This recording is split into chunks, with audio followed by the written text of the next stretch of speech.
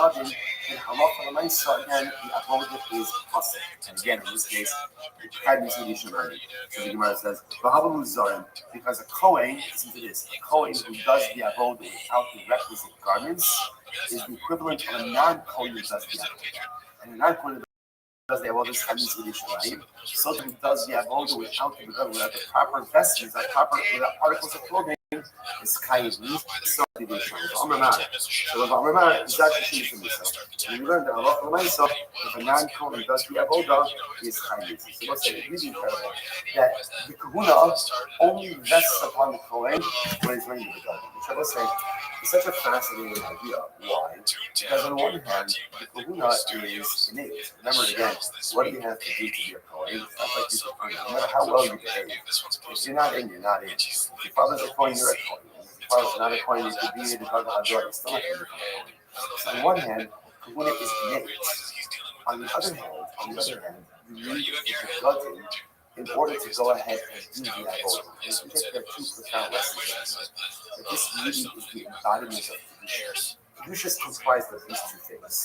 There's innate kedusha, and ultimately, again, there's earned kedusha. So innate kedusha, every single Jew has kedusha. Right? You don't have to do anything. You're born a Jew or you convert into Yiddishkeit. If you're Jewish, you have kedusha, and that's beautiful. And it's a fantastic foundation. The next step are like, what begotten? What garments do you want to put on yourself? You know, a beggar represents something that I take from the world, or I take from the outside, and then I make it part of me, right? You know, they say that clothes make the man. Clothes are very much tied up in a person's identity. On a spiritual level, my begotten are the actions I engage in, my accomplishments. What begotten? What am I going to wear? And if you don't have begotten, if you don't have begotten, then all you're left with is your innate kedusha. If all you have is your innate kedusha, you're a zar. You're like a baby. You're like a baby, a spiritual baby. Baby comes into this world. Yeah, baby's home. It's beautiful. Fantastic. But the baby do absolutely nothing. So how's the baby holding? Because every single baby has an innate kedusha. But life, successful living, is all about what clothing are you going to wear. What are your ma'asim tovim? What are your good deeds? What are your accomplishments? What are your chasadim? What's your tzedakah? And every single thing that you do in life is another bed, is another garment that you put on. And clothes manage make the man. Clothes make us man. And I will say this is interesting. You have to think about it. Why is it exactly that there's such specificity regarding the clothing of the garment? Such specificity. So, on one level, the Sefer Chinuch brings down. He says because people are very taken by externalities, and we want people to come to these educations to be inspired. And you can see the point all dressed up. But I think that which is beautiful and incredible. But I suppose other people like that. I'm reminded this is I couldn't see a coin. What is the embodiment of like what it means to be a spirit of growth-oriented spiritual being? And when I see what the coin is, even the coin, right? It's no clothing. It's no clothing.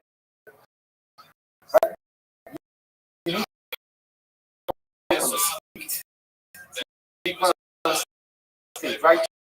You need a he's getting pieces just like everybody else. So let him go first in line, right? Well, you have to be respectful. Either he's not, but he's still going. He's still going to be still going because he's in nature school. But he really only fully self-actualizes when he puts on the yoke. Now listen, it's the same for all of us. I'm always Kaddish. If you want to become the best version of you, put on your clothes. What clothing are you dying? Right? And I decide, what am I putting on? Today it's going to be a jacket of tzedakah. Right? It's going to be a pair of hamatola. It's going to be a sweater of chesed. And every the goal is to layer. You can walk around without paint and you're still holy. But that's ultimately the image of the birth holiness. That whole thing right is to earn your kedusha. And the way you earn your kedusha is ultimately by accumulating a beautiful begotten.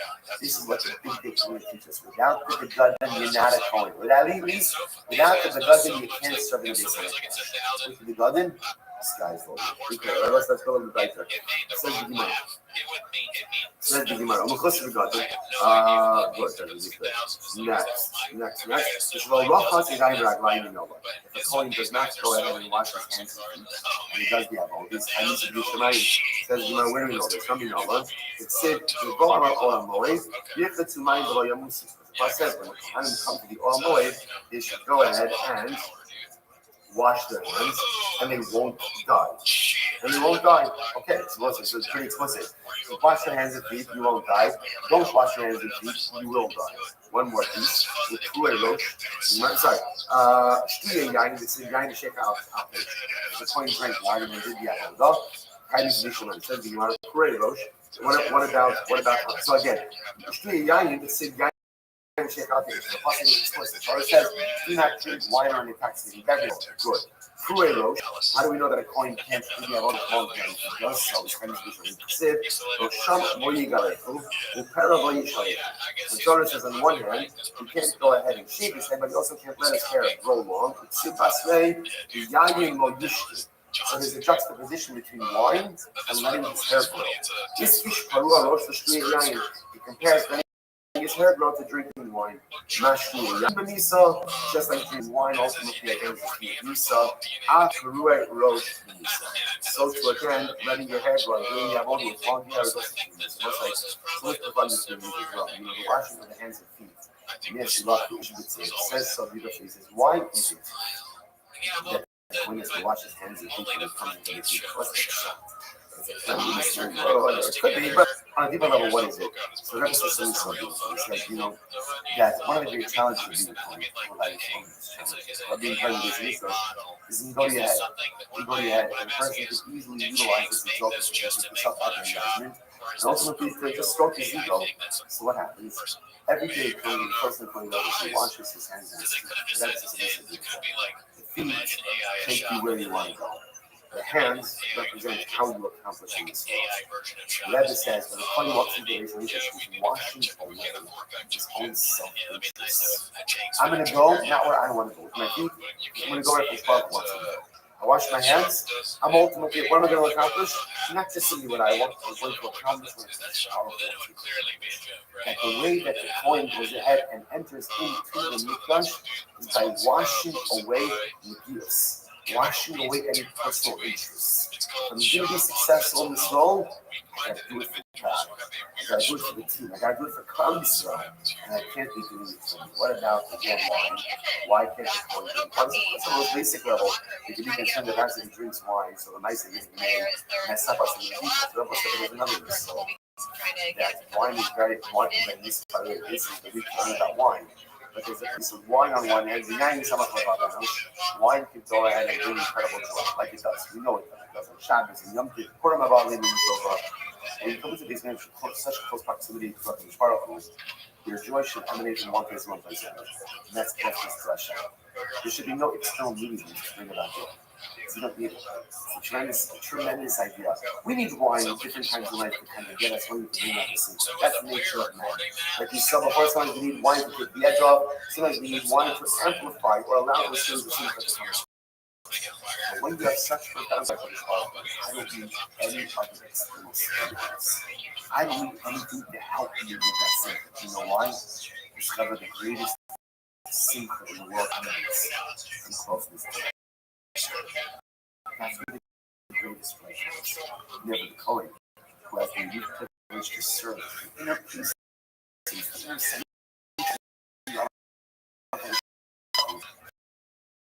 was not really fond to be able to find. In fact, this is one that endowed together. Kohen, the Simcha, for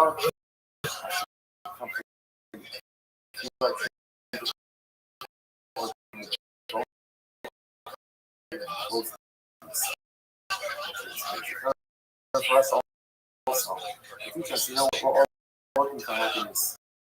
And happiness comes from happiness comes from us. Sometimes happiness is some possession. Sometimes happiness comes from career.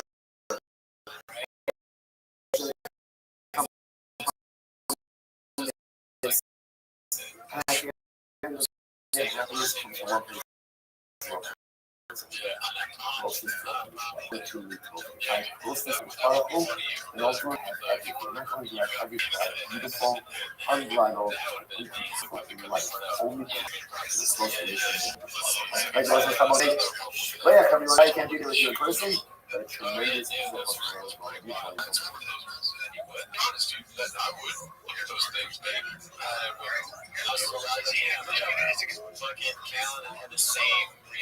Some people don't have one time in person, but I was trying to catch up and able to get the answer for the people we need to at least be together virtually. So I also want to thank all of our sponsors. The sponsorship info will be listed there as chef in the description on YouTube as well as in the podcast as well. Thank you for all of our sponsors. Also, with that, let us begin. What up, Chef Mario? How you looking, Pam? About 14 lines up from the bottom of the dots. So the missionary. I didn't realize you have. How many fucking cameras do you have, bro? 33, big dog. Oh? 33. 33? You've got it. Holy butter. And I'm assuming that they're just all like basically. No, there are a bunch of 22 live streams going to below. Yeah. I saw that. I saw your link tree, and then you have the playlist like above it. It's a search. I think it's a search of your name. It's just live after live after live, right? Find the link in the upper corner. I get it. Yeah, exactly. All right. So, you ready to tell Chef Mario what's good, baby? No, I'm doing great, bro. How are you doing? Kicking ass, taking names. You hear? I had the chance to tell you my whole. There was so much going on. I was like, oh, and then my phone started ringing. I had my mom calling me, and I'm like, oh fuck. So I had, yeah. All right, big dog. First and foremost, are your Blue Jays gonna win tonight? Hell yeah. Okay. Actually, I should change my. I changed my Facebook picture to Blue Jays picture. How do I do it on here? Stupid. I hate how Discord is now. Yeah, it sucks. Settings. Edit profile. Change. Upload image. I already have the Blue Jays. There it is. All right, excellent. All right, Chef Mario, have I ever given you my spiel?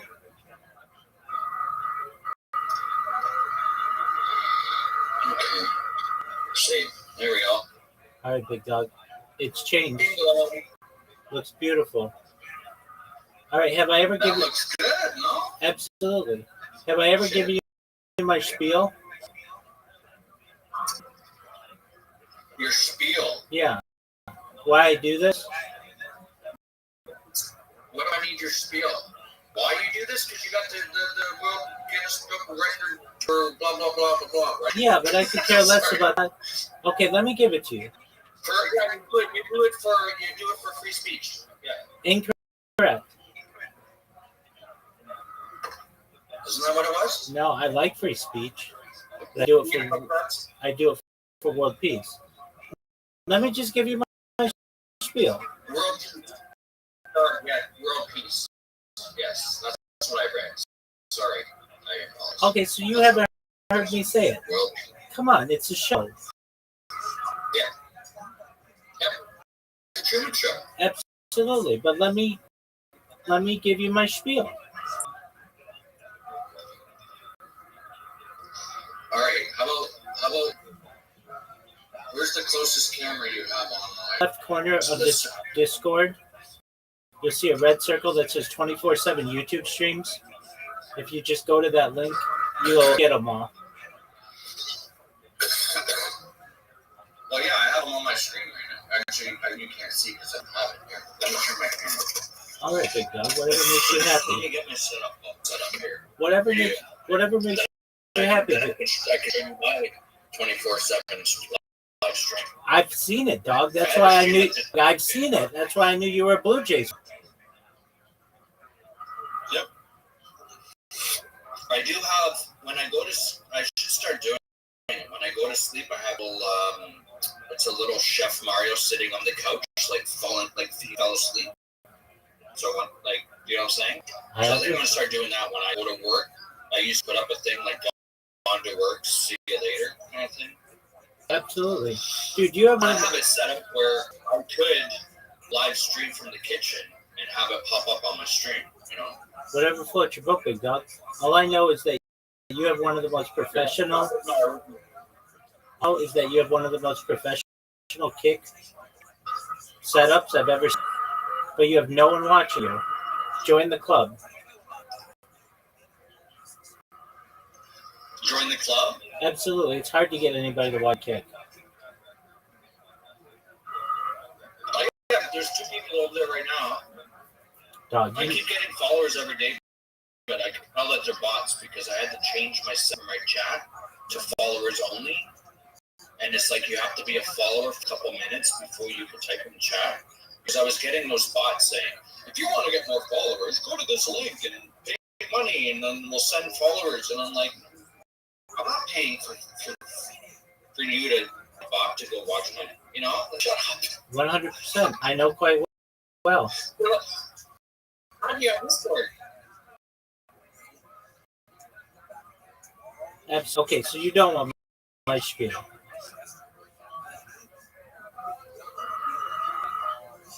What's your spiel? Thank you for the opportunity. As Rabbi Rothschild, I shoot my life 24 hours a day, 7 days a week, 365 days a year for world peace. I've been doing this for 3.5 years. My streams go back to the pandemic. We've seen the death of Queen, the birth of AI, the coronation of King, and everything in between. Have you ever seen the movie The Truman television show Big Brother? Yeah. Excellent. Well, that's essentially what my life is. I'm always essentially on camera.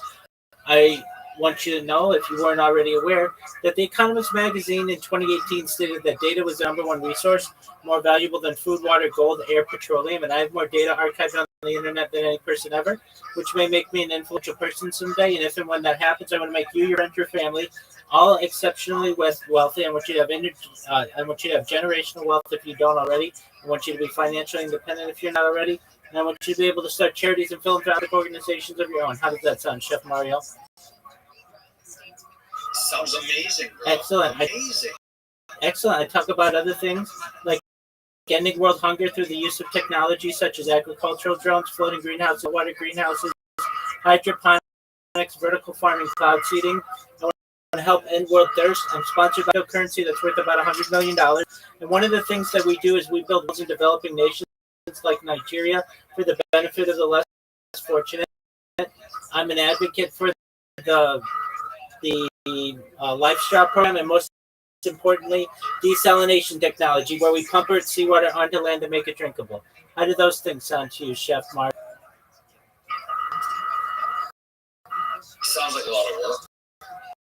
All right, well, you're not the one having to do it. I'm also a futurist. I enjoy speaking and learning about as anti-gravity, antimatter, faster than light, travel faster than light, communication, things like Santa Claus machines, replicators, things like space tourism, space elevators, intergalactic travel, terraforming of other planets. I like to talk about things like de-extinction. First successful de-extinction took place in the year 3 with the Pyrenees, which was a goat located in Spain, southern France. Before the year 2021, a company out of Dallas, Texas, was founded known as Colossal Bioscientific. They did their goal that within the next years, or by the year 2028, to reintroduce the woolly mammoth into the Arctic Circle. I think this is a mind-blowing goal. Following the reintroduction of the mammoth, they want to reintroduce Tasmanian tiger, followed by the dodo bird. I talk to you someday, Chef Mario, your friends, your family, things like your life expectancy. When you were born, Chef Mario, the average life expectancy for you or someone like you was probably about age 80 years old. I want to increase that to age 100, 120 through the use of technology such as oxygen therapy, human growth hormone, stem cells, peptides, things like cold shock therapy, nootropics, cryogenics, things like perhaps red light therapy and ambrosia therapy and testosterone replacement therapy. But eventually you may get to be 120 years old. You may say, Rabbi, it's been a really great run. Back in 2025, everything that you said came true. It's been wonderful. What's the next plan, though? My body's starting to break down. And this is all with your consent. If you want, you may be able to utilize a type of technology known as mind uploading technology, where, with your consent, we scan your brain into a computer like a CAT scan or an MRI, knowing where every atom is in your central nervous system and your peripheral nervous system for later download as an android, an avatar, a cyborg, a cybernetic being, a clone of yourself, a robot, an ethereal being, whatever you want to be. Essentially, what I'm saying to you, Chef Mario, is that you may have the opportunity of digital immortality. What are your thoughts? You're muted, big dog. I hope you are as inspired as that. Jeff, sorry. You're good, baby. I was watching. Yes, I was listening. It sounds great. Sounds great. Excellent. Well, that's what I do. I have over 100 YouTube accounts, over 200 Instagram accounts, over 500 Twitch accounts, over 1,000 TikTok accounts, over 2,000 Twitter accounts, over 5,000 Blue Sky accounts, and over 10,000 Kick accounts. I have more social media than any person ever.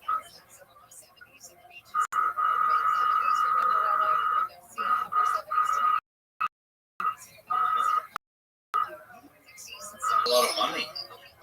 Oh, I don't know You about must that. be a millionaire. Trillionaire, perhaps.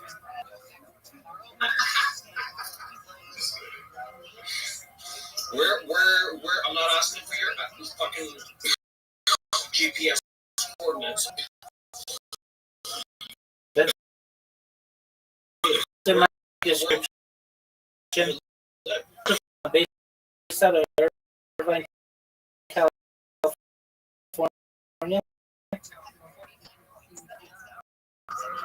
California. Word, dog. What's the weather there? What's the temperature? It Just is curious. sure. It's 50 here. Yeah, 72 degrees. It's 50 where I am. It's actually That's pretty nice. it's definitely fall. Definitely fall. 10 Excellent. degrees Celsius. No, it's like 72, which is like It's 10 degrees Celsius. That's degrees higher than freezing. Because freezing is 0. I don't understand. What does water freeze at Fahrenheit? 32 32? degrees. Yeah, 33?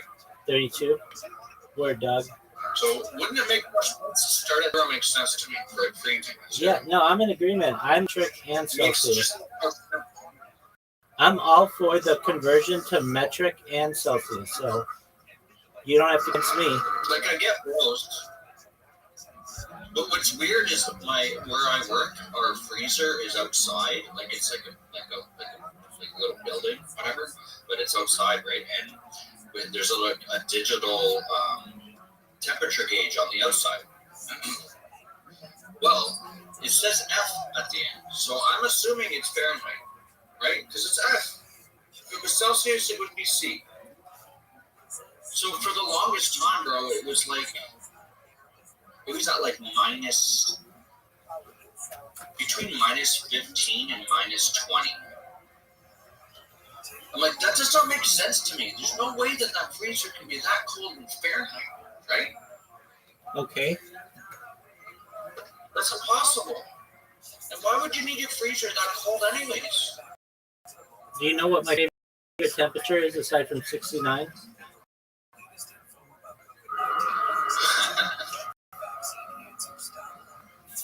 Negative 40, because negative 40 is the same in Celsius as it is in Fahrenheit.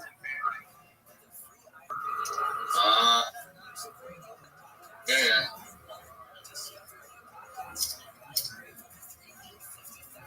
I always have I have like a wall unit that's like you see in a hotel. It's like heat and air conditioning. And I always just leave it at like 69. In the wintertime, I put the heat on, and in the summer, I put the air conditioner on. But I like it being, I don't like sweating at night or being hot. You know what I mean? I like to have at least be able to warm up.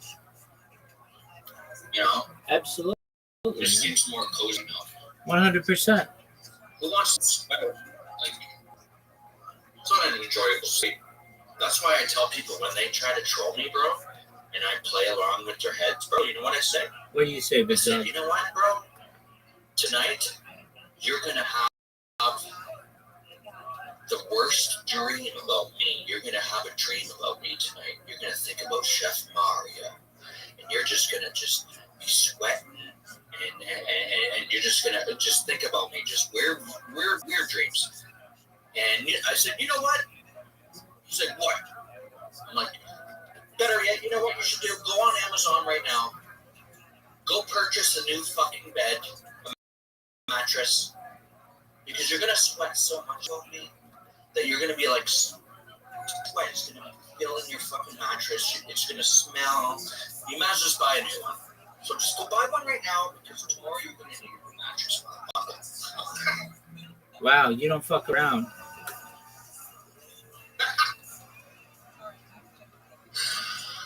Just saying, like, you don't play with me. I'll play with your head, because you know what's gonna happen. He's gonna go to bed that night, and he's gonna think about me, bro. He's gonna go, motherfucker.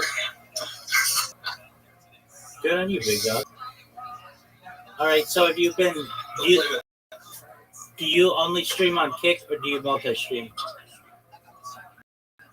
I'm on Twitch, because I will stream, but I just use the free one, so you can only do the two. Right. So I just have Twitch and Kick. Sometimes I'll make a YouTube from that, or I'll just turn on YouTube when I make a video on YouTube. You want a pro tip? I'm also on TikTok. Okay. I go in the lives there on TikTok. Do you ever go live on TikTok? Word, dog. So that's the one social media thing you don't have is TikTok? Are you kidding me? No, I have 10. I have That's over. where you get the views. Quit it, dude. I have over 1,000 TikTok accounts. No, I do. You should go live on TikTok. I do. I do, but it sucks that if you stream on TikTok for more than an hour, you have to do a captcha. I don't like that. Yeah, but I can go live on TikTok right now, and it'd be cool if I could basically stream this, like, or have a channel, like a Discord channel where people come in, and it's like, it's you as the host, you can mute me, right? Yeah. I'm saying, like, you can mute me so no one can hear me. So it's almost like you're kind of unmute to let them talk, or I don't know. Yeah, but like a talk show. I agree with you, but then every hour you have to do a captcha. And if you want to do a lot of live streaming on it, that gets really annoying. Yeah. That's if you're using... you can set up an auto clicker. That's correct. But you have to do a captcha. So an auto clicker doesn't really work with that. But if you use a PC and the TikTok studio, you don't have to do that. So you don't have to do a captcha. You have typical webcams, different webcams. Yeah, I've got a ceiling cam. I've got a bunch of... Yeah. Because I was thinking some of this could even just be an old phone. It could just be a small tablet, like a cheap tablet. As long as it says camera, and you just go live on it, right? It doesn't have to be But I mean, I guess that would be way more expensive to get a fucking phone or a tablet. Dog, I got in front of me 15 phones, and over there another 8 phones. And tablets, I've got 2 tablets right here, another 4 over there. I've got tons of tablets. I've got tons of phones.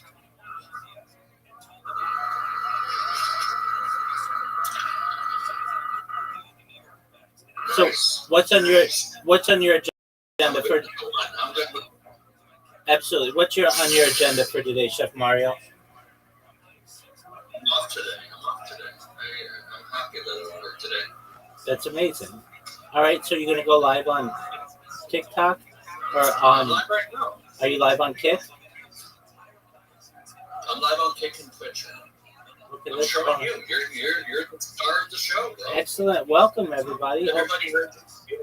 I'm gonna let everybody know your spiel. They heard you. They heard me, absolutely. There's 4 people. There's 4 people on Kick right now. Yo, Kick, I'm the most infamous person on that platform.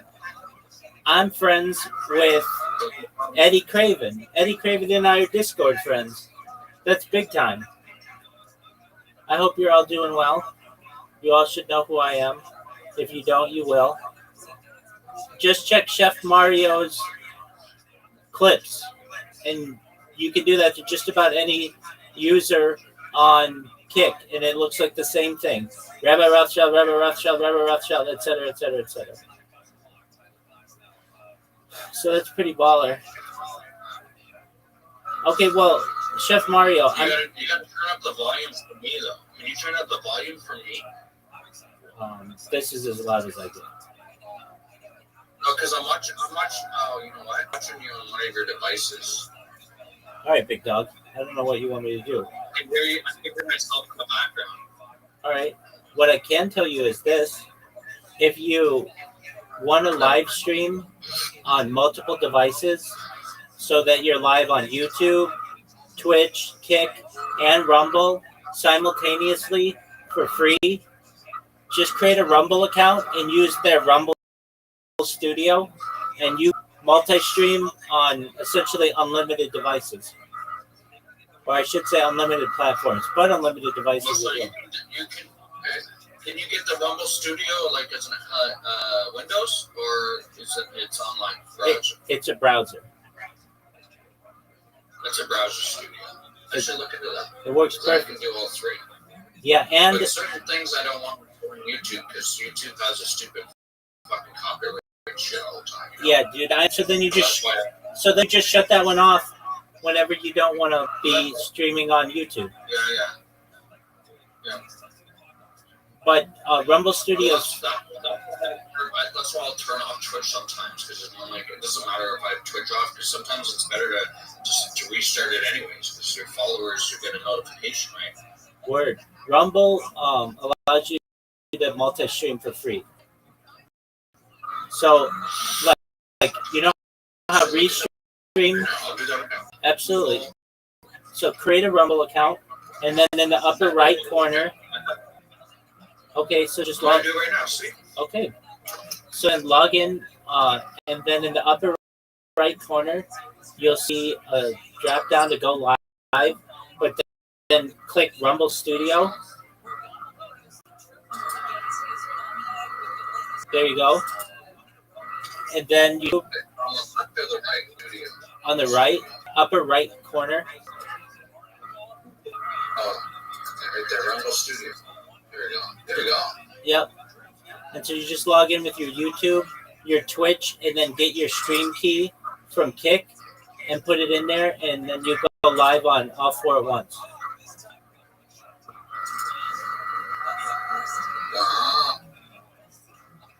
Yeah, it's fancy. You want to put in your description and everything, so copy it from Kick. I really mean the Chef Mario. I see. Use this already? I did not use this already. You haven't, baby. This is brand new. See, I did go live on there before. See, I do have some videos. Yeah, you might have gone live using Rumble, but you likely didn't go live using Rumble Studio. Right. So what do I do here? Okay, so in the left corner, in the left side, you'll see connections. Do you see connections?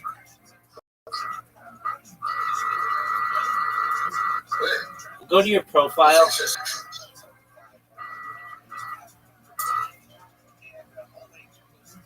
Go to your profile. I'm gonna change that picture. All right, do whatever makes you happy, my man. Picture. You can do that, I believe.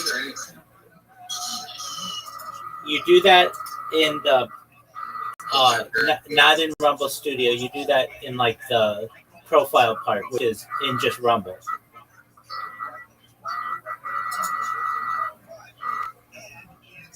Oh, here it is. Streaming platforms.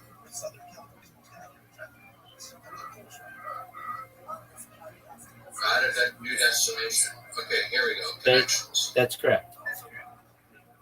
Add a new connection.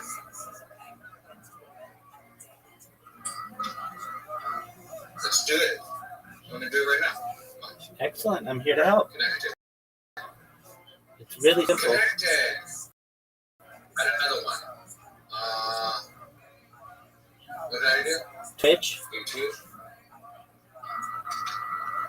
Twitch. Okay, then YouTube. YouTube.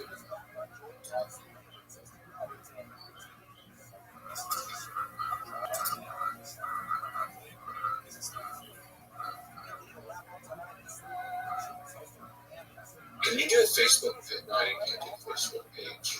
You can do Facebook Live.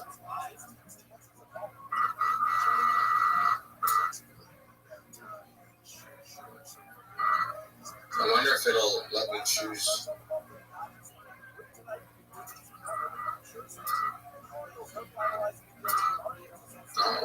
Might as well connect it, right? Exactly. You can always just turn the toggle. You can always turn the toggle. I don't think Okay, so for X, you need a premium account. Yeah, I think I might not have it. I got rid of it, but whatever. That's okay. Locals. It's like something different. Yeah, it's a new thing. And then they have a custom. Oh, they have a custom. Yeah. So that's where I put my kick. Exactly. So get your stream key and make sure to keep it. Yeah. So now what I would do is I'm in Rumble Studio. Let me just refresh this.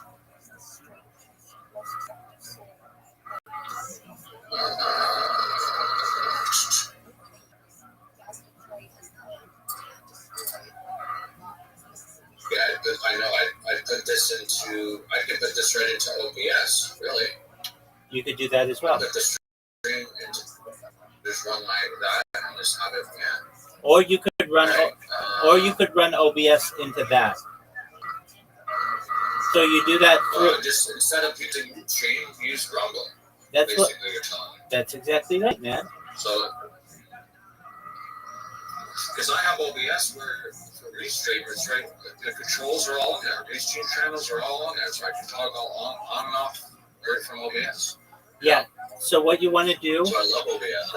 Okay, great. So then OBS is your primary software that you're going to use. But then when you, before you go live, you have it do a virtual camera, and then it'll show everything from your OBS. Exactly.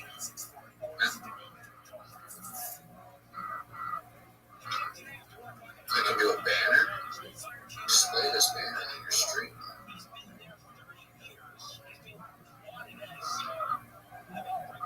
Stream details. Stream settings, podcast. Okay. So it has all the same stuff as the chat. Yeah, it will combine all the chats into one. And then I can toggle them. That's fucking cool. Where am I? What up, big dog? Rumble Studio? Yes, sir. I'm trying to stream on key. I need stream key. Yeah, do you know where to find it? Yeah, you go to settings and then go to oh no, it's under. It's under Creator Dashboard. No, it's under channel. It's not under settings, which is weird. It's not under settings. Go under channel, and then the last one is stream URL and key. You know what I'm saying? Yeah, It's weird. Why would that not be under settings? I didn't design it. I would assume it'd be settings.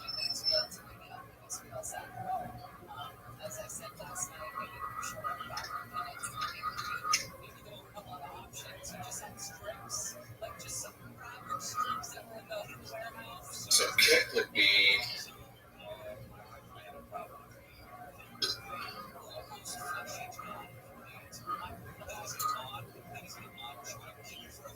I like that I have a glove on. I can just send the page right to me.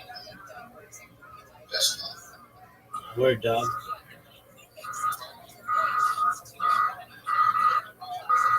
What's that sound?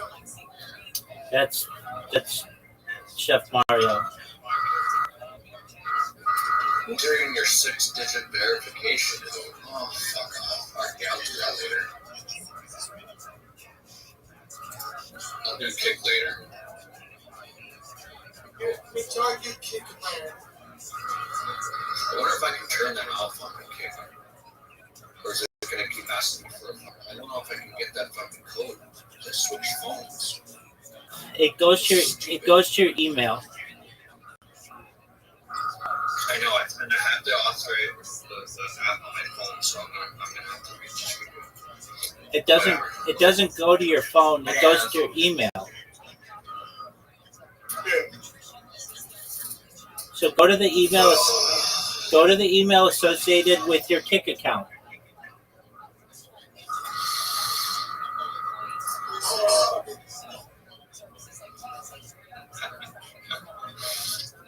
There he is.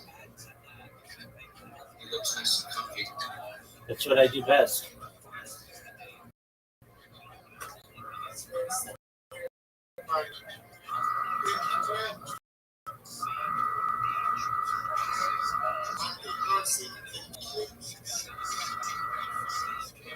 Good night, Rabbi. Excellent. Oh, I gotta answer somebody else. I'll see you in a bit, okay? Take care, Chef Mario. Thank you, Mario. All right, did you get it, Brandon? No, I'm still having trouble. Okay, show me your stream and I'll walk you through it.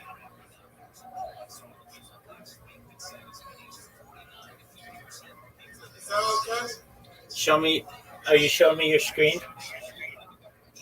I'm still in costume. Thank you, Rabbi. You want me to show? You want me to help you? What's the destination? I was straight like you. Okay, excellent. Okay. So this is Rumble, right?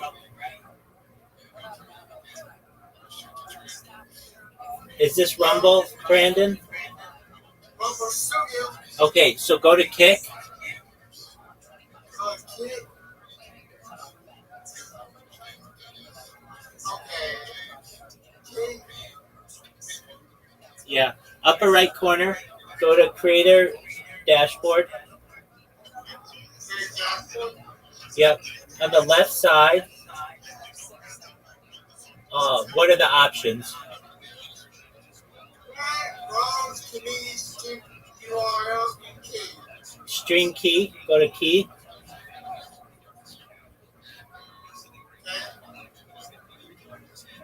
What? That's the Gmail. Okay, so check your Gmail.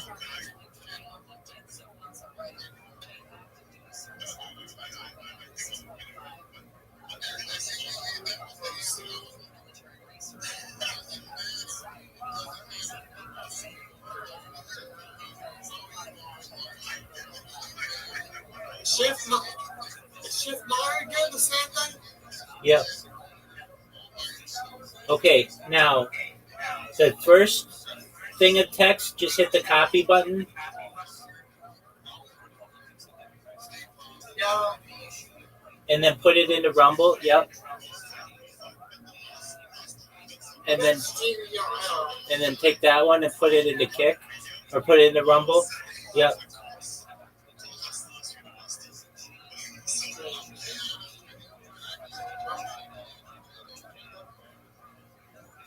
And then name it Kick at the very top of that. It should say, you should want to call it Kick. Kick. Yep, right there. And then hit the green button. Okay. Now you can go live. Yeah, so, yep, right there. Okay. And then click the second one. Okay. So click the one, click the ones you want.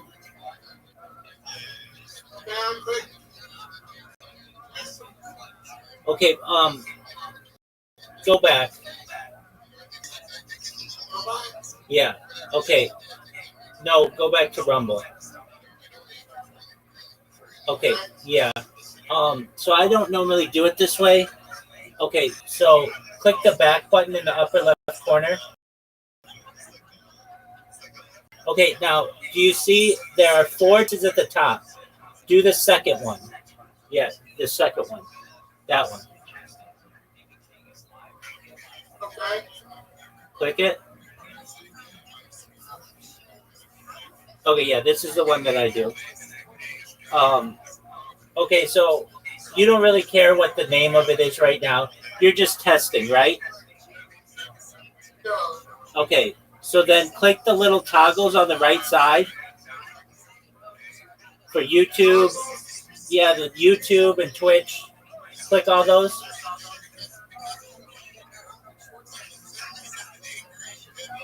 And then name your stream whatever you want. Brandon's test stream or whatever.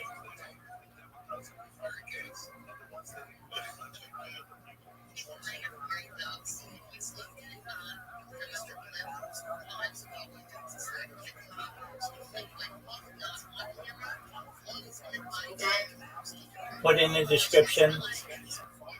You can just say test or whatever you want. Copy and paste. Yep, that's fine. Okay, and pick it any category you want. Okay. I choose. That's fine.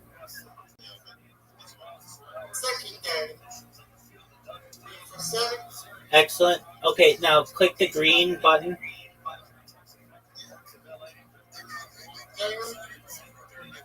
Actually, I messed up. Go back. Hit the upper left corner back. Yeah. Okay. Second one. Yep, just paste back into everything.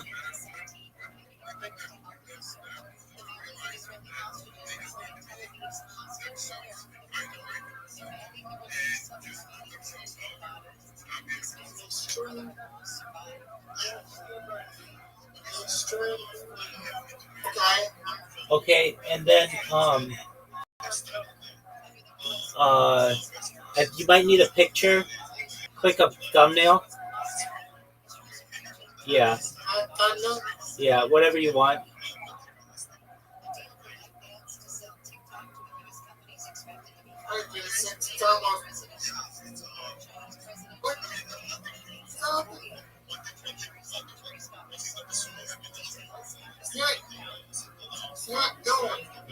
Go to photos. No, you're okay. That's fine. I don't know if you need one. That's okay. You can close that. Hit cancel there. Okay. Now, do you see? Hold on. Just put your mouse down. Okay, move your mouse to the right. A little bit more. No. Move your mouse. Do you see where there? Okay, wait. Yeah. Okay, good. Okay, up. Move your mouse up. Move your mouse up. Wait, stop. Hold on. Quit moving it. No, quit moving. Move. Only move your mouse when I tell you. Okay. Move your mouse down a little bit. You're okay. Move your mouse down a little bit. Stop. No, up. Back up. Back up. Move your mouse up. Stop. Move your mouse to the left. Down. That one. Okay, what are the options there? Okay. Okay, click that. Okay, now scroll down. Okay, see that green button? There you go. So, there you go. Okay, now you want to hit allow. There you go. Now wait. Okay, do you see that there are 5 choices at the top? Press the second one. No, to the left. No. To the left. There are like 5. No, keep going to the left. Way over to the left. Like in the middle of the page. Keep going to the left. Keep going to the left. Left. Keep going to the left. Right. You want to go to the left. There you go. Keep going. Keep going to the left. There you go. Okay, do you see there? Hold on. Not what you want to do yet. There you go. Okay, do you see there? Stop.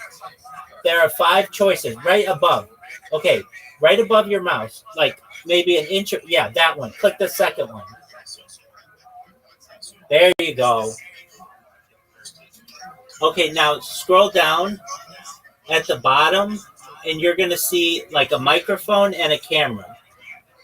Make sure the microphone's on. Make sure the microphone's on.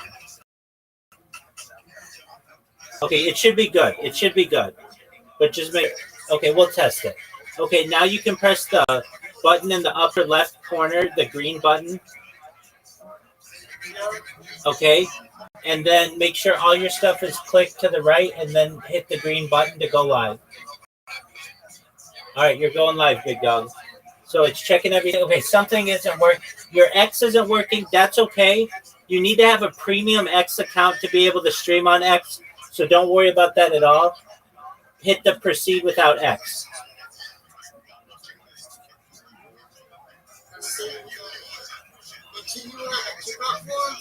Yeah. All right, so you're going live now. And this is what I do. All right, you're live right now. All right. Now, in the upper right corner, you should see chat. There you go. So that's all your chats right there.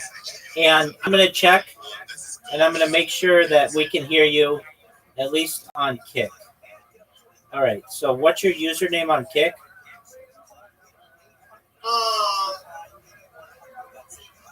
My username is I love my horse Sunny.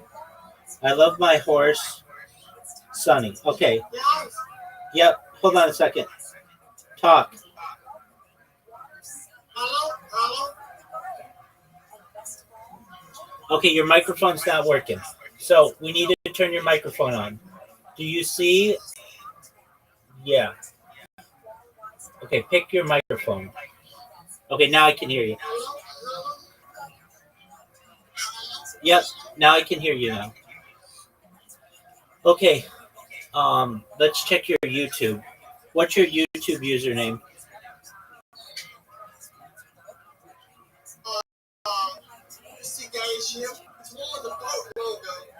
Just one moment. What's your YouTube username? No, don't do that. Just tell it to me.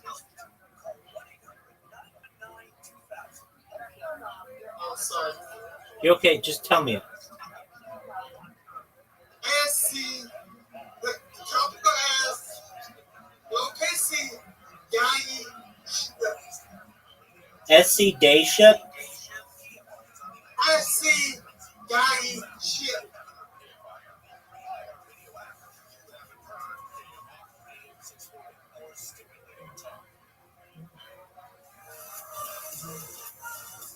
Pick them out too.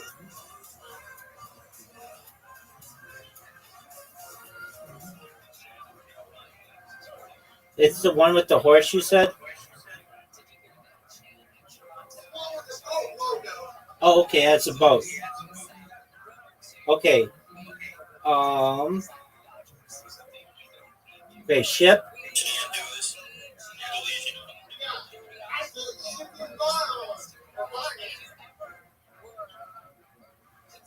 Oh, that one's not you. Okay.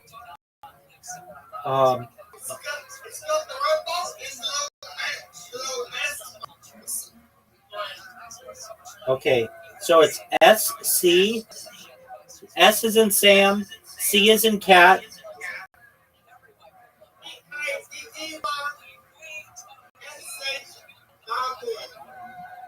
SC Daddy Ship. I found it.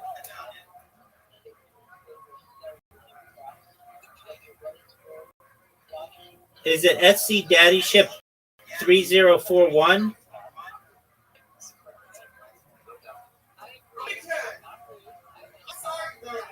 You're okay, big dog.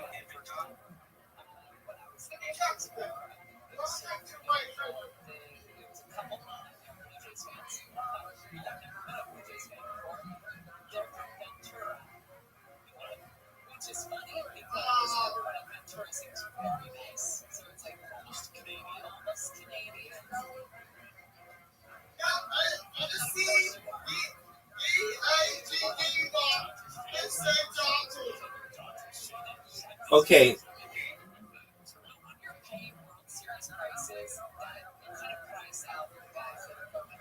Is there a 3041 at the end?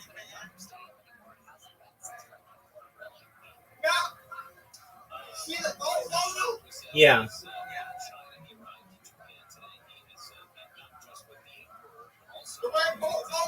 Yeah, I see it.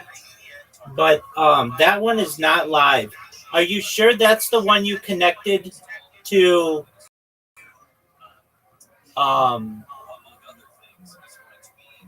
Rumble?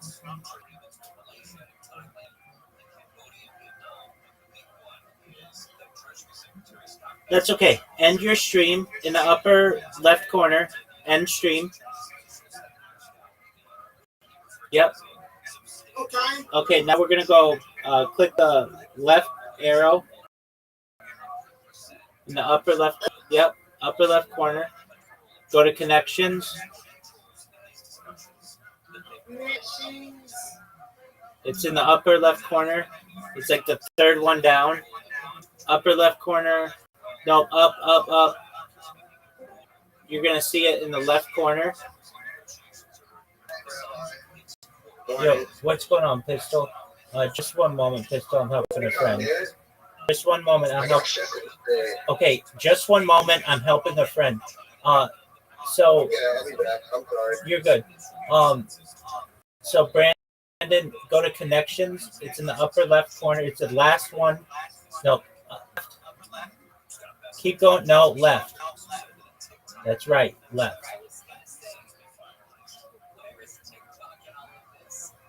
Do you see there are options on the left-hand side? Left, like along the left wall?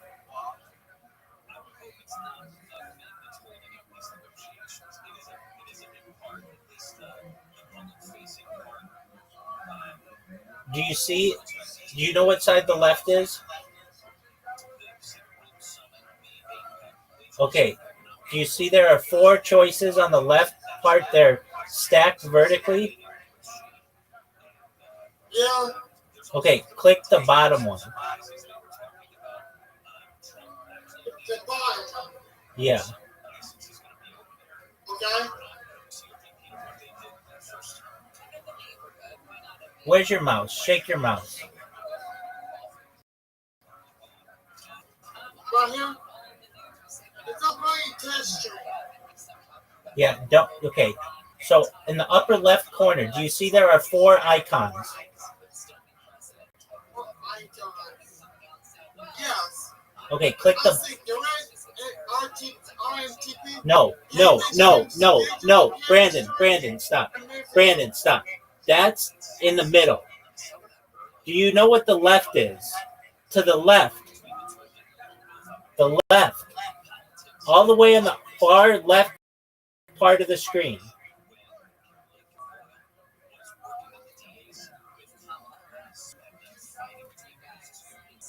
Brandon, do you see? Put your mouse in the far left corner.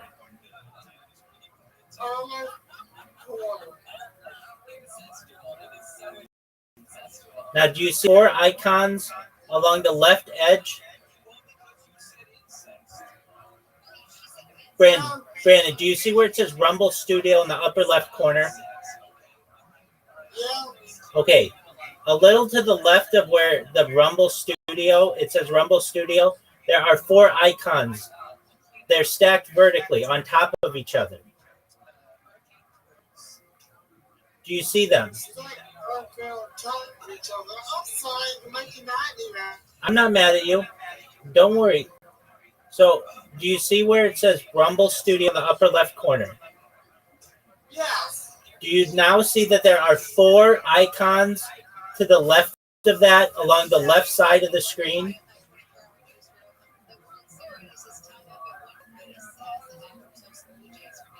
No. Do you see the 4 icons? Yes, the 4 icon, I see a dollar sign. Yeah. Okay, so click the bottom one. Yes. The bottom of the 4 icons. There you go. Click that. Okay, I'm on it. Click it.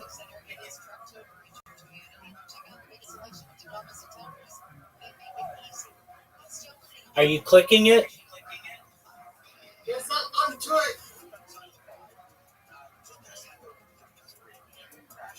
What is it? Okay, Brandon. Do you see where it says Rumble Studio in the upper left corner? Yeah. Put your mouse there.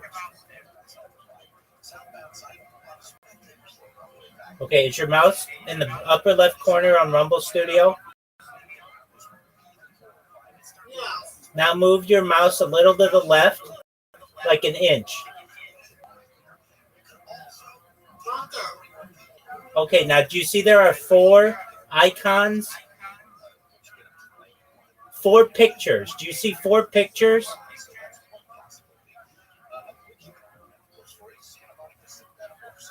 Yeah. Okay, so click the bottom picture. Bottom picture. Yeah, that one.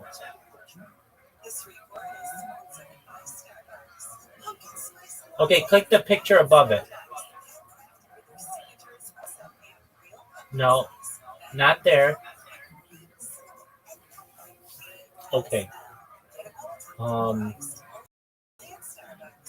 See if I can make your screen bigger.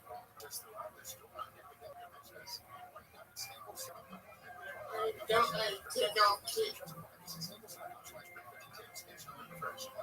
Hold on. I made my screen bigger. Just a moment.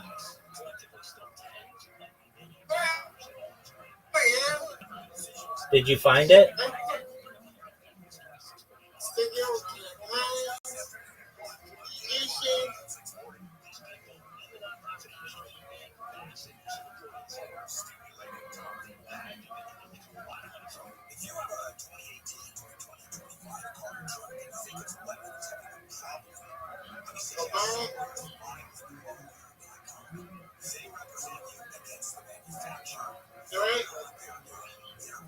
Okay, here it is. Okay, just one moment. I'm gonna leave and come back because I can't see your stream.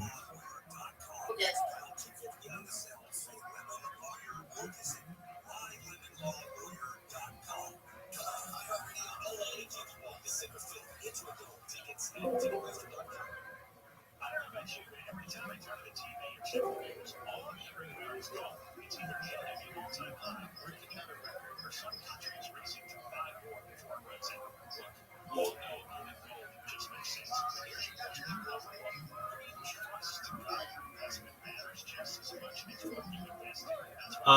It says the stream has ended.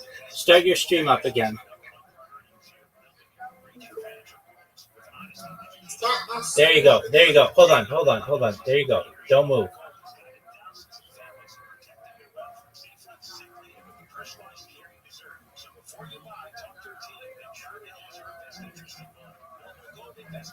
Okay.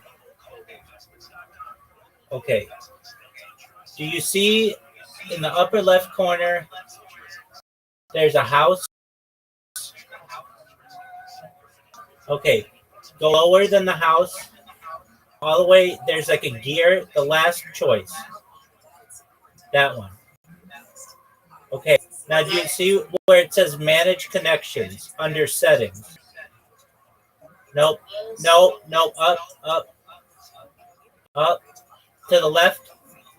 There you go. Down. There you go. Okay. Now your YouTube has already been connected.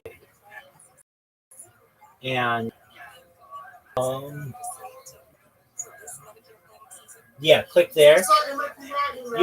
I'm not mad at you, Brandon. I'm not mad at all. Click the 3 dots. Okay. Remove. Okay. Go to Add New Connection. I need connection. YouTube. Okay. Now hold on. Now that Brandon account. Just one moment. You want it to be the SC Daddy one. Yeah. Click that.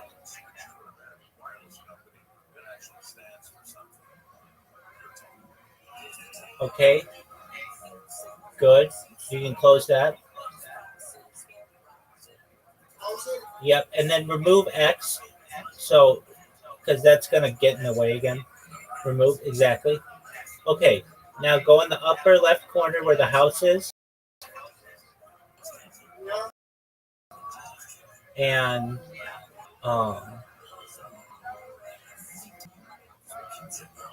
then do the second one, the second option. Just like we did. Yeah, that one. No, not that one. The second one. That one. Okay. And do the second one from the top.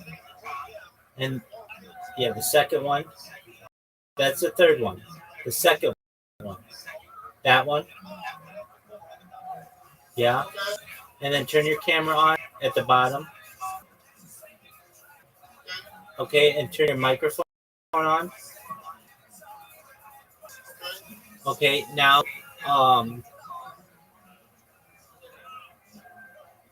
in the upper left corner, hit end stream.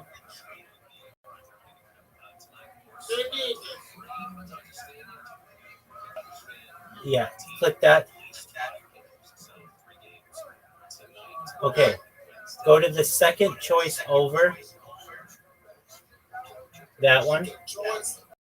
That one. Yeah. Okay, click the green button.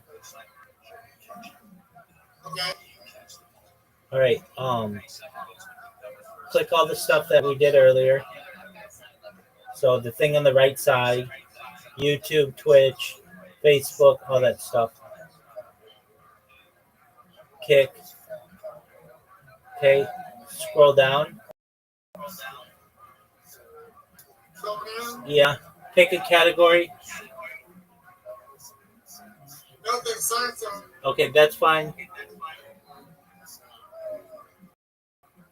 That's fine. Scroll up. Okay, click the where it says user account.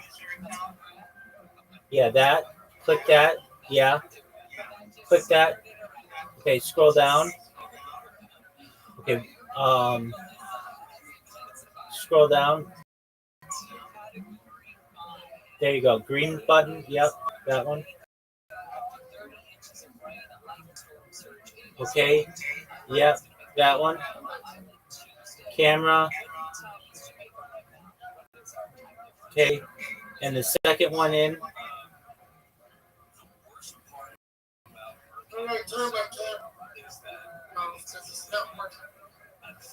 Okay.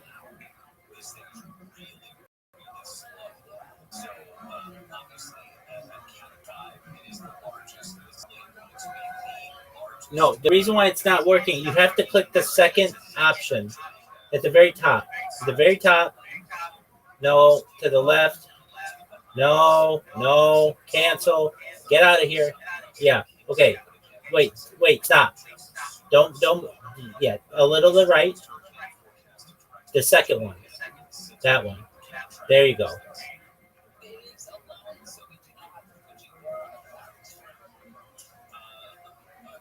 Okay.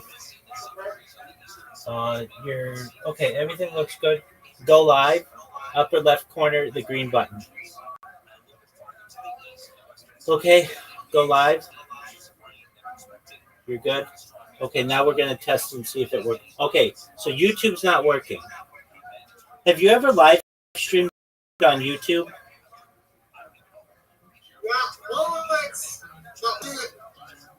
Okay. Okay. Click the red button. Yep, end stream. Okay. Let's go to YouTube. Open up YouTube.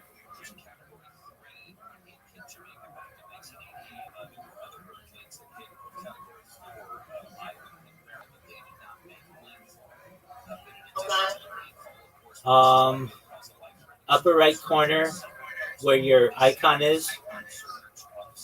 Yeah, go to Creator Studio. Studio. Yeah, it's the fourth one down. No, no, no. There you go. Creator Studio. It's the fourth one down. That one.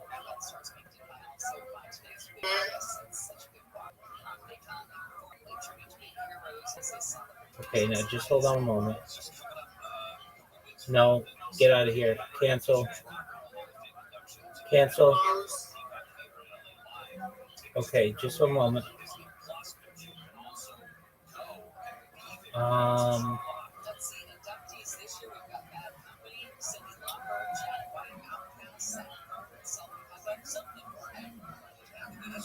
okay.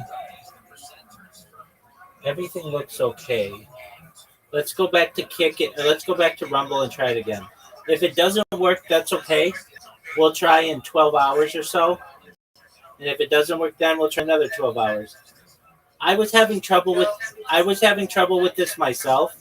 So don't fret. Don't worry about it too much.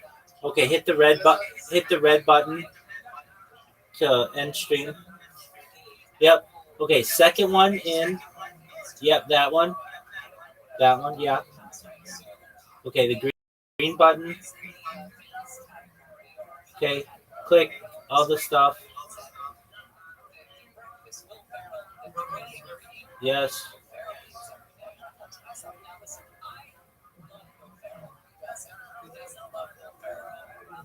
User.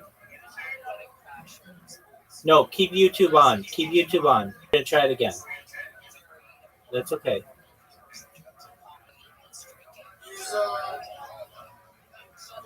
Yeah. Oh, I know what I wanted you to check. Green. Yeah, that's fine. Hit the green button. Yeah, green button. That one. Yeah, that's fine. Okay. Open a new tab. Okay, and go to YouTube.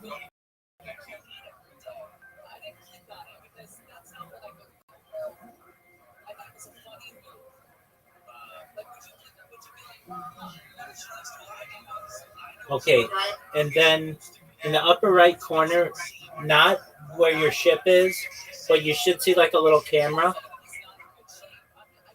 Not there. No, no. Next to that, to the left. Yeah. Okay. Okay. Go live. Click to go live.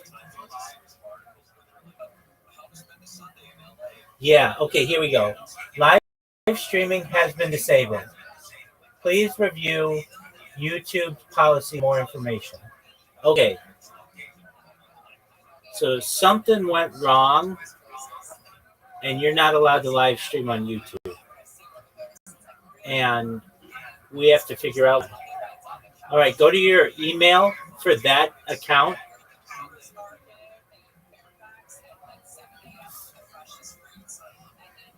Oh, I know why. Because you were live streaming the NFL. You're not allowed to do that.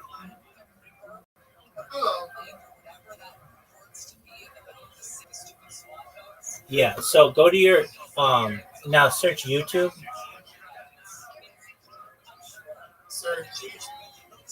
Yeah, go get out of here.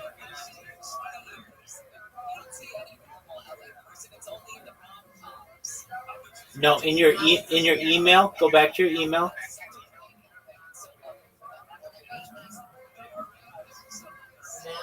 Search YouTube.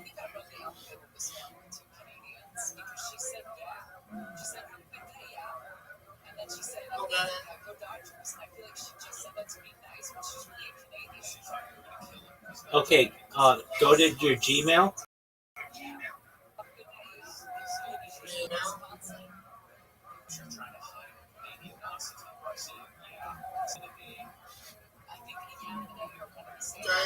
Okay, search YouTube, YOUTUBE.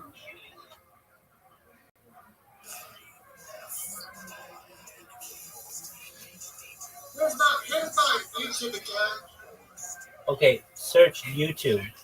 In the search, there's a search at the very top. No, go back.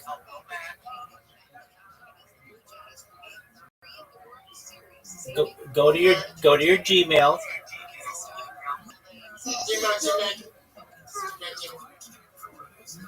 Go to your Gmail.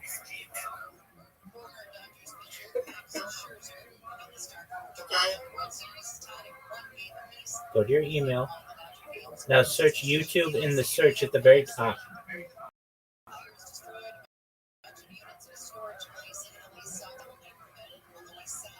No.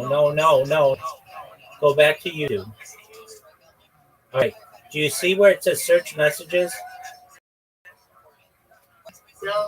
Type in YouTube.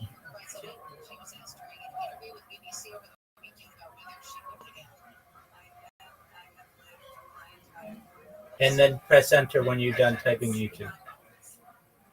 Okay. What does this say?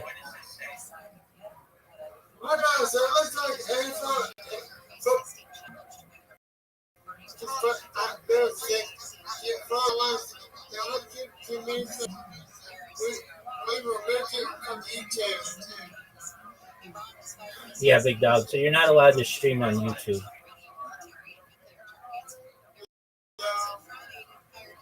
So if something's copyrighted, meaning it is you didn't make it, it's being made by someone else, like it's live TV or it's a movie or it's a song, you can't play it on these streams, on these platforms. Does that make sense? Okay, that's all right. So for now, you're not going to be on YouTube, but you'll be on Kick and Twitch and Rumble. So that's okay. So let's go back to just click the red button.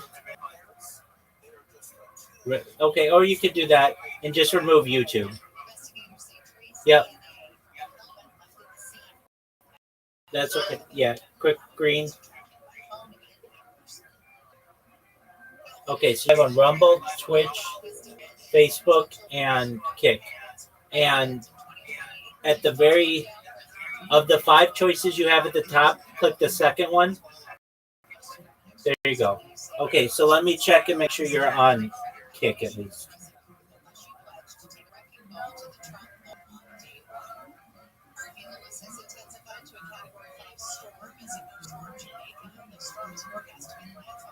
Okay, Brandon, talk.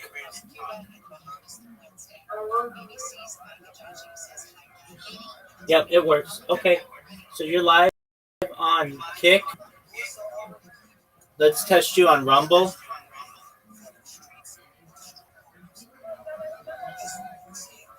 Now, Brandon, do you hear in the background of your Discord?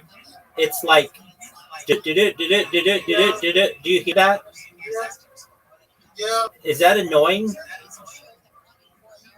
Yeah. Okay, so let's go, exactly. Let's go to your notifications.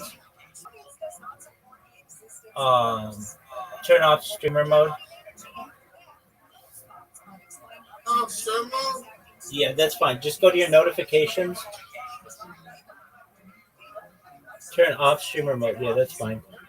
Okay. Go back to your settings. Okay. Go to notifications.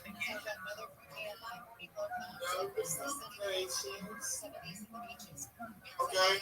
Okay. And scroll downward, please. Scroll down. Do you see where it says sounds? Do you see where it says message? Yeah. Turn that off. Okay. Now, tell me if the sound stopped. Yeah. There you go. I'm still getting it. Okay, you're still getting it. Hold on, go back. So we'll figure it out. Go back to notifications.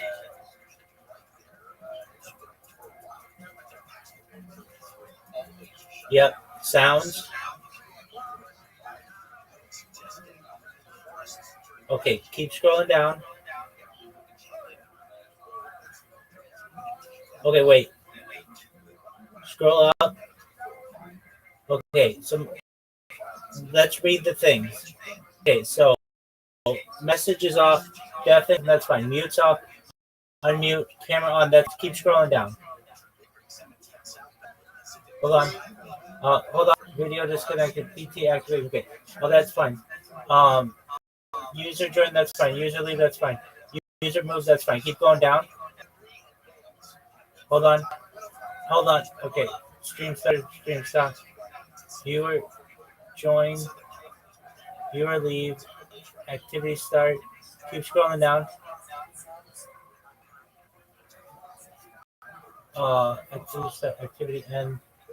Keep scrolling down. Okay. Keep scrolling up. Up. Up. Okay. Hold on. Hold on. Go back down. Hold on. Scroll down. Stop. Okay. Um, let's see here. We don't want to disable all notification sounds, but let's try. See where it says disable all notification sounds? Click that, but we're not going to do it permanently, but just click it. Okay, did it stop? No. You can still hear sounds? I can still hear sounds. It may come from Stop. another district. It is. Stop. Go. Oh, no. Go back. It's okay. Just go back to your settings. It is coming from your other one. But go back to your settings. We have to fix it. Okay, there you go. Click the disable all notification sounds. Yep. Okay, good. Okay, now go all the way to the top, and there's an X.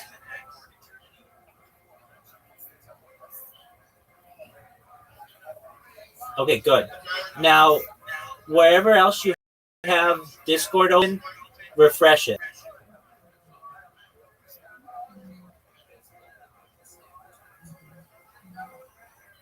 No, you must have it open in a browser or something, don't you?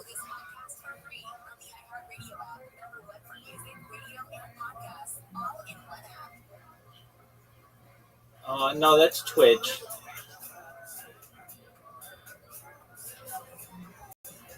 Do you have Discord?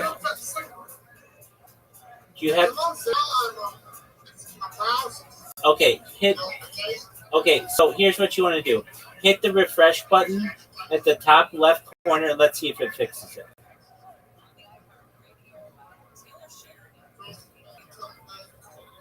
Yeah, hit refresh. Let's see here.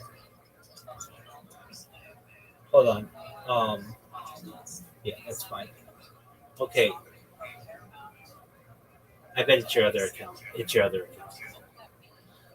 Okay, is it still making the noises?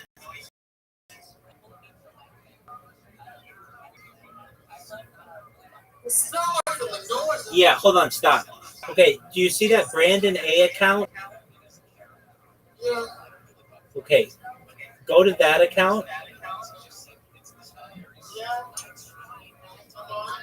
Okay, go to settings, go to notifications, and press the message button.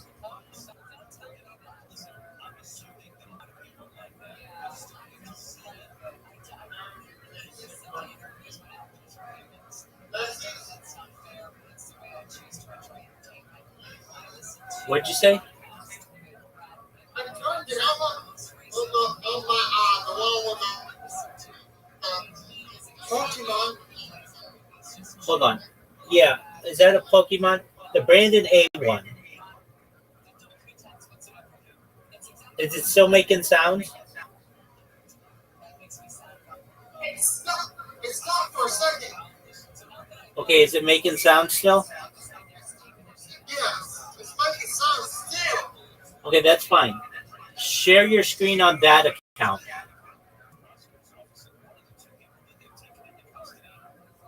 Share your screen on that account.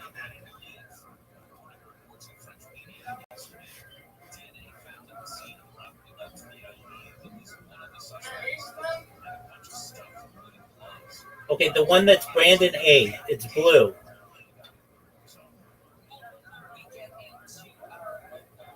Do you see your Brandon A account that's blue?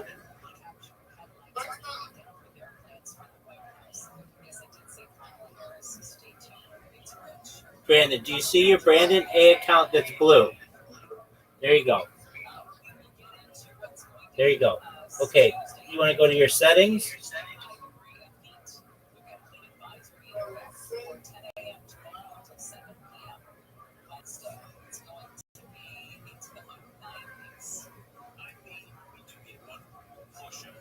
You want to go to your settings of Discord.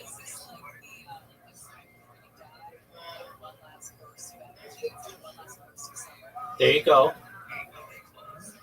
Settings. There you go.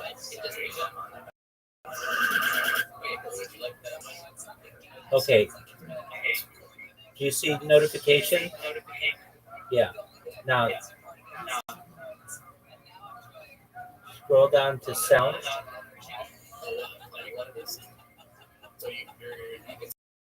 Okay, messages off. Scroll up. Oh, hold on. Okay, do you see reaction notifications? Wait. Scroll up. Yeah, keep scrolling up. Okay.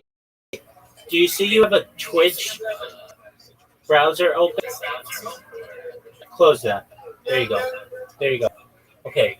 Enable desktop. Enable unread message. Okay.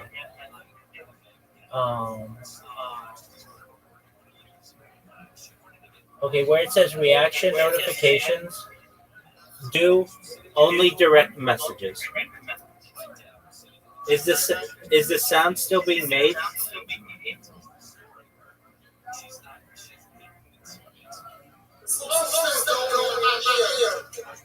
Where's the sound going? No. You know that like do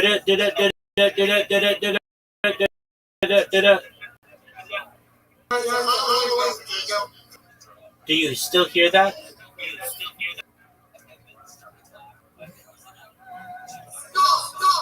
Okay, good.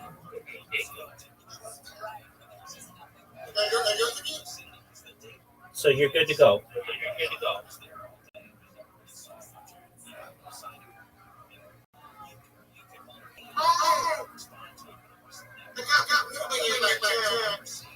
Okay. Okay, I'm gonna close this. All right, you go enjoy the person in your chat, and I'm gonna get. Okay, Brandon. Excellent. If you need more help, you let me know. Okay. Excellent, my man. I see you live on Kick. You look good.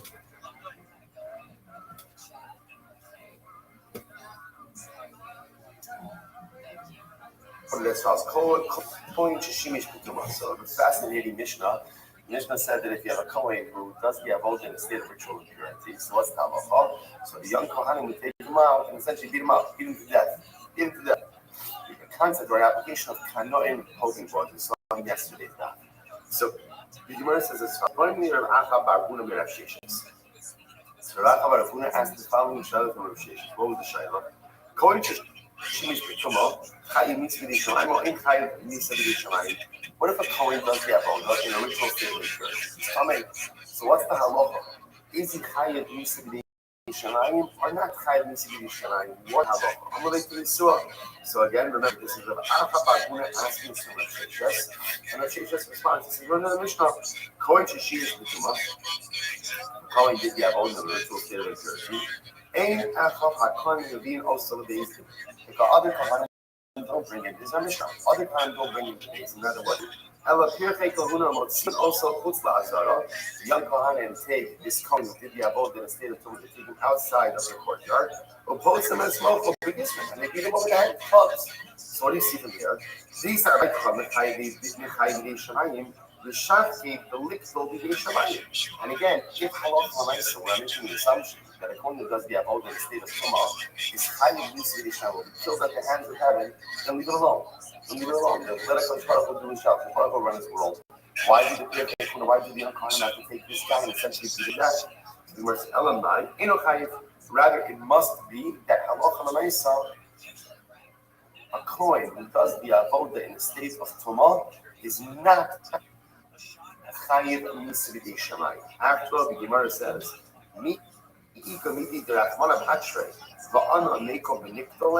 is there such a thing for an infraction that HaKadosh Baruch Hu says you're potter and we're going to make a person chayiv? So it must be that he's not chayiv misa b'dei shamayim. Incredible. Is that true? Is that true? That just because Hashem says you're potter, we don't exact punishment from such an individual. What about the following case? So again, we just saw this in Shabbos. If somebody went ahead and violated prohibitions multiple times, and he's chayiv malchus, so what do you do after a certain number of times? You put him in the kippah, right? You put him in the cell. That's, remember again, the cell that's small that he can't sit down, he can't stretch out. We put him in the cell, and ultimately again feed him a little bit of bread with water and then barley, and he dies. So the Gemara says, here's a perfect case. If you were to bring the guy to Beis Din, what would Beis Din do to this individual? Nothing. So here's the case of where HaKadosh Baruch Hu says the person is potter, and yet we still take the law into our own hands. Gemara says, no, that's not a good raya, because remember, Amar Shlakish, the Malchus shall Tfisos Askinon, the Gabra Bar Kitalo. No, remember how we defined that case? What case of Malchus is that this is a person who committed multiple acts of kares, or I should say, he violated the same kares prohibition multiple times. Now, for kares, person, but Beis Din does give Malchus, the person is deserving of death. Remember, Gemara said, and clearly the fact that he's a repeat offender indicates he doesn't value his life. So this expedites the process of the death. So what about the case? Yeah, also Shabbos is Mishnah. What about the guy who steals a kli sharis, a service utensil? So again, the Mishnah said, he kills such an individual. So again, see, here's an example. If you bring the guy to Beis Din for stealing kli sharis, so what would they do to him? All right, probably another case of theft. Take back what's stolen, move on. But yet again, we kill the guy, or Kanoin would kill the guy. So what does he do? That even in the case where someone is technically exempt by HaKadosh Baruch Hu or by Beis Din, we will still, or by HaKadosh Baruch Hu, we'll still go ahead and kill him. No. I'm ready to the Kisharis Askinon. Remember again, that case was different because now the days stood on a pasuk. Remember again, it was interesting interpretation. The pasuk on the same sense of the Mitosh, and that you need to trust that Hashem is down. What about the guy who curses with sorcery? Remember again, also, it's spoken about. Here's an example. They bring him to court won't do anything. Yes, he still killed this guy, right? I can't make him kill this guy. But Yosef, Yaakov Kosim as Kosmo, the next section of Varish Hashem. That's the case. Remember, when you find that case, it has the appearance that such individuals actually cursing very vulnerable. That's how we should view it with this situation. What about the case of all us? Like, what about a man who is again, remember, Midai says if you can get to Beis Din, okay, maybe it's a lot. But when I saw, in Poland, so here's an example where this Baruch Hu quote unquote exempts the person. Anyway, which the Gemara says, no, remember, how you kind of a Talmud, Rav. Remember again, that's where, remember again, he asked the question to Rav didn't know the answer, Rav had to do, so it has to give it, and therefore, again, this idea that you go ahead and kill someone who went ahead and with blood, this is, again, based on that possible interpretation of that person. Also, as you saw, halacha or a case rate, scenario is you can so again, you have to keep track or around basic fundamental question. So Kohen does the avodah in a state of ritual impurity. Is he chayiv nisa b'dei shamayim or not?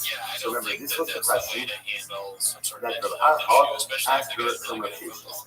Now, Rav Sheshes responded. Rav Sheshes said the answer is obviously no. Right? The answer must be no. So, he said, I'm sorry. The answer must be yes. Because the Mishnah said that if a Kohen does the avodah in a state of tumah, then halacha l'maisa, Pirkei Kuna are allowed to take him out and beat him to death. Now, from Rav Shimshon's perspective, the only way that that would be permitted is if such a person was high in Yisrael Shamayim. So then again, the Pirkei Kahuna could almost act as the Shluchei Hashem, the agents of HaKadosh. That penalty, as he's not high in Yisrael Shamayim, so at the end of the day, how can you tell someone to HaKadosh Baruch Hu Paters? Which now ignore through all of these cases where, no, you do have cases like that, where someone technically would not be liable in a technical, legalistic free case, but yet can still see that they could be liable to a death penalty. Okay, or I should say, at least liable to the death, liable to death at the hands of a Kandoy. Okay, the Gemara goes like this. The Gemara said, the Gemara is the fashion. Here we go. Fascinating case. Take the Habolel, the Haposes, Hamoleach, Aminia, Hamagish, and the silence of Shofar. Okay, so let's go through this. So this is talking about different aspects of carbon neutral. So the person goes ahead, and the person goes ahead, we'll see exactly what this case is. Pouring oil on a mitzvah, that's the oil. Bolel, ultimately again, mixing the flour with the oil. Bolel, poses. Certain levels to be baked up and crushed. So the act of crushing is called poses. Molea, adding salt. Native is waving the mincha. Magish, bringing the mincha close. Close. So on the side or one who puts the left hand on the actual shofar itself, or a naked ascendant over arranges the candles or the oil of the menorah. The hakomates, or one who takes the kmitza, and the kmitza is the way the coin takes the flour from the carbon the three little fingers. On the kabel damin b'chutz, or one who goes ahead and in the kabel damin, he receives the blood of a carbon that has been offered. If you do these things, ultimately, Potter, the in Chayav and Abed. One is Potter, and ultimately, again, not Chayav. Now, what is this talking about? So, if you take a look at the last Rashi here, Rashi says, B'chutz, Asa Achas Il. So, what I over here is that the person performed any of these avodos outside of the Mizrach. So again, so if a person, so that's the case, pour oil on a mincha, mix the mincha, roll up the pieces of the mincha, add salt to the mincha, wake the mincha, bust the mincha close, arrange the bread on the shofar, or arrange the candles for the lights of the menorah, receive sacrificial blood. If you did any of these things outside of the Beis Hamikdash, you are potter. You are potter. This is very interesting. Remember, again, there is a concept of shutei chutz. We have to check the carbon outside of the business. We have the Gemara saying over here. So apparently, it only applies to certain types of sacrificial service and doesn't apply to others. Most of these things. Take a look at Rashi. Potter. This is that last Rashi on say days when it's going to be. Rashi says Potter. The only thing that Chayiv you do before is shita, slaughtering of a sacrificial animal. Except Asher Yishchak, Umalek, Except Asher Ya'ala, Ola, the Zorek, Yostavim, the Shachar, that's the whole honey. The Yesh Achoda, Imit the Tarkvasta. So this is very interesting. Rashi highlights principle like this. Any sacrificial rite that has another sacrificial rite that follows after it, you're not chayiv for doing that puts. Essentially, the only thing you're chayiv for doing after is including sacrificial rites. So a good example of that would be shchita, slaughtering an animal, right? Zrika, sprinkling the blood. So these are final rites, actions that only have a corresponding follow-up action. So because that you do that for the Beis Hamikdash, you are part. Okay, so let's see. You must take Chayav so you're not chayiv. Now, what are you not chayiv? Lo mishum zaros. I want, for example, let's say a Kohen did any one of these aforementioned acts outside of this mitzvah. Like he poured the oil on the mitzvah, he broke it up, he did all of these things. So if a non-Kohen did it outside, he would not be chayiv. Remember, normally, there's a mitzvah. If a non-Kohen does the act, it's chayiv. So again, if any of these things were done, similarly, if the Kohen did, but he was in a state of trauma, he also wouldn't be chayiv. Very interesting. Similarly, a Kohen, actually, is passing charge. A Kohen has to do the avodah wearing the requisite Kohanic vestments. Failure to do so, in many respects, just validates the avodah. And also the issue of research. But again, this doesn't apply to the list that we just mentioned before. The Lo Mishum Rachos Yadayim V'Raglayim. And also, again, halacha normally before performing an avodah, a Kohen would have to whoever wash his hands and his feet. Failure to do so results in liability, culpability. But again, if he washes his hands and feet for any of these things that were done outside, there's no liability. Okay, very interesting. And now she points out over here, Lamishum Zaros, Zar Shasa Acha Bifnim, Eno Chayiv Nisa. So this is interesting, right? Zar, not going to get any of these things inside of his gush, he would not be Chayiv Nisa. Same idea, but Lamishum Tuma, Holy Coming to Shimesh, Zaros to Shimesh to Tuma, Nikat Kra. Same idea that again, there's no good of Tuma, there's no good of Mukosa, the Gudin, so the Gemara says as follows. Ha Makder Chayiv. And interestingly enough, what we could see from this is that if you were to do the Hakara, if you were to go ahead and take the carbon and put it on and burn it outside the base of the bush, then you liable. Take a look at that. So Makder, the Hadi Avoda Tama, Shein Achareha Avoda, Chayiv Mishum Tuma, Umay Chayiv La Misa. So again, so now the Gemara kind of switching gears over here a little bit. So what do you see from here? That if the Kohen were to go ahead and offer up a covenant, burn it on the Mizbeach in a state of Tumah, he would be chayiv. In other words, the only time that there wasn't the din of Tumah, ultimately, I guess, is if it was Bachutz. But if it's Bifnin, there would be a chayiv. So what do you see from there? Again, come full circle. But if a Kohen does the Avodah in a state of Tumah, there's a chayiv Nisa. Now again, the questions are talking about Nisa B'Yisrael. So that seems to answer the original question that Rav asked the Rashid. That was the original question. The Kohen does the Avodah in a state of Tumah, is he chayiv Nisa B'Yisrael? The answer seems to be around yes.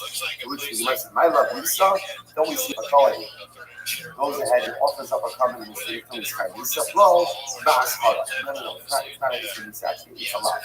So I must have a non last hara.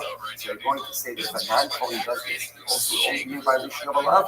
Rashi says over here, Elazar Nami, how did I clean on Hamakdili in Zaros, Temanami Elohim Chayva, Misleja. So the issue over here, remember, we're grouping all of these things together. So if you're telling me now that if a Kohen offers up in a state of Tumah, it's only allowed, not in this case. So what does that mean? If the non-Kohen does this, it's also only allowed, or that can't be Hotsid, Nahazar HaKar, you must. Because it says explicitly that the non-Kohen engages in sacrificial service. This person, you're right, how can you sell a how can you sell?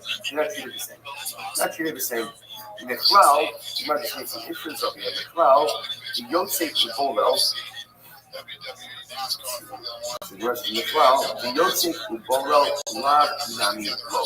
So you might also interestingly enough, we can infer from this that ultimately, again, Yosef, remember, Yosef is the coin of the oil, Bolo is the mixing of the oil, Lav Nami Lo. But also not the Bible, Rashi, where it says, Yosef Kubolel, the common master Lav Ba'almahu, the Ishbei, Umeahuf, Yulam Nami, Yosef Kubolel, Amah, Lav Lo. So apparently, again, by Yosef and Bolo, I guess he's not even allowed by law. Which was is exactly about Tanya. I saw the Yosef and Bolo Minayin, so where you know that there's allowed to go ahead and pour in the oil and mix it around to a common in the cup. One is in the state. Lamar, Hidoshi, you, the Lord Yichalu. Plus, it says, be holy and people not just. The Gemara says, you're right, because that's only Midrash Aram. Okay, interesting. Apparently, so there's no biblical prohibition against someone who's coming pouring mixing the oil from the club, but rather against it. One of the consequences of that smart. Good. Discuss on Mason writes the question. Ne'ela Esau, the Raisa says over here, these are the people that I Esau, Kameh, Shishinish. Okay, pretty explicit. Kameh who is Kameh. Ultimately, again, does he have all the time? Lisa, the gay Shammai. Gemara says, enough to not need refutation. She will say, Shalach Lamaisa. Here, the conclusion of the Gemara is that Halach Lamaisa is the person, the point does he have all the state of Shammai. He's Chayiv Lisa, the gay Shammai. Now, by the way, if we take that approach, so it's interesting, we take that approach, so then it makes sense why Mishnah says, she can't bring in today's, right? Like Misha said, but I can bring in today's info. What is based in still based in liability over here, but what term they do? Also puts Lazara, they can take it out and they can dig it up. Now, what I see for yourself, if I since the calling is high and means to be Shemayim, therefore, I'm not going to myself. The other times they're taken out in the sense of eating to death. Pretty incredible Gemara. I was supposed to say, I'll also point out that this is very interesting, something like nugget of information, that halacha rights it appears that when it comes to doing sacrificial rites and services outside of the nation, at least according to the Gemara here, I don't know, I've heard also how the Rambam has it, I don't know, but according to how the Gemara speaks over here, is that it's only what's called an avodah kama, only a concluding service. What's the definition of a concluding service? A service that there's nothing that follows after. By shkita, there are services that follow after. But shkita itself is a self-concluding avodah. It doesn't have a follow. It's not follow-up to shkita. Interesting enough, so we get just as an aside, one is only chayiv for shkita, for avodah b'chutz, is what we call an avodah kama, a complete avodah that doesn't even have anything following up. Okay, so now we're going to go back and read the rest of the daf today. Go back and dissect the rights which we just gave before. That is a huge what are we doing here? Are they really? Says in the the following people are kind of Nisa, and again, in this context, for today, whenever we see Nisa means Nisa b'gei Shamayim.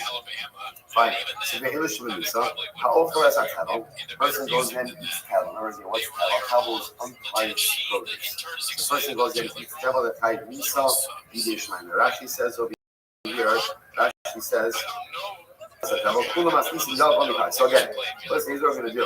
We're going to go ahead and do the next list, and then we'll go back and we'll explain how we know each of these items. So number one, number two, the Kohen Tameh she'achol truma tahor. The Kohen who is Tameh eats truma which is ritually pure. Okay, so Tameh Kohen eats truma which is tahor. These bishmayim. Zar shachas truma. A non-Kohen eats truma also. Mitzvah bishmayim. Zar shishimish. A zar, right? Non-Kohen is served in this mikdash. Ultimately, again, Chayiv is Tameh shishimish. Oh. A Kohen who's Tameh, who does the also Chayiv Misa. Again, both sides, this is the following from the previous survey. Remember again, the Gemara just quoted part of the Bible beforehand, but once again, this seems to be the definitive ruling that a Kohen who does the whole of the state of ritual impurity is Chayiv Misa B'Shemai. Kohen Shishimish, Utvul Yom Shishimish. Utvul Yom, remember again, is someone who goes to the mikvah by day, but still requires Erev Shemesh, the sunset in order to do the avodah. If he does the avodah, next, the Kohen wearing all of the obligatory Kohanic vestments. Next, the Kohen, which is lacking, he's Tameh, different types of Tumah require up to 3 different things. Number one, time, duration. Someone who may have had time even gone to the mikvah but has not yet brought his necessary carbon. So a person like that does the avodah in the Beis Hamikdash, he is chayiv misa. Fascinating. Okay. Shalom. Remember again, the first moves into the basement this morning. Also, comes the business of the sink, the basin, and they wash their hands with feet. Failure to do so, and therefore doing the avodah with unwashed hands and feet is high Nisa b'gei Shamayim. Shtuya yayin, if you do the avodah under the words, right, drink the use of wine. True rose. The Kohen allows his hair to grow. He didn't take the haircut. Remember, there was a how often a plant has cut his hair. Another person cut his hair.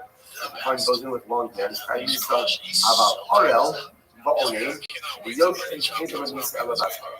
But if a Kohen grants the Kohen's uncircumcised, he's an Orel. He doesn't have all the Onein. Onein is never going to period. The person loses a relative whom they're obligated to mourn. The kid between death and burial is Aninos. Kohen does the avodah with Onein or Yoshim. The halacha is that avodah has to be done standing up. Let's say the Kohen does the avodah sitting down. All three of these things. Orel, Onein, Yoshev. There's no fear of mixed tradition, right? Rather, what is there? Elam, Ba'askara. There's a love. There's a love. Now, interestingly enough, Rashi points out over here, it's fascinating. What's the piece Rashi says? Shemesu Acham Machmas Nima, Bechem Onen Shishimish, Bechem Shishimish Yusha, the Kohen is going to keep going to the Machli Avodah. So this machine, by the way, you think is a where would you ever have an uncircumcised Kohen Remember, again, what happened in the situation today, we know, because of hemophilia. So we know, and again, obviously, genetic condition. So, a lot of my stuff, let's say the Cohen had older brothers who died as a result of this evil. So we recognize that now, again, that there's an issue. There's such a point, there's such a person not obligated to have this evil. Which is fine, they got to the evil, but he's not allowed to be the evil. So any of these three people really are not allowed, so Orel, One, and Yoshi are not allowed to be the evil. But if they do so, not here needs to be Shemayim, rather again, it'll be allowed. Balmo, that's it. What happens if a blemish Cohen does the evil? What's going on? Rebbe Omer, the Misal, the Chachamim Omer, Mishnas Hara. Rebbe says, this will be Shemayim, and Chachamim say Allah. Fascinating. Okay, so again, we'll see all of this later on. Let's say somebody intentionally committed an act of evil. Remember again, evil is misappropriation of several properties. So let's say someone actively, purposely, went ahead and took place of this property and used it. Rabbi Omer believes. Rabbi says, usually it's Shemayim. The Chum say, no, Ba'as Hara, it's allowed. How old is this? Well, so now that's our whole. Now let's dissect this. Number one, Oka Zakebo. The first person in the Yisrael Shemayim lineup, first guy in the Yisrael Shemayim lineup is Oka, a person who eats untied produce. So once you know it, where exactly do I know that from? How do I know that if someone eats Tadal that it's Shamayim, as Hadshem Yisrael, Asher Yadimu Hashem. So literally it says, do not profane the consecrated items of the Yisrael that will be raised to Hashem. Future tense. You must be Basigim Litrom Hakosov Nedaber. The Torah is talking about produce that is going to have tithes removed from it. What's the definition of produce that is going to have tithes removed from it? Called Tadal. And the Torah says over here, do not go ahead and profane it. Do not go ahead and profane it. And the Torah prescribes that. So the Gemara says, listen to this Yolith. Well, actually, the Torah describe definitely. Here's what happens. Yolith, Chilo Mishma. Make it Zir Shabbat. It says Chilo by Tadal, and it says Chilo Fame by Truma. The Shamas Mishma Lo Yisma Alochet. And it says Chalaluhu. So it says Chilo by Truma. It says Chilo by Tadal, and we say Mala Halon B'Misa, Afkan B'Misa. Just like if someone is not allowed to eat truma, whether it's a sow, I'm not going to eat truma, or calling somebody who eats truma Torah, they're put to death. So, Zir Shabbat Chilo to teach us that if you eat Tadal, it's also re-studied in Shemayim. Incredible. The Gemara says, one second, hold up. Nosar. Why don't you make it Nosar? And I said, what's Nosar? Nosar is a sacrificial meat that is left over past its permitted window. So why don't you? So the lotion of Chil also occurs by Nosar. So why not make it Zir Shabbat? And say the following: Mala Alon B'Karis, Afkan B'Karis. Now Nosar is punished by Karis, right? If you eat sacrificial meat past the permitted window, Karis. So why don't we say that just like Nosar is Karis, so too again, Tadal is Karis. Which the message no. No, it makes more sense to learn out Tadal from Truma than Tadal from Nosar. Why? Because between Truma, Chutza, number one, Truma doesn't have Tzaretz. So, right, Truma doesn't have Tzaretz, Tadal doesn't have Tzaretz. Next, Chutza. In both of these cases, there is a way to remedy the status. Right? So Rashi says over here, Rashi says it's about 6 lines of Truma with Chutza. Similarly, that Truma, Truma, and Little Letters, both in the Hagim of Chutza. Most of them are very bad. We shot Tetra. So number 4 more. Technically speaking, Nosar can apply to Chutza. Now, when can Nosar apply to Chutza? When there's heterobombs, when you are allowed these personal altars, which gives my focus exactly when that's permitted, but when you're allowed these personal altars, there needs to be upper Kabbalahs anywhere. This means no such can apply anywhere. The Shetel Yisiro, then you Shetel Yisiro B'Hafrosh, but then you Shetel Yisiro B'Tadal. And what the Restream about no such checking station, by second time, is Kutzma. No, I remember, the Tadal can be permitted. How? Separate Shuma. Shuma ultimately is permitted to a Kohen. No Sar can never be permitted. Once it's no such, it remains prohibited. Furthermore, Barabin, both Rosh of Hillel by Tebel and by Truma is in the plural, but by Nosa in the singular. And Pig and Barabin, Pigol, I'm sorry, Truma Chutzlar, Kutra, Barabin, Peros, Pigol, Venosa. Take a look at Rashi. Pigol, Venosa. Rashi. So first of all, both apply to produce and size. So both have the plural Russian of plural. Both apply to produce. Both being again Tebel and Truma. And Pigol. Venosa. Rashi says, you go Tebel over Truma. Neither Pigol nor Nosar apply to Tebel or Truma.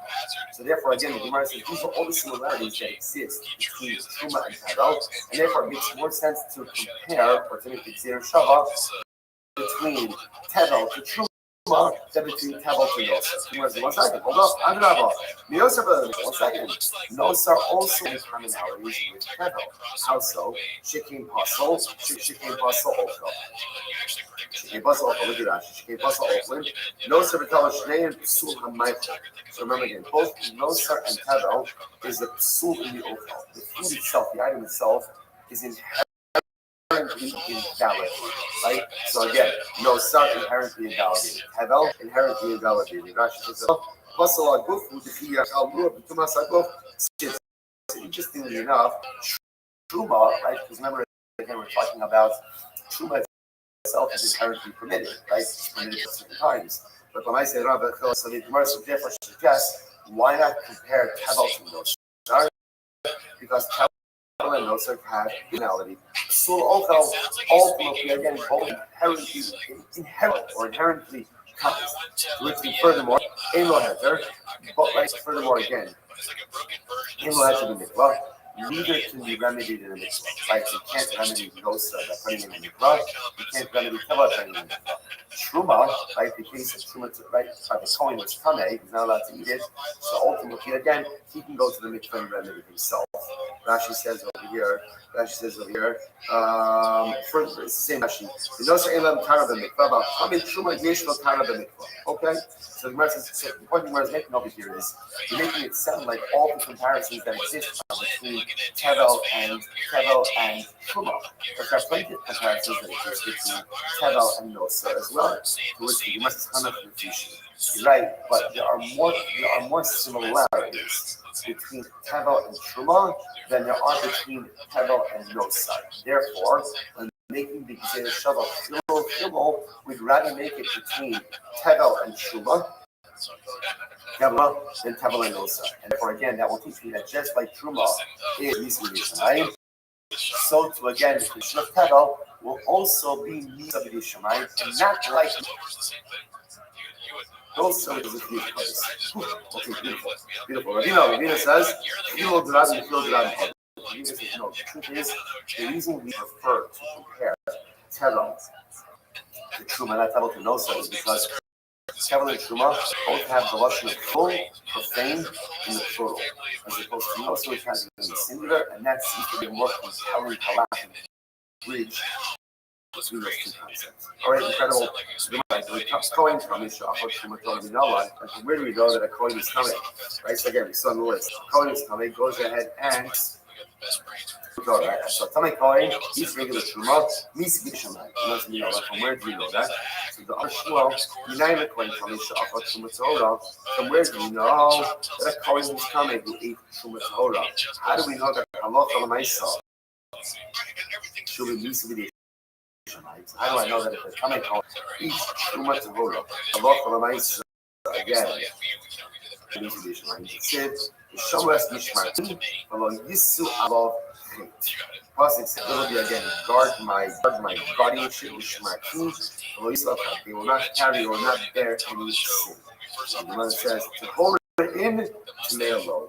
Ultimately, again, the first Truma Torah, not the Truma Torah. Amar Shmuel, Amar Elazar, United Place. It is only a Kohen Tamei eats Truma Tahora that is Misa B'Yishamayim. But if a Tamei Kohen eats Truma Tamei, there's no Misa B'Yishamayim. How do I know this? Shene'emar Umesu Bo V'Yechalur. They will put to death if they sustain the truma. So what do you see from here? Omega was a 83B fat resolution that less of omega. This is truma, which is already profaned. What's an example of truma which is already being profaned? That's truma which is already coming. So again, therefore, when we speak about again the consumption of truma to bring nutrition value, that's a tummy kohen who consumes truma tahora is chayiv misa edusha. So remember, so our list we're just going through our list over here, right? What we are assembling our different things that forms this category. Ultimately, we're going to use Good. Let's go back. Zarsha has a truma. Coin 8 truma. Chayiv misa edusha. Says Mara Amara. Zarsha has a truma local. So that's interestingly enough, setting off a 9 coins truma. He gets malchus. Amar Rav Kahana. Ravasi Rav. Lema Margamisa, Exid the Kol Zalo Yochar Kodesh, Ani Hashem Yikadsham. The Pasuk says that no non-Kohen should eat Truma. So again, then the Pasuk, interesting enough, the Pasuk before it says, the Shamras Mishmarti, but Yisrael Hate Umesa. So Misa is juxtaposed to a Zar eating Truma. So why don't you say therefore that a Zar eating Truma should be a Yid Misa? And not allowed, to which the Gemara says, no, there's an introduction. Rashi says, they may see both or being closed out. So the pasuk doesn't really flow, right? In other words, the pasuk begins ultimately with a discussion about Mesubo, and then it says, so it doesn't flow directly. Because it doesn't flow directly, therefore the juxtaposition can't necessarily teach me that each true is going to be high. Okay? And they say is the kasha, the English. These are the people who are chayiv misa zara okeles hatruma. And non-kohen eats truma. So excuse me, pretty explicit that a non-kohen really chayiv misa. Which means no. Masli sadra kalamas. You're bringing up again. You're bringing up a mishnah. You're bringing up a bison that to go and go bring. Right? You're bringing this raya to contradict Rav. So the Gemara says, "Tana who we call it."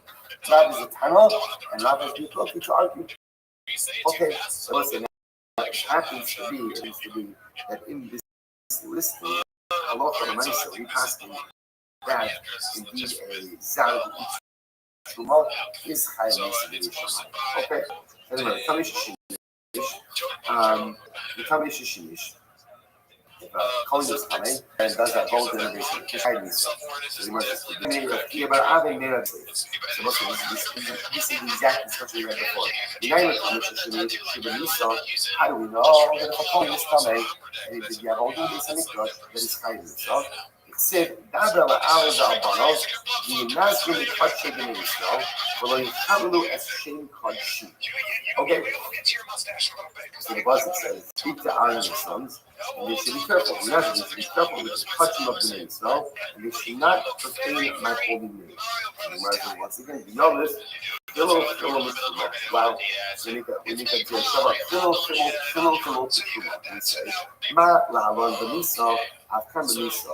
Just like the legal consumption of Truma is Nisa b'Shamayim. So too again, if a person who's coming, does the avodah, it's chayav Nisa b'Shamayim. I said, give me 1 second. Say it right before. The nail it. Why not make the Shabbat Kilo and then again, both sides. Mala Alan Karis, Afghan Karis. Consumption of those kinds of Karis. So what do we say? It says Kilo by Nosar, and it says Kilo by a Kohen who is coming does the Avodah. Just like Nosar is Karis, so to this Kohen does the Avodah. The Tumah is also kind of Karis, which means it's literally Sabra, the Truma Habas Fleur makes more sense to learn out the Tumah case, Truma. Why? You must have Shekin Guf, because interestingly enough, both the case of Truma as well as Truma has to do again with the body of the individual. Tameh, also a state Truma, Mikvah has the ability to relate the rabbin, both have a plural Russian of it. So these are actually the group, Tameh Mikvah the rabbin, Tameh Shishimish, The Kamisha for Truma, so both a coin who is coming does the avoda, and a coin who is coming to eat Truma, so they have first of all, both of them, their disqualification is inherent in their person. Right, in their person. Ushnehem Sule Truma, right? Both of them are agreeing Truma. The Yeshlam Hetzed mitzvah, both can be remedied by mitzvah. The Chidul of Rosh Rabin, and also both share Lashon of Chidul in the plural form. Adrabah, you know something like that? 1 second, not so fast. Let's learn out how you does the avodah by Truma from Nosa. After all, Shekin, Kodesh, Nim, Nosa. Listen, because Nosa and Truma have all of these other Shulais. Look at that, Shekin, Kodesh. Kamish Shirish for us like Kodesh, remember again, all of these things, right? Both of them deal with consecrated items, Kodesh. Both of them deal with the inside or current inside of the base of the and both are subject to people and Osar. Which is the Gemara says,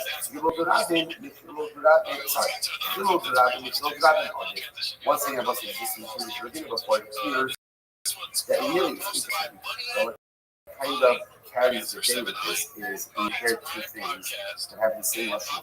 Since again the plural form of plural is used by Truma, and the plural form of Truma is used by a person according to the avodah of Truma, therefore again we will link them to the figure of Allah and suggest as legal consumption according to coming into Truma's timing position. So too, a coin coming who does the avodah is also trying to use submission. Incredible. I will just go back. Next in line. We're going to be 21 minutes by day, but he still requires nightfall. If he does the this coin does the avodah, he's high. Where do you know this? The sign that is human. Let's say first five line. Okay, you know this in video. From where did we know that if a coin is fully home, he went to the mikvah by day, told his house, and some thought, how do I know that his owner is unfit? You know, Minayin, I'm a Roman Kedoshim, you little here. Plus it says, be to your God and do not profane. Now the Gemara says, no, what is this mean? Hashtos is talking about Tumah, but I don't need it for Tumah.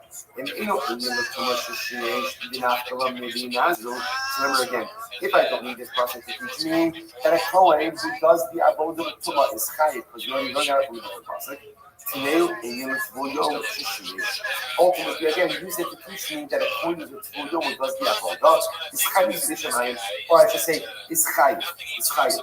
I don't know that it's chayiv B'Shamayim. So once again, Yalis, Kilo Mishuma. You make a Jershav of Kilo Truma, Mala Alon Misa, Afghan Misa. Just like by Truma, if a Kohen was coming with Truma, it's chayiv B'Shamayim. So again, if a Kohen is the Tvuyo does the avodah, is also chayiv B'Shamayim. Incredible. And it's supposed to be God. So let's say, again, like I said before, last week's chapter, that the Kohen has to wear the requisite outfit, the requisite clothing, the failures to do so. Right? He doesn't have the avodah, he doesn't have the clothing, he doesn't.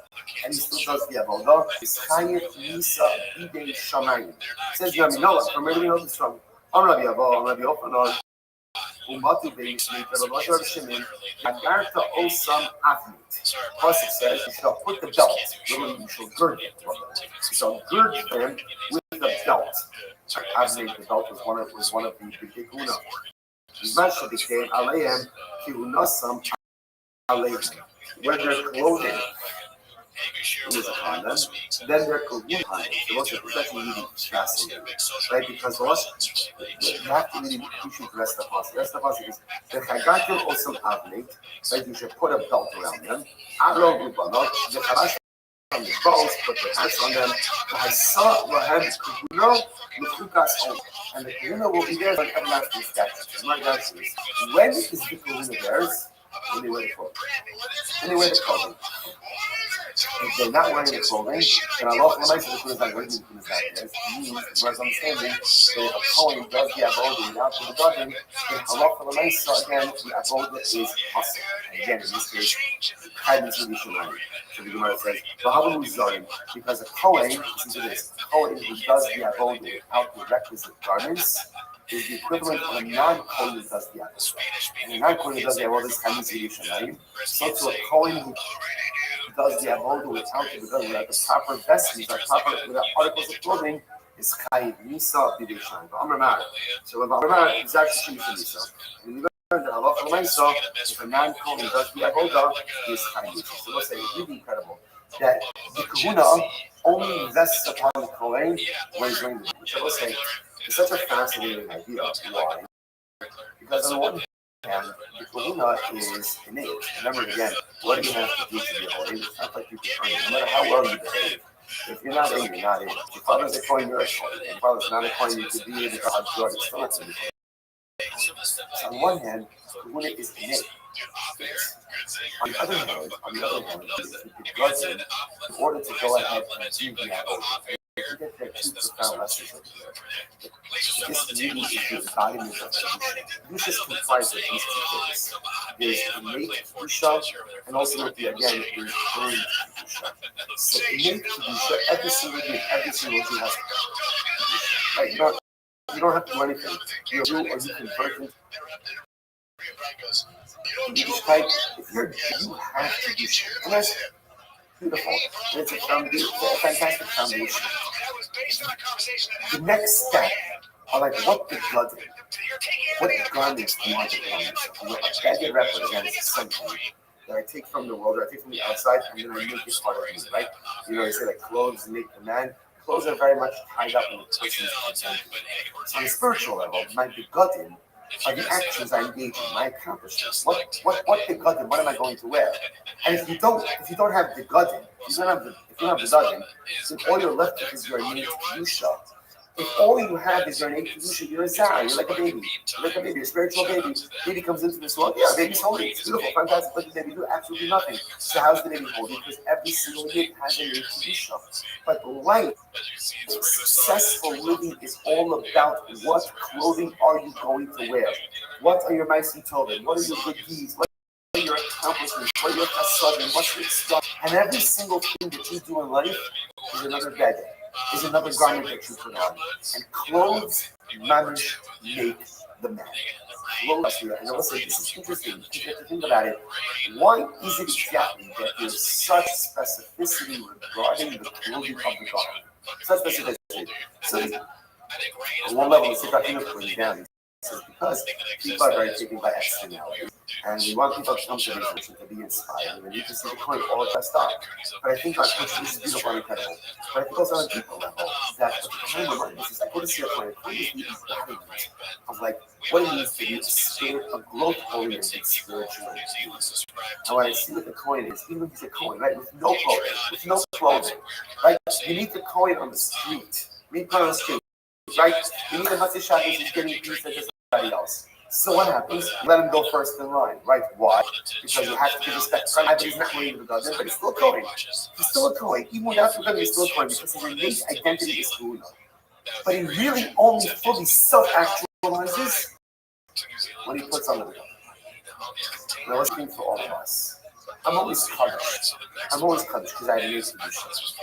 If you want to become the best version of you, put on your clothes. What clothing are you going to don?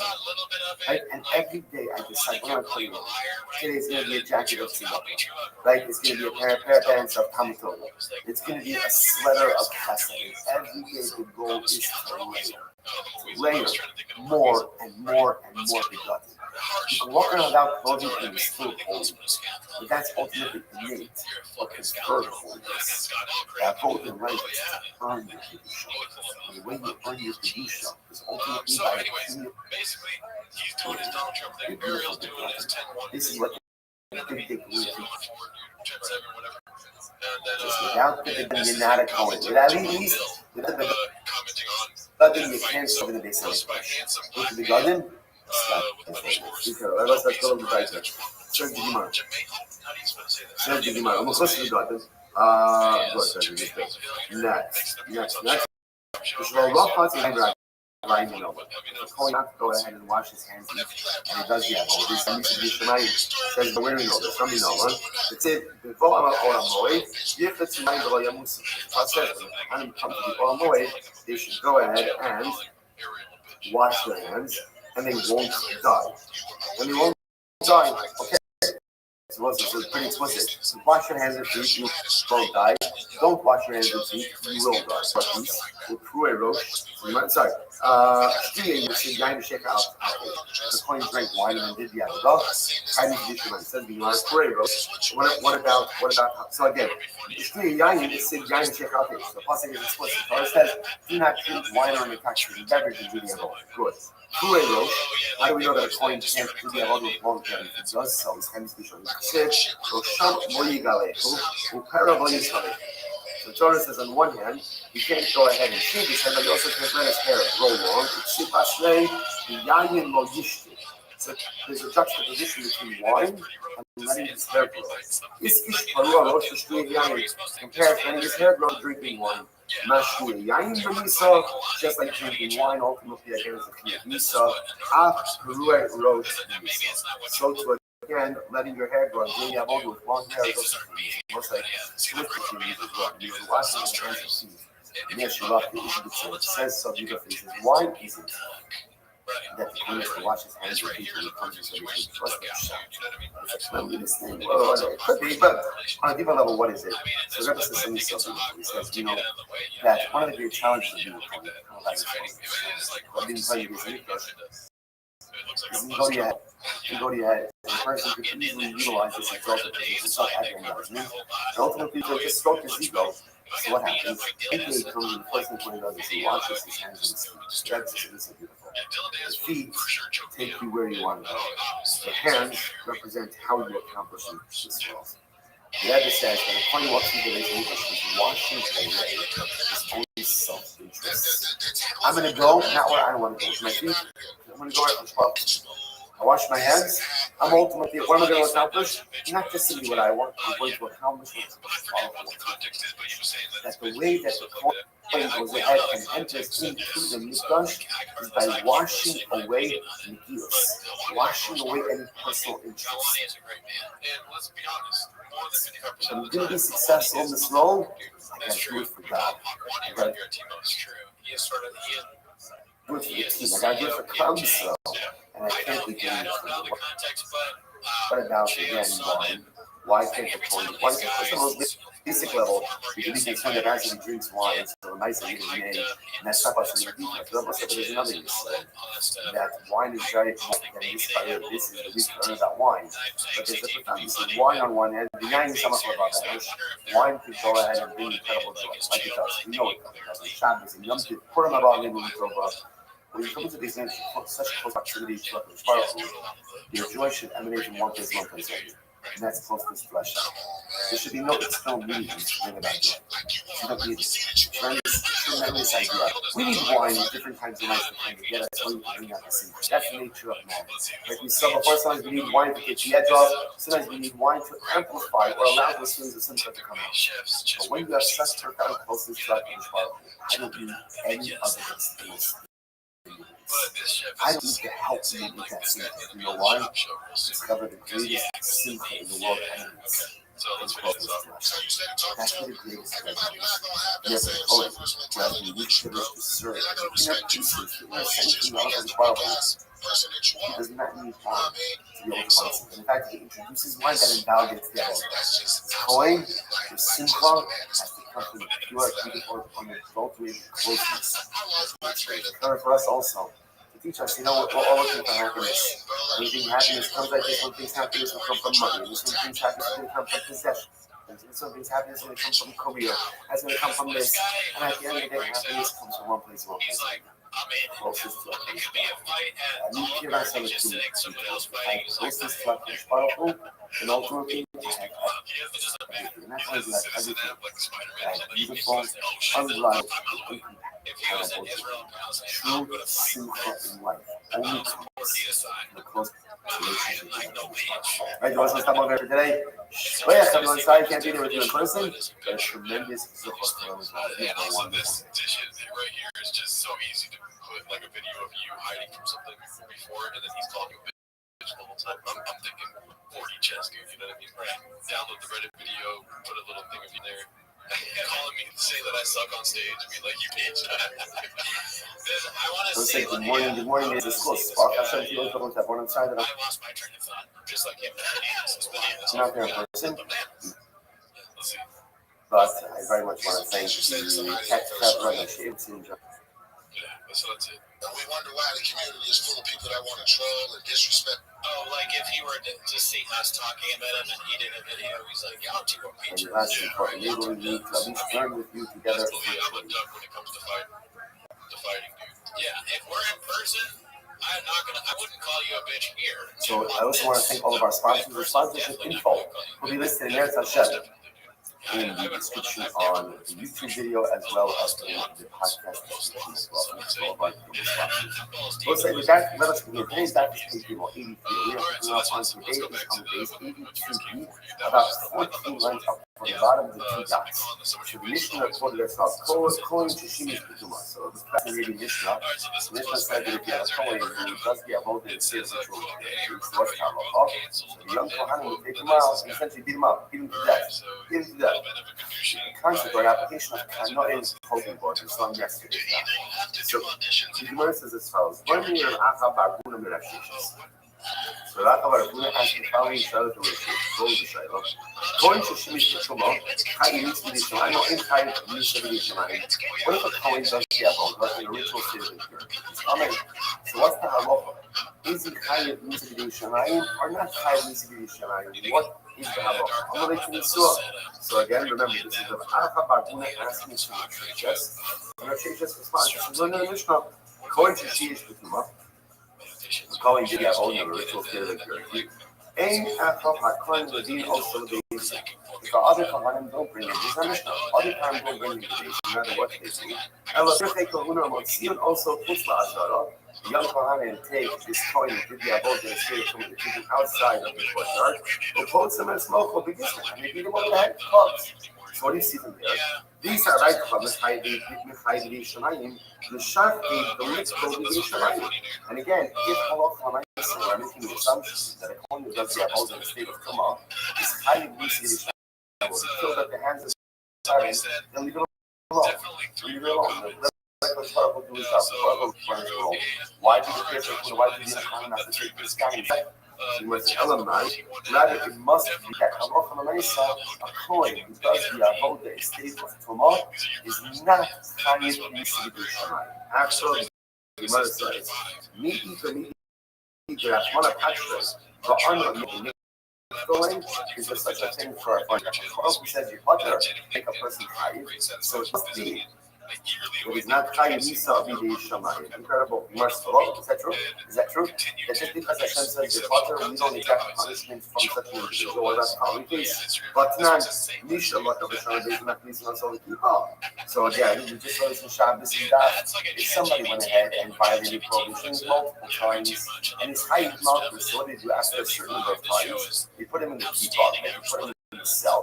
Remember again, the cell that's small that he can't sit down, he can't stretch out. We put him in the cell, and ultimately again feed him a little bit of bread with water and then barley and guards. Here's a perfect case. If you were to bring the guy to Daisy, what would you do to this individual? Nothing. So here's the case of us. Who says the person is butter, and yet these people take the law into our own hands. The says, no, it's not a good riot.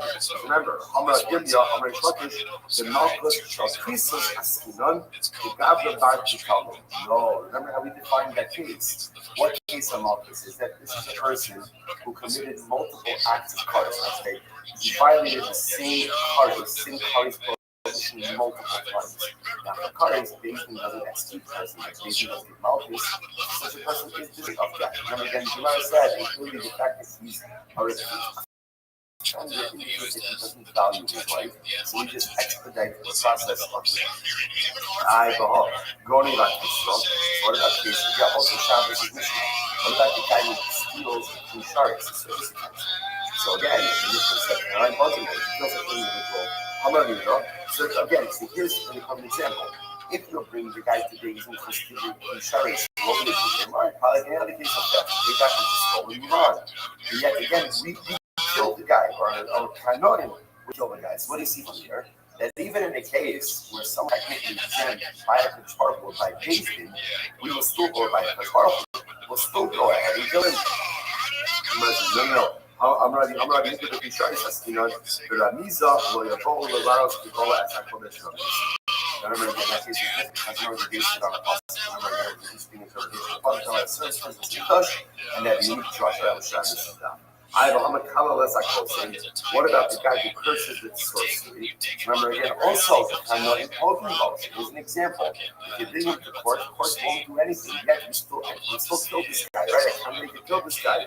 Matana Yosef, Yaakov Kosin as Kosmo, the next second of Baris Hashem. That's the case. Remember, when we find that case, it has the appearance that such individuals actually person a Bono Shalom. That's how we can deal with it. I have all as a thesis. What about the case of all as a thesis? Like, what about a man-like relationship with an active?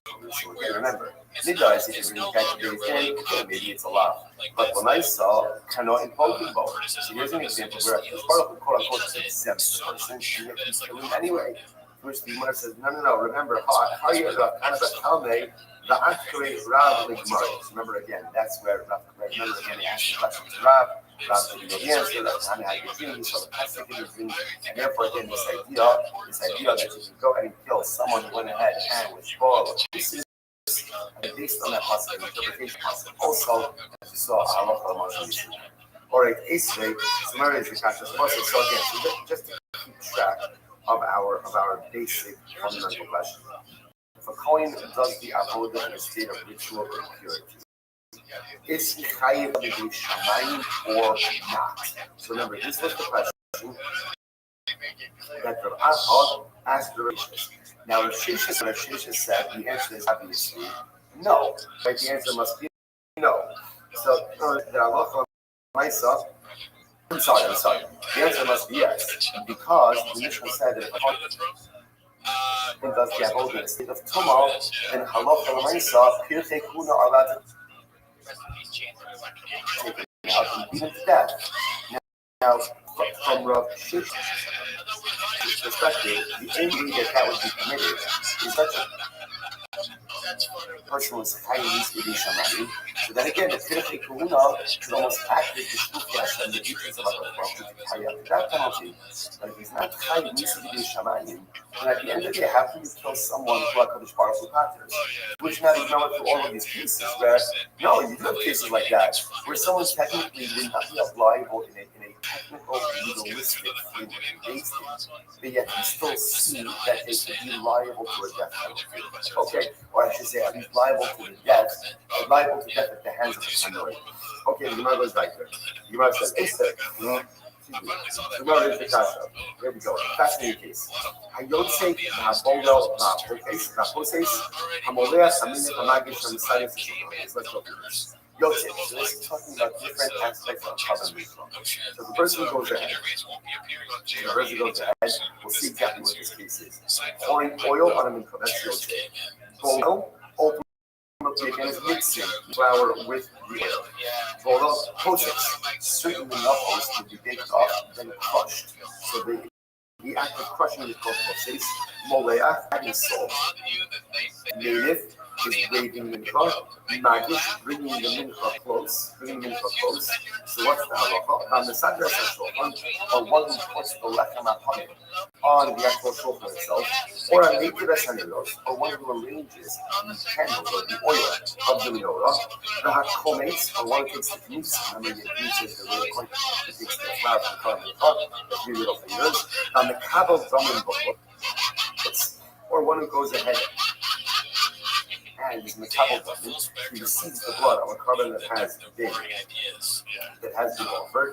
If you do these things ultimately, Potter, one is Potter, and ultimately again, not chayiv.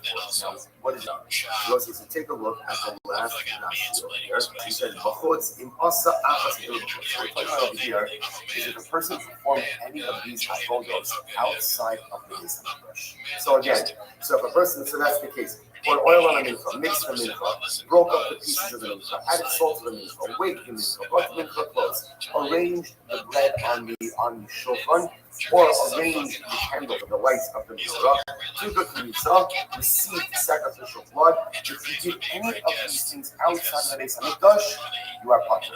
You are potter. Now this is very interesting. Remember that there is a concept of shvutei chutz.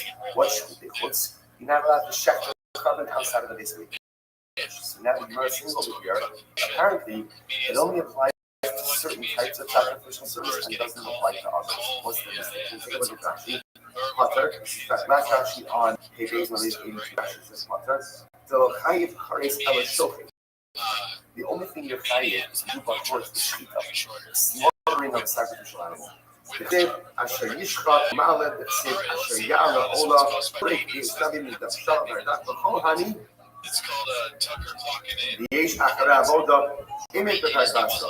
So this is very interesting. Rashi highlights this. Think like this. Any sacrificial rite that has another sacrificial rite that follows after it, you're not chayiv for doing that before. Essentially, the only thing you're chayiv for doing outside of this are concluding sacrificial rites. So a great example of that would be shechita, slaughtering an animal, right? Zrika, sprinkling of the blood. So these are final rites, final acts corresponding follow-up.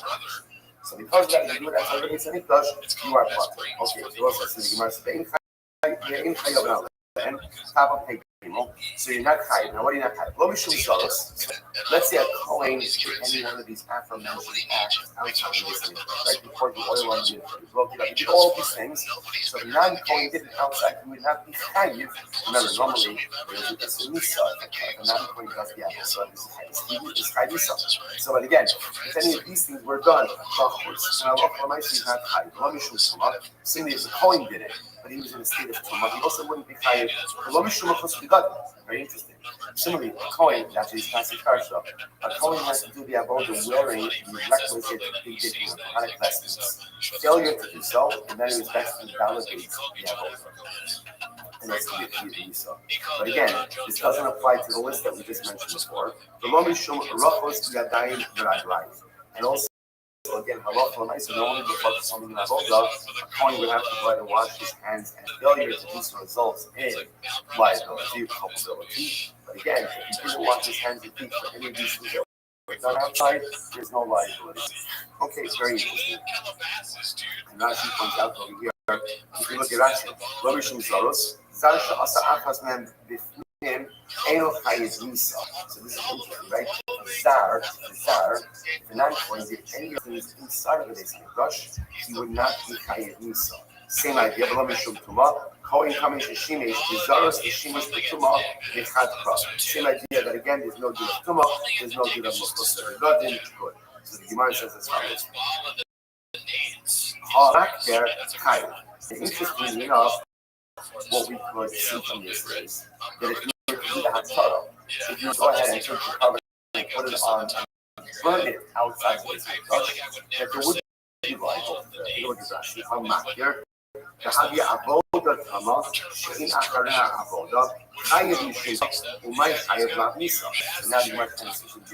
see here?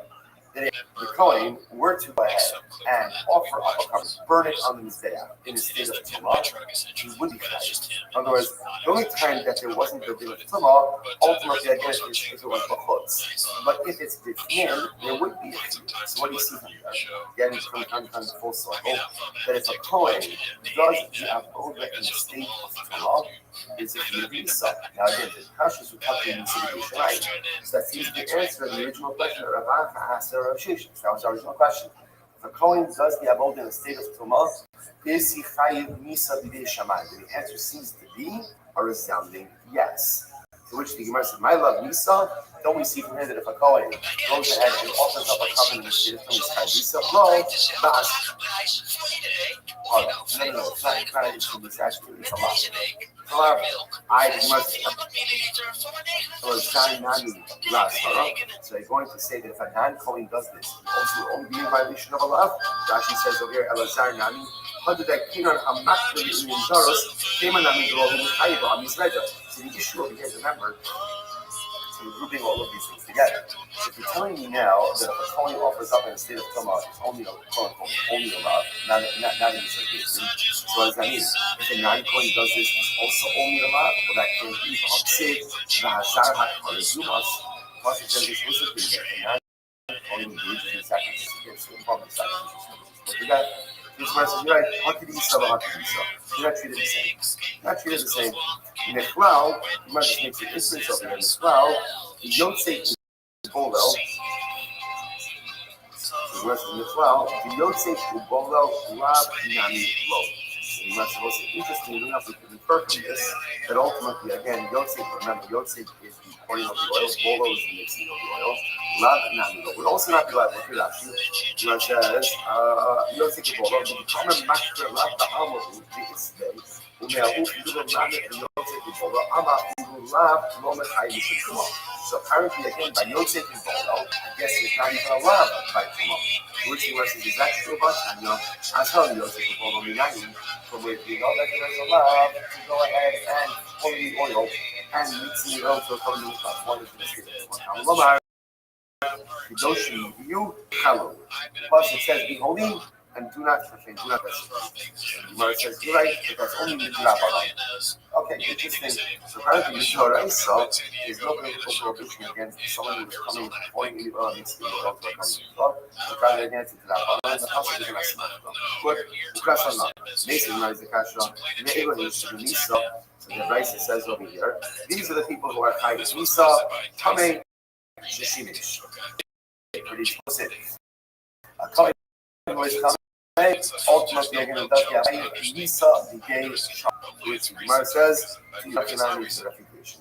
So halacha l'maisa, it appears that the conclusion of the Gemara is that halacha l'maisa, if a person, the Kohen does the avodah in state of Torah, he's kind of Nisa Nishama.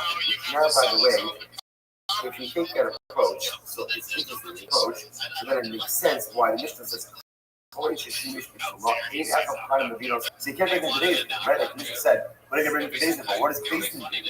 There's no based in liability over here, but what can they do? They can take it out and make it up. Now, what's their license to do so? Because since this calling is Chayin means to be Shamayim, therefore, the other kind be taken out and essentially be to that. Pretty incredible Gemara. I'll also point out that there's something very interesting, another like nugget of information, that halacha l'maisa appears that when it comes to doing sacrificial rites and services outside of the Mikdash, I just put to the Gemara over here. I don't know. I can't look up. I'm asking, I don't know according to how the Gemara passes over here, is that it's only what's called an avodah, only a including service. Like that means including service, a service that there's nothing that follows after that. By shchita, there are services that follow after. The shchita itself is a self-contained avodah. It doesn't have a follow-up to shchita. So interesting enough, so again, just as an aside, one is only chayiv for shchita, for avodah, before it's what we call an avodah tama, but complete avodah that doesn't even have anything following us. Okay, so now we're going to go back and read the rest of the daf today. Go back and dissect the rice which was just here.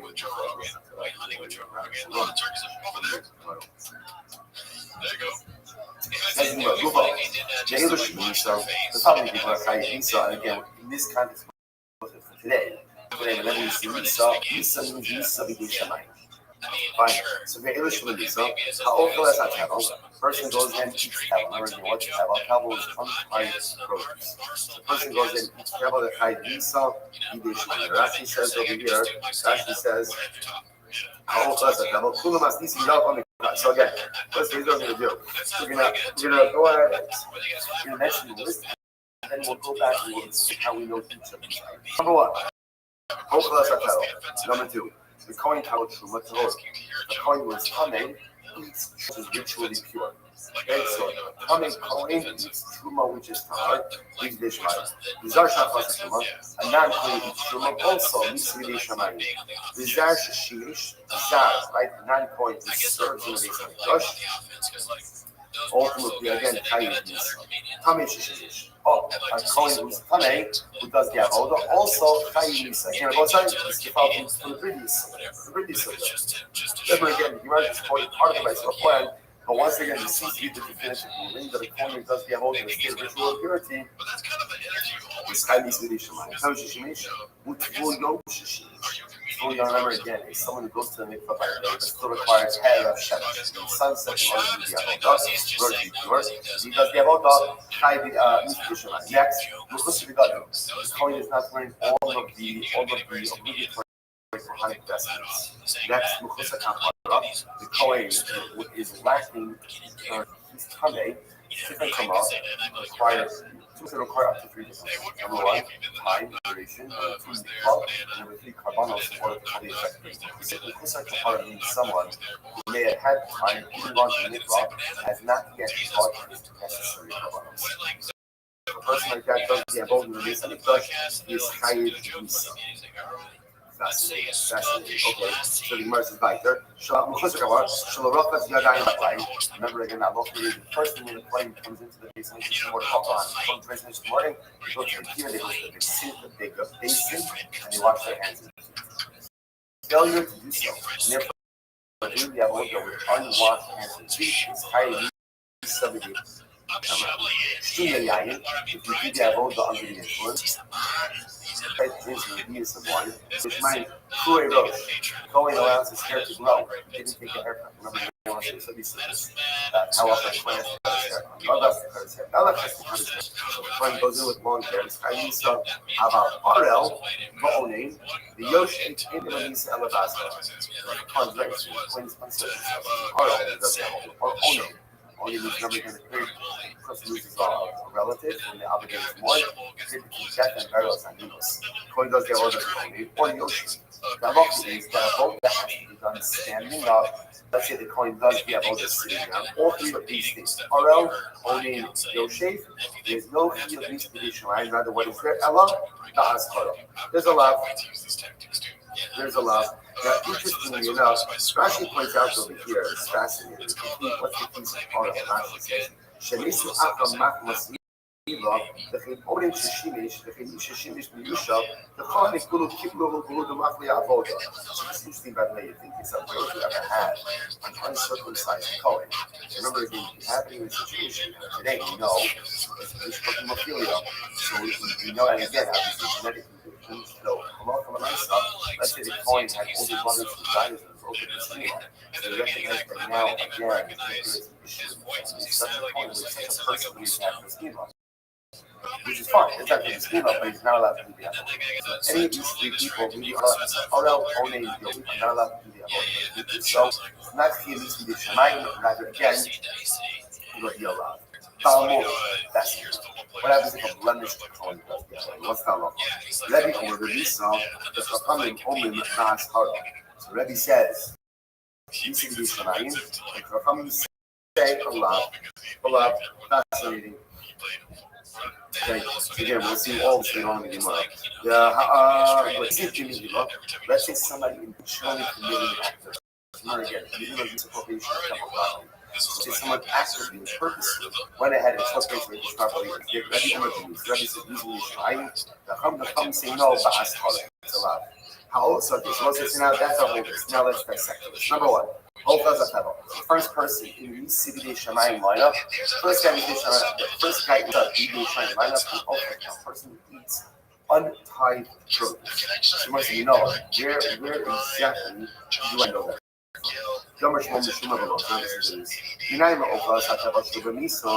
How do I know that it's already trying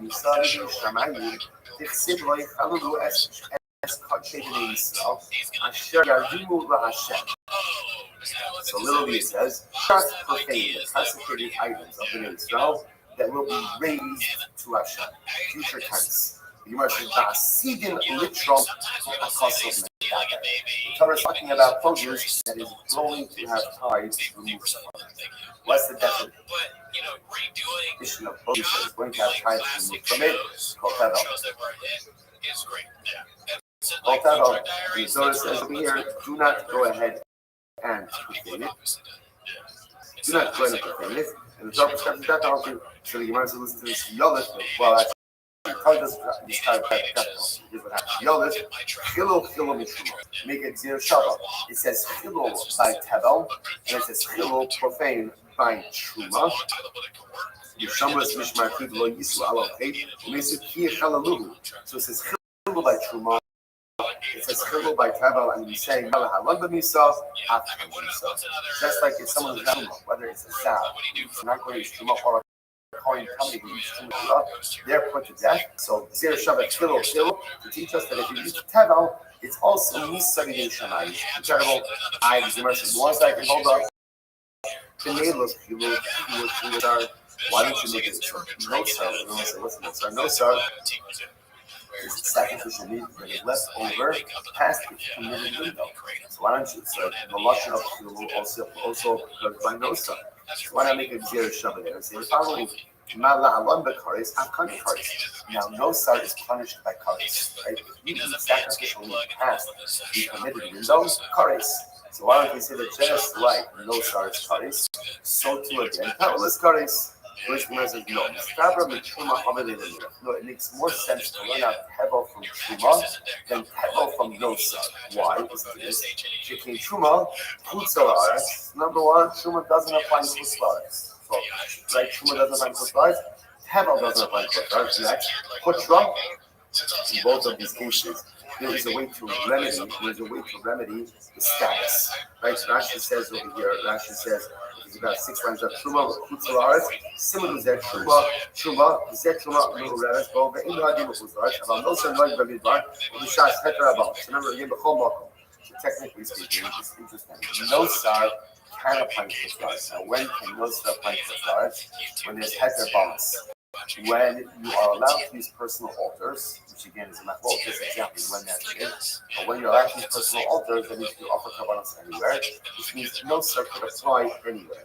The Yesheter L'Isuro, Zen Yesheter L'Isuro B'Hafra, so the Zen Yesheter L'Isuro B'Hafra. More than Truma, about no sar, Ein Heter L'Isuro. Second distinction, right? Second commonality is Chutra.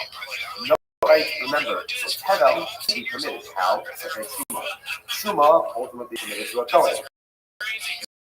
No sar can never be permitted. Once it's no sar, it remains what it is.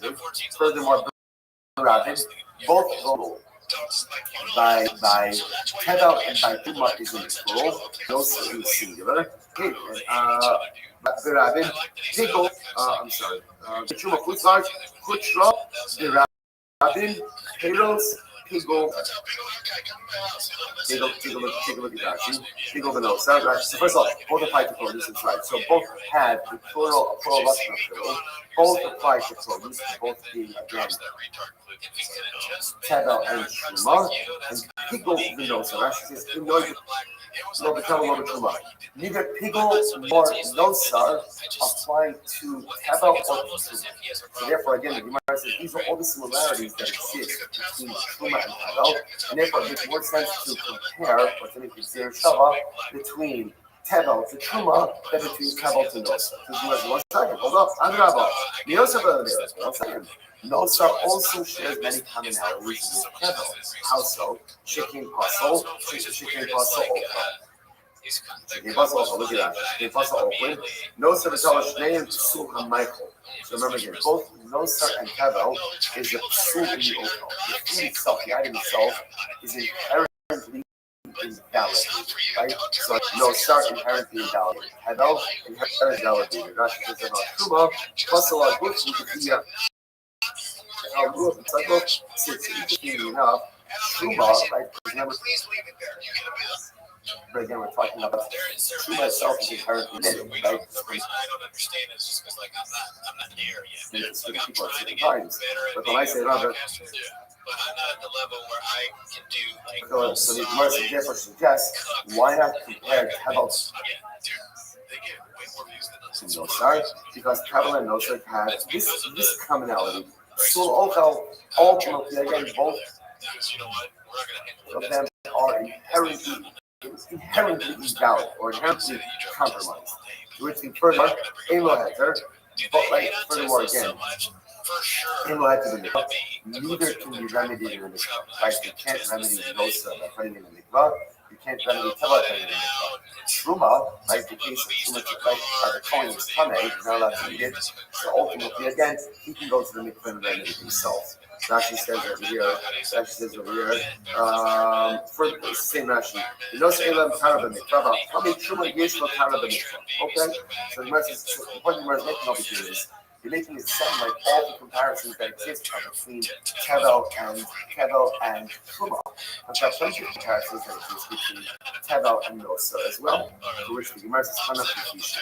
Right, but there are more similarities between tevel and truma than there are between tevel and nosa. Therefore, when making the shuvah, we'd rather make it between tevel and truma. Tevel and truma and tevel and nosa. And therefore, again, that will teach you that just like truma is Nisa B'Yishamayim, so too again, consumption of tevel will also be Nisa B'Yishamayim, and not like nosa, which is a few first. Okay, beautiful. Ravina says, the reason we compare tevel to truma, not tevel to nosa, is because tevel and truma both have lashon of ilul, profane, in the plural, as opposed to nosa, which has been singular, and that seems to be a more compelling halachic bridge between those two concepts. All right, incredible. So the Gemara goes back to Kohen Tamei she'achal truma Torah minalad, and from where do we know that a Kohen is Tamei? Right, so again, it's on the list. Kohen is Tamei, goes ahead and eats truma Torah. So Tamei Kohen eats regular truma, means B'Yishamayim. Unless you know that. From where do you know that? So the Amar Shmuel, Yinai Kohen Tamei she'achal truma Torah. From where do we know that a Kohen is Tamei who ate truma Torah? How do we know that Allah for the Maisa should be B'Yishamayim? How do I know that if the Tamei Kohen eats truma Torah, that Allah for the Maisa again?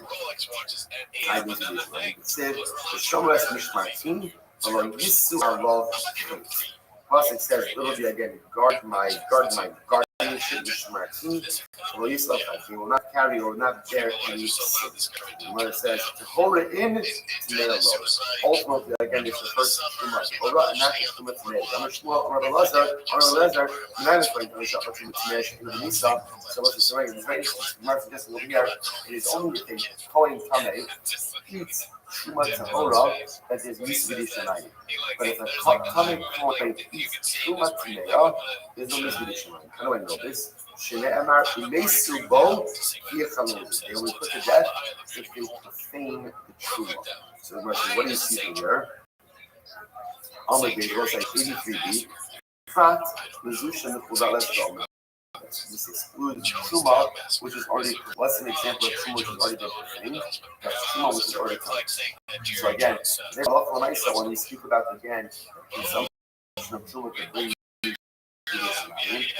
Tamei Kohen who consumes truma Torah is Chayav Nisa B'Yishamayim. So our list, we're just going through our list over here, right? Where we are assembling our different things that fall into this category, ultimately again Nisa B'Yishamayim. But let's go like this. Here it is. Zar Shachar Truma. And now Kohen eats truma, Nisa B'Yishamayim. Says the Gemara Amara. Zar Shachar Truma Lokus. Rav, interestingly enough, said no. Nan Kohen eats truma, he gets malchus. Amr Rav Kahana, Ravasi Rav, Lema Mardam, so it said the whole Zaloyo, Ani Hashem Mikadsham. The concept says that no non-Kohen should eat truma. So again, then the pasuk, interesting enough, the pasuk before it says the Shomer Mishmartim, Balav Hate Umesu. So Nisa is opposed to a Zar eating truma. So why don't you say therefore the Zar eating truma should be a Nisa B'Yishamayim not allowed? To which the Gemara says, let's make sure we're 100%. No, there's an interruption. There's an interruption. Rashi says, "Be'mesu bo u'bein kol zar." So the pasuk doesn't really flow, right? In other words, the pasuk begins ultimately with an expression about mesu bo, and then it says, "Kol zar lo yochal kodesh." So it doesn't flow directly. Because it doesn't flow directly, therefore the constitution can't say, teach me that the zar who eats truma is going to be Chayav Nisa. Okay? Once the Nisa is the kasha, the eight would be the Nisa. These are the people who are Chayav Nisa. Zara Okalas Truma, a non-Kohen eats truma. So it's very explicit that a non-Kohen eats truma is going to be Chayav Nisa. Which must say, no, Mas Nisa, so you're bringing up again, you're bringing up a mission. No. We know advice that to go and go bring right. You're bringing this right up. So the Gemara says, Rav Hanahu Pali. Rav is a Tana, and Rav has people to argue. Okay, the most thing that happens to be that in this listing, we pass that indeed a Zara Truma is highly solution. Okay, now let's go back there. So remember, Tamish Shinish, good. The Tamish Shinish. Cohen is coming, goes there and does that whole thing because she's hiding this. The boy made of Ian made of Yosef. So most of this is the exact discussion we had before.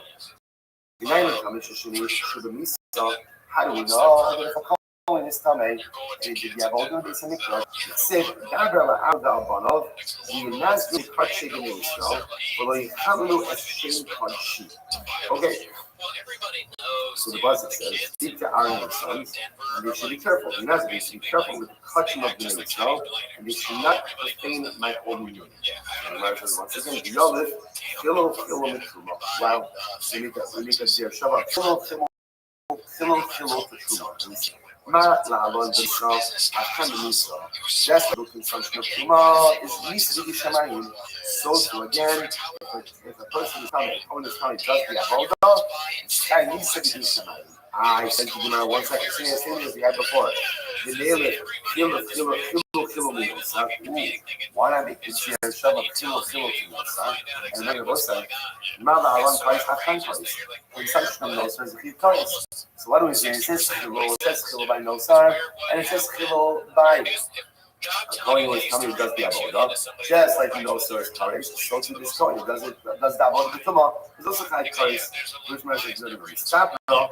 The Truma Havah makes more sense to learn out the Truma case from Truma. The Message Shekin Guf. That's interesting enough, both the cases of Truma as well as Tumah have to do again with the body of the individual. Tameh, also a state of Tumah. Mikvah has the ability to remediate. Both have a plural lot. To read the Rashi down here, Rashi says over here, Guf, Tameh, Mikvah, Rabin. Tameh Shishimish, the Tameh Sha'af. So both. A Kohen who is coming does the avodah, and a Kohen who is coming who eats truma. First of all, both of them, their disqualification is inherently in their person. They are in their person. Ushneim sudei truma, like both of them are doing truma. Based on heter the mikvah, both to be remedied by mikvah. The chilul and they also both shared lashon of chilul in the plural form. Adrabah, you know something? Not so fast. Let's learn out Kohen who does the avodah by Truma from Nosar. After all, probably the Shekin, Kodesh, Nim, Kegol, V'Nosar. Listen, because Nosar and Truma have all of these other sulas. Look at that, Shekin, Kodesh, Kamesh, Shishim, Ishvasak, Kachim, V'Nosar, Kodesh, Ushtem, B'Tzmim. Remember again, all of these things, right? Both of them deal with consecrated items. Coach, Nim. Both of them deal with the inside, right, or inside of the base of Mikdash. And both are subject to Chilul and Osar, to which the Gemara says, Chilul D'Rabin, Chilul D'Rabin, sorry, Chilul D'Rabin, Chilul D'Rabin Ardiv. Once again, about the existence of the before, it appears that really it's interesting. So what kind of carries the day with this is we would rather compare two things that have the same notion of Chilul. But since, again, the plural form of Chilul is used by Truma, and the Chilul form of Truma is used by a person, a Kohen who does the avodah of Truma, therefore, again, we will link them together. Also, I suggest as the legal consumption of Truma, right? If a Kohen coming each Truma is Chinese Yerushalayim, so too, a Kohen who is coming who does the avodah is also Chinese Yerushalayim. Incredible. I was just going to next to Tvul Yom. Remember, it's Tvul one day, but it still requires nightfall. If he does this kind does Oda, he's kind of Nisai. Says the Gemara Minama. Where do you go? This sign that we see my Omer. First white line. Okay, you know this 83 views. Remember, it's Tvul Yom. From where do we know that if a coin is Tvul Yom? He went to the mikvah, but he still needs Harris and still go down. How do I know that? Avodah is Hilo, Minayim, Lomar Kedoshim, Yulel, Loy Chalalu. Plus it says, do Kadosh to your God, you do not profane. You might have said, now what does this mean? Hashtos is fucking wonderful. And too much do not come maybe Nazru. So remember again, if I don't need this process to teach me that a Kohen who does the avodah b'tumah is chayiv, because you already learned that in the process. Tineu inim v'yom shishiyesh. Ultimately, again, use it to teach me that a Kohen who does the avodah is chayiv b'shamayim, or I should say, is chayiv. Is chayiv. I don't know that it's chayiv b'shamayim. I want to know it. Chilo mitzvah. We make a gesture of chilo mitzvah. Mala alon b'misa. Just like by Truma, if a Kohen was coming to Truma, he's kind of used nine. So too, again, if a Kohen is a Truma, does the Avodah, he's also kind of used to the incredible. And of course, the Godin. So let's say, again, like I said about last week, this passage kind of starts with Pesach. The Kohen has to wear the requisite outfit, requisite clothing. Failure to do so, and, right? He doesn't have the Avodah, he doesn't have the clothing, the Godin, and he still does the Avodah. He's kind of Misa, Judei, Shaman. It says you're Noah. What do we know this from?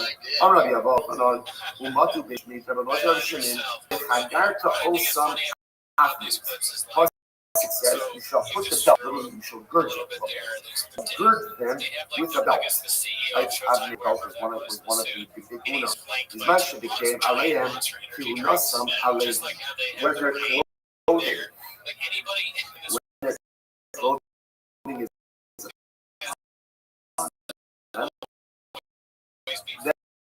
then their Karuna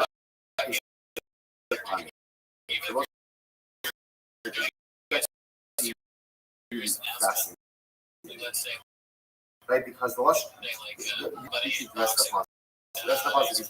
The Chagatim also put a belt around them. And the Kahuna will be there for an everlasting statute. Anyway, the Kahuna is not there. It means, whereas understanding that if a Kohen does the Avodah and not to be, then Halacha L'Maisa is possible. And so the Gemara says, because a Kohen, listen to this, Kohen who does the Avodah without the requisite garment is the equivalent of a Kohen who does the Avodah. And a non-Kohen who does the Avodah is Hadis Yidishanayim.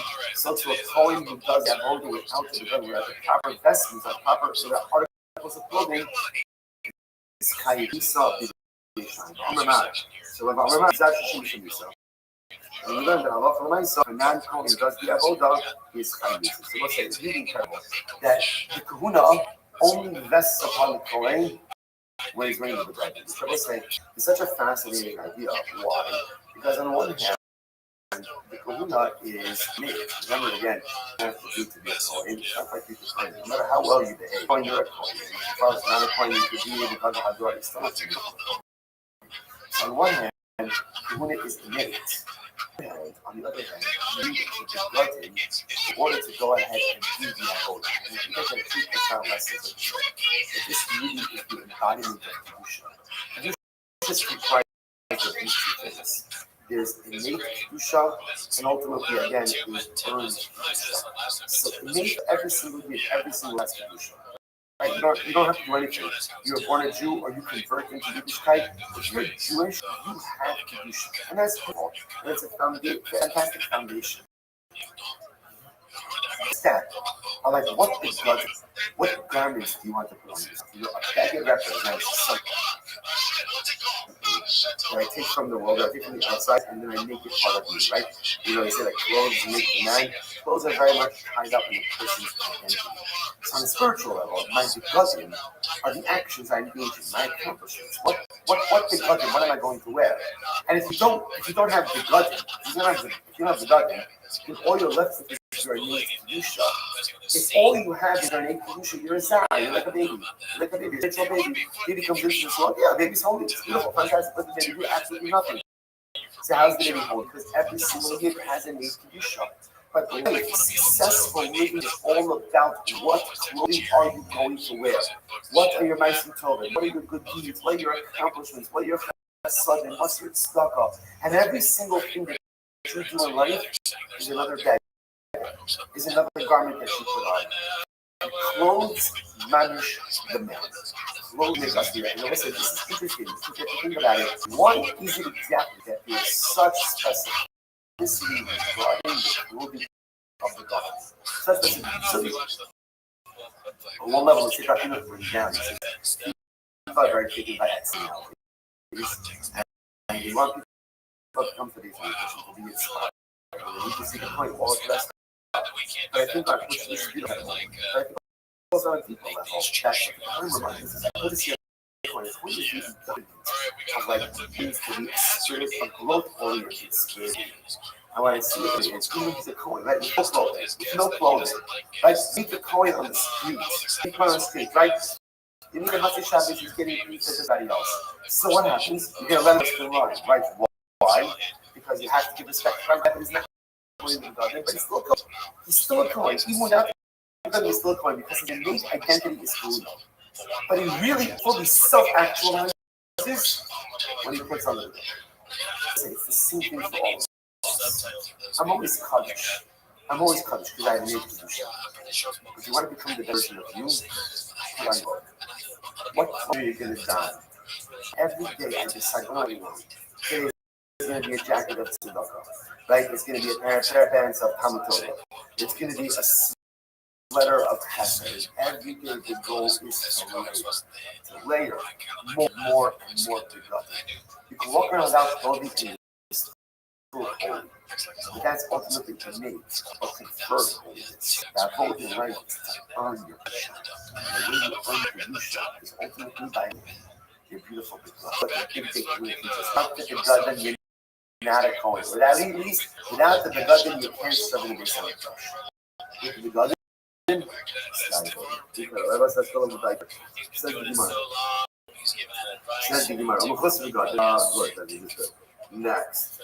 we should all rough out in Iraq line over. If a Kohen does not go ahead and wash his hands and he does this, I need to be Shemayim. Says, where do we know this? Let me know. It says, the Bolam Olam Moed, it says when the Kohanim come to the Olam Moed, they should go ahead and wash them, and they won't die. And won't die. Okay, so listen, so it's pretty explicit. Wash your hands. You won't die. Don't watch your hands. You will. With Kure Rosh, Shtuya Yain, this is Yain of wine, and then did the Avodah. Chinese edition says the Gemara Kure Rosh. What about? So again, Shtuya said Yain and Sheikh. Okay, so the passage is explicit. Torah says, do not drink wine or intoxicating beverage and do the Avodah. Good. Kure Rosh. How do we know that a coin can't do the Avodah with long hair? So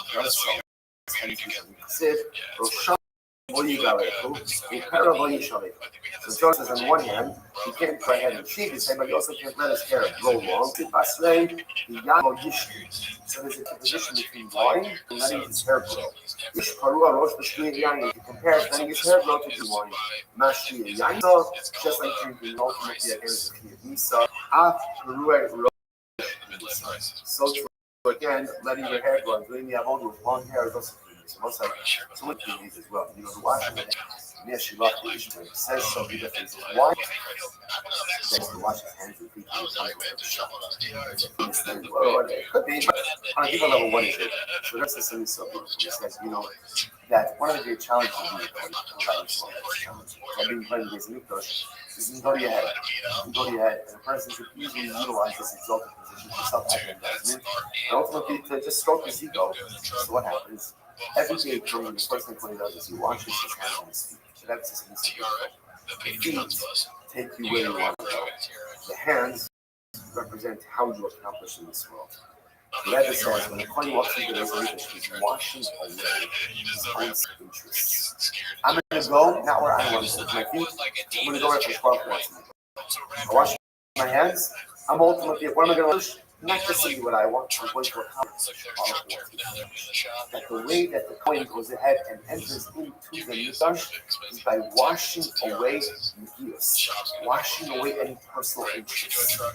If I'm going to be successful in this role, I do it for God. I got to do it for the team. I got to do it for cloud itself. And I can't be doing it for what about, again, wine? Why can't the Kohen drink? Why is it the most basic way? It's when the guys who drinks wine, the nights you're going to name, and that's not what's in the details. Remember, so there's another issue. That wine is very important, and this is the deep learn about wine. There's a wine on one hand, behind is how much about that. Wine should go ahead and bring incredible joy, like it does. We know it does. Sadness, numbness, put them about living with your brother. When it comes to this mental proximity to a powerful, your joy should emanate from one place only. And that's closest to threshold. There should be no external means to bring it out. You don't need it. So tremendous idea. We need wine, different kinds of wine to kind of get us home to bring out the system. That's the nature of man. Like we saw before, sometimes we need wine to take the edge off. Sometimes we need wine to amplify or allow those things of symptoms to come out. But when you have such profound focus throughout the entire I don't need any of it. I don't need anything to help me with that symptom. You know why? Discover the greatest symptom in the world needs. And closest to it. That's what it is. Never the poet who has the unique privilege to serve the inner species, the inner sanctuary of the powerful. He does not need wine to be able to find something. In fact, this is wine that invites the others. It's going, the simple, has to come from the pure, beautiful, unadulterated closeness that you're experiencing. For us also, to teach us, we're all looking for happiness. When things happiness comes like this, when things happiness will come from money, and some things happiness is going to come from possessions, and some things happiness is going to come from career, that's going to come from this. And at the end of the day, happiness comes from one place and one place only. Closest to us. I need to give myself a feeling I have closest to us, powerful, and ultimately I have everything. Not only do I have everything, but I have beautiful, unbridled, incomparable, true, simple in life. Only comes from a close relationship with them. Alright, so let's stop over there for today. I'm sorry I can't be there with you in person, but a tremendous beautiful story. You have a wonderful day.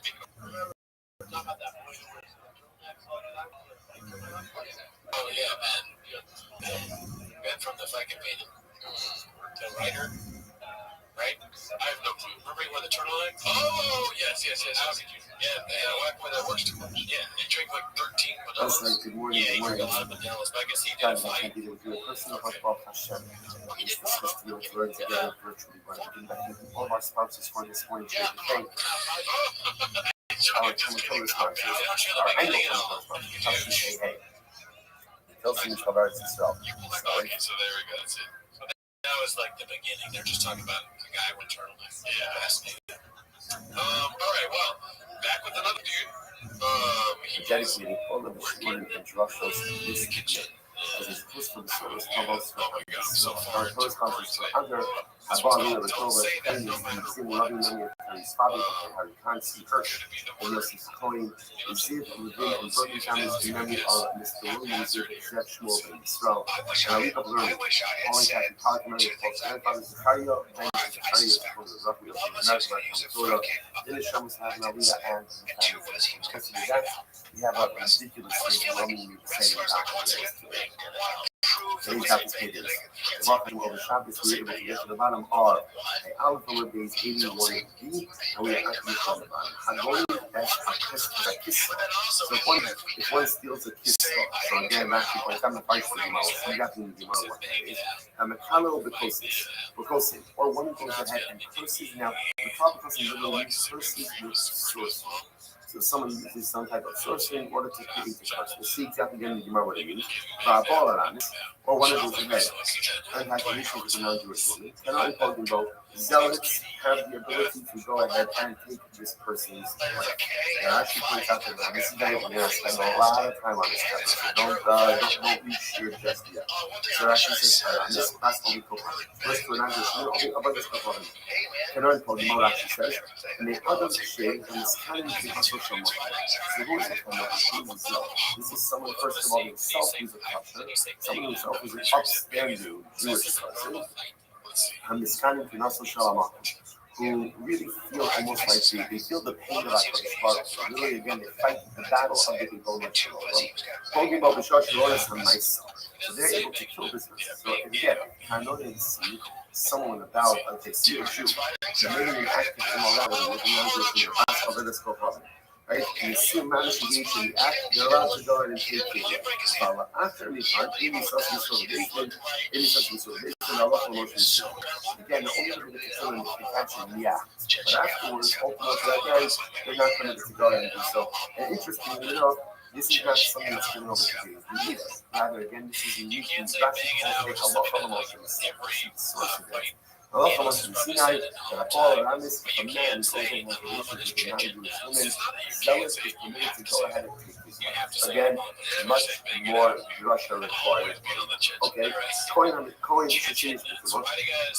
Yeah, the Cohen who practiced English literature.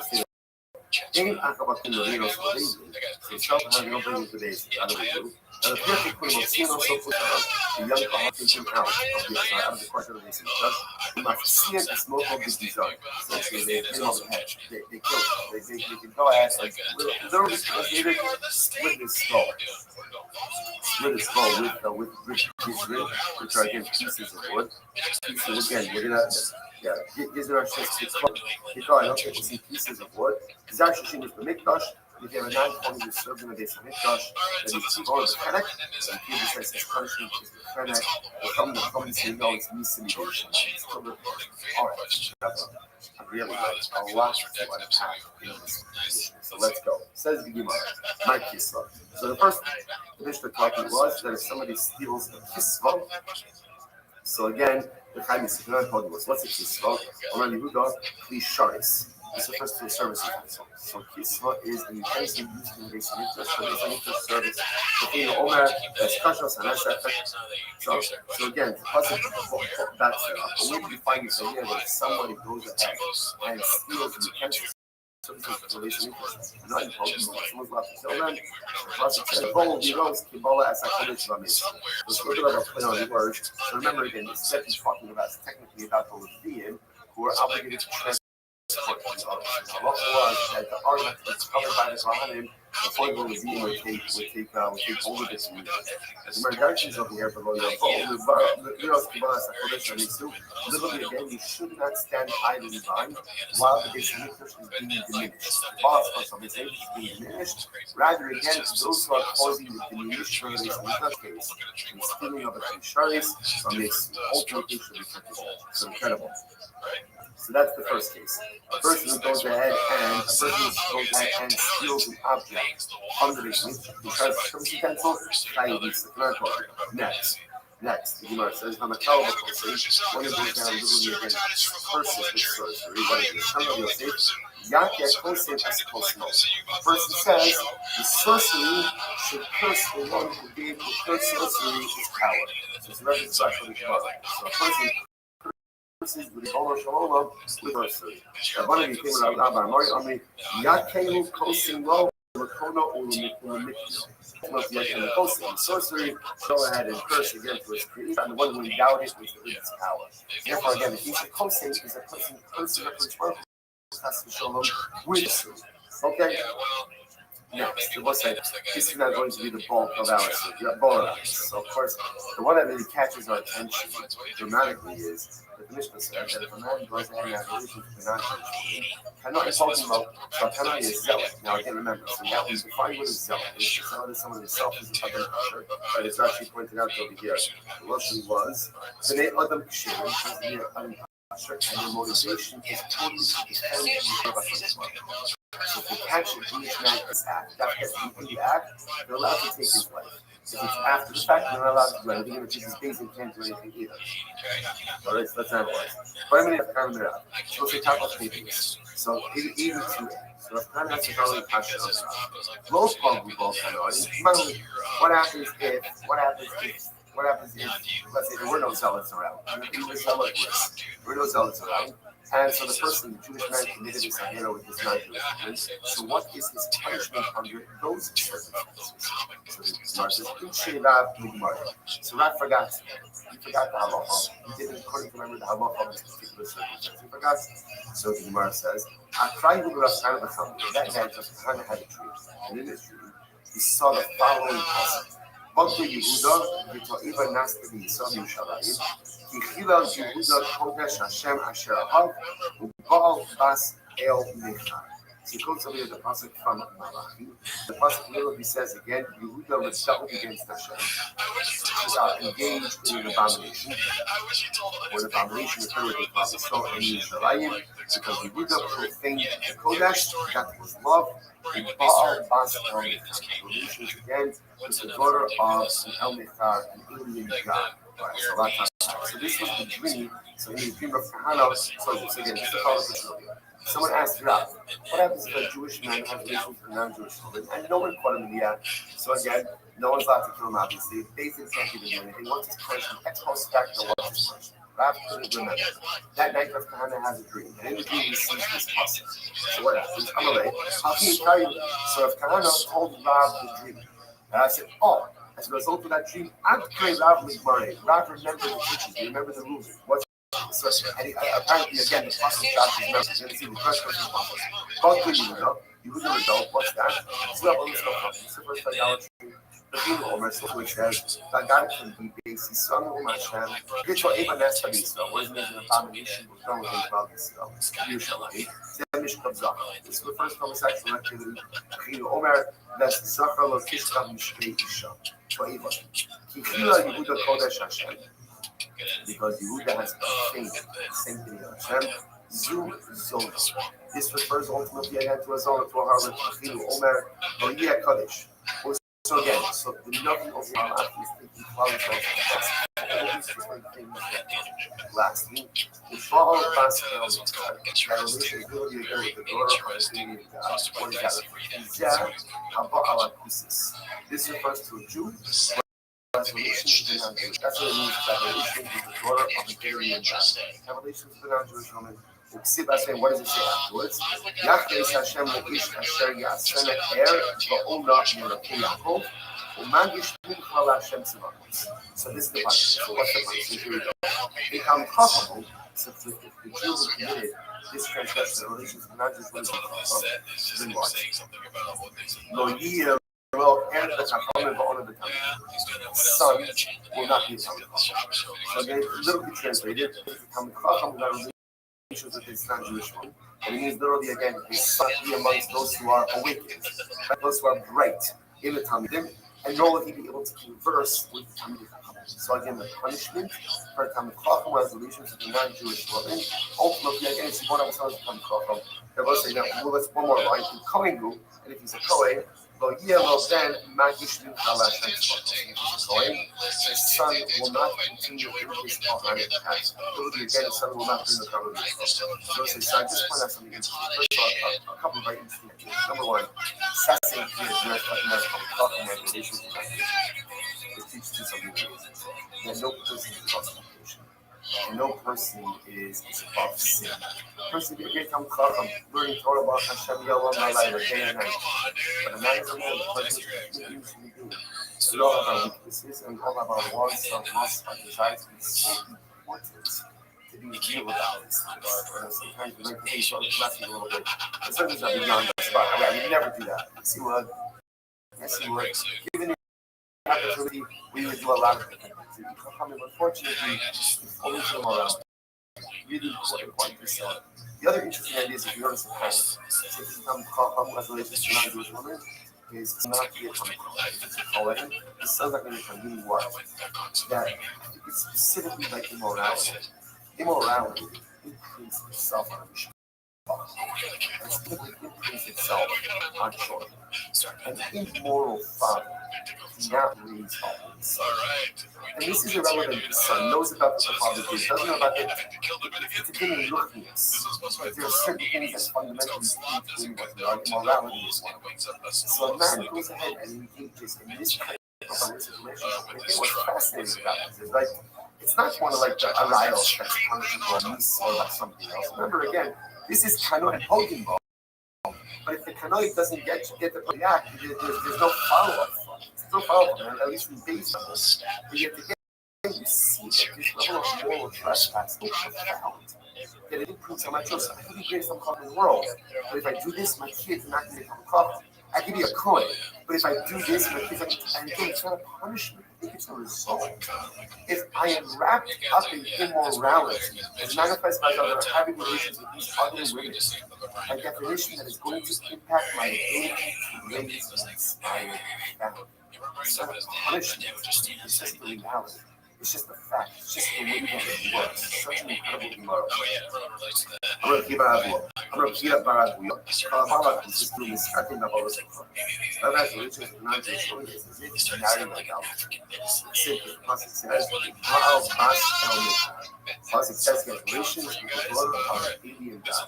If he Bas Yisrael El Mekad is an old, he's already had a daughter. And let's have all of this. It's the first Jewish man revelation. I'm going to keep about Hustle. This is incredible. Hustle Al Dal. Also show you Zos. So remember again, one of the kings I saw of the was the man Yoakim, unfortunately, had only that on the Torah. So unfortunately, again, that cloud you saw in a very broad period. Part of his punishment was that the Nabi told him you're not going to be buried all the way. So it was written on the skull of Yoakim, Zos. This will happen to you, and another thing will happen to you. Now, we'll see what they mean in just a moment. So, Gemara tells an incredible story. Zikino to be prayed on. So the grandfather, his father, well, Zikino is usually the grandfather. And then he prayed on, found the skull. And the skull ultimately again was cast to the side at the gates of Yerushalayim. So the city here, Zos Va'odachas. And on the skull was written the phrase, Zos this and something else. Now, you didn't realize that this was the skull of the king Yoakim. So what did he do? Cover up. He buried his skull. It's got to be a Jew, but he buried the skull. V'hadar Novel. Called V'hadar Novel. So every time he buried it, the skull lays back out of the ground. Buried it again, it lays back out of the ground. Okay? Amar Hai will also show you on your. So you realize this must be the skull of the Yoakim. Today, who has common cover, skull of a hashbek and a hammer of Shari Yisrael. So nothing said to Yoakim. And because Rabbi said, you are going to be buried like a donkey. Just like nobody takes the time to bury a donkey's carcass to destroy by the side, so to your body is going to be thrown by the side, not buried. But nevertheless, the grandfather Rabbi Brady said, nevertheless, again, he said, you know what? It's not right. Even though Yoakim deserves, all the stuff at the end of the day, he's still a king. And as a king, he deserves some level of cover in the way that he remains treated. So what happens? So what the grandfather very prayed to do? So this. So Shakri goes there, this sift up. So he went ahead and he wrapped it. You realize you can't bury it, so he buried it like that. Yeah, so what did he do? Wrapped it in a piece of silk and put it in a box. Okay, I cited this too. Chazi. So what happened? So the grandfather of Abraham Peda, his wife came over. And she said, oh, that's interesting. Gold in silk in a box. Okay, besides talking to the neighbor about it, I'm going to use this really say. So she said, they were talking, the neighbors were talking, this is like a nice, this must be the skull of your husband's first wife. Apparently, again, this marriage is the second marriage. Right? The grandfather was married before.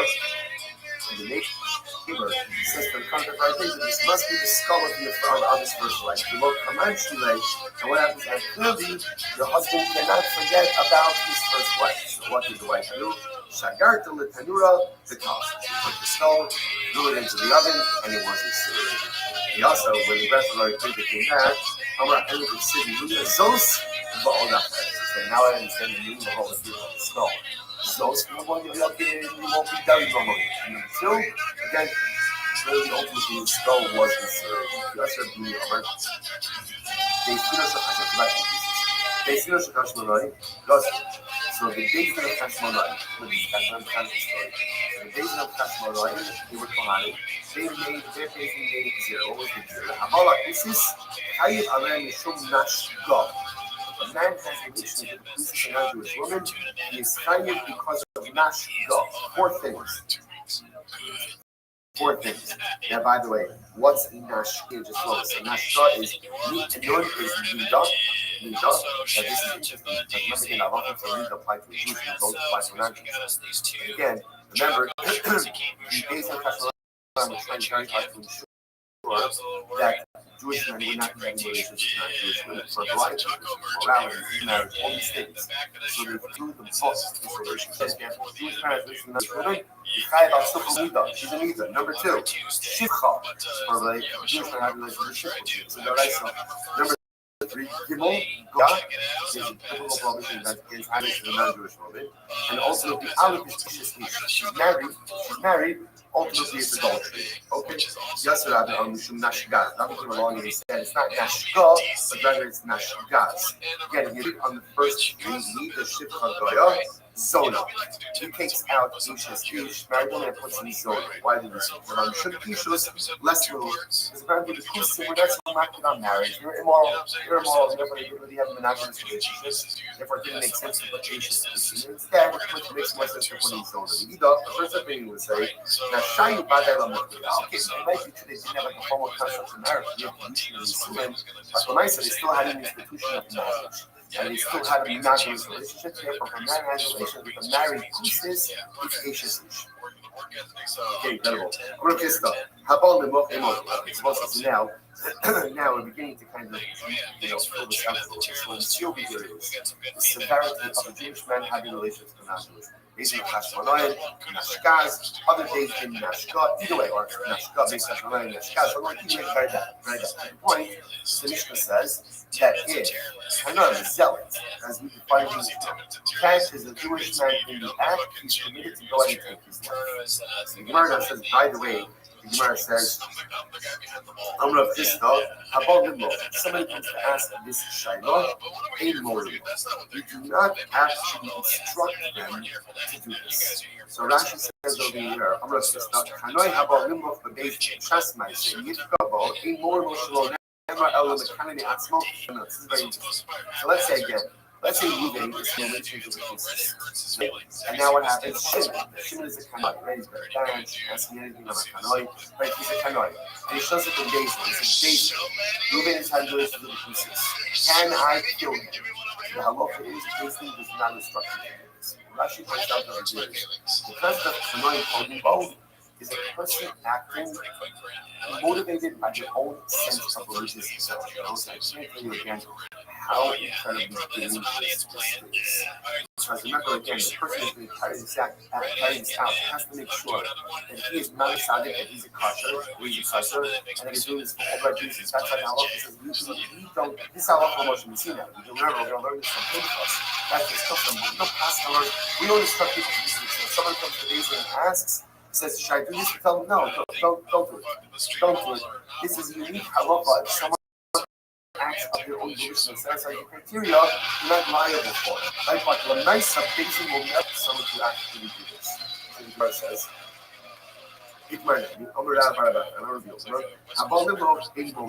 somebody asks, right? Literally, somebody comes to these, right? Somebody comes to these, and Reuben is not having a relationship with the priestess, and I'm a kanoi. So can I do it? No. So no, do not do it. You must roll. So remember again, we're going to get to this moment. The paradigmatic example of this was, or another example, the episode where this happened is remember again, Zimri was the father of Princess Shimon, had relations with husband, a Midianite princess. They engaged in a public act of immorality, and Pinchas killed Zimri. Pinchas kills Zimri and Cosby, kills them both. So this is the story that drives this concept of Boel around this. This is based on Pinchas. So let's just show you what a dangerous thing this whole thing is. Listen to this. Shakirish is in the heart of Pinchas. Let's say Pinchas, after Zimri had already finished the act, let's say Zimri finished, and then Pinchas killed him. Pinchas was in liable for bloodshed. Because I'll show you wrote it furthermore. Pinchas is trying to come into a cause by Zimri. Zimri turns around and told Pinchas Zimri would not be died. Why not? Because Pinchas has the beautiful road. So just see what even though the law says that a kanoi is allowed to kill someone in relations with our rights. But again, it's not part of the legal system. It's our promotion. The point therefore that the kanoi has the bit of a rotate. So if the Jewish man defends himself and kills the kanoi, it's touching. It's terrible. So Zimri turns around and kills Pinchas, Zimri wouldn't be chayiv. Incredible. The Gemara goes like that. Remember Moshe Shov Keiso. Balak Shito Shosho Eifosim. Moshe remember what did all of this happen? Balak, the king of Moab, went ahead and hired Bilam to curse the Jews. Bilam was unable to successfully curse them. So what does Bilam say? Bilam says to Balak, listen, lure the Jewish men into immorality. I can't curse them, but immorality is the Achilles heel of Cloud Yisrael and the Achilles heel of man. So what happened?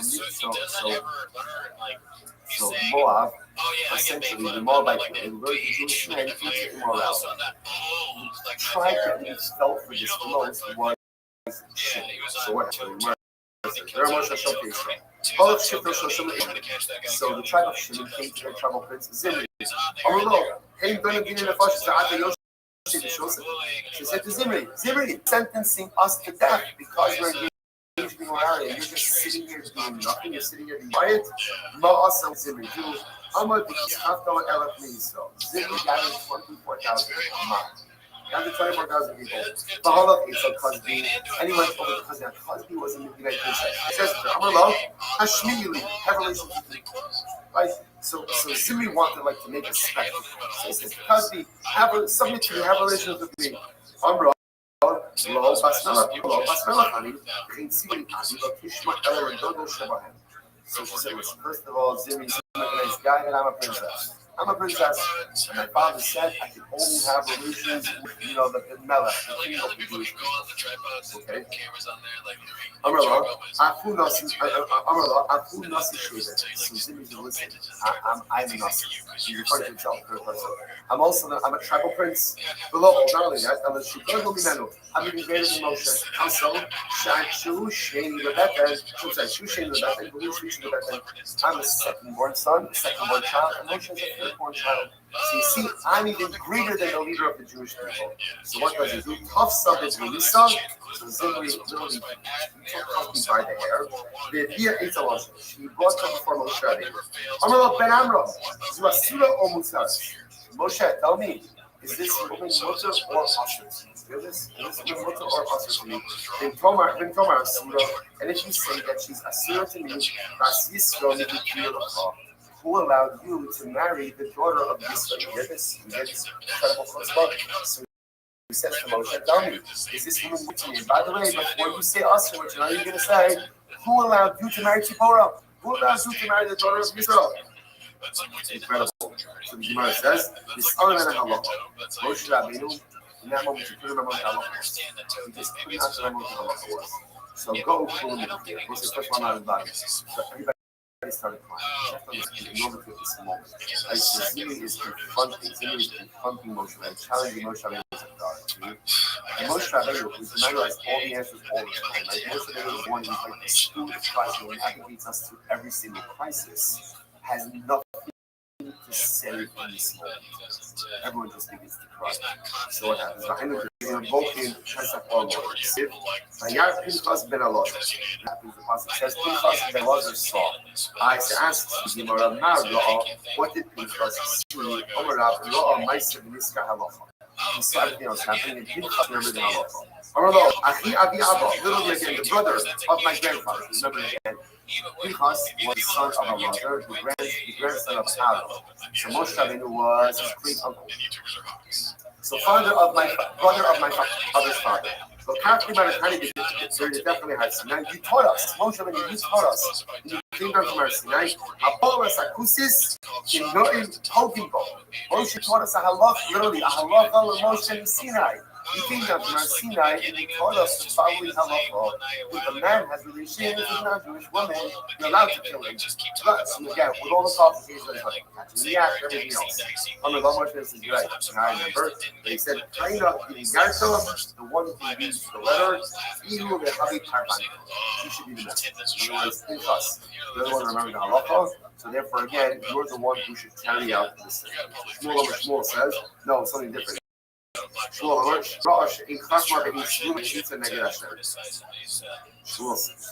says, Pinchas says something different. There is no wisdom, there is no understanding, there is no counsel. Neged Hashem. What does that mean? Hashem ain't coping to this approach. What happened over here is as follows. Pinchas, something else happened. Someone went to that halacha. Pinchas knew the halacha. Pinchas acted without consulting Moshe. Under normal circumstances, we know you can't act. How you can't act without consulting the Rebbe. You can't acting on his own volition. Why? He's still Hashem. We do not worry about the covenant. When the soul Hashem, we act decisively. Incredible. So the Gemara says, Amar good. But Yitzchak, Amar Elazar, so the Gemara, Rama Sheba Malach Mishkas Ba'am. Him coming, his morality going, the mouth was just destroying, spilling everywhere. Yaakov took Ha'iga, so things like that. So I just want to point out how fascinating this is. Really two different versions of the story. Version number one, right? Well, everyone agrees, much when they forgot Talmud. He forgot Talmud. In version number one, Pinchas reminds him of Talmud. Moses says, yeah, that's how Moshe is, right? Moses says, you remember it, so you carry it. In version number two, Pinchas never even, Moshe forgot Talmud. Pinchas didn't consult him. Pinchas just acted. Pinchas just acted. This participation of God in recurring, and Pinchas just acted. Because when there's a Chilul Hashem, all other conventions and all other frameworks simply go out. The Gemara goes like that. Vayakom Mitocha, the way kept on the other. Pinchas got up and he took a spear. This is very interesting. The Gemara says, you can't show the Knesset between Zion and this range. Now, the fact that it says Pinchas got up and he took a spear, Pinchas did not have a spear with him. Where was Pinchas? Pinchas was in the base medrash. And the Gemara says, you see from here that you do not bring weapons into the base medrash. I'm sorry. You do not bring it into the base medrash. You can't say this Knesset between Zion the base medrash. So this is really very interesting. So, by the way, this is the thing about it. What's the logic of not bringing weaponry into the base medrash? The base medrash is where we go to go ahead and prolong weapons. Go ahead and tell a short list. A lot of interesting contemporary discussion about weaponry in any event. So what did Pinchas do? He got up, he got a spear. Now, Pinchas understood that he was outnumbered, right?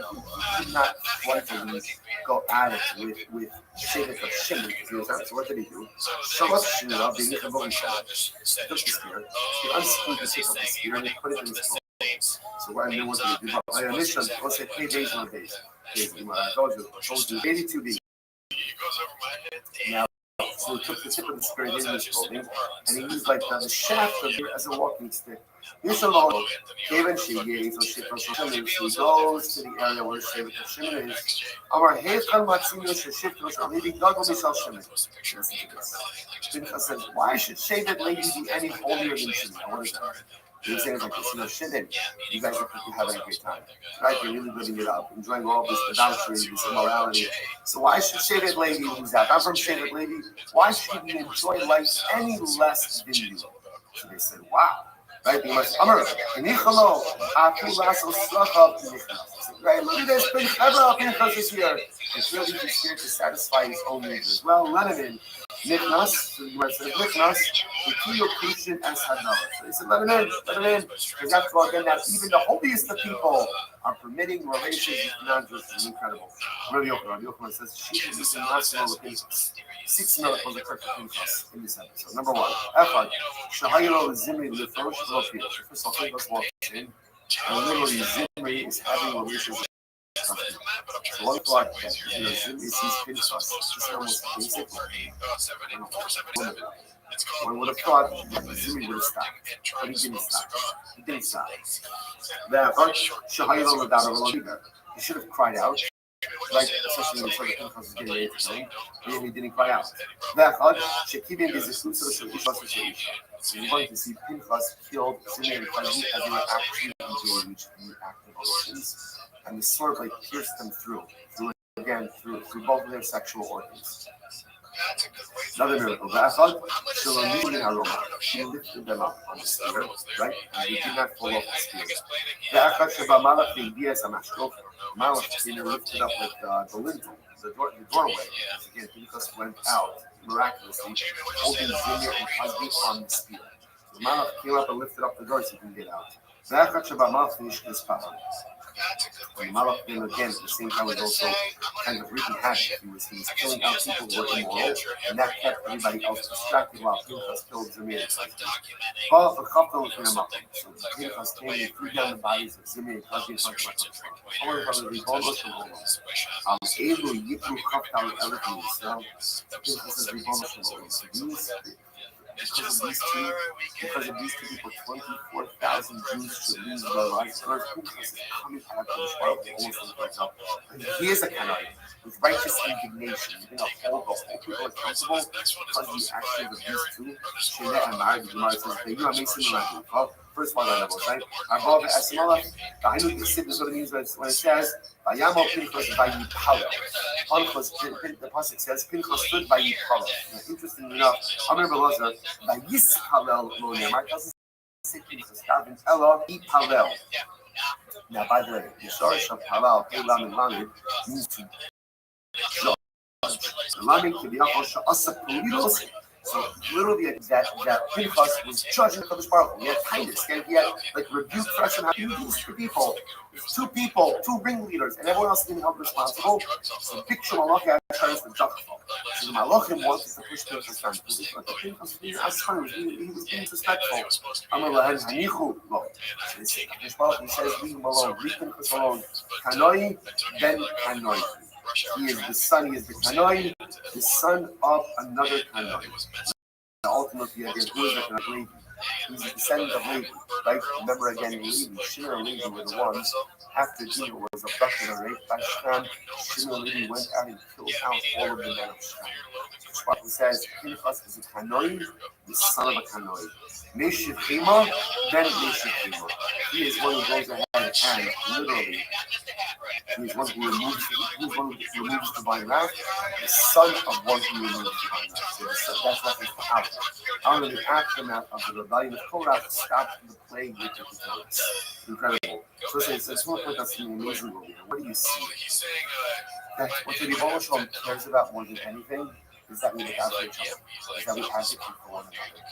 And this Baruch was even willing to excuse other trespasses because he sees that we are motivated by a love for God and stuff. So he told us was literally acting in his footsteps with back and forth.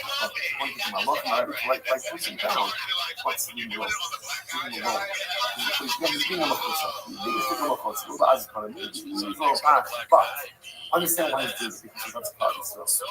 Because he's pained by what he sees happening to the other Jews. That's what motivated him back, and that's what motivated him to speak to him. The Bible says, when a Jew has such incredible abbas and somebody cares about his fellow Jews, and he's willing to even take God to task for the mistreatment of Jews, the Bible says, I'll take it. I'll take it. Leave him alone. He is a Kanoi, the son of a Kanoi. Just like Levi and Shimon did what they did for the dignity of his sister. Just like Aaron did what he did for the dignity of Klal Yisrael. So I know Pinchas is doing what he's doing for the dignity of Klal Yisrael. You speak up for the dignity of another Jew. When you are there for another Jew. When you're willing to put yourself on the line for another Jew. The Bible says that I have no time. Even if it's come with a little bit of chutzpah, it's incredible. So the Gemara says, the other tribes began disparaging Pinchas' house. They said, "We listen, then Pinchas yesterday, we can have the Imam of my brothers for Chavim, but all that nothing shaded Israel." And they started to stop disparaging him. Now remember, so Pinchas' mother was from Yisrael. Rashi says over here. Rashi says, so Pinchas' mother was one of the daughters of Yisrael, from the family of Yisrael. So the tribe started disparaging Pinchas. So look at this guy. His grandfather was a priest for Avodah Zarah. And this guy, the grandson of a priest for Avodah Zarah, has the chutzpah to kill a tribal prince. So the pasuk comes and gives the yichus of Pinchas, and Elazar ben Aaron. Again, the pasuk itself gives his yichus and say, listen, be careful what he's talking about. Yes, careful about this, it's true, but he's also the grandson of Aaron Cohen. This Baruch Moshe, Haktim Moshe Shalom. This Baruch says to Moshe, they know, literally again, remember, Hinei Nosin Obrisi Shalom. Hashem gives Pinchas the covenant of peace. So Hashem says to Moshe, go and extend this covenant of peace, of shalom, to Pinchas. Shneimar, Lachain Emor, therefore go tell Pinchas, Hineni knows in Lois See, I give Pinchas the covenant of peace. By the way, just as an aside, it's quite fascinating that of all the gifts that Pinchas could have gotten, he gets this covenant of peace. What's the shot? What's the shot? It's a very basic level.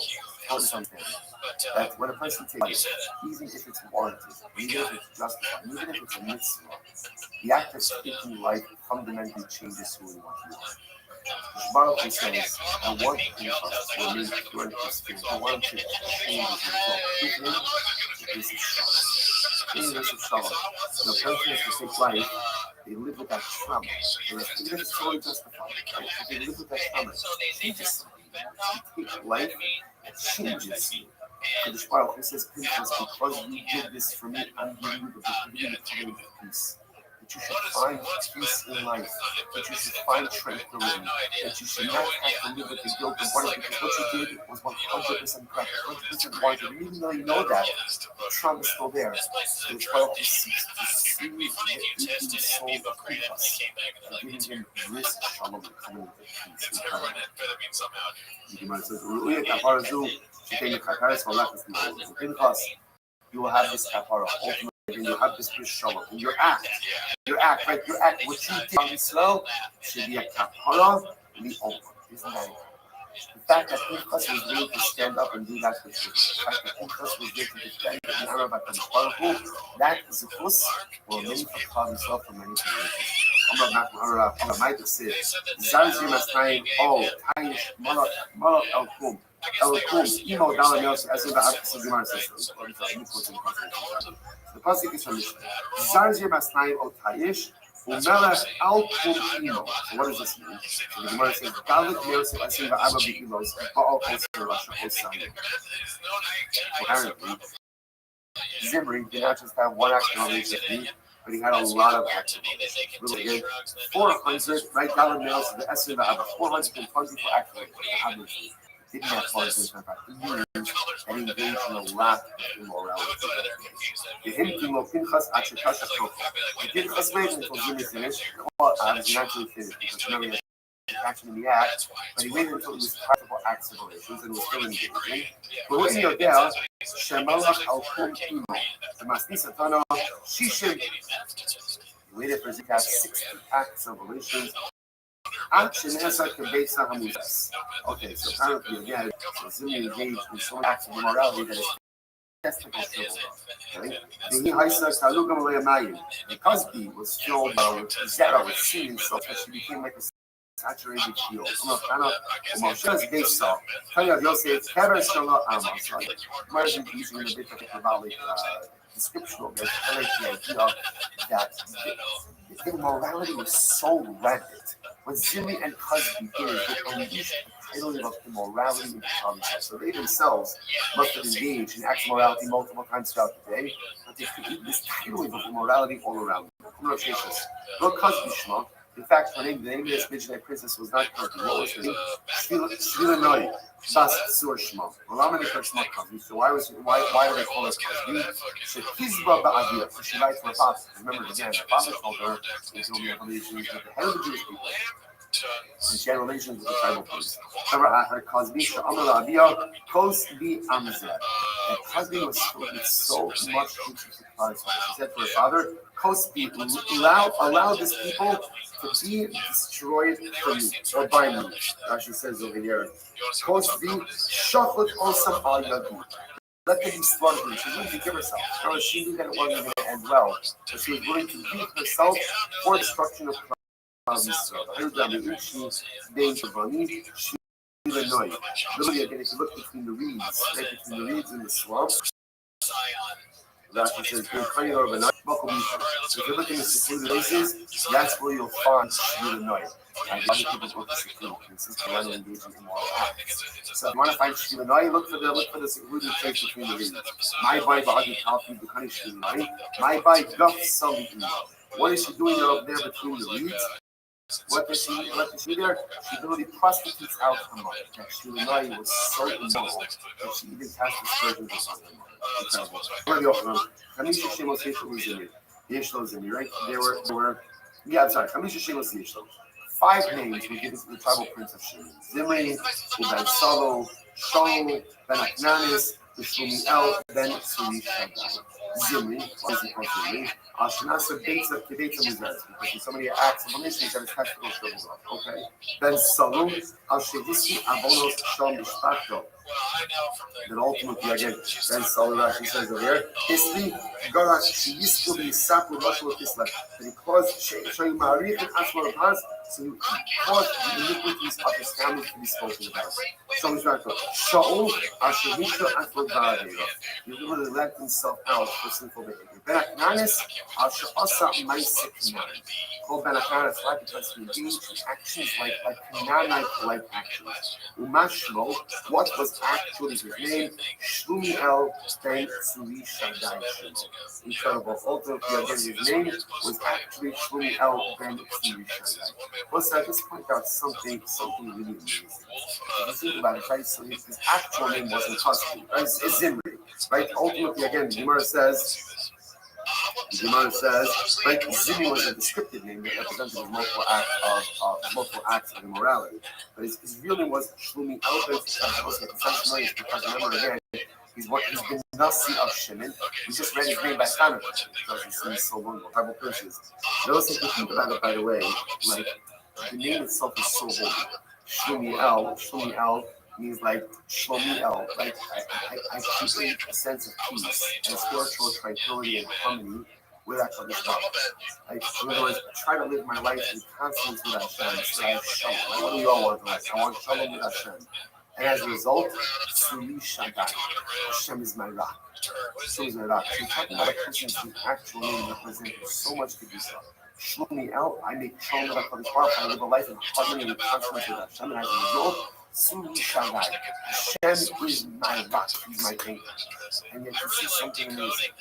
That someone so holy so you will be again dropped to the depths of depravity.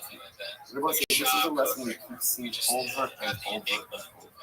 Which is no matter how holy a person is, right? Like before us last week, Moshe Rabbeinu says, "Aharon ba'atzmacha yomoscha." Do not believe in yourself until the day that you die. Because although I might take time to tell us, the same things are beyond me, I'm not pushing the beings and will be. And in one moment, I can be on the highest of high, and the next moment, I can sink to the lowest of depths. Such is the nature of this human condition. So you say to yourself, what do I do with this? It's very simple. This is why we have to live life with constant deterrence. So we have to understand everything you do matters. Every action, every decision you make matters. Because even the smallest, most innocuous decisions come in a particular direction. And that ultimately leads me somewhere. And enough bad, small decisions sets me up to that moment when I have to do a dramatic decision and I make the wrong one. And then suddenly again, I descend to the depths of the how do you go from Shlumiel Ben Suri Shaddai to Zimri in just a moment? There's a whole bunch of other things that happen along the way. But we're susceptible to sin. We're susceptible to failure. And that's why, again, living life with that constant sense of vigilance. I'm about to do something. What is it going to do? Where is it going to put me? What direction does it lead you? This constant awareness, constant vigilance. Again, I can prevent me from making mistakes because we all make mistakes.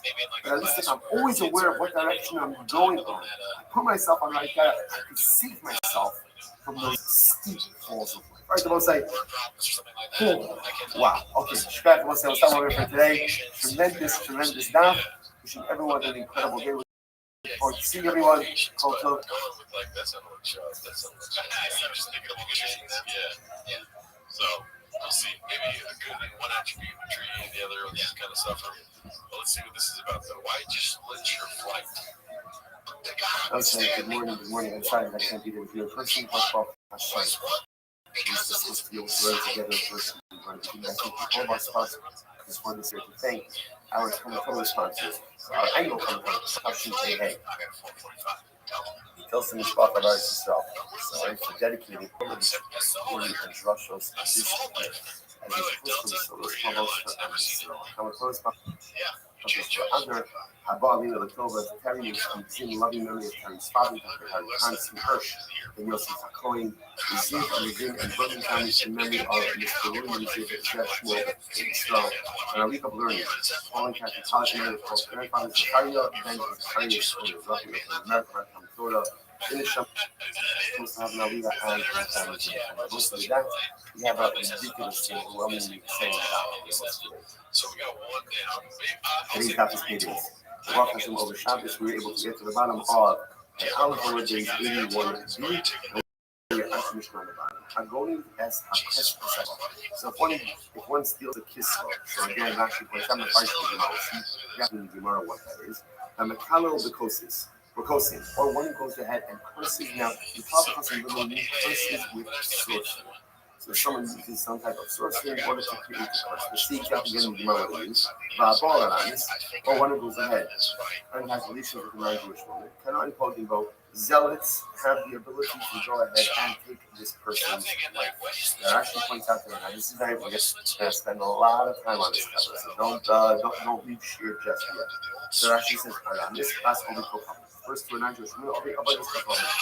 Cannot impose the Gemara actually says, and the other shade on the scanning to the social model. So who is a Kano? Who is a zealot? This is someone, first of all, himself who's a pastor, someone himself who's an upstanding Jewish person. And this kind of who really feel almost like they feel the pain about this battle. Literally, again, it's fight the battle of the Gizon. Talking about the Shosh Roras and myself. So they're able to kill this person. So again, if Canonians see someone without, like they see truth, so maybe an act of immorality with non-Jewish in the past of this book, right? And they see him engaged in the act, they're allowed to go ahead and take his life. But after in the assessment, so raising Allah for most of the again, the only thing to kill when they catch him in the act. But afterwards, ultimately, again, they're not committed to go ahead and do so. And interestingly, this is not something that's given over to David either. Rather, again, this is actually cultivate Allah for the motion to see the source of it. Allah for motion to see now. That Paul and us, the man who goes on motivations of the non-Jewish women, zealot is permitted to go ahead and take this. Again, much more Russia required. Okay. Coin Shishimi Spikuma, the Kohen, who practiced this Any fact about calling the videos of the babies, so self behind the bringing today's what do they do? And the perfect kind of zero self-responsible, the young Kohan and thinking of the out of the part of the Dutch, who must see it and smoke of the Gizar. Essentially, they hit him over the head, they kill him, they can go ahead. Literally translated, split his skull. Split his skull with Gizrin, which are pieces of wood. Again, look at that. Yeah, Gizrin says Bitcoin. Okay, you see pieces of wood. If you have a non-conforming servant in Mikdash, and you keep over the head, and you keep the sense of the Chenek, the common say, no, it's Nissi. Really, like, a lot to unpack in this issue. So let's go. So the first Mishnah copy was that if somebody steals a kisva, so again, what's a kisva? Already Huda, he's sharis. This is the first to a service utensil. So kisva is the utensil used in this initial service. Between the Omer, there's kashas and esak and for these. So again, plus that's set up. But where do you find this idea that if somebody goes ahead and steals the utensil, so this is not imposing someone's allowed to kill them. So the Prophet says, so it's a little bit of a play on words. So remember again, it's technically about the Levian who are obligated to transport the ark. So now what was that the ark had to be covered by the Kohanim before the Levian would take hold of it to move it. The Marjans of the air below literally again. We should not stand idly by while the base of is diminished. Rather, again, those who are causing the diminution of the base of in this case, the stealing of the Sharis, ultimately should be put to death. It's incredible. So that's the first case. A person who goes ahead and steals it up Now, he's not driving an illegal car. From the basement, he tries to cancel. I'm sorry. Yeah, the Raptor is like a Raptor. Next, the Gemara says, "V'matal b'kosim." One of those that literally again curses with sorcery. What is it? Somebody says, "Yakir kosim as kosmo." The person says the sorcery should curse the one who curse sorcery is power. So it's a reference to HaKadosh Baruch Hu. So a person curses the Lord with the sorcery. Now, one of you came around Abba Mari on me. Yakelu kosim lo ultimately, and the kosim, the sorcery should go ahead and curse against its creator and the one who endowed it with its power. So therefore, again, if he's a kosim, is a person cursing HaKadosh has to show him with sorcery. Okay. Next, the most like this is not going to be the bulk of our series. So of course, the one that really catches our attention dramatically is the Mishnah says that if a man goes ahead and has relations with a non-Jewish, I'm not important about so I cannot be a zealot. Now again, remember, so that we define what is zealot. It's the someone of selfish Adam Kasher that is actually pointed out over here. The Russian was the name Adam Kasher, supposed to be Adam Kasher, and their motivation is totally to defend the honor of HaKadosh Baruch Hu. If they catch a Jewish man in this act, that has to be in the act, they're allowed to take his life. If it's after the fact, they're allowed. Yeah, they're going to take his days in can't get it here. But I mean, that's kind of so 83. So the following question: what happens if let's say there were no zealots around? And so the person, the Jewish man, committed this non-Jewish woman. So what is his punishment under those circumstances? So the Gemara says, so Rav forgot. He forgot the halacha. He couldn't remember the halacha. He forgot. So the Gemara says, "As trying to do that night of Kahana had he saw the following passage. But Yehuda, B'to'iva Nastam Yisrael, Kichila Yehuda Kodesh Hashem Asher Har, Baal Bas El." So it comes to the pasuk from Malachi. The pasuk literally says again, Yehuda was doubled against Hashem, engaged in an abomination, or an abomination occurred with his father's son and Yerushalayim, because Yehuda profaned the Kodesh, that was love, and Baal Bas El relations again with the daughter of an El Mishar, an alien god. Alright, so this was the dream. So in the dream of Kahana, so again, just to follow the progression of it. Someone asked Rav, what happens if a Jewish man has relations with a non-Jewish woman? And no one caught him in the act. So again, no one's allowed to kill him, obviously. David can't even do anything. What's his punishment? He's supposed to back know what's his punishment. Rav couldn't remember. That night of Kahana has a dream. And in the dream, he sees this pasuk. So what happens? Amalei, how can you carry it? So if Kahana told Rav the dream, Rav said, as a result of that dream, I pray Rav Lidmar. It's Rav remember the teaching, you remember the rule.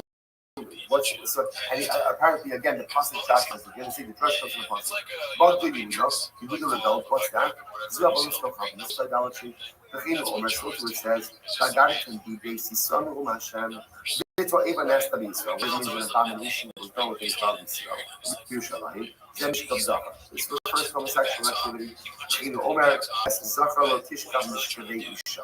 So either Kichila Yehuda Kodesh Hashem, because Yehuda has profaned the same thing as Hashem. Zu Zona. First, ultimately, I had to a Zona for her with Kichila Omer Kodesh. Also again, so nothing over here in my life is regardless of task for all these different things that is lastly, the Baal Bas El Mechad has a relation is literally again with daughter of the alien God. What is that refer to? This refers to a Jew relation with a non-Jewish. That's what it means to have a relation with the daughter of an alien God. Have a relation with a non-Jewish woman. And see by saying, what does it say afterwards? Yachveis Hashem le'ish asher yov, u'mangish mincha la'Hashem tzivachos. So this is the punishment. So what's the punishment? Here we go. Incomparable, if the Jew who committed this transgression, a relation with a non-Jewish woman becomes so then what? Lo yiyeh lo keret b'chachamim ba'ono b'tamim. His son will not be a tamim. So again, literally translated, say if it's a chacham relation with this non-Jewish woman, and it means literally again, his son will not be amongst those who are awakened. like it goes well bright in the Talmidim, and nor will he be able to converse with the Talmidim. So again, the punishment for Talmid Chacham relations with the non-Jewish woman. Ultimately, again, see one of us always Talmid Chacham. They're both saying that. Well, let's one more line. In coming who, and if he's a Kohen, lo yelo ben magish michal Hashem tzvah. So if he's a Kohen, his son will not continue in his Kohen. It will be again, his son will not be the Kohen. So let's say, so I have something interesting. First of all, I'll see you. Number one, Sassin Zir, you are talking about Talmid Chacham and relations with the non-Jewish woman. This teaches you something amazing. That no person is above sin. No person is above sin. Person can get Talmid Chacham, learning Torah about Hashem Yom Malayla, day and night. But a man and a person is human being. We all have our weaknesses and we all have our wants, our desires, and situations. To be real about these things. You know, sometimes you want to things what is like this. There's certain things I've been young, but I would never do that. So, yes, you would. Given fertility, we would do a lot of different things. Ladies are coming, unfortunately, it's falling to the web of immorality. It's really important to show. The other interesting idea is if you notice a pattern. So if you come from revelations for non-Jewish women, his son will not be a Talmid. If it's already, his son doesn't mean what? That it's specifically like immorality. Immorality imprints itself on this, and specifically imprints itself on children. An immoral father cannot raise a holy son. And this is irrelevant to the son. Knows about what the father did. Doesn't know about the nittiness. If there are certain things that fundamentally came to inward. Immorality is one of them. So a man goes ahead and engages in this type of illicit relationship. And again, what's fascinating about this is like, it's not one of like the arayos that's punishable by mis or by something else. Remember, again, this is kano and poginbo, but if the kano doesn't get the person in the middle of the act, there's no follow-up. There's no follow-up. It's engaging level. And yet again, you see that this level of moral trespass is so profound that it imprints on my children. I could be based on in the world, but if I do this, my kids are not going to become a prophet. I could be a Kohen. But if I do this, my kids, and again, it's not a punishment, it's a result. If I am wrapped up in immorality and manifest myself that I'm having relations with these other women, by definition, that is going to impact my ability to raise an inspired family. It's not a punishment, it's just a reality. It's just a fact. It's just the way that it works. Such an I'm going to keep whoever has relations with non-Jewish women is marrying idolatry. So the Pasuk says, Pasuk says he has relations with the daughter of a true God. If he bas Israel El Mechar doesn't hold his other have a daughter, and this refers to a Jewish man who has relations with a non-Jewish woman. Kasov is the Zikar. Kasov out. About the Russell Shal Yakim Zos for Odachar. So remember that. I'm probably shocked of the worst as a man, Yakim, unfortunately, again, was. So unfortunately, again, that cloudy story was very well curious. Part of this punishment was that the Nabi told him not to be charged. So it was written on the skull of Yehoiakim, Zos va'od acheres.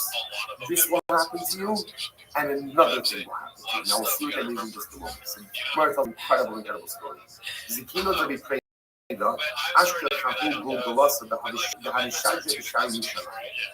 the grandfather, the father, Zekino usually the grandfather, of the Restream, found the skull. And the skull ultimately again was cast to the side by the gates of Yerushalayim. Of the city Zos va'od and on the skull was written the phrase, Zos this and something else. Now, he didn't realize that this was the skull of the king Yehoiakim. So what did he do? Cover up.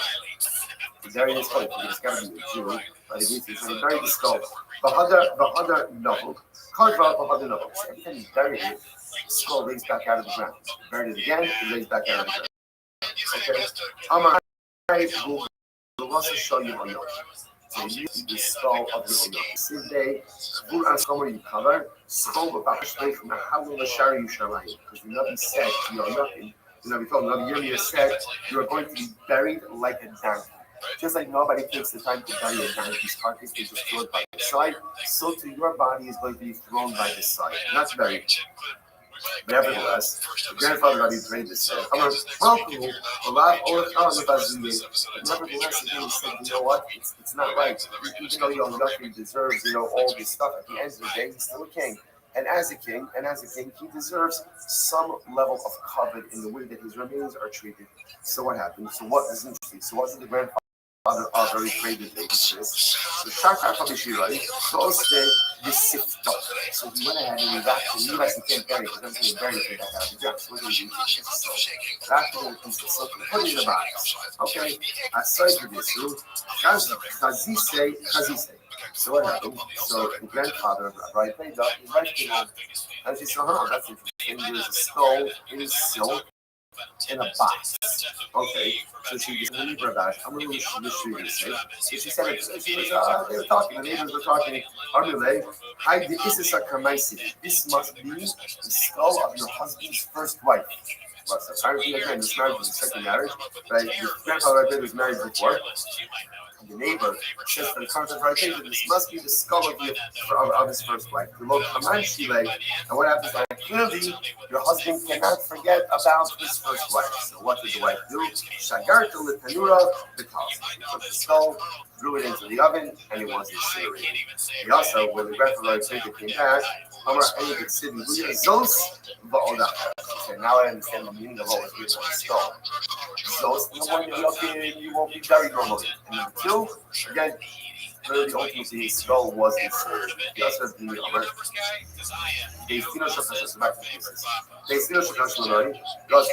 So the Basin of Hashmonai, story. So the Basin of Hashmonai, they were Kohanim. They made their Basin made it zero. What was it zero? Habala Kusis, Chayiv Alem Mishum Nash Go. If a man has a relationship with a piece of marriage with a woman, he is chayiv because of nash go. Four things. Now, by the way, what's nash go? We'll see in this flow. So nash go is nun is nida. This is interesting because remember again, I often for nida apply for Jews, but both apply for non-Jews. Again, remember, the days of Hashemah were trying very hard to ensure that Jewish men would not have any relations with non-Jewish women for a variety of reasons. Morality, intermarriage, all these things. So they tend to do and fought this relationship. They said, Jewish marriage is not Jewish woman, she's a nida. Number two, shifcha, or like Jewish marriage is a shifcha. This is the right side. Number three, gimel, goya, is a typical publishing that can have relations with non-Jewish women. And ultimately, Aleph is Ish's ish. She's married, ultimately it's adultery. Okay? Yes, Rabbi, Mishum Nashgaz. Obviously, along in the sense, it's not Nashga, but rather it's Nashgaz. Again, we agreed on the first three. Read the Shifcha Goya, Zona. He takes out Ish's ish, not even a person Zona. What? Mishum Ishus, less than apparently the Kusim, that's what not on marriage. They're immoral, they have monogamous relationships. Therefore, it didn't make sense to put Ish's issue. Instead, it makes more sense to put in Zona. The first thing you would say, now, Shayu Badai on the thing. Okay, like you today can have a formal concept of marriage. The institution in the ceiling. But for myself, they still had an institution and they still had a monogamous relationship. Therefore, when man had a relationship with a married pieces, it's Ish's issue. Okay, incredible. I'm going to stuff. How about the most emotional? Okay, so now, we're beginning to kind of, overstand what we still be here is the severity of a Jewish man having relationships with non-Jewish. Using the Hashmonai, Nashgaz, other days in Nashgaz, either way, or Nashgaz, basically, Nashgaz. So we can make the point that the Mishnah says that if Hanan, as we define in this is a Jewish man in the act, he's committed to go ahead and take his wife. The Gemara says, by the way, the Gemara says, I'm going to this dog. About limbo. Somebody comes to ask this Shiloh, a motive. You do not actually instruct them to do this. So Rashi says over here, I'm going to this dog. I know I have about limbo for the base. Shas might say, Yitkabo, a motive shalo, Nemra El Mechanin Atzmo. Very interesting. So let's say again, Reuben is having relations with his sisters, right? And now what happens? Shimon is a kanoi. Asking anything about kanoi. He's a kanoi. And he shows up in Bezin. It says Bezin. Reuben is having relations with the sisters. Can I kill you? Halacha is Bezin does not instruct. Rashi points out over here is because the kanoi told him both. is a person acting motivated by their own sense of religious desire. I can't tell you again how incredibly dangerous this is. Because remember again, the person who's going to carry this out has to make sure that he is not decided that he's a kosher, and that he's doing this for all right reasons. That's why Allah says, we don't, this is how Allah promotes in the Sinai. Remember, we're going to learn this from Pentecost. That's where this comes from. But we don't pass the words, we don't instruct people to do this. So if someone comes to these and asks, says, should I do this? We tell them, no, don't do it. Don't do it. This is unique halacha. If someone acts of their own volition and satisfies your criteria, you're not liable for it. Right? But the nice subdivision will never instruct someone to actually do this. So the Gemara says, somebody asks, right? Literally, somebody comes to base, right? Somebody comes to base, and having a relationship with a kusis, and I'm a kanoi. Can I do it? No. You tell him, no, do not do it. Not only that, so remember now, when you get to this moment, he tries to mention what this was, or just like an example, the episode where this happens is for the Pinchas. Remember again, Zimri was a tribal prince of Shilin, had relations with his husband, and making it business. They engaged actually in a public act of immorality, and Pinchas killed Zimri. Pinchas kills Zimri and Cosby, kills them both. So this is the story that drives this concept of Boel, Aramis, or Boel, this is Hanoi smoking bowl. Say something else. So let's just to show you what a dangerous thing this whole thing is. Listen to this. Should Pirish Zimri Bahago Pinchas? Never at all. Let's say Pinchas killed Zimri after she had already finished the act. Let's say Zimri finished the custody. And then Pinchas killed him. Pinchas would have been liable for bloodshed. Pinchas never at all. Snap back Zimri Bahago Pinchas. Maybe I don't know. Try to roll it furthermore. But Pinchas was trying to go and touch Zimri. Zimri turned around and killed Pinchas. Zimri would not be guided. Why not? Because Pinchas has a bit of a road. So he's still kind of fascinating. Even though the halacha says that a kanoi is allowed to kill someone who's having relations with an aramis, but again, it's not part of the legal system. It's a lot of emotions here to the point, therefore, that the kanoi has a bit of a road. So if the Jewish man defends himself and kills the kanoi, it's putter. It's terrible. So Zimri turns around and kills Pinchas. Zimri. Incredible. Zimri goes like, "Moshe Shel Peace." What should this show? Remember, when did all of this happen? Balak, the king of Moab, went ahead and hired Bilam to search the Jews. Bilam was unable to successfully search the Jews. So what does Bilam do? Bilam says to Balak, listen, lure the Jewish men into immorality. I can't curse them, but immorality is like the Achilles heel of the problem. So the Achilles heel of man. So what happened? So Moab, essentially the Moabite, they lured the Jewish men into immorality. The tribe that we felt for this the most was Shittim. So what happens? So the tribe of Shittim came to their tribal prince Zimri. They said to Zimri, they're sentencing us to death because we're engaged in immorality. And you're just sitting here doing nothing. You're sitting here being quiet. Also, what did Zimri do? Zimri gathered 24,000 people. Gathered 24,000 people.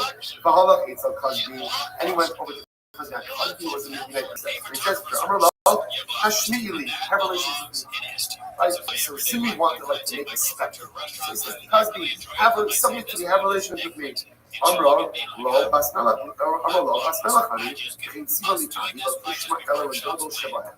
so she said, listen, first of all, Zimri seemed like a nice guy, but I'm a princess. I'm a princess, and my father said I could only have relations with, the Melech, the king of the Jewish people. Okay? Amrullah, Afu Nasi Shaver. So Zimri said, listen, I'm Nasi. He's referring to himself in the third person. I'm a tribal prince. Below, not only that, I'm even greater than Moses. How so? I'm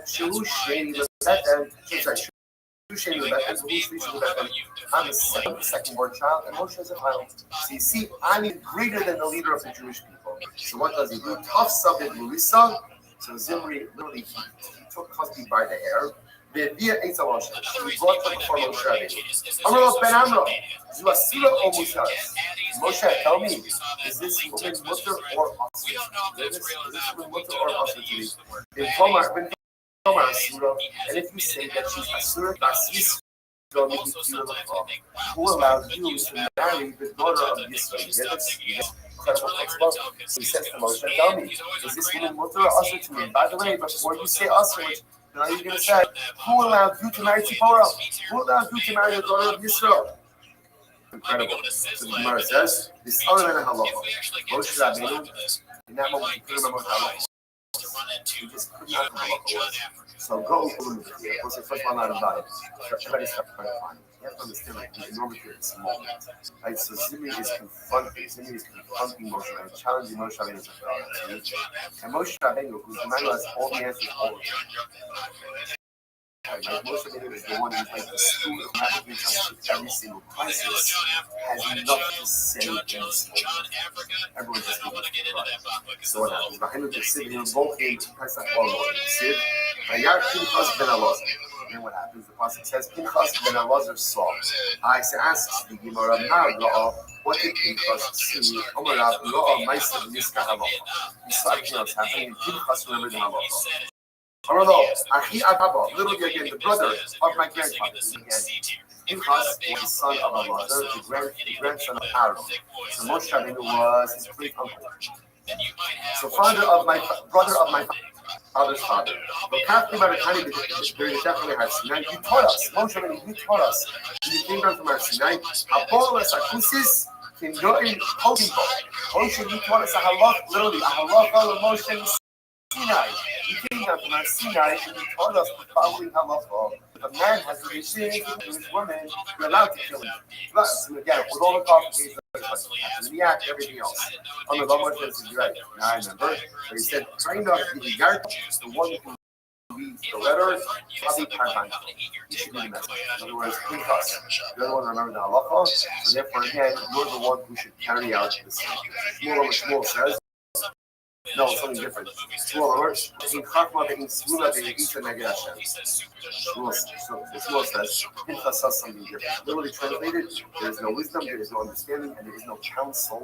Neged Hashem, opposite Hashem. What does that mean?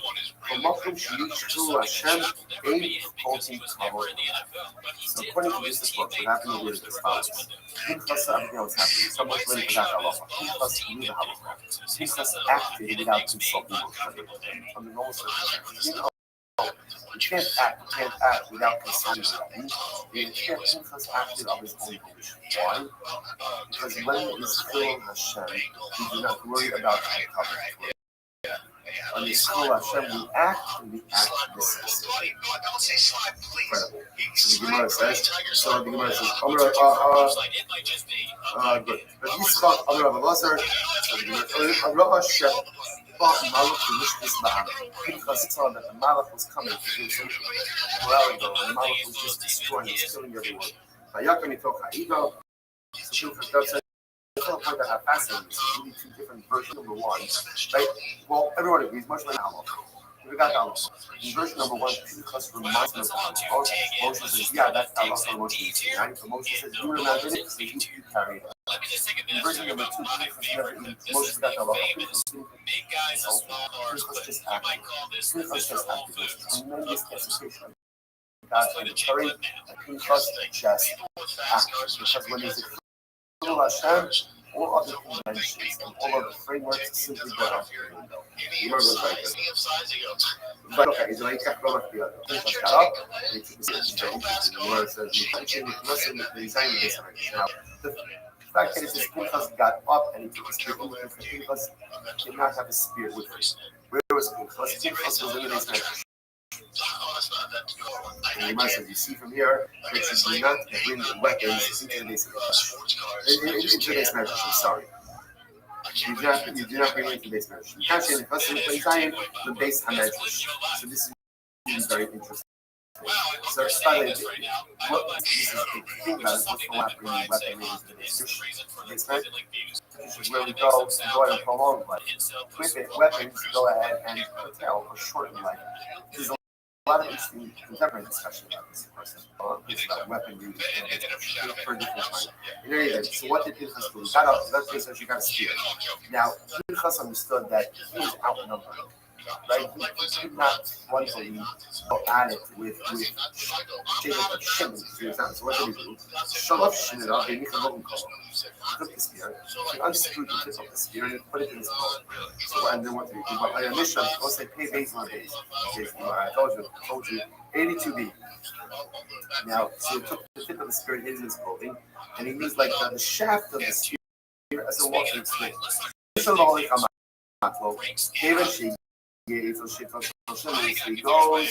the area where the ship discriminates.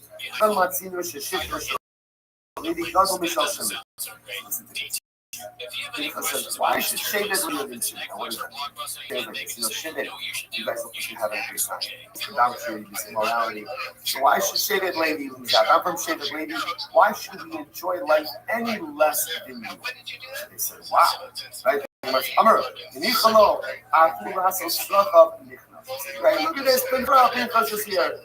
And clearly he's here to satisfy his own needs as well. Lenin, Nichnas, the Gemara says, Nichnas, the Tino Mushin as Hadnavar. So he said, let him in. Well, again, that even the holiest of people are permitting nations which are not Jewish. Really, Yochanan says, he's a 6 miracles of Pinchas. Number 1, Echad. Shahayro Zimri Lifrosh Loki. So Pinchas walks in.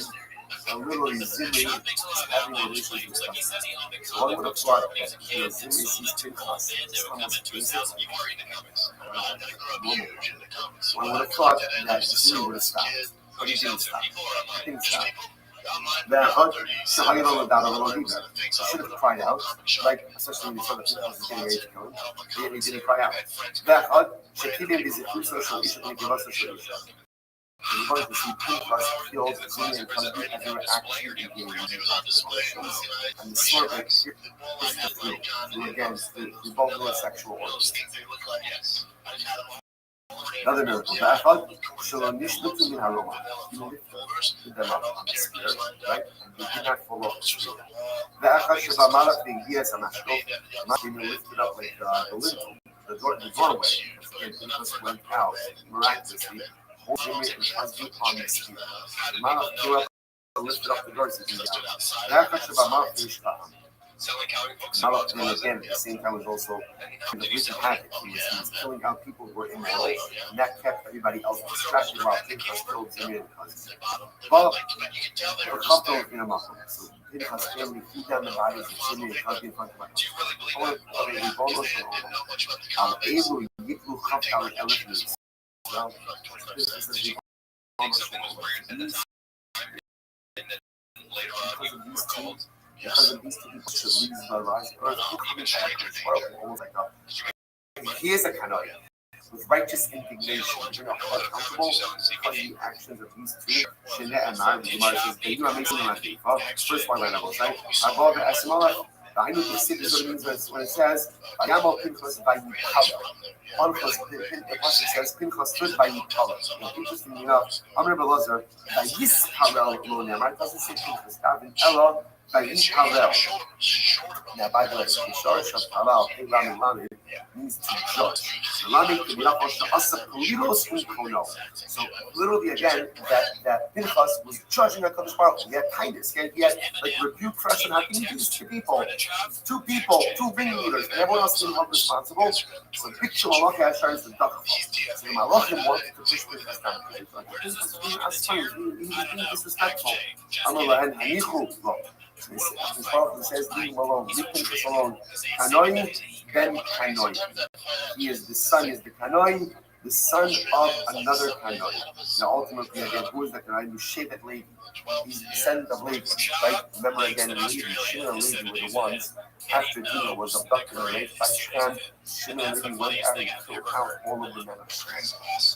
Says, Pinchas is a Kanoi, the son of a Kanoi. Nation Ema, then Nation Ema.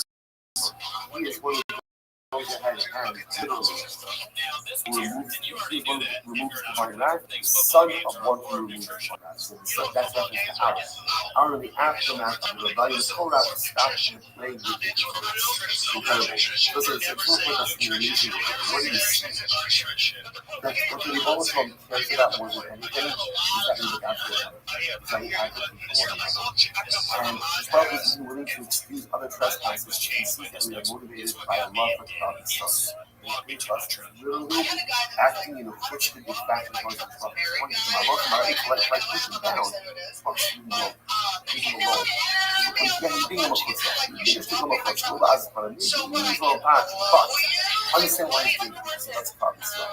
Because he's pained by what he sees happening to the other Jews. That's what motivated him back when that was motivated him to speak it. Well, he says, when a Jew has such incredible abbas and something, he has by his fellow Jews, so it's God to task for the mistreatment of Jews, which Bible says, I'll take it. I'll take it. Leave him alone. He is a Kanoi, the son of a Kanoi. Just like Levi and Shimon did what they did for the dignity of their sister. Just like Aaron did what he did for the dignity of Klal Yisrael. So I know Pinchas is doing what he's doing for the dignity of Klal Yisrael. You stick up for the dignity of another Jew.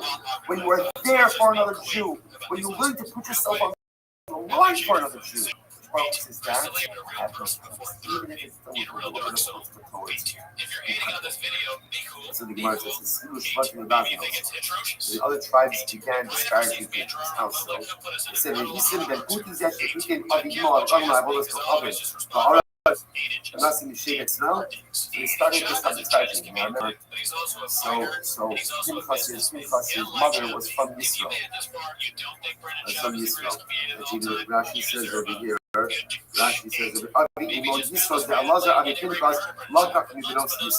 so Pinchas' mother was one of the daughters of Israel from the family of Israel. So the tribe started disparaging Pinchas. So look at this guy. His grandfather was a priest for Avodah Zarah. And this guy, the grandson of a priest for Avodah Zarah, has the chutzpah to kill a tribal prince. So the pastor comes and gives you yichus. Then Elijah ben Aaron. Therefore, again, the pastor is it's true, but he's also the grandson of Aaron HaKohen. When it was from Moshe, Hakdei Moshe Shalom. The prophet says to Moshe Rabbeinu, literally again, remember, Hineni Nosin Obisi Shalom. Hashem gives Pinchas to covenant of peace. So Hashem says to Moshe Rabbeinu, go and extend this covenant. This covenant of peace, of shalom, to Pinchas. Lachain Emor, therefore go tell Pinchas, Hineni Nosin Obisi Shalom. See, I give Pinchas the covenant of peace. Now, by the way, just as an aside, it's quite fascinating that of all the gifts that Pinchas could have gotten, he gets this covenant of peace. What's the pshat? In a very basic level, it's important to understand that when a person takes a life, even if it's warranted, even if it's justified, even if it's a mitzvah, the act of taking life fundamentally changes who we want. Who says, I want Pinchas to remain pure and distinct. I want him to change as a result. Give him the grace of shalom. Give him the grace of shalom. When a person has to take life, they live with that trauma. Even if it's totally justified, right? If they live with that trauma, it changes something. You take life, it changes. So the Shmuel says, Pinchas, because you did this for me, I'm giving you the covenant of peace. That you should find peace in life. That you should find tranquility. That you should not have to live with the guilt of what because what you did was 100% correct, 100% warranted. And even though you know that, the trauma is still there. The Shmuel seeks to see the aching soul of Pinchas and giving him this shalom and coming with peace. Pinchas, you will have this kapara. Ultimately, again, you have this shalom. In your act, what you did for Klal Yisrael should be a kapara you own. The fact that Pinchas was willing to stand up to that issue, the fact that Pinchas was willing to defend the honor of his Baruch, that is a pussy will remain for Klal Yisrael for many generations. I'm not say, Zarjim Asnaim, oh, Taish, Malak El Kum, Imo Galamels, as in the Absent Gemara. The Pasik is from Mishnah. Zanzir Basmai or Kaish, Umela Alpum Imo. So what does this mean? The Gemara says, David Mercy Asim Ba'as Baal also Rasha Osani. So apparently, Zimri did not just have one activation with Kaish, but he had a lot of activations. Zimri again, 400, right? David Mercy Asim Ba'as 424 activations. Obviously, didn't have correlation. It means that he engaged in a lot of immorality. فهمت لو Pinchas actually touched his coco. When Pinchas waited until Zimri finished, well, obviously not say finished because remember he had to catch him in the act, but he waited until he was fired out from multiple acts of violations and he was still engaging. So what you know there, Shemalach al Kum Kimo, the Mastis Atano, Shishim, later for Zimri to have 60 acts. Actually, the gates not only seven. Okay, so apparently again, so Zimri engaged in so many acts of immorality that his testicles shriveled. He was filled with semen so much that she became like a saturated field. So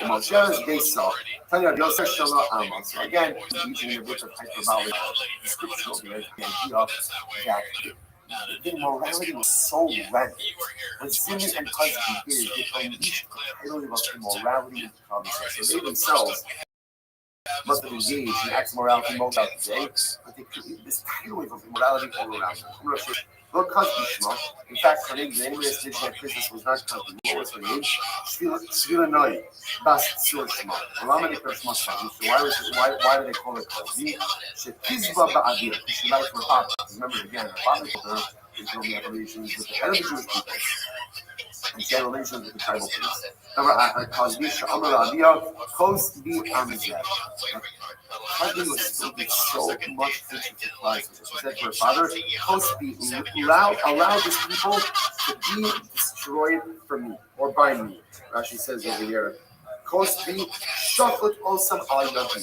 Let them be slaughtered. She wouldn't give herself. Remember, she knew that it wasn't going to end well, but she was willing to give herself for the destruction of Israel.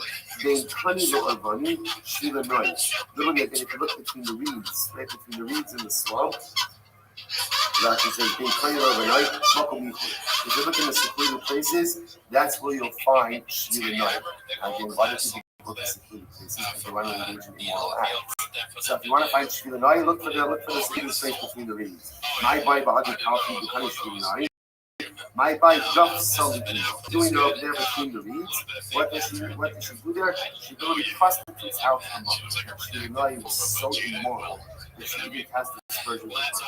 Incredible. I'm gonna be open on Hamisha Shemos Zimri. There were Hamisha Shemos Yishol. 5 names were given to the tribal prince of Shem. Zimri, Ben Salo, Shaul, Ben Aknanis, Shmuel, Ben Surishadai. Zimri, why was he called Zimri? Ashnasa Beta Kedeta Muzet, because he's somebody acts of relations that his testicles shriveled off. Okay. Ben Salu, Ashid, Disney Abonos Shom Despacto. And ultimately, again, Ben Salu, she says over here, Disney, Garas, she used to be Saku, Rushmore Disney. But because she married and asked for a pass, she caused the iniquities of his family to be spoken about. Shaul, Asherisha Atlo Baradeva, he literally let himself out for behavior. Ben Aknanis, Asha Asa Maisikinan. Called Ben Aknanis, right? Because he engaged actions like Canaanite-like actions. Umashmo, what was actually his name? Shmuel Ben Tzirisha Daishin. Incredible. Also, again, his name was actually Shmuel Ben Tzirisha. What's that? Let's point out something really interesting. If you think about it, right, so his actual name wasn't Cosby, right? It's Zimri, right? Ultimately, again, the Gemara says, right, Zimri was a descriptive name that represented multiple acts of immorality. His real name was Shimon Elbert, because remember again, he's the Nasi of Shimon. We just read his name by Hanukkah because it seems so long ago. Tribal princes. Those who think about it, by the way, like the name itself is so holy. Shmuel means like Shmuel, right? I create a sense of peace and spiritual tranquility and harmony without Hashem. Like, in other words, try to live my life in consonance with Hashem. So I want, right? I want shalom with Hashem. And as a result, Suri Shaddai. Hashem is my rock. So is my rock. So talking about a person who actions so much to detail. Show me out, I'm showing that some well, I live a life of harmony and confidence with Hashem, and as a result, Suri Shaddai. Hashem is my rock. He's my anchor. And yet to see something amazing. That someone so holy could literally again drop to the depths of the pit. I will say this is a lesson we keep seeing over and over and over. Which is no matter how holy a person is, right? Like we spoke about last week, it never says, "Atam ba'atzmecha yomoscha." Do not believe in yourself into the day that you die. Because a lie might think, for us also, that certain things are beyond me. We have human beings, and we're weak. And in one moment, I can be on the highest of high, and the next moment, I can sink to the lowest of depths. Such is the nature of the human condition. So you say to yourself, what do I do with this? It's very simple. This is why we have to live life with conscience. Because we have to understand that everything we do matters. Every action we take matters. Every decision we make matters. Because even the smallest, most innocuous decisions put me on a particular diet. And that diet ultimately leads me somewhere. And enough bad, small decisions sets me up for that moment when I have to make a really dramatic decision and make the wrong one. And then suddenly again, I descend to the depths of the faith. You don't usually go from Shuriel Ben Suri Shaddai to Zimri in just a moment. There's a whole bunch of other things that happen along the way. We're susceptible to sin. We're susceptible to failure. And that's why they're living like a constant sense of vigilance. I'm about to do something. What is it going to do? Where is it going to put me? What character does it eat me? It's constant vigilance. Again, it's not going to prevent me from making mistakes because we all make mistakes. But at least if I'm always aware of what direction I'm going on, put myself on my path, I can save myself from those steep falls. All right, the most like, wow, okay, scratch one second, stop over for today. Tremendous now. Wishing everyone an incredible day. Look forward to seeing everyone. Koto and Shah. He's given up. To his credit, he's used to saying words like night or fight, and the IGH makes an I, so rally, right? Very confusing. Yeah. So linguistically, he's still incorrect, but I can see where he's coming from. North Carolina, August 19th, 21st. First, I want to say good morning, let us begin. Right? Yeah. I'm not in North Carolina anymore. Taking all of our responses for this morning show today. Our annual comic book response to Touch Tuesday, 5785. Those who talk about yourself, we're dedicating all the school instructions of this year as his host and songs follows the Amisrael. Our comic book response is for the month of Adar, Habali of the Torah, Terry and Steve June, and loving memory of Terry's father, Dr. Harry Khan, Steve Hirsch, Ben Yosef Hakoin, received what you did. And then your families in memory of Mr. William Duke, Zeb Shmuel, Ben Yisrael, Hilda Buchanan. The film sponsor for today, Adam Ponka, in memory of Moshe Ben Amir. Moshe Ben, his birthday is today on Zayin Adar. Beautiful dedication, and it's close to we have the ability, opportunity to witness the beautiful product of those that American art, all the show stuff and the families in the come up. All of those who really push to have them together, come for the East. From the American the rest of our home. And their holy soldiers who call Maaseh. Because we got the beautiful God ahead of us, right? So we got 80. We are picking up at the Mishnah on test, sorry. On test release 79. Just to orient themselves a little bit. So the Mishnah spoke about a very interesting thing. This Mishnah spoke about a Roseah, a murderer, who got mixed up with other people. So quite literally, the group got mixed together, and apparently we don't know this group. So it kind of said, who knows two? One is Potter. Nothing like Israel. He says, no, what do we do? Constant, awesome people. We go ahead and we bring them all into an enclosure. Closed space that Joshua points out, keep them quality, and allow their stomachs to explode. Essentially, kill them passively. Which you want to ask a very simple question. Malachir, by the way, what exactly is the case? We understand that there's Reuben, right? Obviously, we can't identify who Reuben is because if we identify him, then Halacha L'maaseh wouldn't have this problem. But the Shiloh here, who are the Achirim? Reuben is getting mixed into a group. Who is this group?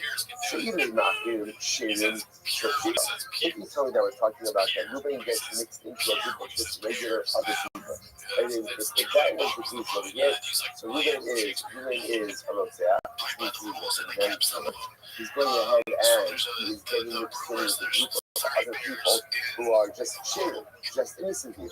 And literally, we don't know who's the rest of the innocent people. So of course, the Tanakh makes sense. The Tanakh, everybody is talking. What are you going to do? What are your options over here?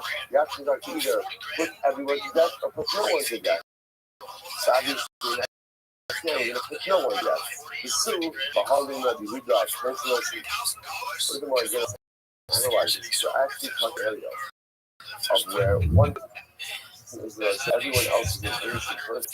Is that Yehuda going to say that under those circumstances, you're going to put everyone together in a keep, like you put everyone, like in a jail cell or whatever, and incarcerate everyone together and just keep them bodies with their stomachs exposed, knowing that the people in this group are innocent, doesn't make any sense. What is the case? What is the Rotzea Shenistari doctrine?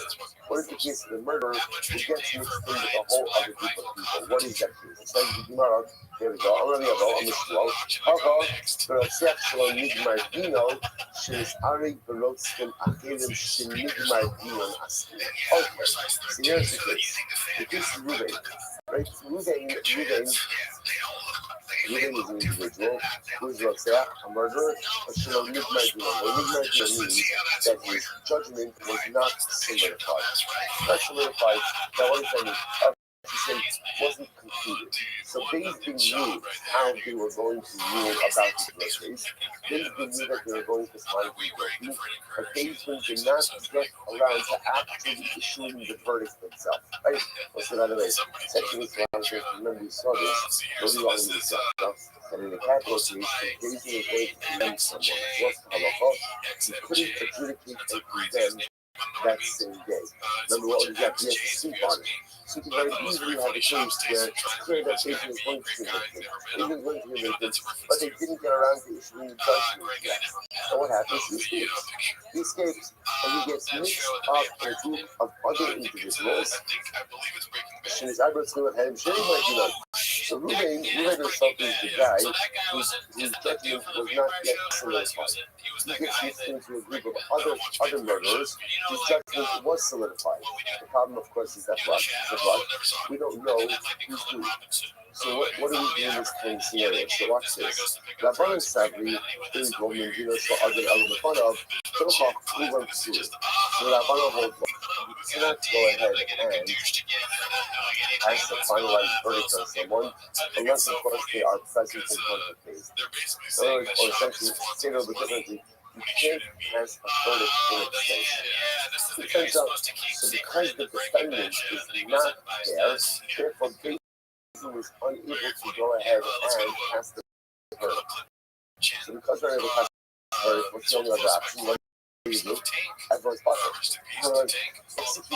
Remember, so there's two pieces here. Number one, the interpretation, therefore you can't do extension. Number two, you don't know who Reuben is in the context of the group. So what are you supposed to do with this now? Again, so you know everyone in this group, by the way, the crazy part is, everyone in this group is murder. Everyone is murder, right? So everyone else besides Reuben already has a verdict passed against them. Reuben didn't get have a finalized verdict. He can't pass the verdict in extension. So the problem is, we're stuck. So therefore, the Tanakh says the only thing to do in this situation is allow everyone to go free. The Gemara says that Yehuda certainly Gamri Nanilo, even Drotzim. And Yehuda says no. You cannot allow everyone just to be punished. For one simple reason. What do we know about this Kabbah? What do we know about them? They're all killers. They're all murderers. So we are not good. On the other hand, we can't actively execute them. Why not? Why not? Now listen out. Remember, according to the Yehuda, even Reuben, right? He did not have his verdict passed against him.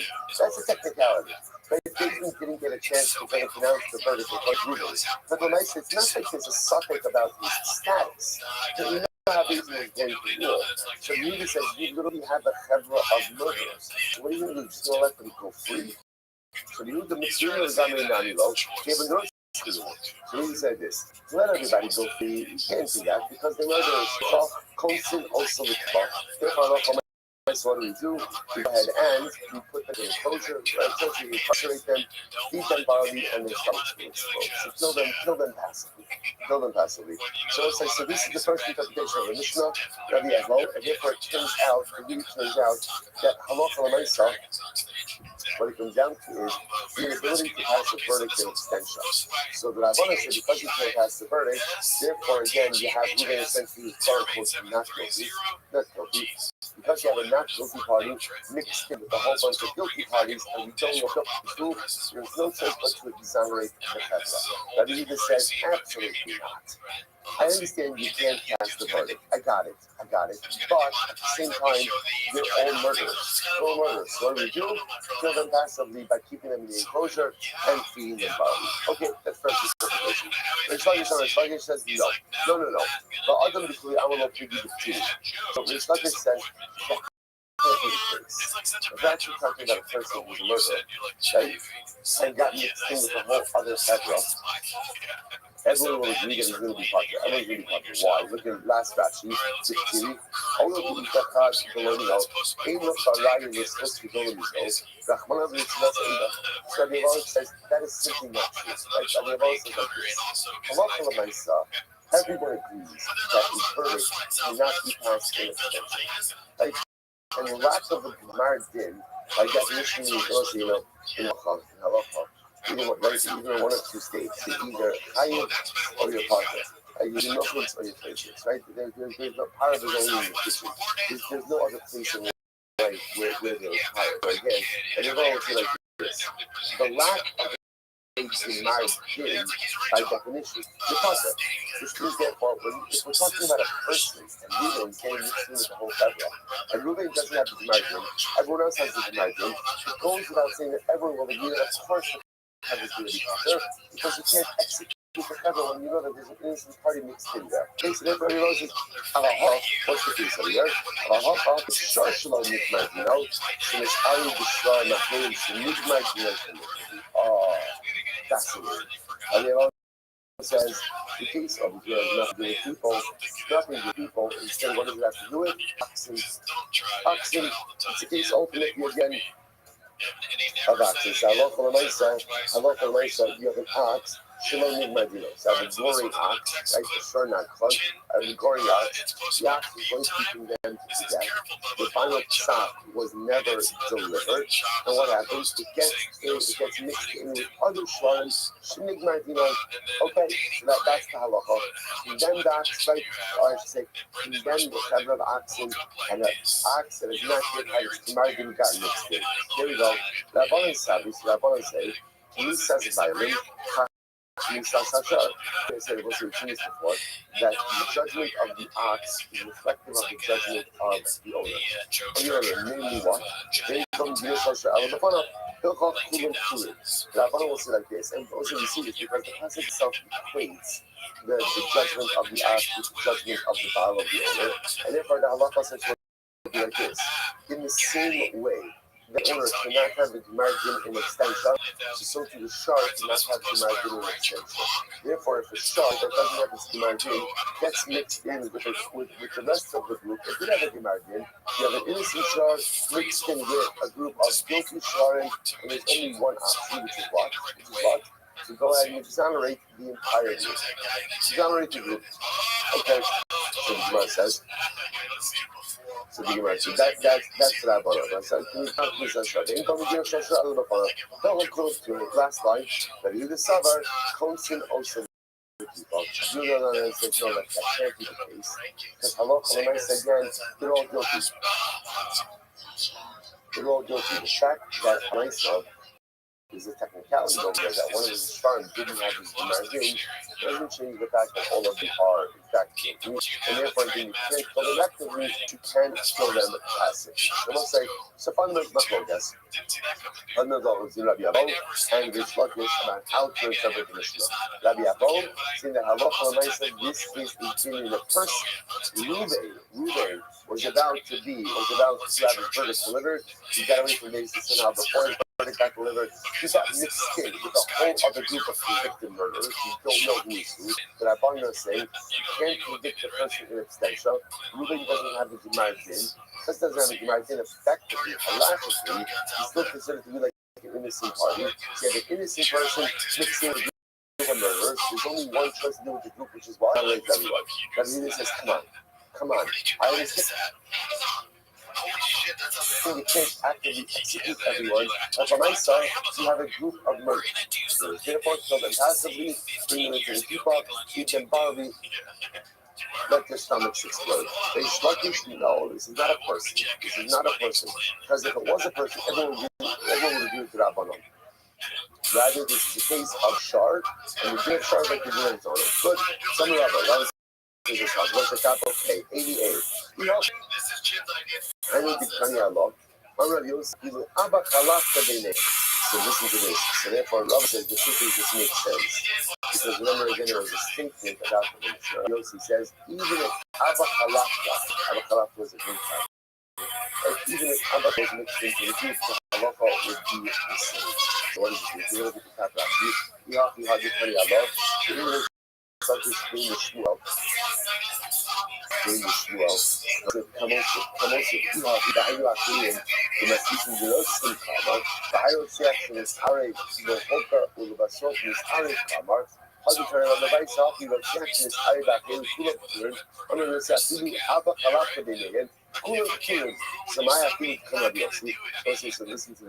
So the Gemara says, right, Rabbi Yossi says, even if the person who got mixed in was Abba Chalafta. That was Rabbi Yossi speaking saying was like this. Or it will say, imagine for a moment that the person who got mixed in the group is like Abba Chalafta. Abba Chalafta is a good shot. So you can say, even if the person, especially you know, we have to do, everybody was a murderer except for one person. Even we don't know who's who. So the Yossi says, even if the person who got mixed in was Abba Chalafta, still the halacha applies. Now what Tashinsky is saying is, he's kidding himself, but obviously Abba Chalafta is not murderer. Nevertheless, Rabbi Yossi says this group dynamic still would apply even if Abba Chalafta was mixed in. So you must say, what does that mean? Who does that apply to? Rava says, what does it mean to say? Shnayim shayu omdim to this, Yasa Chutz Medinehem V'harag. Besides, Yasa Chutz Medinehem V'harag, Shnei P'turim. Alright, so what's this? Rabbi Yossi is bringing the case a little bit. Listen to this. You have two people standing together, right? Reuben and Shimon standing together. Now, from their collective space, someone shot an arrow. What don't we know? Who shot the arrow? Now, the arrow went and killed someone, but we don't know. Was it Reuben or was it Shimon who shot the arrow? Now, we know with absolute certainty that the arrow emanated from the group, but I don't know who the arrow emanated from. Gemara says, both are going to be Pasha. Rabbi Yossi, but because that was another statement. Rabbi Yossi, Afilu Abba Chalafta b'nei. Rabbi Yossi said, even if the two guys is Abba Chalafta. In other words, another thought like this: if it's Reuben and Abba Chalafta, and from within the group, someone shot an arrow, and the arrow went ahead and killed Shimon, but we don't know who it is. So you'd be tempted to say, oh, it's shot Reuben. It's shot Reuben. Can't be Abba Chalafta. Abba Chalafta would never do such a thing. Nevertheless, even if one of the people is Abba Chalafta, ultimately both are Potter. I know its definition. Who went ahead and shot the arrow? Therefore, by definition, you have no choice but to examine it. I will say, this is all part of the same motif, right? This is what Rabbanan says in Mishnah. Whenever you have any level of ambiguity about the identity of the murderer, by definition, we're just always reticent to execute. And in general, halacha is reticent to execute anyone. Halacha comes to tell us when the identity of the murderer is somewhat ambiguous, we just can't carry through. Even in the case, two guys living in Abba Chalafta is a good one guy. They're standing together. An arrow shoots from the demon, kills Shimon. You can say logically, who's the killer? got to be moving that Abachalafta. Even in a case like that, you won't execute anyone because of identity ambiguity. We're going to Rashi for just a moment. Allah Amarava, Bishop Hotel of Beijing Tama, he goes Shnayim Omdim, Yetzachik Nebineh. Two people are standing right and an arrow shot forth from between them. King Yodim Isa and Zarko, I don't know who shot it. Two is our shape, two both are potter. Rabbi Yossi, Akiva Abachalafta Nebineh. Call Yodim Shukosri. Below Zarku, from the Chaibin Ligida. Machine High Chazaka. The Buddha Moja, that we did the Maxio Snipa, or Allah, quite allowed to come with the natural of Masni Katani, the short shooting process of the point of the Buddha itself or myself, even Rabbi Yehuda would have been a case like this, right? Even Rabbi Yehuda would have been a case like this, Allah for myself, everybody is going to be Pata. Listen, there's an interesting hospital also. You think to yourself, well, why wouldn't you say that Abachalafta, right? What's the logic? So obviously, the logic is that when there's any identity ambiguity when it comes to a capital case, you have no choice but to pass it on one. But there's also something else that's interesting. You might know that this particular other says, "I'll come in back to your most." Do not believe in yourself in the day until the day that you die. So, of course, dies to be easily said. Instead of you should believe in yourself. First, they should believe in themselves each and every day. So, it doesn't mean I'll come in back to your most. So, what does that mean? Angela says never say that they are incapable of performing any Avera.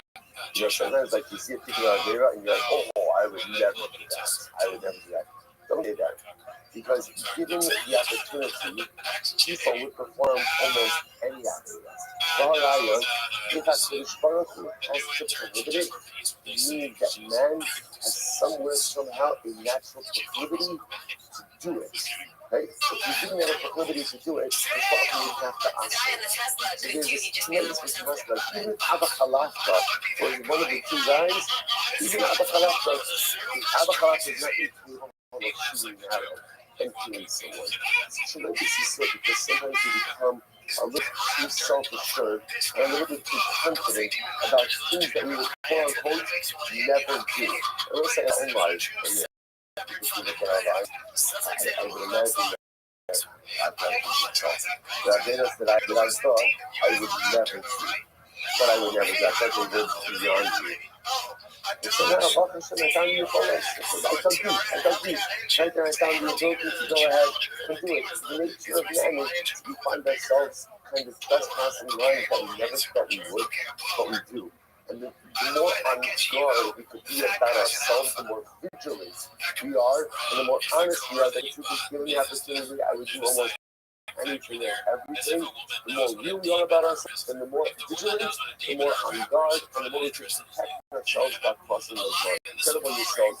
One of the brothers like the church in my village, I was trying to now again going back, circling back. So now you understand what Rabbi Yossi was referring to, right? So Rabbi Yossi in the Brisa, when he said, even if Abachalaf is one of the two people, that was about a different case. That's talking about two people standing together, an arrow shoots forth from between them, the arrow goes and kills someone. So the Gemara says, even if one of the guys is not like a drug law does, you say, of course, it wasn't a drug law, it wasn't the other guy. No, there's identity ambiguity, and therefore both ultimately again will be part of the circle back. The church is Mardinos and is out of the Shara Hated. If you have to have a star, the star ultimately again had its margin, and the time that she was other shvarim. So the Gemara says, "Of the Shama Halim Ma'alya, the Shama Halim Ma'alya means other innocent shvarim. So a shar that is condemned to death, submitting with other innocent kedra, but Shalacha, soaking those sons. Ultimately again, we stone all of them. Stone all of them. So the Gemara says, never say that obviously this is by animals. Right? This is by animals. This is not by people. So we'll stone all of them. But the Yudah says, no, closer or some people. And the Yudah says, no, we're not going to actively kill them. Rather, what we do, we'll go ahead and we can passively kill them. You can borrow me in your ultimate because don't keep it at all. I but learn Arash and Lisa the Akashak Yalda. But is that true? Is that true? Yeah.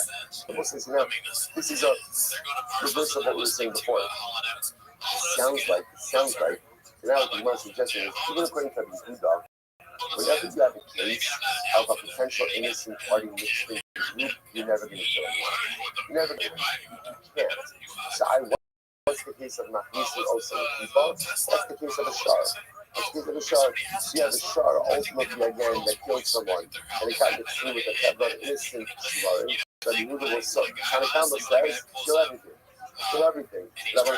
But Yehuda says, no, Machnisi also involved. So the Gemara says, is that true? But I listen to this. Harashem Mitzvah HaShola. Let's say you have a cow that kills someone, and that's the way to prove birth. See much thing is like, Yoga, Loga Mutter. If the cow gave birth before its verdict was delivered, the offspring is Mutter. The offspring is Mutter. So the Gemara says, in the Gemara, Yoga, Loga Asa. But if it only gave birth after the Gemara, then the offspring is birth. The Asa, this Ari Bachman, let's say again the offspring of the cow. Let's say the offspring was created. Let's say the offspring of the cow gets mixed in with other cows. Here and back and again the group gets further mixed there. And in that case again we put all of these sucking cows into a pen together, let them die that way. The Lazar of Shimon Omer, the Dean also with these. And the Suffer also, the Lazar Shimon says, no, we go ahead and we bring it to Beis Din, we keep the Beis Din, and we stone the group. Omer Mar, not like the Magina, Yolga, Vlada. Let's go back to this. The Gemara said that if have a kill someone, give birth to his offspring, give birth to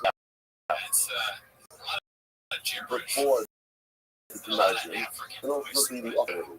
Yeah. That means that it was at the time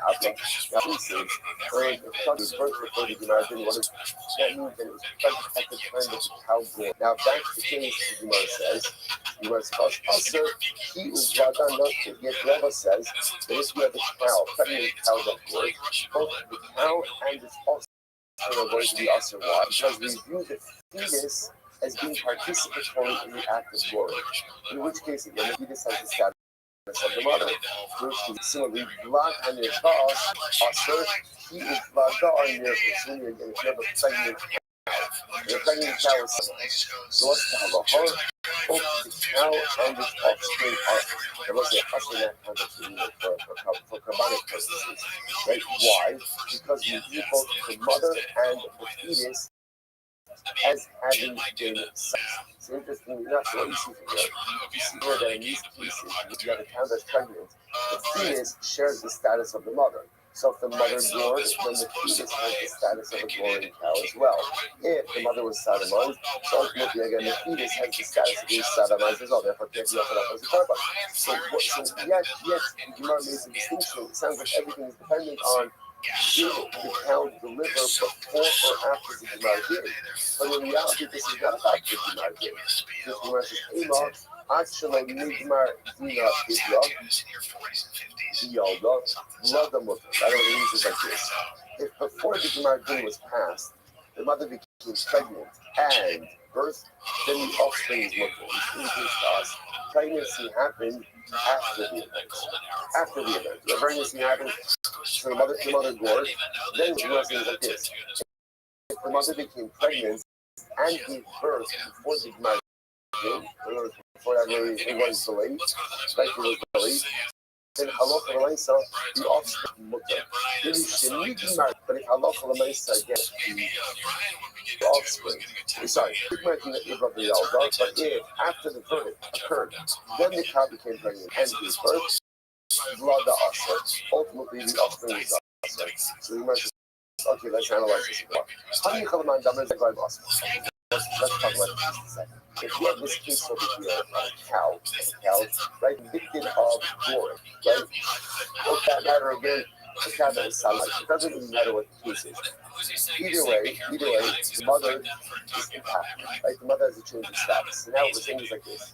This is the best way. We're saying this.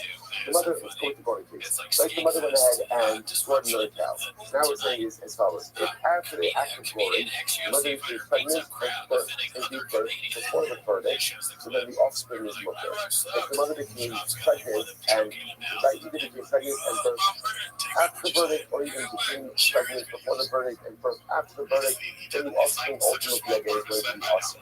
So the Gemara says, no, let's analyze it, right? In order for this mother to give birth, what has to happen? Anyways, the vein of like, We should have a talk. How these things work. We're always scheduled different here. Right? But obviously, in order for the mother, right, in order for the mother to become pregnant, so again, there has to be a father. There has to be a father. Right? So Lamaisa, now the assumption over here is that the father is an innocent party, which means that in this child, there's two forces. There's a mother who's guilty, and there's a father who's innocent. So in halacha we call this zet doreh. Two forces, creating one product. So let's say this is interesting. So now you're automatically, the Gemara is operating under the assumption that what? That the status of the child is automatically determined by who? By the mother. But there's a father also. Right? There's a father. And the father's status is totally mutter. So the Gemara says this whole thing makes sense according to the opinion that says zed gorein aser. Right? Then even though you have two forces, you have gorein means causation. Right? You have two causes: a mother cause, a father cause. The mother cause is guilty. The father cause is innocent. So again, if you go with the opinion that says that as long as one of the causes, this is not a word, but as long as one of the garments. Contributing forces, right? One of the contributing forces ultimately, again, is culpable, is liable, that liability is passed down to the offspring. And this hopefully makes sense. Even other things will say, hello, going mutter, like there is another school of thought. Another school of thought ultimately is what? When you have two contributing forces, one of them is innocent and one of them is guilty, that halacha l'maisa, then the offspring, shares the guilt of the guilty contributing force. What is there to say? Guilty was my going anyway. If you ask me, my going right? Rashi says, the heart is the notes of the achad margin, not you with the gama, well, she'atina socharuba, she'etzeh ve'isud gamu lo shiyabo. Once I saw again, if you won't, so this hopefully makes sense if you'll jab and going, mutter, then the nice automatically be answered. The Gemara says, if I shall only make my Gina Ibra to Yalda, Vlada Mutter. If I shall only make my Gina Ibra, which make my Gina Yalda, Vlada Asar, Uba Yarahu. You must be right. Right, but let's reframe this a little bit. In actual meaning, if the verdict has not yet been passed, like and what? Actually, Ibra Yalda. So if the verdict has not been passed yet, and the mother becomes pregnant and births, the offspring is going to be mutter. Now listen, this is in line with the idea, very simple idea, that when does liability occur, or when does culpability set in? Only when? After marriage. After marriage, even though the mother already committed the act before it.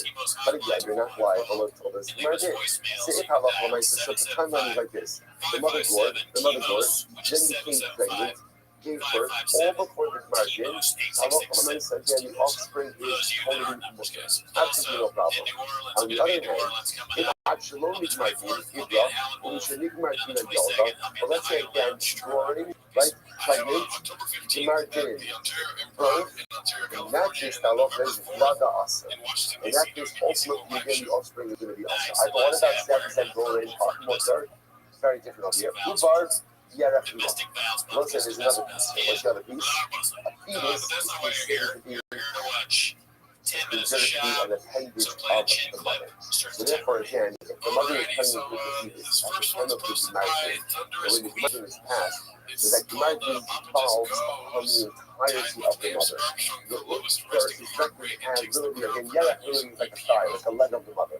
Right? So the fetus is considered to be a leg of the mother, and therefore, halacha l'maisa is going to share the burden. Incredible. So there are a number of halachas that come out over here.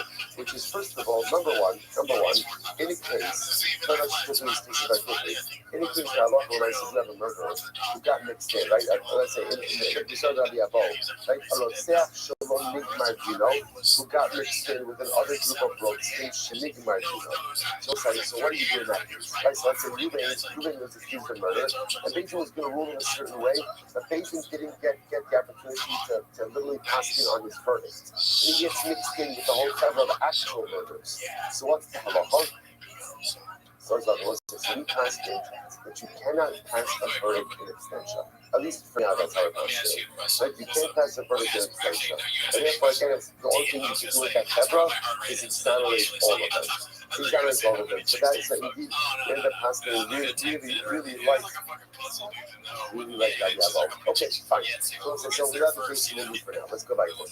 So let's say, so next part of the Mishnah was, let's say, so in part one of the Mishnah, you have someone who may be guilty, but his marriage wasn't passed, mixed in with the rest of the Kabbalah guilty parties. The next case for Mishnah was as follows. So let's say you have a group of guilty parties, all mixed in together, but the difference is they have different death penalties.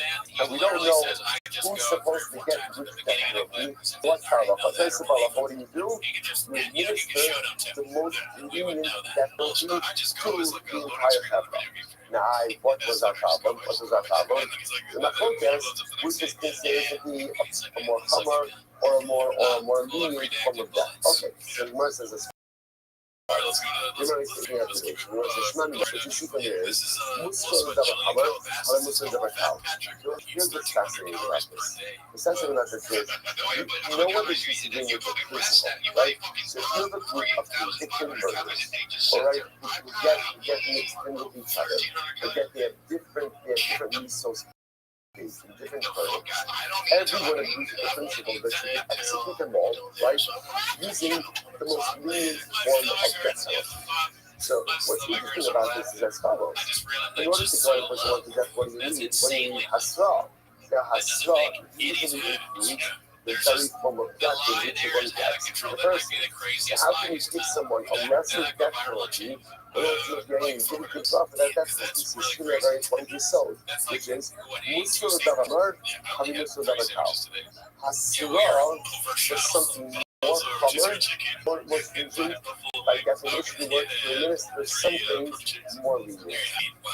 So once you receive Hasra for a more common death penalty, it automatically makes you one for less death penalty. I'm not really how I'm asking. So here, the history of stamp. Interestingly enough, maybe the case over here is where the agent makes the person stamp. In other words, they said, if you do this, you're going to be liable to a death penalty. But what? They didn't say which death penalty. It's interesting. The high candidate, and this reflects the following: the design of the shark having these social material is releasing also elevated. So what the halacha is for any having resource, right?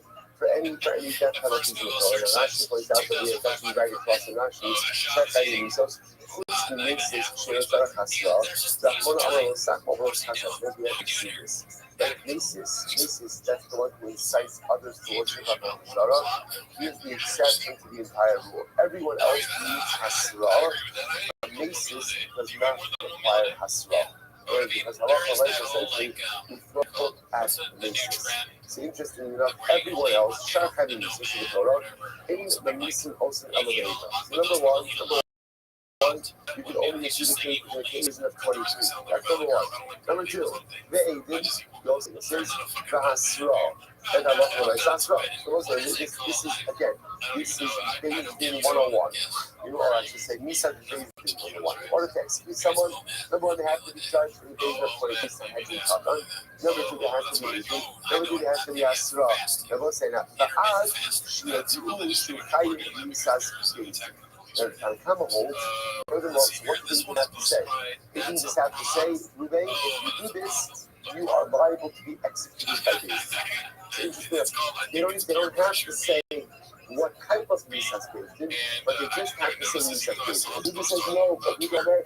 Actually, the Eza Misa who says, not true. Not true. It's not enough just to say generically, the Eza is left by rather than he says, you have to articulate what type of Nisas based in Ruben is going to be liable to. So we'll say that.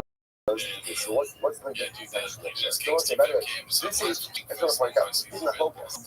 Fundamental not focus makes it Hasra. Tanakama says, all you even have to say is, even if you do this, you'll be liable to death penalty. But Rita says, no, they have to indicate which death penalty. So Gemara says, Tanakama knows in the Kosher. So Tanakama learns stuff in the Kosher. Now, I'll say, interestingly enough, what happened in the Kosher? Keep on references back in the Kosher. What happened? Who's the Kosher? This was the guy who was publicly violating Shabbos. That was, and I remember what happened in the Kosher.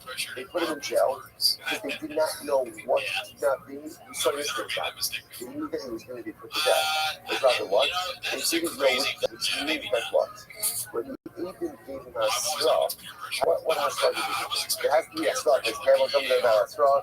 So that they said, Ruben, Kosher, stop doing what you're ceasing to desist. If you don't do this, you're going to be put to death. But clearly, what didn't they say? What didn't they say? What type of death? Why didn't they say it? They didn't know it. So Tanakh says, what do you see from there? You see from there that proper Hasra does not require the articulation of a particular manner of death penalty. All it requires is an articulation of death penalty. On the other hand, when you go already, you just say, no, the country should not die. Don't bring a raya from the country. Don't bring a raya. Right? So say, do not bring a raya from the country. Why? The country wasn't accepted. Harasha means it was Yotzim Lakbal. Yotzim Lakbal. Allah comments again, literally because they did not know what to do. This was the first time this happened, but this is not the norm. The norm is when Indians did Hasra for a death penalty, Allah comments they have to say explicitly which death penalty you're liable to. The Kosher is an exception to the rule. Incredible. Let's go like that. That was, by the way, Allah comments that's there, it's unconstant. That Hasra does not have to be Nisa specific. Like the witnesses do not have to say, even if you do this, that you're going to be subject to Skiva, Straifa, Hereg, they just need to be able to say, even if you do this, you are going to be liable to Nisa space. Incredible. Let's go like that. And it's still administrative. There's this number again. So then of course, after we establish that principle, that by definition, Hasra for a more common form of Nisa, by definition, it even works for a more powerful form of Nisa. After that, then obviously devils in the details. So again, which form of which form of Nisa is more powerful? Okay, that petition had a machlokes. So the answer is as follows. So we said, I'm going to stop it. We learn Bray, and it's often in his color. So if you have a group of people who are Chayet Sreifa, get mixed in with a group of people Chayet Skila. And also now, the assumption of Gemara is working is like this. The Lashon of Sreifa in his color means the majority of people in a group are Chayet Skila, and the minority of people who are Chayet Sreifa get mixed in with each other. That's the case. So what happens? The Rishon says you have to do the Skiva. Shasrefa Kamura. The Rishon says they should be judged with Skiva. Why? Because out of Skiva and Sreifa, so Sreifa is the more Hammer, Skiva is the more cow, and whenever you have a mixture of people, so you always administer the more cow, Misa. Omer Yehuda, Abba, go to Misa. So Yehuda says to his father, Father, don't pass me that way. Right? Don't articulate it that way. For what? One reason. My area is a Shefa Kamura. Why do you actually get into a case, ultimately, again, that Shreifa is more Chomer? There's a simple reason. Take a plate, nobody's coming in. So what's happening here? Right, so the case of the here is you have a minority of Nisrafim who get extended with a majority of the skull. Right? So a minority of people Chayet Sreifa get extended with a majority of people who are Chayet Skila. But the Shimon says everyone agrees that you give them Skila wine because Skila is more powerful than Sreifa. Comes on Rabbi Shimon son Rabbi Yehuda and says, don't say that. Don't say that.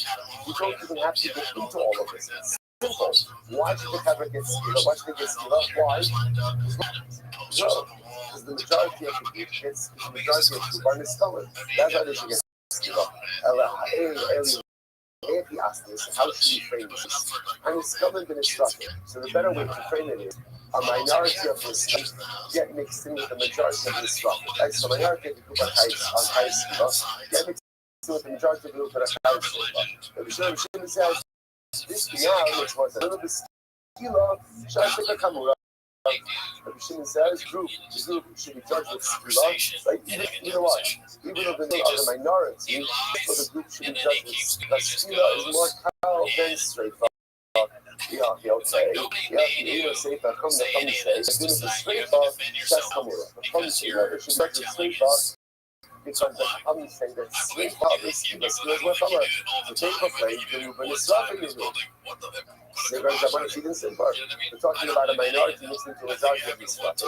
It should be given straight bar. Nothing to do with what's more power, because the role. Which measures some Rabbanim would become the Hassam, Rabbanim would become the Rabbi. This is Rabbanim comes to Rabbi Shimon. Really, the other state of Kamura, so he says, quite you Rabbi Shimon, you hold that state of Mahamar, and we say no, Skila is Mahamar. Okay, so we'll say, so therefore again, I'm not focused about now. We'll see the Rambam next week about the actual hierarchy. Let's get through the Nisa. We'll see the actual hierarchy of all of this. So let's say it's the extreme. Now the Gemara is off. It's something fascinating. The Gemara says, you notice, by the way, the exchange between son and father is very interesting, right? That if Shimon said that halacha l'maisa, skila, right? If a group ultimately again of Restream gets mixed in with the group of miscolored. So the majority of skila, minority of skila. But the Shimon says, give the group skila. Why? Because straight was more common than skila. So the Shimon, his son said, Father, don't say that. That was his lesson. Father, don't say that, because you're going to get into you just use roll. So that was this. I'm going to make Shmuel Rabbi Yehuda. Now Shmuel says Rabbi Yehuda, the son of Rabbi Shimon. Shimon, sharp one, which means right, Rabbi Yehuda, young man. Papa Pe Aleph, Lotima Le Lachot. Why are you talking to your father that way? And what we're going to see over here, so ultimately again, Shmuel is taking Rabbi Yehuda to task, and how Rabbi Yehuda spoke to his father. So let's say there's a number of beautiful things happening. Number one, generally so, if you see something, say something. If you see something, say something. Now, never something custom. You go ahead and listen to someone else's speech. Like, but when I saw, if you see something egregious, it's important to point it out. And let's say that what I want to point out over here is how Shmuel points it out. You notice how Shmuel gives Rabbi Yehuda Musar? He doesn't say, what's the matter with you? He doesn't say, Asispan. Like, and give him a phrase, guy. He doesn't give him a. What does he say? Shmuel. Sorry, Yehuda. You're Tom Cluffer. You're a big Cluffer. So it says sometimes the best way to give Musar is not by teaching instruction to people, but it's by building them up. This is the Aaron Accordion approach. Right? The Aaron Accordion approach to Musar was not to say what's the matter with you. Who are you? Like, why would you do? The Aaron Accordion approach was to go ahead and to show someone how great they were. And when you show someone how great they were, right, you get people to believe in themselves, then they come to understand that certain behaviors are in fact unique to them. So such a profound soul over here. So Shmuel is very shocked by the way that Yehuda spoke to his father of Shimon. But how does he call it the task? By demeaning and casting Shalom. But by saying to him, Yehuda, Shimon, you are sharp, you are smart, you are coming. So you need to know that you need to be better than this. You need to act and almost like, this is the way to give Musar. Sometimes I like to have to say things to people, and it's so tempting to kind of come out sharp and to cut them down. So because if you've ever been on the receiving end of that, or so we all have, it usually doesn't work. No one is ever beaten down and says, oh, now that I've been down and feel like 2 cents, now I'm really ready to become the best version of myself. Like, surely, when people are beaten down, you know what happens? They stay down. But when you build people up, like, you're great, you're fantastic, you're amazing. But let's talk about this thing that just occurred. Something that you're coming at it from a level of, I believe in you, I think you're fantastic. And that's why you could be better than this particular behavior. So what was the problem? We'll say Kappa Aleph. So the Gemara says, you can't really so Shmuel says to Yehuda, you can't really speak this way to your father. Why not? The Gemara says, let's say I see my father violating the Beit Torah. Violating Torah law. Lo Yoma Lo Abo, Avarta the Beit Torah. Son should never say to a father, Father, you're violating the Torah precept. And Omer Lo Abo, Ha, does the Torah. Rather, a son should say, Father, it says like this in the Torah. Israel says, isn't that the same thing? So, I mean, right? So the father's eating a cheeseburger. Father, it says in the Torah that one shouldn't eat a cheeseburger. Isn't that the same thing? Okay, so I'm not saying Father don't eat a cheeseburger. Instead, I'm saying again, Father says he doesn't eat a cheeseburger. Israel says, Ella, Omer, Lo, Abo, Mikra, Kassim, Torah, Tafu. Rather, a son should say to his father, Father, you know, there's a pasuk. There's a pasuk in the Torah, and this is how the pasuk is. In other words, son gives over information. So you discover information, and ultimately, again, through the conveyance of information, the father ultimately understands what is in fact doing. So that is the way it gets. By the way, that is codified in Shulchan Aruch. Son sees the father doing something wrong. The son is obligated to point that out.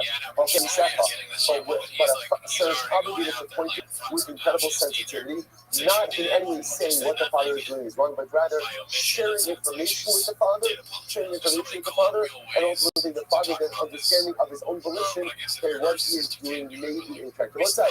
Just want to talk about something very important. Look where he ended. I was like, at the Mishnah, say Aleph, perfectly in line with that basic. And this is tremendous potential. You know, it's in our doc journey, there are days that we say to ourselves, we are never going to finish this in 7.5 years. Right? We're going to be in a different cycle. Same thing always happens. At the end of every single week, we are exactly where we need to be. On the one side, we're just busts of the dumb. They give us tremendous skills in how the Father runs the world as well.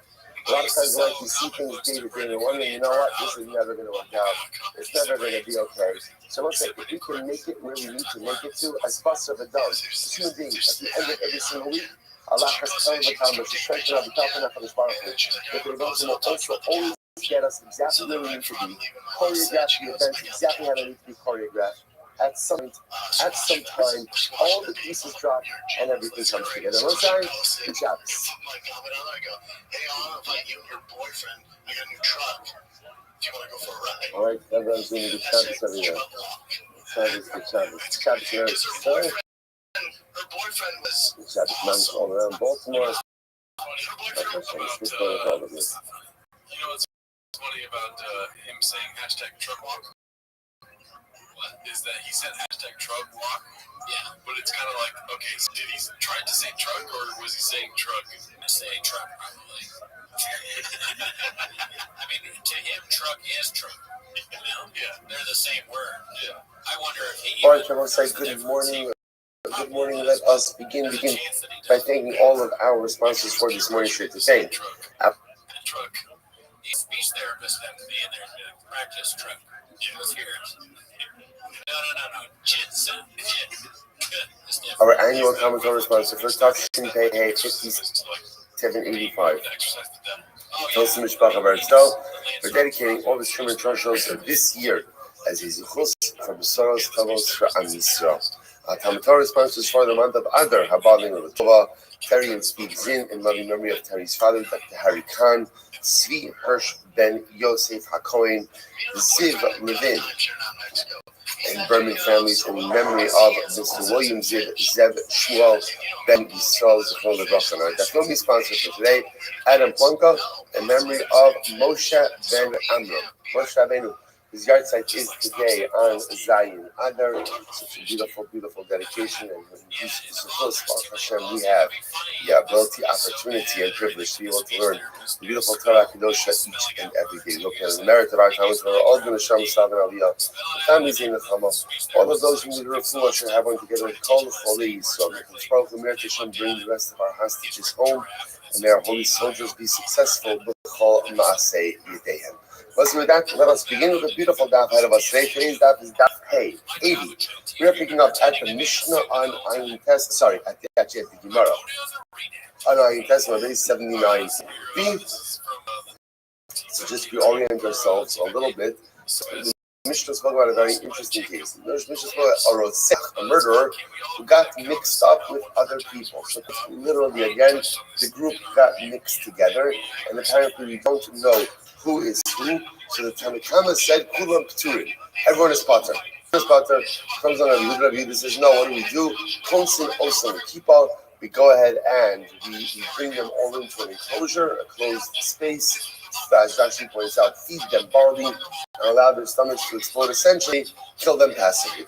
Kill them passively. To which the Gemara asks a very simple question: Manacherim. By the way, what exactly is the case of here?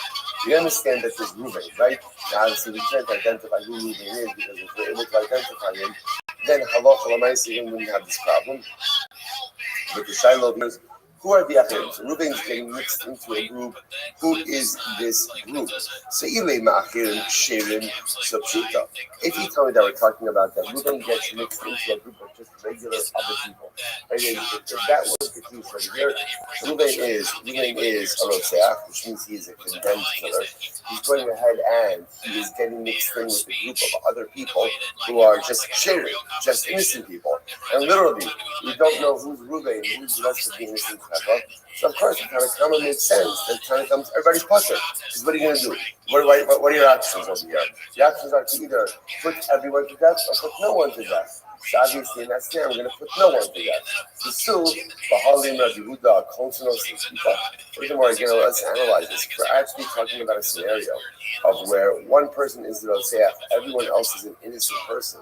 Is Rabbi Yehuda going to say that under those circumstances, you're going to put everyone together in a keep, and you put everyone together again, like in a jail cell or whatever, and incarcerate everyone together and just feed them barley till their stomachs explode, knowing that the majority of people in this group are innocent, doesn't make any sense. So what is the case? What is the case of Rotzeach Shenis Arev Bachir? What is the case of the murderer who gets into a whole other group of people? What is that case? It says the Gemara. Here we go. I'm Rabbi Avo. I'm Mishmuel. Hava Rotzeach Shenigmar Dino Shenis Arev Velotzim Achirim Shenigmar Dinon Askir. Okay, so here's the case. The case is Reuben, right? Reuben is an individual who is Rotzeach, a murderer, a Shelo Nigmar Dino. Nigmar Dino means that his judgment was not solidified. Not solidified. Now, what does that mean? I should say, wasn't completed. So Beis Din knew how they were going to rule about this particular case. Beis Din knew that they were going to find him guilty, but Beis Din did not get around to actually issuing the verdict itself. Right? So by the way, Section East Line is remember we saw this. And in the capital case, if Beis Din is going to condemn someone, so what's the halacha? You couldn't adjudicate and condemn that same day. Remember, what did you have to do? You have to sleep on it. So you very easily have a case where it's Beis Din is going to convict him. Beis Din is going to convict him, but they didn't get around to issuing the judgment yet. And what happens? He escapes. He escapes, and he gets mixed up in a group of other individuals. So Reuben himself, a guy whose judgment was not solidified. He gets into a group of other murderers. His judgment was solidified. The problem, of course, is that what? We don't know. So what do we do in this kind of scenario? So watch this. Income and do to other fun of Hilchot Kuvan Keturim. So that I want to hold book. You cannot go ahead and pass a finalized verdict on someone unless, of course, they are present in front of Beis Din. In other words, or essentially, to say it a little bit differently, you can't pass a verdict in abstention. It turns out that because the defendant is not there, therefore Beis Din is unable to go ahead and pass the verdict. So because we're unable to pass the verdict, what's no other option? What do? Adverse potter. In other words, if you can't execute, remember, so there's two things happening over here. Number one, Reuben is not in front of Beis Din. Therefore, he can't pass the verdict in abstention. Number two, we don't know who Reuben is in the context of the group. So what are we supposed to do with this? Now, again, so we know everyone in this group, by the way, crazy part is, everyone in this group is murdered. Everyone in this group is murdered, right? So everyone else besides Reuben already has a verdict passed against them. Reuven didn't yet have a final verdict. He can't pass the verdict extension. So the point is, we're stuck. So therefore, the Tanakh says the only thing to do in this situation is allow everyone to go free. The Gemara says that Yehuda literally Gamri Nanilo, Kevin Drosmi. That Yehuda says no. You cannot allow everyone just to be part for one simple reason. What do we know about this Chavra? What do we know about them? They're all killers, right? All murderers. So we are not good. On the other hand, you can't actively execute them. Why not? Now we'll say now, remember, according to the Yehuda, even Reuven, right, who did not have his verdict passed against him, that's a technicality. Right? Bezdin didn't get a chance to pronounce the verdict in front of Reuven. But for Maisa, it's not just a suffix about his status. That we know how Bezdin was going to rule. So Yehuda says, you literally have a chevra of murderers. So what are you going to do? Just going to let them go free? So Yehuda Mifturim Gamri Nanilo, Kevin Rotsky. So Yehuda said this. To let everybody go free, you can't do that because the murderers don't constant also the keeper. Therefore, local mice, what do? We go ahead and we put them into an enclosure, we incarcerate them, feed them barley, and their stomachs will explode. So kill them passively. So I'll say, so this is the first interpretation of the Mishnah, Rabbi Avo, and therefore it really turns out that halacha l'maisa, what it comes down to is the inability to pass a verdict in abstention. So the Rabbanan said because he can't pass the verdict, therefore again you have Reuven essentially who's quote unquote not guilty, because you have a not guilty party mixed in with a whole bunch of guilty parties, and we don't know who's who. There's no choice but to exonerate the chevra. Rabbi Yehuda says absolutely not. I understand you can't pass the verdict. I got it. But at the same time, they're all murderers. So what do? Kill them passively by keeping them in the enclosure and feeding them barley. Okay, that's first interpretation. Rish Lakish says no. But Adam Dukuli Amalov Bigi B'Psiri. So Rish Lakish says that can't be the case.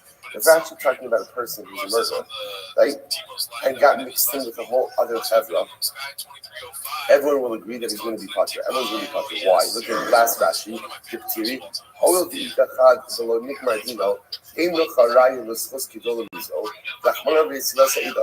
Rabbi Avo says that is simply not true. Right? Rabbi Avo says like this: Halacha l'maisa, everyone agrees that a verdict cannot be passed in abstention. Right? And the lack of a gemar din, by definition, in halacha, is either one of two states. You're either chayiv or you're partner. Right? You do nothing or you're facious. Right? There's no power of going in the kitchen. There's no other place in life where there's power. So therefore, again, everybody will say like this: the lack of a gemar din, by definition, says what? You're partner. Which means, therefore, if we're talking about a person and Reuven is getting mixed in with the whole chevra, and Reuven doesn't have the gemar din, everyone else has the gemar din, it's saying that everyone will agree that of course the chevra is there because you can't execute the chevra when you know that there's an innocent party mixed in there. Okay, so therefore, Rabbi Moses, what's the case here? Avahacha, the Shalom Nigmar din, and it's Ari Bishra Machirim Shenigmar din. Oh, fascinating. Rabbi Moses says, the case of here has nothing to do with people. Instead, what does it have to do with? Oxen. It's a case ultimately again of action. So you have an ox. Shalom need my dinner. So I have a boring ox, right? The shore not fun. I have a big ox. The ox is going to be death. The final psak was never delivered. And what happens? It gets mixed in with other shorim. Shalom my dinner. Okay, so that's the halacha. Condemned ox, right? Or I should say, condemned the chevra of oxen, and the ox that is not good had its gemar din got mixed in. Here we go. Rabbanan say, Nisa is violent, Kaf Nisa Sashar. So Rabbanan will say, we'll see this before, that the judgment of the ox is reflective of the judgment of the owner. Namely what? They come to Rabbanan will say like this, and also we see this because the pasuk itself equates the judgment of the ox with the judgment of the baal of the owner, and therefore the halacha essentially will be like this: In the same way that the owner cannot have the Gemar Din in abstention, so to the Shar cannot have Gemar Din in abstention. Therefore, if a Shar that doesn't have its Gemar Din gets mixed in with the rest of the group that did have a Gemar Din, you have an innocent Shar mixed in with a group of guilty Shvarim, and there's only one option, which is what? To go ahead and exonerate the entire group. Exonerate the group. Okay? So the Gemara says, that's the Rabbanah. Last line, and read the Savar, Konsin also the people. The other says, no, that can't be the case. Because Halacha L'maisa, again, they're all guilty. They're all guilty. The fact that Halacha L'maisa is a technicality over here, that one of the Sharim didn't have his Gemar Din, doesn't change the fact that all of them are, in fact, guilty.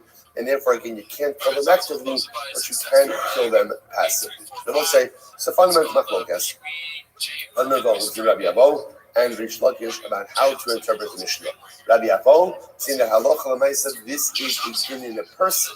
Ruvain was about to have his verdict delivered. He got away from Beis Din somehow before his verdict got delivered. He got mixed in with a whole other group of convicted murderers. We don't know who is who. But Rabbanan say you can't convict a person in absentia. Ruvain doesn't have the Gemar Din. Because he doesn't have a Gemar Din, effectively, halachically, he's still considered to be like an innocent party. So you have an innocent person mixed in with a group of murderers. There's only one choice to do with the group, which is what? Exonerate everyone. Rabbi Yehuda says, come on. I understand you can't actively execute everyone, but from Isa, you have a group of murderers. Therefore, kill them passively, bring them into the kippah, feed them barley, let your stomachs explode. Reish Lakish, no, this is not a person. Because if it was a person, everyone would agree with the Rabbanah. Rather, this is a case of Shar, and the din of Shar is like the din of Torah. Good. Some Rabbi says this house. What's the cap of pay? 88. Ihaki. I know the Tani Allah. Rav Yossi, Afilu Abba Chalafta Beineihem. So listen to this. So therefore, Rava says the truth is this makes sense. Because remember again, it was a statement about the Mishnah. Rav Yossi says, even if Abba Chalafta was mixed into the group, the halacha would be the same. So what does this mean? So you look at the top Rashi. Ihaki had the Tani Allah. In the Reish Lakish, being the Shmuel. Kamosif. Ihahi Achirim, the Mastisim Derosim Kamar. Arot's action is Arev Bohokar Ulubasofnis Arev Kamar. Hadutran Labarais Haki, Rot's action is Arev Achirim Kulam Turim. Kulam Yosef Hilu Abba Chalafta Beineihem Kulam Turim. Samaya Hilu Kam Rabbi Yossi. So listen to this. So the Gemara says now Rabbi Yossi says even if the person who got mixed in was Abba Chalafta. Now what Rabbi Yossi seems to be saying was like this.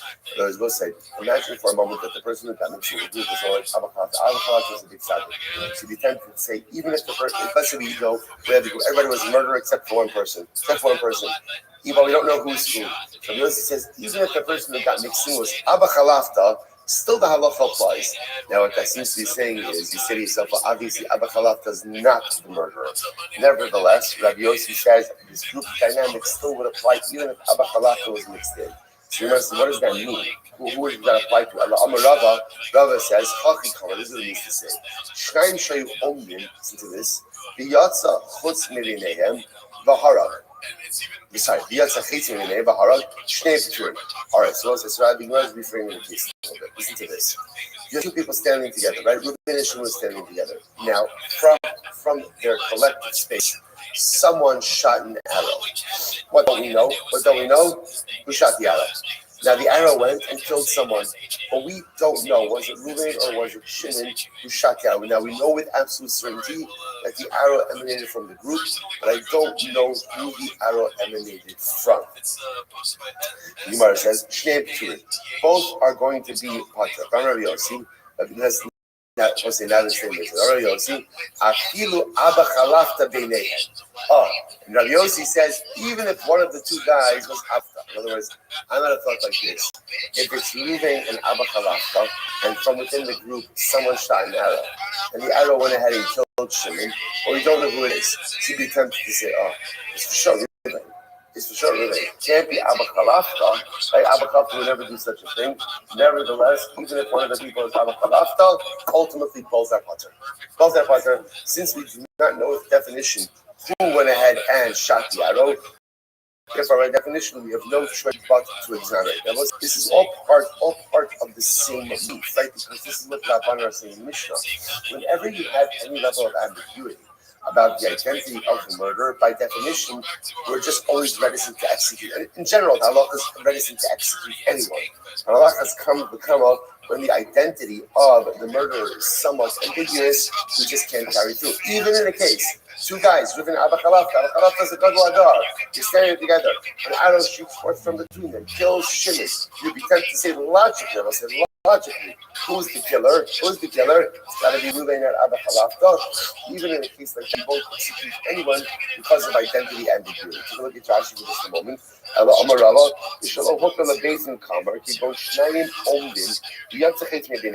Two people are standing, right, and an arrow is shot forth from between them.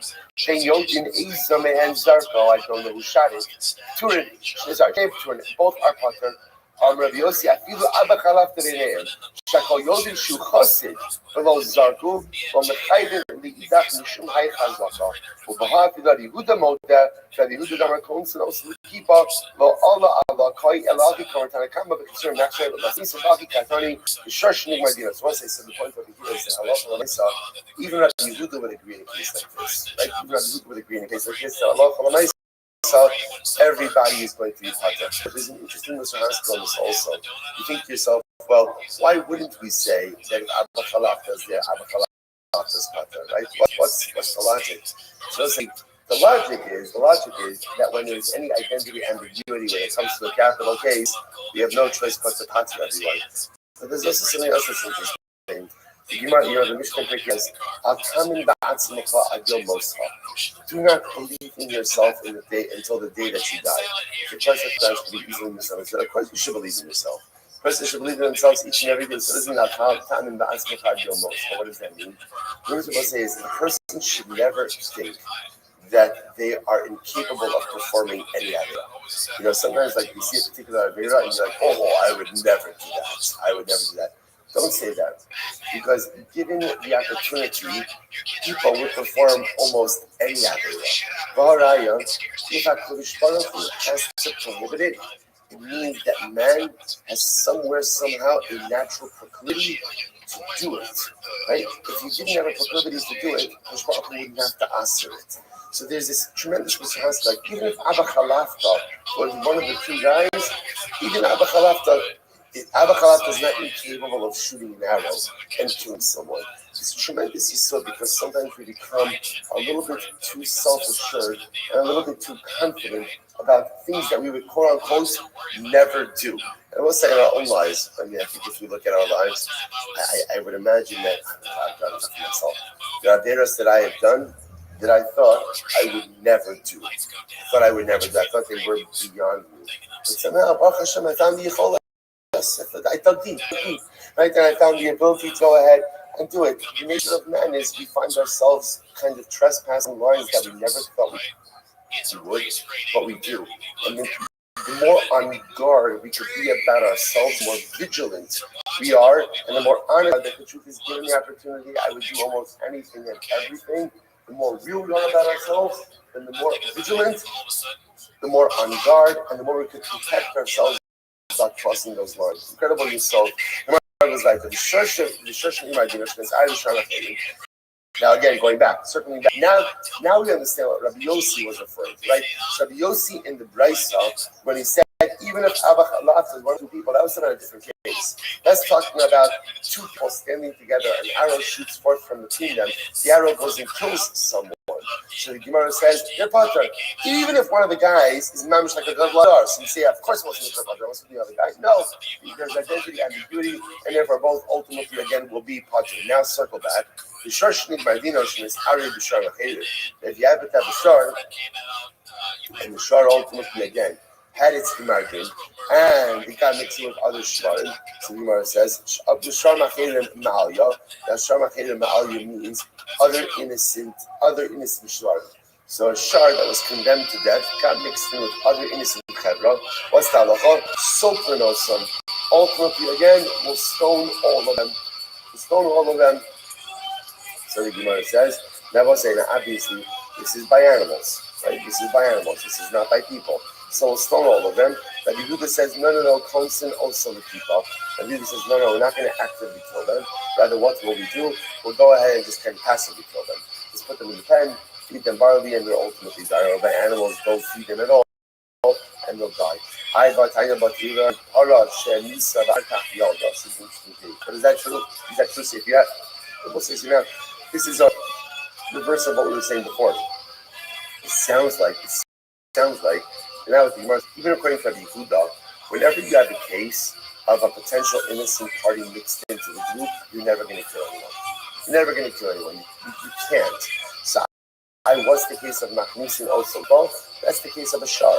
So you have a shar ultimately again that killed someone, and it got mixed in with a chevra of innocent shvarim. So Rabbi Yehuda was Tanakama says, kill everything. Kill everything. Rabbi Yehuda said, no, Machnisin also the kippah. So the Gemara says, is that true? But Tanya, listen to this. Interesting case. Let's say you have a cow that killed someone, and afterwards it gave birth. If the cow gave birth, it was delivered, the offspring is mutter. The offspring is mutter. So the Gemara says, but if it only gave birth after the Gemartin, then the offspring is going to be also then the offspring of the cow. Let's say in the case of the offspring of the offspring of the cow gets mixed in with other cows. And again, the group gets further mixed together. Constant also the keeper. And in that case, again, we put all of the suffix cows into a pen together and let them die that way. But those are Shimon Omer, Median also the days. When the supplement also, those Shimon says, no, we go ahead and we bring it to Beis Din, we keep the Beis Din, and we stone the group. Omer Mar, Imachton Migmar Dina, Yalda, Vlada Mutar. So listen to this. Let's go back for just a second. The Gemara said that if the cow that killed someone gave birth to his offspring, gave birth to his calf before the Gemartin, then ultimately the offspring is permitted. The Afagab, if now what's interesting about that case is, in other words, if you're talking about that it gave birth before the Gemartin, what does that mean? That means that it was pregnant at the time that the cow gored. Now, if that's the case, the Gemara says, yet Rava says that if you have a cow, pregnant cow that's gored, both the cow and its offspring are going to be usher. Why? Because we view the fetus as being participating in the act of goring. In which case, again, the fetus has the status of the mother. To which the Gemara says, similarly, Vlad HaNirvas, Aser, He Uvlada Nirvas. Similarly, again, if you have a pregnant cow, and the pregnant cow is sodomized. So what's the halacha? Both the cow and its offspring are Aser. Now, let's say Aser in that context would be like for carbonic purposes.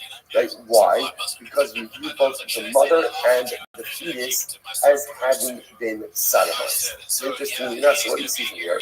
You see from here that in these cases where you have a cow that's pregnant, the fetus shares the status of the mother. So if the mother gored, then the fetus has the status of a goring cow as well. If the mother was sodomized, so ultimately, again, the fetus has the status of being sodomized as well, therefore can't be offered up as a carbon. So yet, the Gemara made a distinction. It sounds like everything is dependent on, did the cow deliver before or after the Gemara did?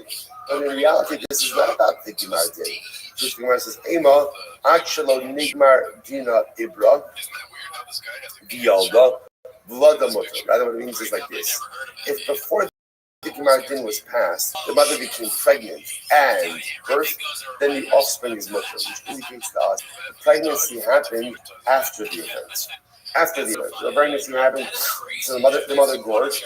Then what the Gemara says is like this: if the mother became pregnant and gave birth before the Gemartin, before it was delayed, right? It was delayed. Then halacha l'maisa, the offspring is mutter. But if halacha again, the offspring, sorry, but if after the verdict, then the cow became pregnant and gave birth, Vlada Asa. Ultimately, the offspring is Asa. So the Gemara says, okay, let's analyze this a bit more. Gorim Asr. Okay, so let's talk about it just a second. So if you have this case over here of a cow, right, that was convicted of goring, right? Or for that matter, again, a cow that was sodomized. It doesn't really matter what the case is. Either way, the mother is impacted. Right? The mother has a status. So now we're saying is like this.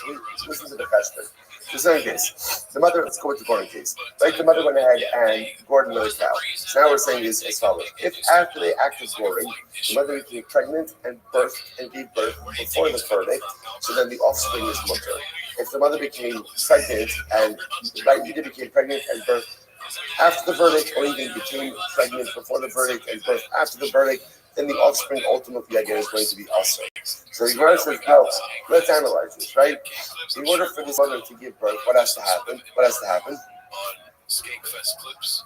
I guess we should have a talk, how these things work. We'll schedule a different shit, right? Right? Obviously, in order for the mother, to become pregnant, so halacha again, there has to be a father. Right? So the now the assumption over here is that the father is an innocent party, which means that in this child, there's two forces. There's a mother who's guilty, and there's a father who's innocent. So in halacha we call this zeh gore. Two forces creating one product. So this is interesting. So now the Gemara is operating under the assumption that the status of the child is automatically determined by who? By the mother. But there's a father also. Right, there's a father, and the father's status is totally mutter. So the Gemara says this whole thing makes sense according to the opinion that says zeh gorein aser. Right, and even though you have two forces, you have gorein causation. Right, you have two causes: a mother cause, a father cause. The mother cause is guilty. The father cause is innocent. So again, if you go with the opinion that says that as long as one of the causes is the wrong word, as long as one of the garment. Contributing forces, right? If one of the contributing forces ultimately again is culpable, is liable, then that liability is passed down to the offspring, then this whole thing makes sense. You must always will say, hello, there is another school of thought. Another school of thought ultimately is why when you have two contributing forces, one of them is innocent, one of them is guilty, that Allah again the offspring bears the guilt of the guilty contributing force. What is there to say? So let's see, what's Michael Neymar? Look at Rashi. Michael Neymar. Rashi says, the heart kushinosa la'achar gmardin la'pi l'chidei gama la'sha'ach min ha'zachar hubal she'hera ve'esri garmu lo shi'yabal. So again, if you hold, so this whole thing makes sense if you hold zeh gorein asr. But if you hold zeh gorein mutter, then lemaisa, why should the offspring automatically be asr? To which the Gemara says, Allah Amar Ravina, is very interesting. Ravina says, Ima, if I shall nigmar dina ibra v'yalda v'lada mutter. V'im actual nigmar dina ibra, u'mish nigmar dina yalda v'lada asr, ubar yarach mutter. The Gemara says, you're right. Right, Ravina says, let's reframe this a little bit. In actual if the verdict has not yet been passed, and what? Actually, so if the verdict has not been passed yet, and the mother becomes pregnant and births, the offspring is going to be mutter. Now, this is in line with the idea, a very simple idea, that when does liability occur, or when does culpability set in? Only when? After Gmardin. Even though the mother already committed the act of goring. But again, you're not liable until there's Gmardin. Say if halacha, so the timeline is like this. The mother gored, then became pregnant, gave birth, all before the Gmardin. Halacha, again, the offspring is totally mutter. Absolutely no problem. On the other hand, im ad shalom Gmardin, ibra, well, let's say again, goring, right, pregnant, Gmardin, birth. In that case, the halacha is vlada aser. In that case, ultimately, again, the offspring is going to be aser. But what about zeh goring mutter? Very different over here. Ubar yarech. We'll say there's another piece here. What's the other piece? A fetus is considered to be an appendage of the mother. So therefore, again, if the mother is pregnant with a fetus at the time of the Gemar Din, then when the Gemar Din is passed, so that Gemar Din devolves upon the entirety of the mother. The Uber is reckoned as literally like a thigh, like a leg of the mother.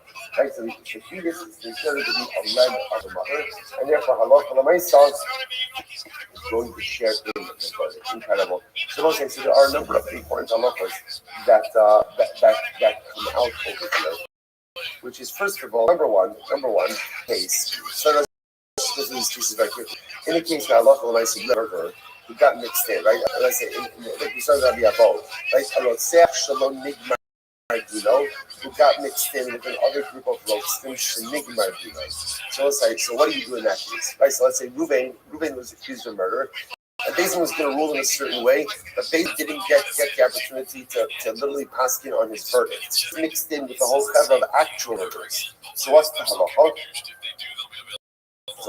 So we pass in, you cannot pass a verdict in extension.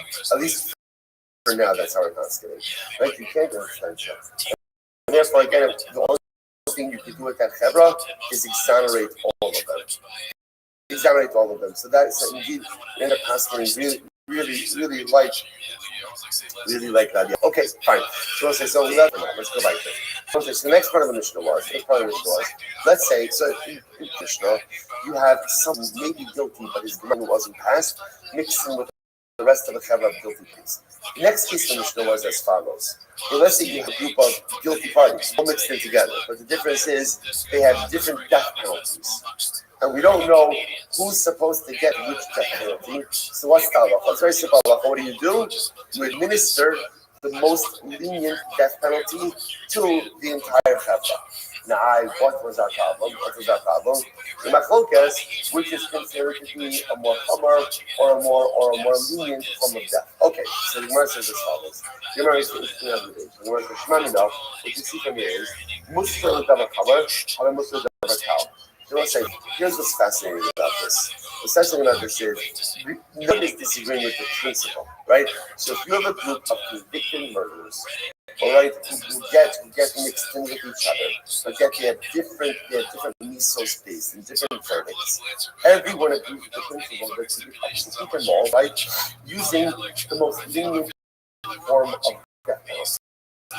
So what's interesting about this is that in order to join this, what do you need? Hasra. The Hasra is very form of death when you execute a person. How can you give someone a lesser death penalty when ultimately you didn't give them Hasra for that death penalty? It's a very important result. Because Musur Davar, having Musur Davar Kal. Hasra for something more chomer, more stringent. A definition works to administer something more lenient. That's the way it works. So in other words, once you receive for a more common death penalty, it automatically makes you warn for a lesser death penalty. I'll give you how I'm asking. What's the case over here? The issue about stand. Interesting enough, the Uriah says maybe the case over here is where the agent warned the person stand. In other words, they said, Ruvain, if you do this, you're going to be liable to a death penalty. But what? They didn't say which death penalty. Interesting. Remember the high Tanahu, and this reflects the following view. The Sanya, Ushai Chagini, so Shabatora, in Mamisin Ose Elevator. General Bozait Haloka is for any Chayde Misos. Right? For any death penalties in the Torah. And Rashi points out that here, it's actually right across the Rashi. Shachari Misos, Chutz Mimesis, Sheno Zarach Hasra, Rachmona Amalos Sakmalos Hasos. What's what you see this? Right? Mesis, that's the one who incites others to worship Avodah Zarah. He is the exception to the entire rule. Everyone else needs Hasra. A Mesis does not require Hasra. Whereas because Halacha L'Maisa, essentially, we throw the book at Mesis. So interestingly enough, everyone else, Shar Chadim, Ein Mamisim Osen Eleveda. So number one, they only adjudicate their case in the basin of 23. That's number one. Number two, Ve'edin, you also need witnesses. V'hasra. and halacha l'maisasra. So once again, this is Beis Din 101, or I should say Nissan Beis Din 101. In order to excuse someone, number one, they have to be judged in the Beis of 23 Sanhedrin Katan. Number two, they have to be Udu. Number three, they have to be Asra. Number saying that the Ad Shiyagu Shuchayiv Nisas Beis Din. Now, Tanakama holds, furthermore, so what do they even have to say? They even just have to say, Ruvain, if you do this, you are liable to be executed by Beis Din. So they don't have to say what type of Nisas Beis Din, but they just have to say Nisas Beis Din. If he says no, but we go Omer, actually, Be'eza Miso Hu Nera. He just says not true. Not true. It's not enough just to say generically, you're going to be put to death by Beis Din. Rather, Yehuda says, you actually have to articulate what type of Nisas Beis Din Reuven is going to be liable to. So what's the point of contention of here? So we'll say, by the way, this is, I just want to point out, big machokas. Fundamental machokas nature of Hasra. Tanakama says all the Edom have to say is, Reuven, if you do this, you're going to be liable to a death penalty. But Yehuda says, no, they have to indicate which death penalty. So the Gemara says, Tanakama yelled in Mekoshesh. So Tanakama learned stuff in Mekoshesh. Now, interestingly enough, what happens in Mekoshesh? You keep on references back to Mekoshesh. What happened to him? Who was Mekoshesh? This was the guy who was publicly mandating Shabbos. That was it. I remember what happened to Mekoshesh. They put him in jail because they did not know what to do. They knew that he was going to be put to death. But rather what? They didn't know which death penalty, which means that what? When the Edom gave him Asra, what Asra did they give him? There has to be Asra because there was something that Asra. So what happened? He said, Reuven, Mekoshesh. Stop doing what you're ceasing to desist. If you don't do this, you're going to be to death. But clearly, what didn't they say? What didn't they say? What type of death? Why didn't they say it? They didn't know it. So Tanakh says, what do you see from here? You see from here that proper hasra does not require the articulation of the particular manner of death penalty. All it requires is an articulation of death penalty. On the other hand, when Yehuda says no, because Shaisa, don't bring a raya from a Mekoshesh. Don't bring a raya. Right? They'll say, do not bring a raya from a Mekoshesh. Why? Mekoshesh was an exception. Rosh Hashanah means it was Yotzi Min HaKlal. Yotzi Min HaKlal, that Allah again, literally, they did not know what to do with it. This was the first thing that happened, but this is not the norm. The norm is when agents give hasra for a death penalty, Allah said they have to say explicit death penalty, you're liable. The koshesh is an exception to the rule. Incredible. Now let's go like that. That was the way. Allah that's how he passed it. That hasra does not have to be misa specific.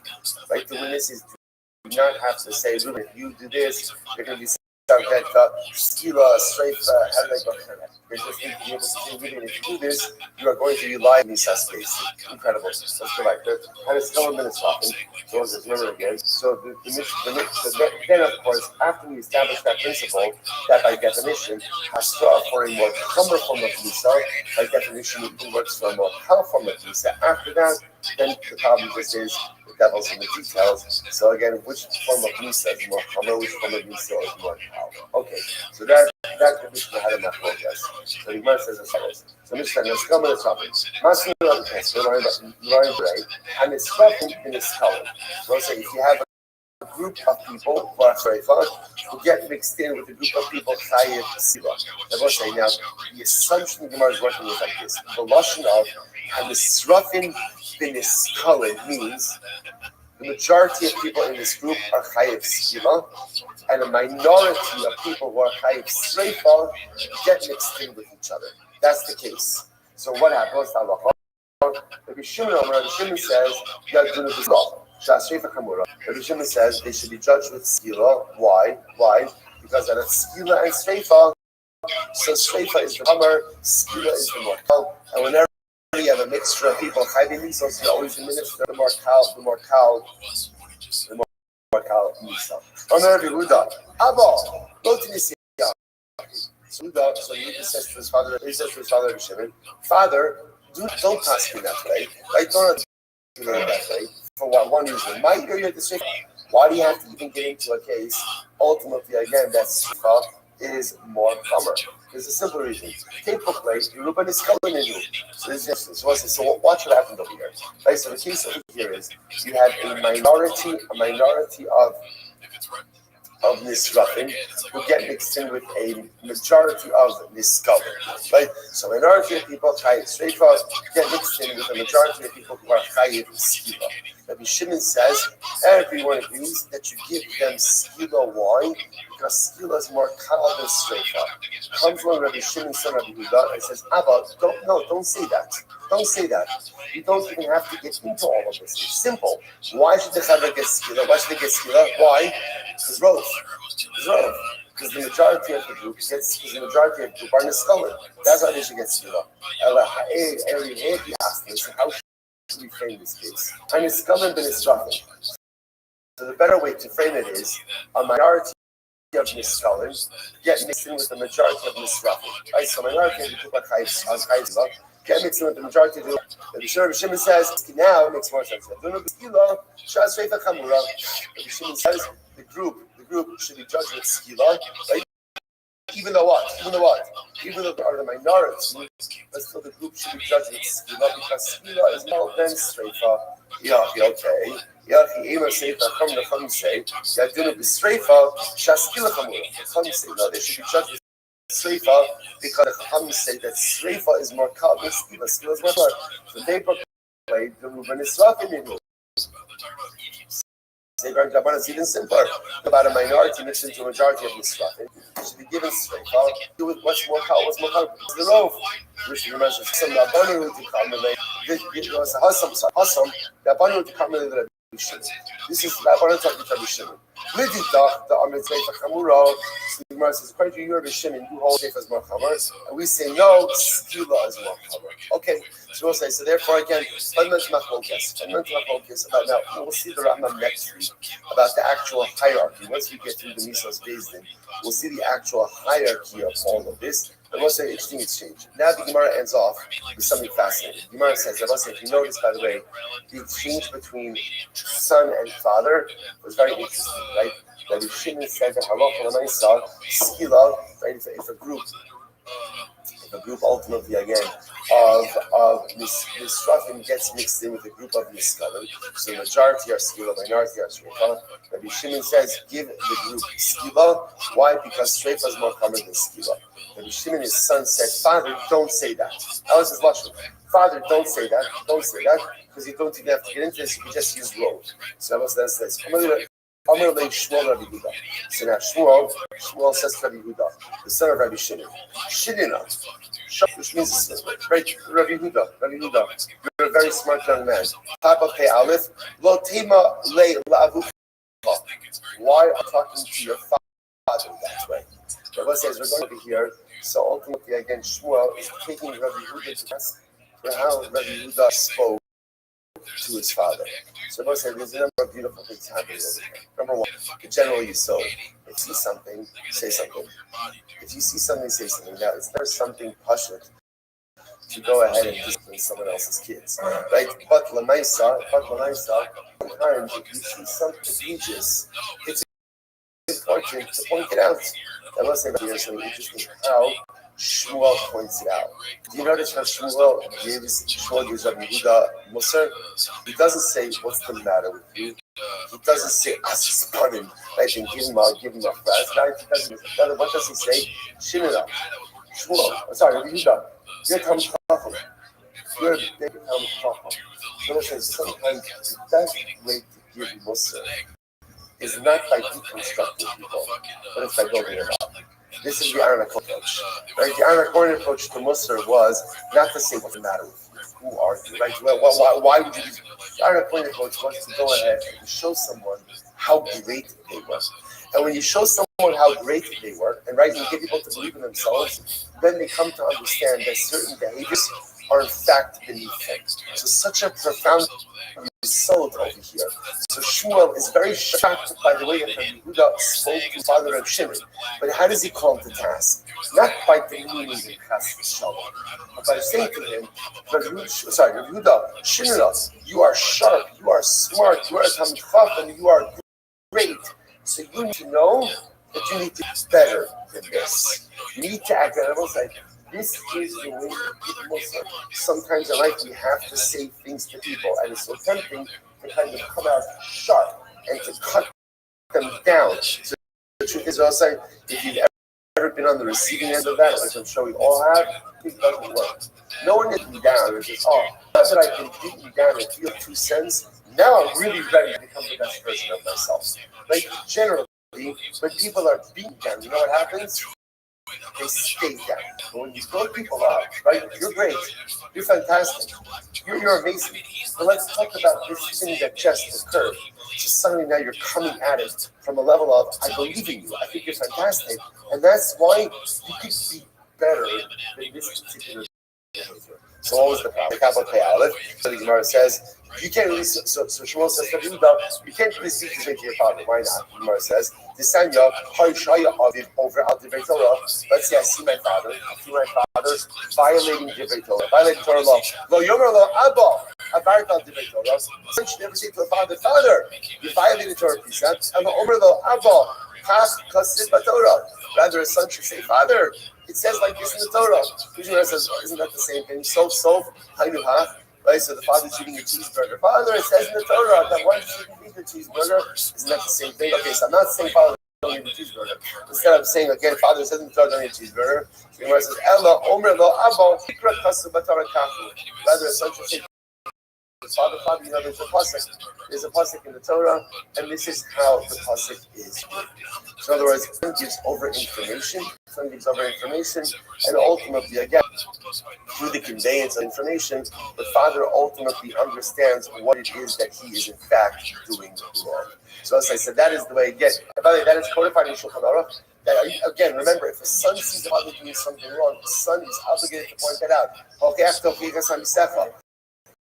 But a son is obligated to point it out with incredible sensitivity, not in any way saying what the father is doing, rather sharing information with the father, and ultimately the father then understanding of his own volition that what he is doing may be incorrect. What's that? Just want to end off with something very important. Look where he ended. I'll say.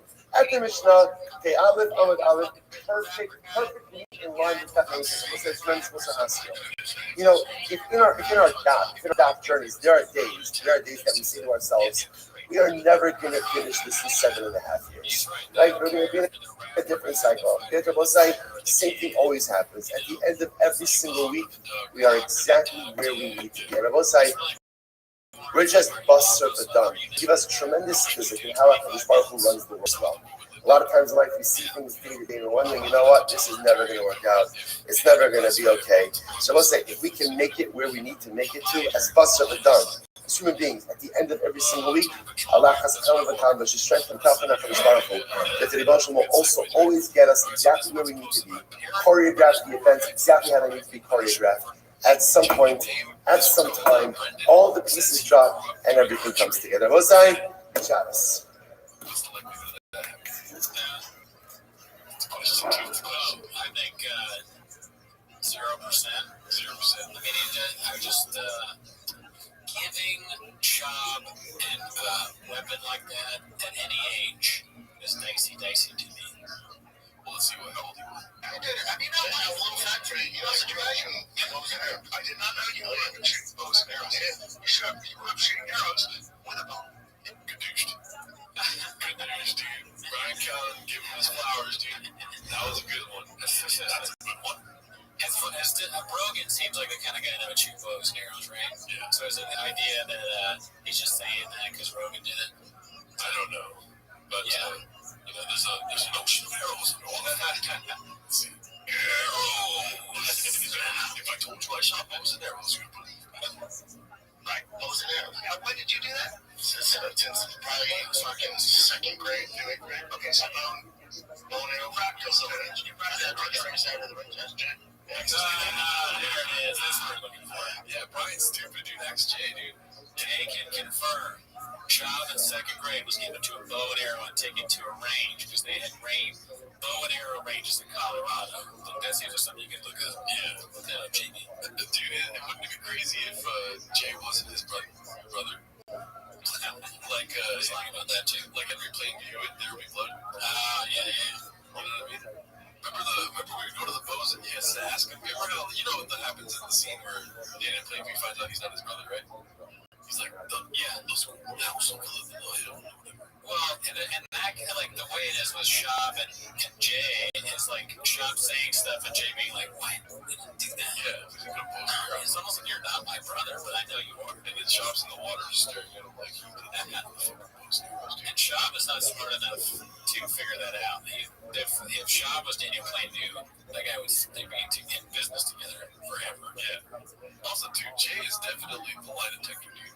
Because if Shab's talking to Jay and he's making something up, he's lying, and then he drops an axe to Jay, it's like, come on, dude, what are you doing? You're talking to Jay. You know, he says to Jay, he lies. I said, no, just ask Jay. I'm Jay. I picture Jay as just all day long. He's like in a tucked in shirt, tie, in an office, just all day long, answering the phone like, oh, no, that didn't happen. Oh, you can trash that one. No, that didn't happen. Oh, an arrow. Oh, really? Comic book? Oh, yeah, he saw a comic book. He said, what? No, he's just lying again. Good. Let's see here. Let's hear from back. Sure. Oh, this one's funny. Okay, so Brendan's about to do comedy, so let's laugh. She says, let me see your pullback. He wants to see what he looks like when he shoots the bow, right? Right, shoots the arrow. Good start here. Hilarious, dude. Oh, so he's doing a bit like he doesn't know how to do it? Yeah. And he's killing in this room. Dog, Brendan's bouncing back. Dude, check out his mangina. Oh, shit. Brendan's got a mangina. Look at that. You paused right on the mangina. Did you just, what are you, a chef? Oh, dude, I'm cooking hot today, dude. Yeah, that's a mangina. Josh Wolf is loving that bit. And there's no Photoshop, dude. This is not Photoshop. That's just a pause on the mangy. That is a black hole of vagina, dude. Yeah. Thank you. You like your manginas? You like your manginas? Thank you. I studied ancient Japanese archery, honestly. I feel like you're doing that all around. Oh, didn't you see the pictures? Yeah, that's how they were done. Yeah. Funny as fuck. Yeah. Fuck the haters, B. That's funny. It's a pain in the air if you don't agree. Because typically in other podcasts where the people agree with each other, you'd be like, yeah, dude, that's fucking funny, dude. Straight Talk Wireless, it's not awful. Yeah, I mean that's like a decent. It didn't make me laugh out loud or anything. I think I understand why you told me to focus on it because I'm like sort of like sometimes I'm not always focusing. Yeah. But you can't stop thinking about the dog in the pound, dude. The dog is distracting me, but I think that sort of took me out of it a little bit. Oh, what? Until you focus? Yeah, I was like, because then I was like watching it, and I watched it and didn't laugh. Hilarious. But you didn't laugh either. It's PC, dude. It's physical comedy. You wouldn't understand anything about that. You and your wittiness and cleverness, dude. Fuck you. Fuck you. Okay, this one's posted by Brendan is a hack. Heard it both ways, B. And also, too, I hate doing this bit where I love Brendan Shaw because then you say something for real, and it makes me look like I really love Brendan Shaw. You know that? I'm like, fuck. But he's awesome. I love him. Yeah. It's called, I think it's safe to say, Renella doesn't find Brendan funny.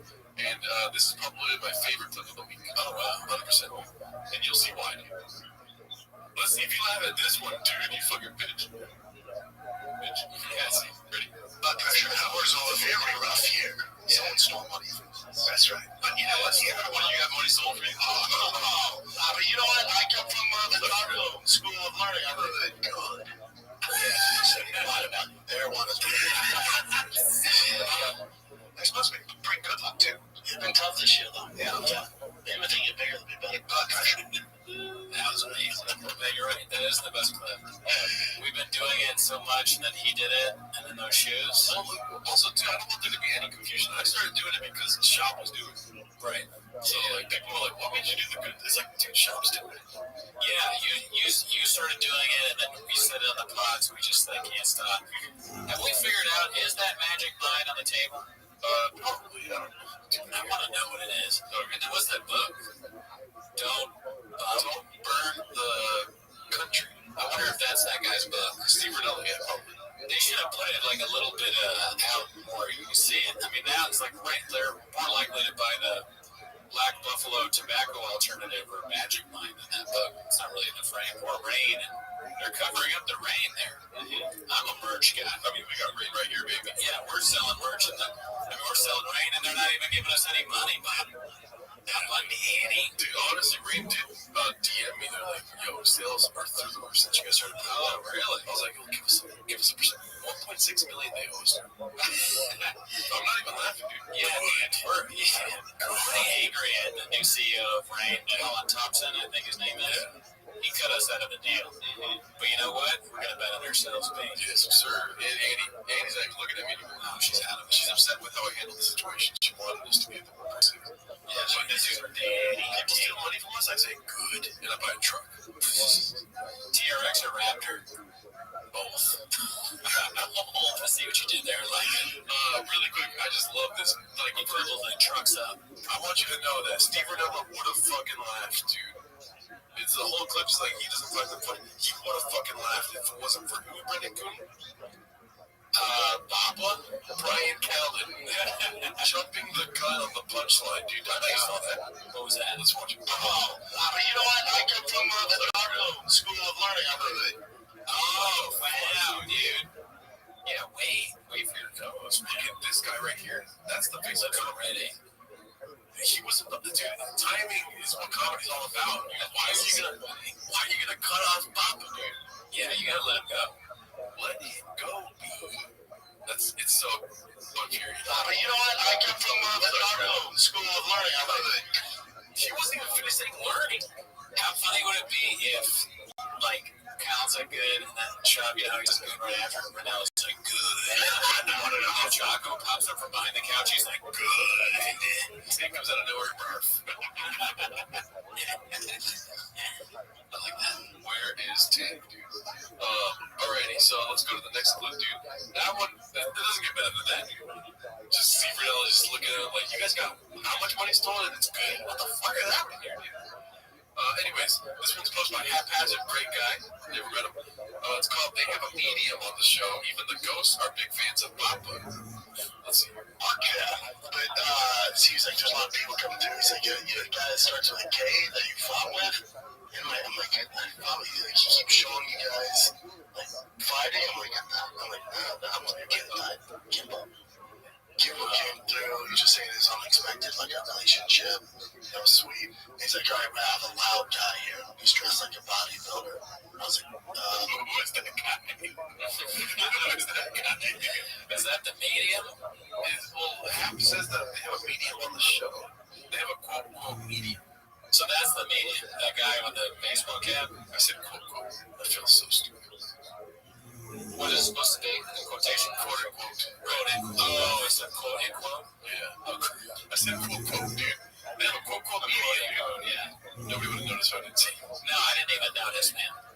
This guy, he does not strike me as someone who's a medium. I always think like women are mediums. I feel like he's more of a man-gina. He's got a little gina there. Do you see that? That one, they're shadow. Yeah, they're shadows. You got a shadow band. Your medium shows up, he just looks like a frat guy. Yeah. Dude, like, Andy says frat guy shit. I'm getting right now, he's like this guy that was on the fighter in the queue with Andy. Like, he said these 5 videos on the Kimbo. Show's like, oh, Kimbo Slides. Yeah, dude, yeah. But he's not really talking. You guys are fighting each other right now. Yeah, dude. He just told me that he had to drink a beer, dude. Yeah, friggin' like crack open, shotgun a beer, dude. Oh, dude, your mom or your girl, your wife's grandma, she's cakes to you to get the back right now, dude. That's not worth it. I'm still in someone. Yeah, I'm hearing that. Like, you're like a goose. He's like, he's a G word. Like, it begins with a G, dude. Like, you know, gay. Oh, yeah. Look at gay, dude. Rip another one. Dude, yeah, I'm talking to a former LA Times reporter. He's saying, dude, I don't like what he's saying, but you're good. Sounds like a lot of bullshit, right? Can't talk. All right, yeah, dude. Podcast novel, like, it starts with a P. I'm like, Pax. He's like, yep, Pax is here. So, yeah, dude, I could be a medium.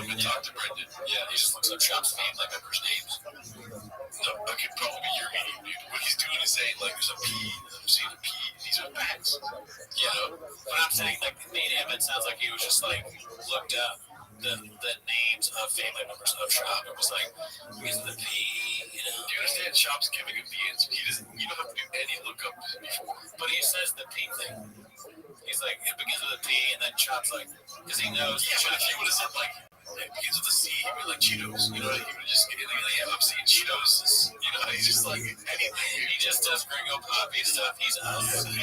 He's not medium. He just watched the Gringo Poppy one time. He's like, your mom was on the phone.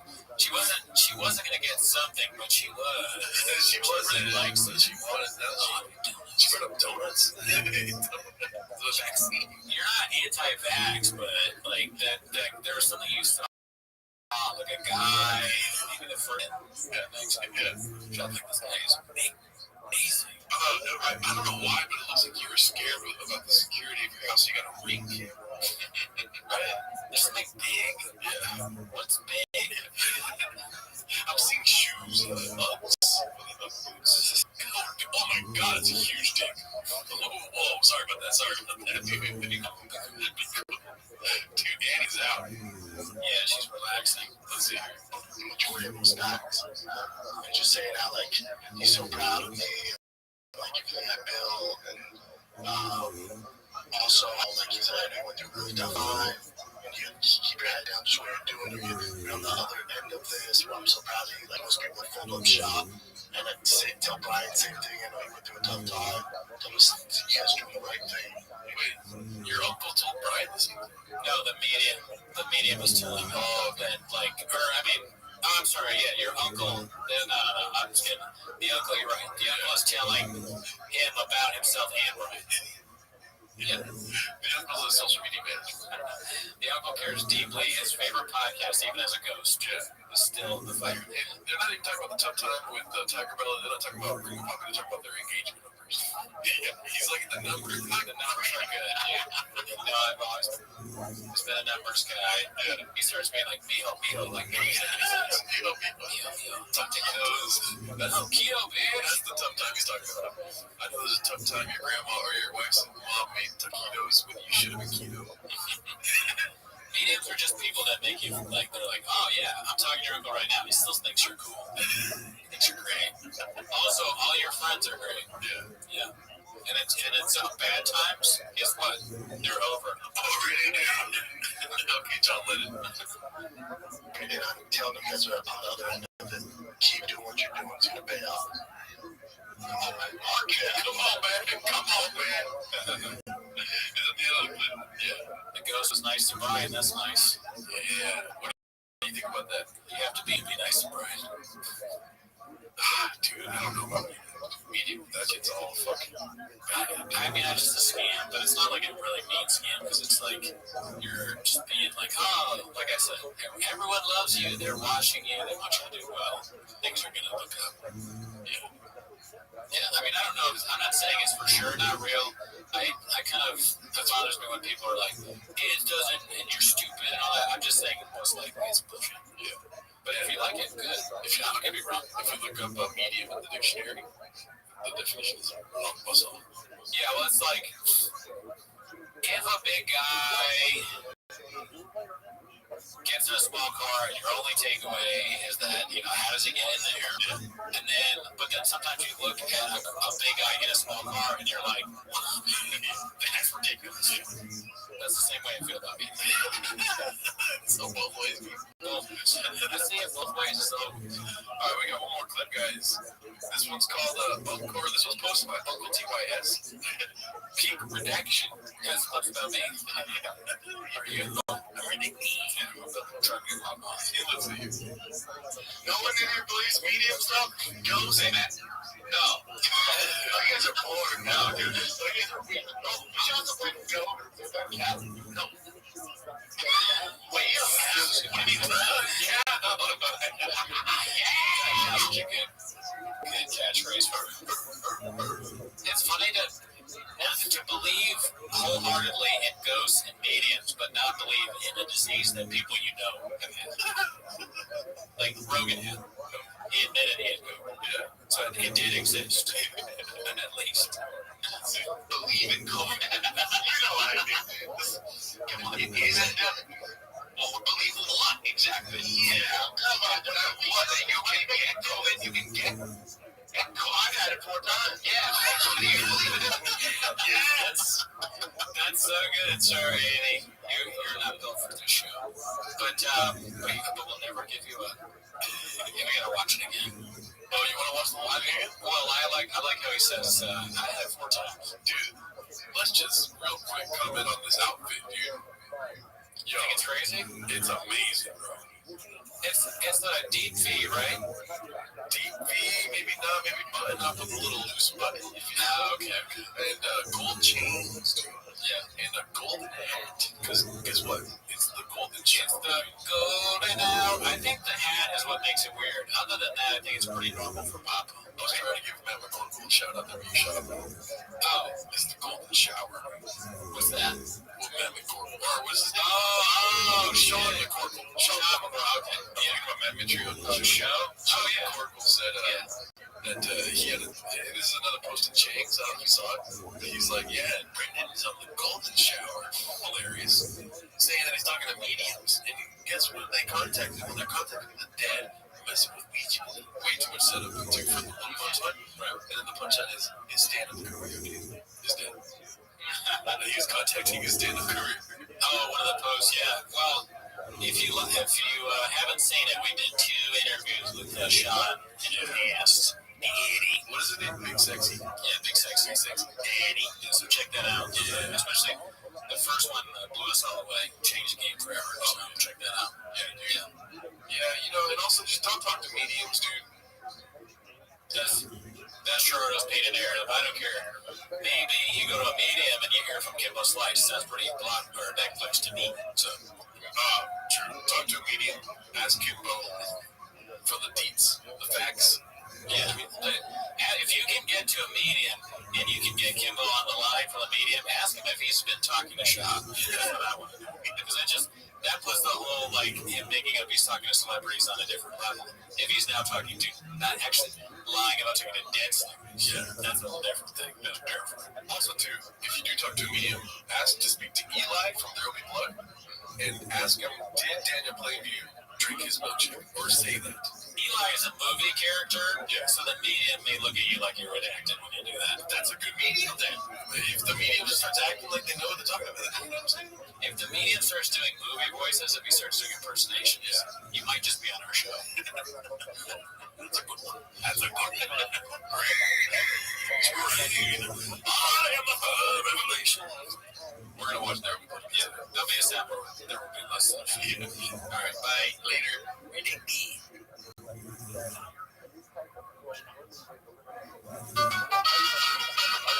If everybody had a North Star across the USA, then everybody be there like it took a long way. It's anywhere to there, to Los Angeles too. I can turn the black hair, trouble to black hair. You see, it never said never. We didn't have any lines. Shadow in the new wrong. It's never me. All over the country. Never leave away. Never show their kids. All the people that came. One day, we will never do the Beach Boys again. Stop my favorite time of the week when you get to hear Papa try to speak. It's a problem today. You better watch 10 minutes of Shop. Welcome back to 10 Minutes of Shop. As always, please join the patrons desperately needed. We are reviewing stand-up specials. We just did Rob Schneider special. We just called, what was it called? Woke Up in America. Yeah. We took 2 weeks off of the comedy reviews because we're so on Netflix with work and stuff. Yeah. Kind of blocked myself for content, but it's back. Back, Big Daddy. It's back, Daddy. Leave a comment with what special you want us to do next.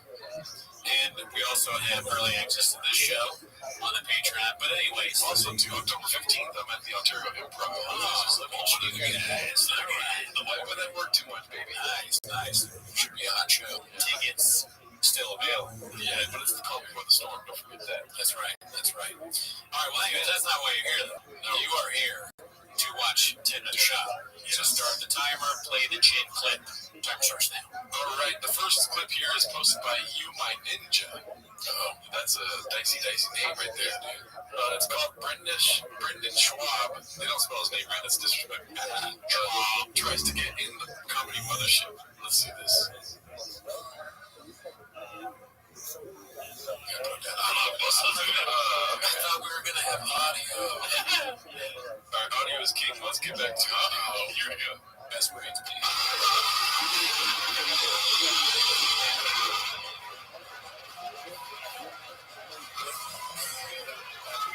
Looks like the beginning of Enter the Void by Gaspar Noé. Noé, ever heard of a great movie in 1999? Hell yeah, dude. That movie, to be honest, dude, that movie could have been an hour and a half, dude. But it was even shorter. It was 4 hours. Was it really? Yeah. I saw it a while ago, but I really liked it. It was good. Same here. It was crazy. You're right. It's probably one obsessed, though. Kind of weird. What was there? Maybe it's a different movie. Let's see. I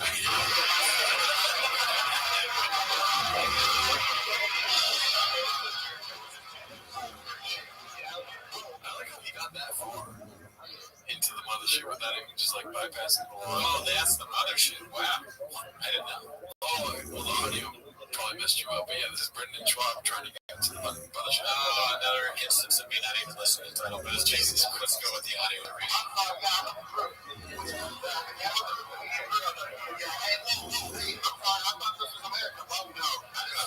That's a terrible reason you got to understand. I like no, though. I mean, no is just like you saying no to that guy, but it sounds like he's saying no. This isn't America. This is Holston. Yeah, we do a 6th Street. 6th Street deal for deal.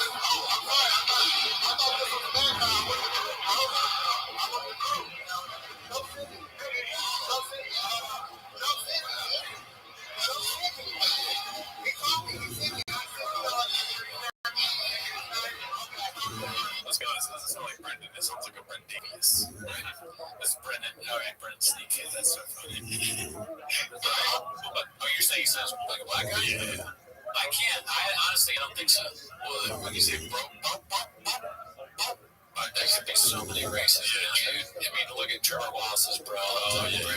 Oh, this is probably Trevor Wallace. Yeah, I mean, this literally could be Trevor Wallace. This is Trevavius, dude. But they probably, draw the red carpet for him and Schultz. You're right. This is Schultz recording. Yeah. If he says the word merch.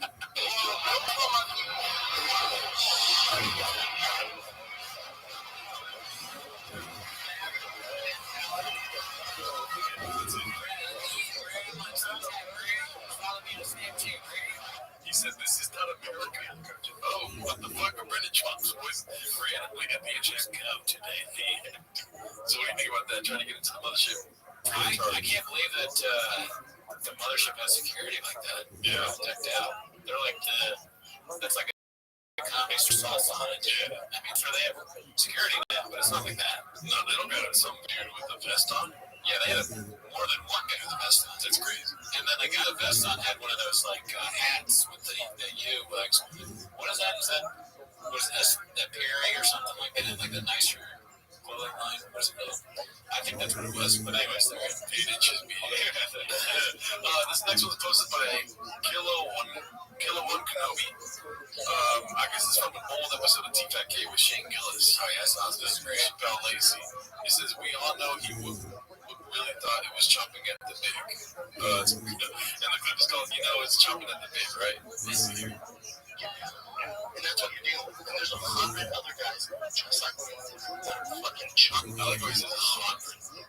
There's 100 other guys. Nobody's just like you, Brittany. You're one of a kind. Yeah, that's a good point. Yeah.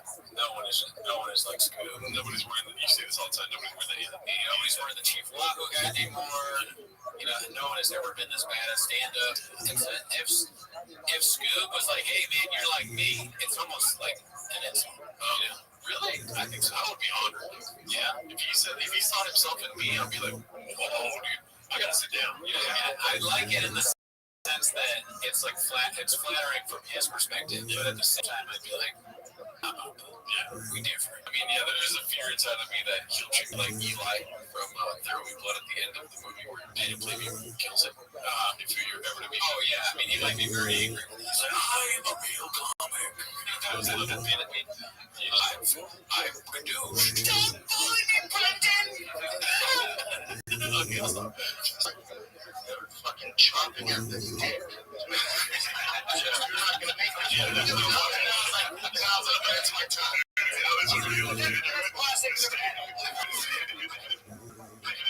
It's chomping the shit, right?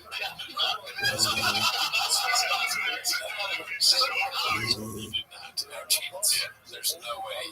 I don't think my guess is he doesn't always say chomping in the dick, but he said it wrong this time. And then he immediately realized it.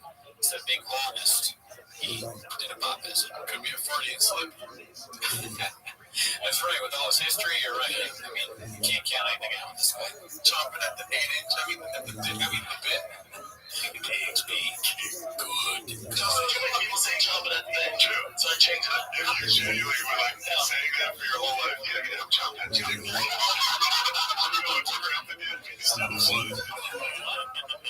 I like the idea of too many people saying chopping at the bit. I don't think that's true either. I don't hear it. It's a saying. It's like, people say it. Do too many people say firing on all cylinders? Cinders, as I say. No. It's why would you come up with that? It's so bad. Chopping at the dick. Chopping at the dick. They're different in Denver. I'll tell you that right now. Because people hanging out with him have never said anything to him about chopping at the dick. Maybe we're behind on this one, so I'm pretty sure people got to the bottom of it. But listen, dude, where there's smoke, there's fire. Right? He didn't know the original saying. No, I mean, there's so many sayings there's so many sayings he gets wrong and doesn't know, but this one he knows. The smartest told him the shit. Yeah. Anyways, let's go. We're trying to speak for him, but we shouldn't because it's always publicly. We always know the answer. True. Even with that most redacted thing. Yeah, exactly. This one's posted by Haphazard Homie. Oh, shout out to him. It's called "Got Rid of the Overly Modded Truck That Was Too Big to Replace It with a Too Big Modded Truck." Let's see. Okay. Yes, discuss. I don't know if that's good or not. So you got a Raptor. When I was the Raptor, I got a tail from this.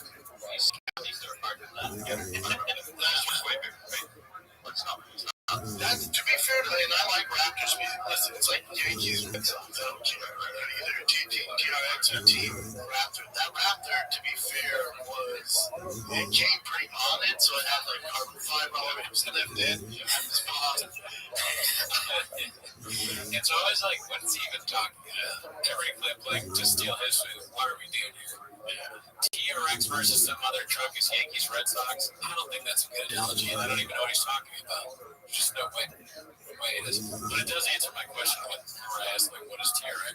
Oh, that's a kind of truck, I guess. Yeah, TRX. Yeah, Raptor. Come on, you know trucks? No, I know. I like acting like I do, though. Yeah. Well, and people may respect you more. Yeah, you didn't have to tell the truth there. Come on, dude. That makes you different. Yeah, I'm different. You're different than Papa. You fessed up. You could have made me look like a little pig. You can argue that I'm the same as Papa because I'm acting like I know my trucks. But you immediately said you don't. No. Okay, so yeah, I'm different. Because you could have made me seem like a duck. Yeah.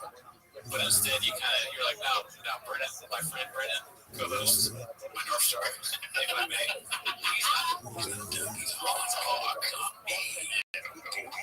It's funny, just double down. I'm trying to get better for Brian. That's my whole thing, is just get better for Brian. Alright, sorry. Okay, so let's keep on here. The suspension had so many issues. The engine was starting to have so many issues. So they just tuned it wrong. So I got rid of it. So and I couldn't drive it. So why'd you get this one? Because I like it. That's not really an answer to the question. Okay, that's fine, but why? But I got that one because there's a Hellcat engine. There's so many possibilities. Okay, that's a good answer for a lot of crimes you would commit. It is kind of like, why did you rob my bank? I'm not free. American. It's American about my shit. Yeah, you know. I get that one because there's a Hellcat engine. So many possibilities. He sounds like somebody that has no idea what he's talking about. Define Hellcat engine, Brendan. Okay, so Daddy buying next Thursday's gonna be a battle for Daddy. 1,000 horsepower. But I saw that. Race me in front. Hey. Race me in front. You're that has 1,000 horsepower because it's a big car, so it may not go that fast. That's like his only takeaway, dude. Good point. It might not go that fast because it's a big car. Like, come on, dude. Come on, man. But how does it go that fast if it's only... I see what you're doing, but this is ridiculous. He's saying that the truck can beat the Ferrari? Yeah. That doesn't make any sense. It's a comedy podcast, Brendan. Be cool. He's joking, bro. But I don't understand the joke. He's a premier stand-up comedian. I don't get it. He almost toured the UK. That's right. He did have a tour going. He was a lot closer than we were. Was he? Open question. That's what I'm like Vin Diesel. I'm living like 1 quarter mile at a time. Vince Diesel. He's like Vince, yeah. Vincent. Fine, but that means you're probably gonna either like die soon or run out of money. You know what I mean? Fair point. Idiot. He does. He's just doing voices, really. He wants to do a bit. There's no bit there, but it's the voice. Yeah. Oh, really, dude? Oh, really? Oh, really, dude? Yeah. Also, too, there's been other posts. Oh, dude, I don't know if I pulled it up. Maybe we'll see later, but he's got a story post where it says, gets only 10 miles per gallon. Good. Oh, yeah, I saw that. I mean, we do a lot of voices, too, on the thing. Yeah. They only do one voice, and I think we try and have, like, an idea behind the voice. Like, when we're like, if I said I was going to do a voice, yeah, it's kind of the same, I'm not lying, but yeah, but I don't know, it's still funny. Like, Dana played you saying good. That's a good one. That's a good one. I've abandoned my boy. Good. But there's, like, a bit behind that. And maybe we're wrong, maybe it's tired, but not yet. I don't think. Okay. Yeah, no, Dad is tired. My favorite comment sounds too good on the Patreon. Where overused the good bit. Good. Yeah, I think he might be the first person to have said that. Yeah. Other people have tagged it, but you know, how you can think that doing that exact same bit over and over again. Yeah, so far it has been. All right, so and also too, people are like, where'd you get the good bit? It's been like so long. It's because they said it all over T-Fat K. We watched that one long clip before we started recording last week. Yeah, you heard it, I did it, and then you said it, and then we just started doing it. And I was mocking Brendan because that's what he said. He's like, I watched Jocko Willing at 4 in the morning. So I was like, and I'll admit, another admission here is I do like the Jocko idea. Oh, yeah. It does make me feel good. Oh, yeah, we'll see. I did it before Jocko said it. Yeah, I swear to God. It was more like a thing in the kitchen. You know, we ran out of tomatoes. Good. Not with the voice. We always say good. It's ridiculous in the way he does it, where he's like, you know, oh, your son has cancer, good, or whatever that clip is, good. His daughter had pneumonia. Yeah. Watch this clip. Like, obviously, that's ridiculous. But the idea of, like, just, you know, anything bad that happens, just say good, trying to overcome it. I like that message. These are dark times for us. We're open minded. Open minded with no promise of a future. Good.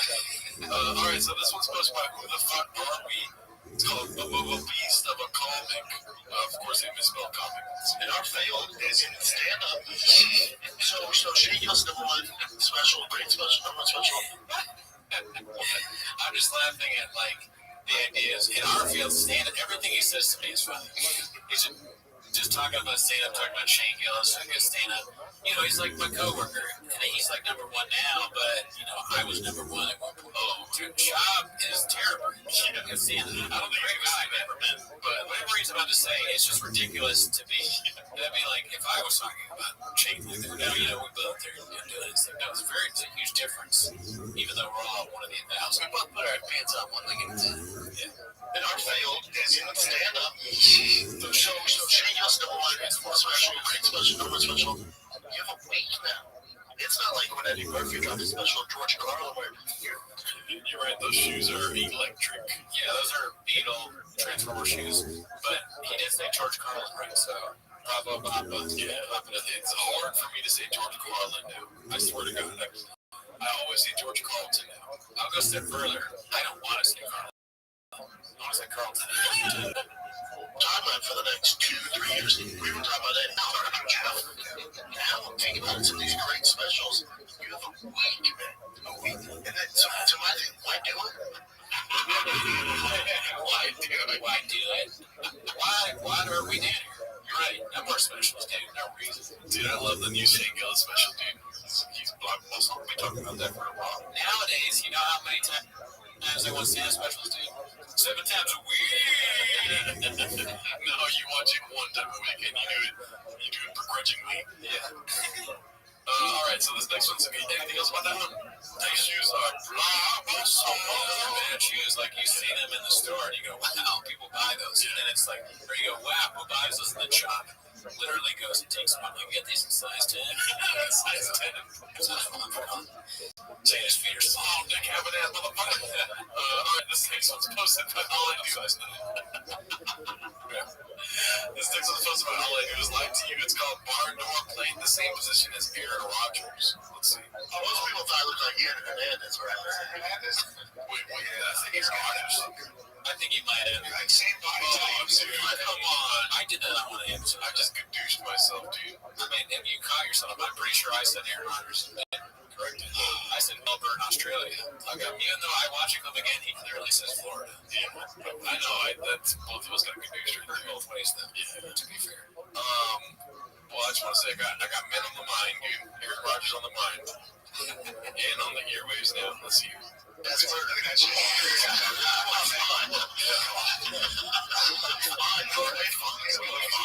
It's so funny that he does the code switching. Yeah, it's all voice. This is so unfunny. That was who said that? Where did he hear that? He's like, Chappelle called me Brent Davies. Just saying. You know what I'm saying? Did Chappelle call him Brent Davies? It's a joke. Yeah. You know, I'm a comedian. Yeah, so we do jokes. You're always keeping them busy. We just do this. Yeah. I can't tell how you were. I just had my head shaved when I found the UFC. When he was on trial, I was in Maria Del Rey picking up like Twister or something. I was buying the grocery. This dude's on trial, and I hear the guy behind me going, I'm telling you, he's lying in something. No, this motherfucker's right. That's him. Wait, go back. We're going to that statement. Go back to that. Wait, go back to that. That's crazy. Look at this. That's crazy. Come on, man. That's crazy, right? Come on. And they have the same size, too. Same height, same body type. Same brain. He played tight end. He played tight end? He played football at Colorado, University of Colorado. So what position did you play? I was a fullback, like H-back. Yeah. Okay, so you got to help me out with this. What's the difference between a tight end and a fullback? So they both block, but the fullback's more like a running back. Yeah, the fullback is more like a running back, and the tight end catches. Okay, the tight end is like a really jacked, big wide receiver. Gronkowski. Yeah, he's a tight end. And then a fullback is like Mike Allstott, who that's Shab was talking about before. They're like a big, maybe some, I don't know a whole lot about football, but I think fullback's probably like a big running back that blocks more than actually runs. Okay, he's like an offensive linebacker. In a way, they do similar duties, but they also run and catch. Okay, score touchdowns. Tight. All right. Let's go to the next one. Then the fucking football blockbuster. I'm trying to get into football, though. I'm doing my best. Yeah, you are, right? That's something you're doing. Yeah. All right. So this was posted by All I Do Was Lie to You. It's called Brenda Keeps Everyone Honest in Sports Stats. Let's see. So I was playing football, and they were terrible. And I was like, where's the score? Where's the score? Like, we're going to keep scoring. Like, the fuck we don't. Rest of the game, I bring scoreboard. 14-0. Like, realistic when he's doing his dumb dad shit. Because I believe that. A team of coaches like, all right, kids, let's just have fun. We're not going to keep score. The fuck we are. If he said they have, they just like dropping F bombs. Just like, oh, but he's famous, so they're like, okay, that's fine. Brennan's got a little crazy every once in a while. Like if you hurts a kid's feelings on like where I come from, these little bitches need to know they're not. Yeah, where do you come from? Did you grow up rough? I don't think so, dude. These little bitches, the fuck we are? These little bitches need to know what's up. I know it's not true. He's a dude. He's copyright, so like, yeah, he's joking. Sure, this is a silly time, right? Okay, but I can't help but imagine him actually saying this verbiage in front of the kids. Yeah, I wonder. I mean, I don't think it's not possible that he's doing this. Yeah, I think that they, like I said, is kind of it's the most believable of the things he says. We're not keeping school there. They think everything's all good. You're a professional athlete. Yeah. It's not all good at T-ball. It is all good. If it's not all good at T-ball, then where is it good? That's like those are the salad days, Papa. Yeah.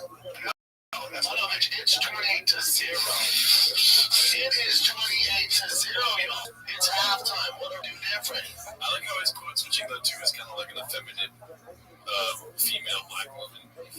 Oh no, bitch! It's fucking 28-0, and this guy, I don't know who he is, but he's loving it just as much as we do. Because Shab is, I hate to tell you this, guys, Shab's funny. You know, I mean, some of you understand that. I think a lot of you do. But if you were to go here and see him acting like this, you're gonna laugh. Now, not on purpose, really, but it's like impossible if you're there and he's saying things like this to not laugh. That's why he's laughing. You guys would think that I'm the whole episode of T-Fat K if I was on it, but I would be genuinely enjoying myself. Yeah, because you would just be shocked at the things being said, and you'd be like, oh man. And then when he does a Shabism, it's like you've been waiting to happen. So what do you think about Russell Brand, dude? Just wait for it. Yeah, just let him go. Yeah, because that's the best brains question. Because he's gonna say some crazy shit. Or best case scenario, he's just says 8 inches. Yeah. And if he hits me with one of those like elongated, yes. Or one of those ones where he's like, when he says man at the end of it, like oh man, I like that too. And then he goes daddy. I'm like oh. Yeah, I'm just gonna go to the mic and your daddy would be like a fine wine. That's like a word. 88. Oh, what is this? 82? No, you went downstairs to the cellar and just went up. Those orange slices, the prime, nobody's getting them. I'm not believing that. All right. Yeah, hell yeah. What's wrong? How's it all?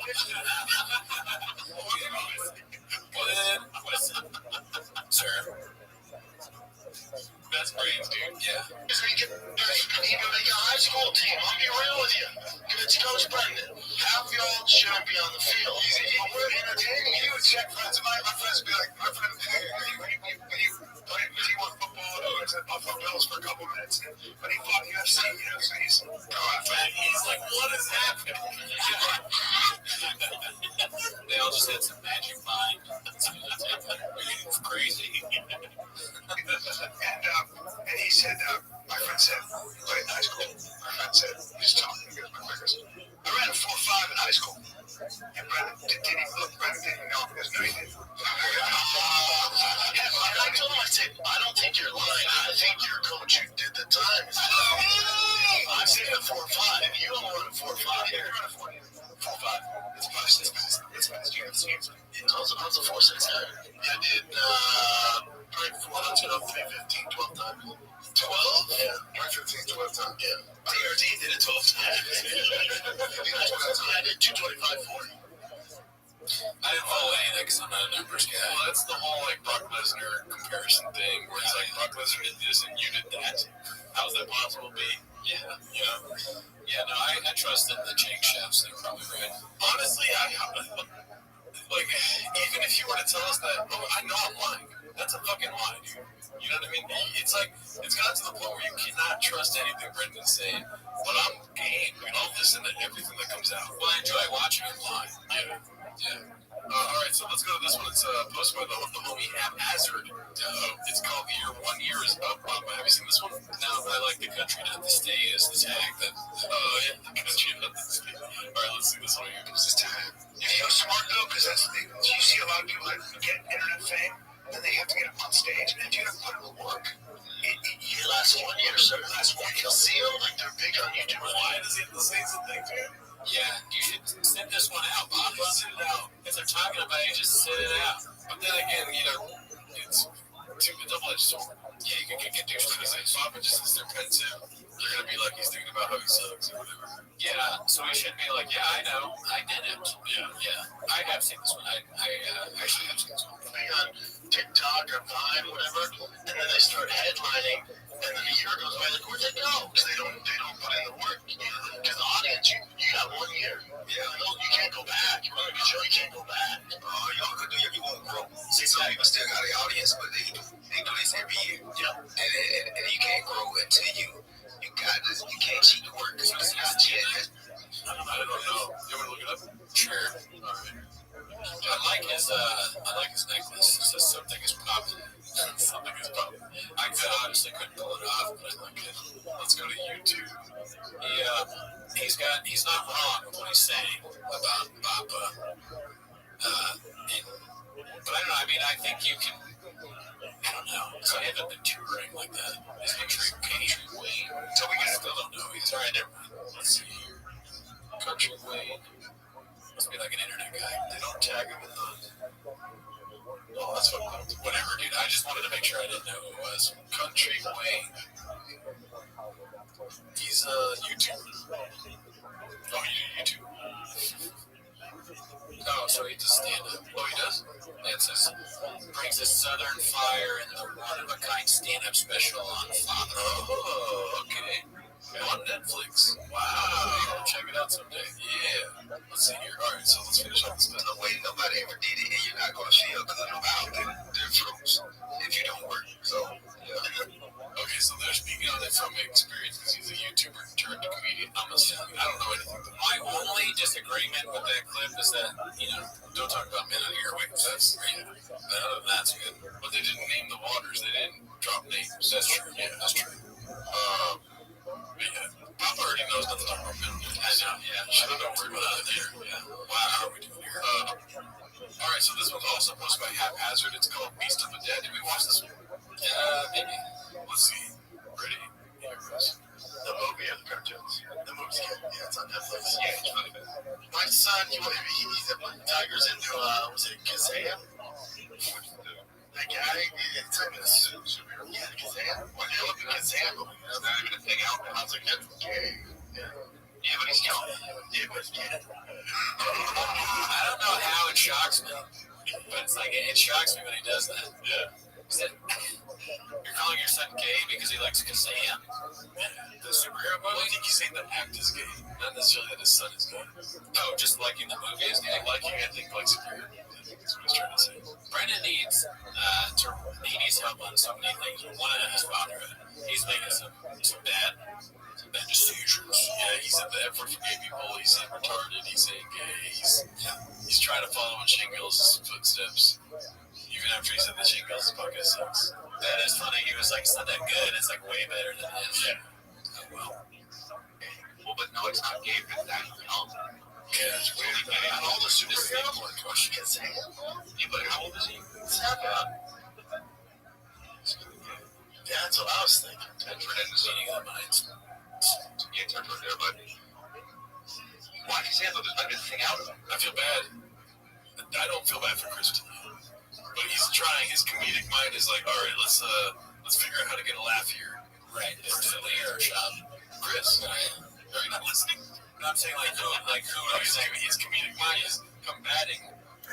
All right, fellas, good morning. Good morning, and let us begin by thanking all of our sponsors for this morning's here today. Our annual Commodores to reduction paid. Listen, Mishpach of Eretz Yisrael. We're dedicating all the Russians as the Shechus Soros Tavos on this. Our Commodore sponsors for the month of Adar Haba Alinu Latova, Stephen Terry Zinn in loving memory of Terry's father, Dr. Harry Khan, Steve Hirsch, Ben Yosef HaKohen on the occasion of his 12th yard site. The Ziv, Levin, and Berman families in memory of Mr. William Ziv, Zev Shmuel Ben Yisrael, Zichron Lebracha. And our Dafyomi sponsors for today, Mel and Karen Ram. Leaving Nishmas Mel's grandmother, Esther Bas Yaakov, Zichron Lebracha. Yot Ben Meres, our Kamikora, all of the Nishmas have Navios, the families in the Kamo. All of those who need reflection should have one. The Karach Hashbach should home all of our hostages and our holy soldiers should be successful. The fall of the Sayyid Day. So we got again today's class is Ayin Ches 79. We are picking up the Meres Hashem on Ayin Ches on the base 78b. We left off with Rabbi Nechemia, which is all right, pretty far up on the dot, but all right, that's fine. 2, 4, 6, 8, 10, 11 lines down from the top. Rabbi Nechemia, supposed to remember again, just kind of starting like from the middle of something, just to orient ourselves a bit.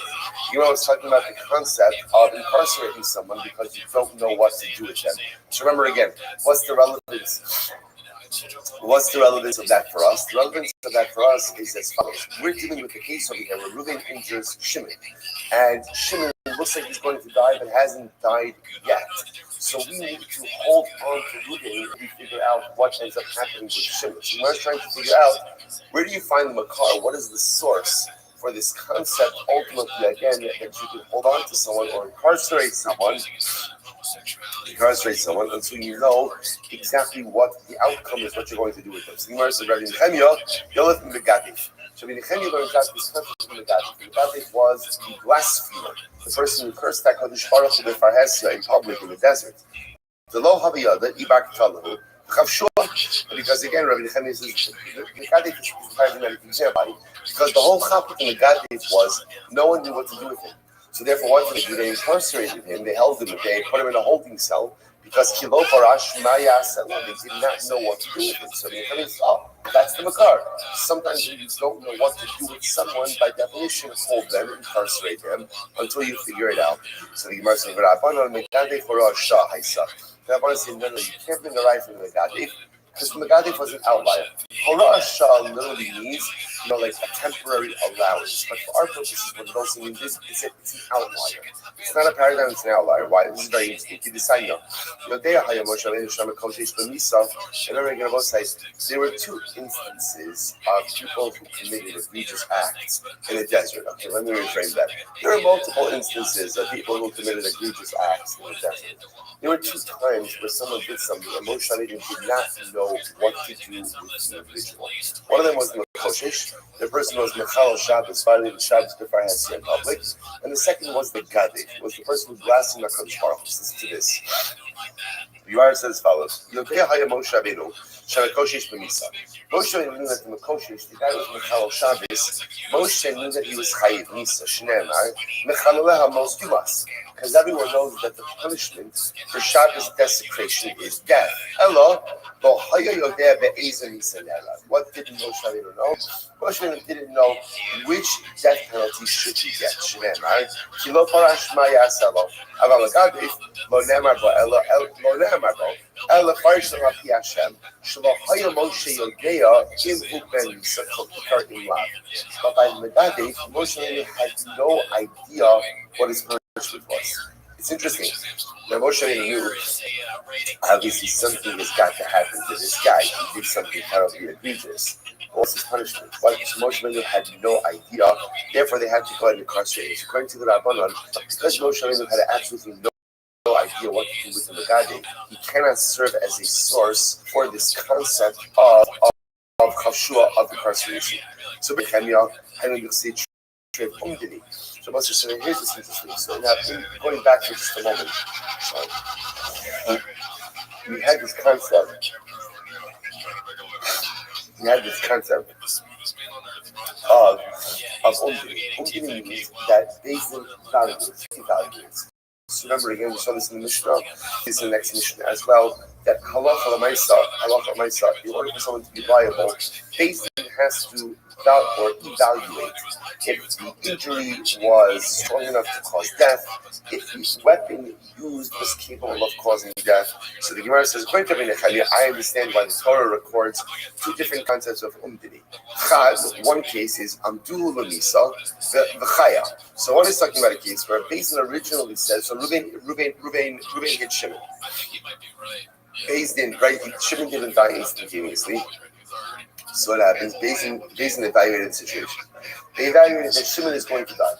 Shimon is going to die. What happened? The Chaya. Mazel tov. Shimon lived. And what's the halacha in that case to both sides? The halacha is that Ruvain goes free. The Chad Amdul Lamisa, the Hakyam Mashahaya. In the other cases where Ruvain again injured Shimon, Baruch Hashem, Shimon looked like he was going to die. Then Baruch Hashem, he has a recovery, or I should say, a partial recovery. That in that case also Ruvain goes free. Why do you need two of these evaluations? So one is talking about a case where literally again, Ruvain injured Shimon. Shimon was going to die. Bezin evaluated that he was going to die. Baruch Hashem, he recovered. And the halacha therefore is that Ruvain goes free. And one is talking about a case where Ruvain injured Shimon. And then what happened? So Bezin said, okay, he injured him, but halacha he didn't injure him in a way that's threatening to his life. And then Shimon ends up dying. Even in that case, Ruvain goes free as well. Right? Why does Ruvain go free as well in that case? Because halacha l'maisa, at the end of the day, Bezin originally evaluated that Ruvain did not do something that potentially caused Shimon's death. Rabbi Nechemia would say, "Amdu l'chaim umeis lo tzarich kra." No. Halacha l'maisa, in a case where Bezin evaluated, they said Shimon's not going to die, right? And then he died. Of course, Ruvain is going to go free. And there's no shaila over there. Why? Shari yotza mi Bezin zaka. Because again, once Bezin already went ahead and said that she's not going to die as a result of these injuries, Ruvain is scot-free already. Now again, he may be high for damages. But Allah Almighty is not going to be brought back to Bezin for any kind of injury. Okay, so let's say first hard line.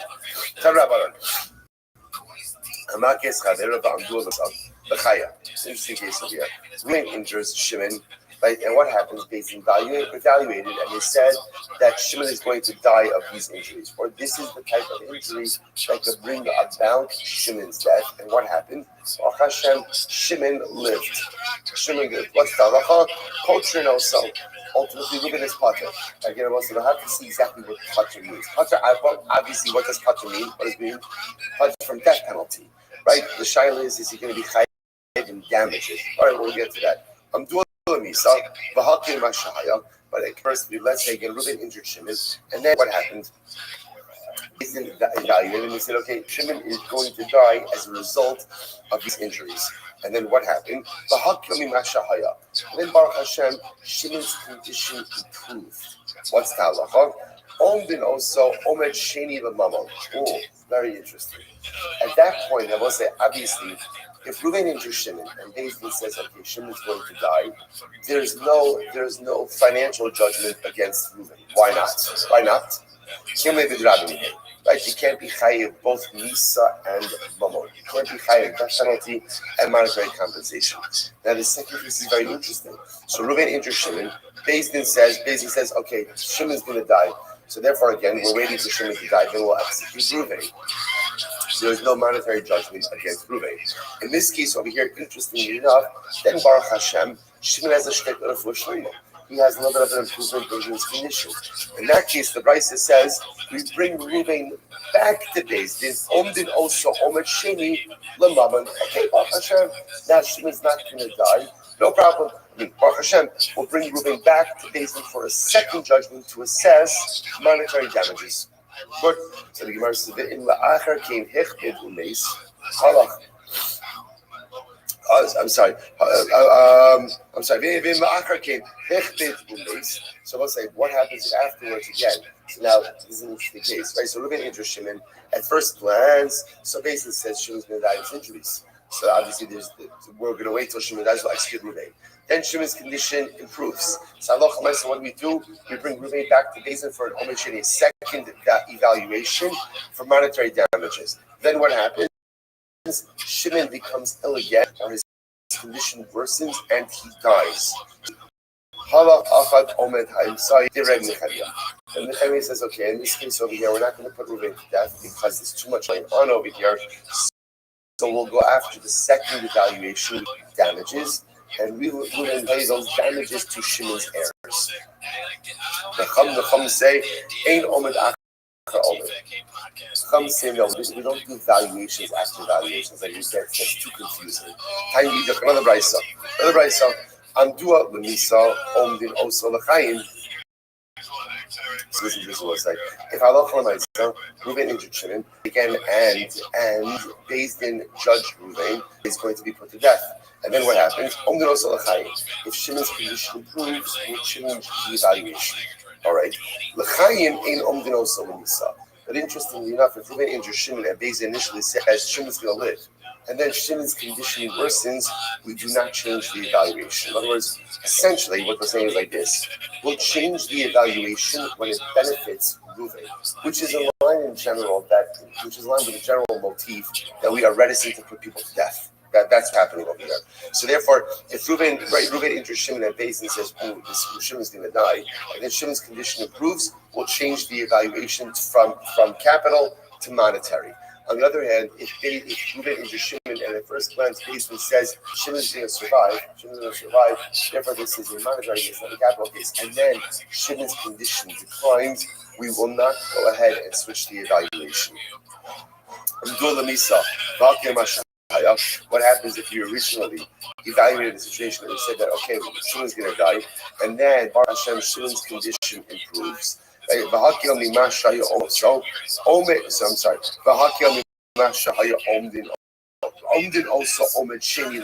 So and another valuation we value for monetary damages. And if Allah afterwards Shimon's condition worsened and he died, so that law is Mishali Nezek Ipsar Liyarshin. We'll go ahead and we'll make, so again in that case, since there was already a monetary judgment against Reuven, we'll make Reuven pay the damages to the inheritors. Me'emasai Mishali, just in general, by the way, when assessing damages, we'll say, especially in these kind of cases where there's an injury, maybe he's going to die, then he gets better. How do you evaluate damages? From ultimately from the time of the injury. So we don't, this is interesting, we don't assess damages. Let's say from the time that Shimon's condition improves, and we switch it from the capital case to a monetary case, rather we assess damage from the time of the injury itself. And ultimately understand Mishnah follows Rabbi Nechemia. Okay. So the way that I'm asking is just in this case, this is actually an interesting case about changing the status of valuation. So the way that I'm asking is going to read this. He says, "Hamakis kaveira be'ever be'ever for yours when omni also. Imagdol lachayim no secham shulvan v'niftar kafilu chala hamuka ve'echter meismach masamat." So what's the number says like this? Reuven injured Shimon. If based in evaluating situation, they say, okay, you know what, Shimon's going to live. He's going to live, obviously, what's that? And obviously, Daisy is consulting doctors with this also. I did not make any other decisions based on this. But Allah says, Reuven is going to live. Fine, so what do? They assess damages against Reuven, and we're done. And even if the next day Shimon dies, and doctors determine Shimon died as a result of his injuries, that's it. There's no capital liability for Reuven. Once the judgment has been done, that Allah said this is that Reuven is high financially, the case is closed. Even Shimon subsequently dies from this. That is good. Goes on. Now, Allah if Shimon and based on necessity, they say Shimon's going to die. So what do we do? We incarcerate Reuven until Shimon dies. In Mace, Yiharik Hamaka. The heckle in a shop and a fushling of all of the Sharbi, Mishai Maxi. So this is interesting. In this case, so if Shimon dies, we'll put Reuven to death. Shimon experiences a refuah shalema. Now we'll get this. What is actually something yesterday's daf? What is the definition of refuah shalema? Definition that Shimon walks on his own volition outside. Right? In that case, Reuven is totally free. So that's another I'm asking. So again, halacha said based on assesses that Shimon is going to survive is a monetary case. assess damage to Reuven, and Reuven goes on his way. Even if Shimon drops dead next day, and it's clear that it's a result of his injuries, the judgment is done. If, on the other hand, based on evaluated that Shimon is going to die as a result of his injury, we incarcerate Reuven until the time of death of Shimon. Then we adjudicate this as a capital case. Unless, of course, Shimon has a refuah shalema. The refuah shalema is defined as walking on his own volition, of his own power, his own power. Outside, then we release Reuven. Now listen, yesterday, one piece, I don't know, I tried to look down for this a little bit. How long, does this go on for? Right? In other words, what does this mean that we, like the Rambam says, we incarcerate Reuven. How long do you incarcerate him for? Until one of two things happens. Until Shimon dies or he gets better. But it sounds like interesting enough that if Shimon lingers as a result of his injuries, we keep Reuven incarcerated as long as it takes to go ahead and be Mabar and clarify what this is. Okay, so that is the halacha ultimately again based on the assessments. Mishnah. This kav is an interesting case. This kav is interesting case. Reuven intended to kill an animal, but he ended up killing a person. Okay, so again, his intent was going hunting, right? He was going hunting, right? And what happened, right? It's deer season, right? We decided he's going hunting, and he ended up killing a person. Okay, or for that matter, again, he intended to kill an akum, but instead he killed a yid. He was going to kill a nefel. Nefel in this context is a non-viable child, right? And he killed a regular viable person, right? So in all of these cases, potter. We'll say in all these cases he's potter. Now why? Because remember again, in order to be chayav for murder, there needs to be intentionality. And intentionality is defined in this first piece as you have in mind to kill someone specific. But if again, I want to say in all of these cases, Reuven did have in mind to kill someone specific, and then that mindset did not materialize. Therefore, he's going to be potter. Now, this kavim la'kosa amasna, v'lo'chayi abakadei la'chamis amasna, v'hokola alibo, v'haisa kidei la'hamisa alibo. Listen to this, I will say. Reuven goes over to Shimon, and his intention is to hit Shimon on the leg, right? Very hard. Now again, but that type of injury on the leg would not have caused Shimon's death. Reuven did not aim his punch, his blow very well. So what ends up happening? He ends up hitting Shimon on the heart, and when he hits it, Shimon dies. Shimon dies. So here I will say, but the intentionality of the blow delivered, had it been delivered in the way that it was intended, would have caused injury, not death. But because the blow was not delivered in the way it to be delivered, it causes. So the Gemara says, what's the halacha? Once again, because we see in order to be chayiv for capital cases, there has to be intentionality. And intentionality, we're going to see really means two things. Number one, intentionality person, and intentionality deliver the blow in a certain. Reuven hesitates on his heart, kappa behind us. But the truth is, and it was a hard enough blow that would have killed Shimon. But what happened? He ends up hitting Shimon on the leg instead, and this type of blow normally when delivered on the leg. This type of blow when delivered on the leg normally would not be a death blow. Would not have death. What happens? Who makes? But nevertheless, Shimon died as a result of it. Because the Lord says, now why is Reuven potter in this case? Because again, what we begin to see is, in order to be chayav in a capital case, the injury you delivered has to be one that under normal circumstances is capable of causing death of the individual. So in this case over here, this type of blow on the leg normally would not have been able to cause death. It did in this case. Therefore, Reuven is going to be potter. Incredible. This carrying the hakos al hagodol for the higher bagdei lahamis. Right, hagodol v'halcha lo al hakatan. The higher bagdei lahamis says hakatan. In this potter, so let's say similar case over here. So Allah Cholamayis again.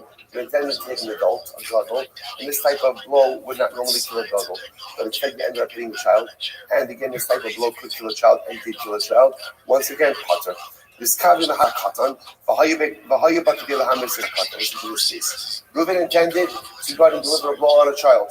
and this type of blow would have caused the death of the child. But what ended up happening? The halcha ala gadol, Reuben ends up hitting a gadol. Now, under normal circumstances, this type of blow would not kill the gadol. But in this case, who killed the gadol? Potter. Again, I both say same theme over and over. About this case, so what you see over here is you see here according to the Mishnah, in order to be for killing someone, what do you need? Number one, intentionality of the victim, or intentionality as to the identity of the victim. In order to be high the capital case, you have to kill the person you intended to kill. That's number one.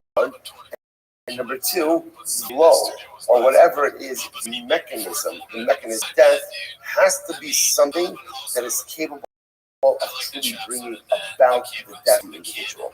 Okay. Next, let's listen to this. But Reuben was going to injure Shimon. He was going to injure him on the leg, and this type of injury is something that would have caused the death of Shimon. And what happened? And he did it. He injured Shimon on the leg.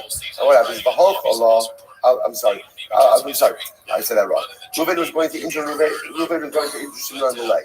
And the type of blow delivered would have normally brought about the death of Shimon. And what happened? But instead, Reuben delivered that same blow on the heart. And what? And Halachs again, he ends up killing Shimon. Chayiv. Why? Why? Because it was a death blow. It was a death blow.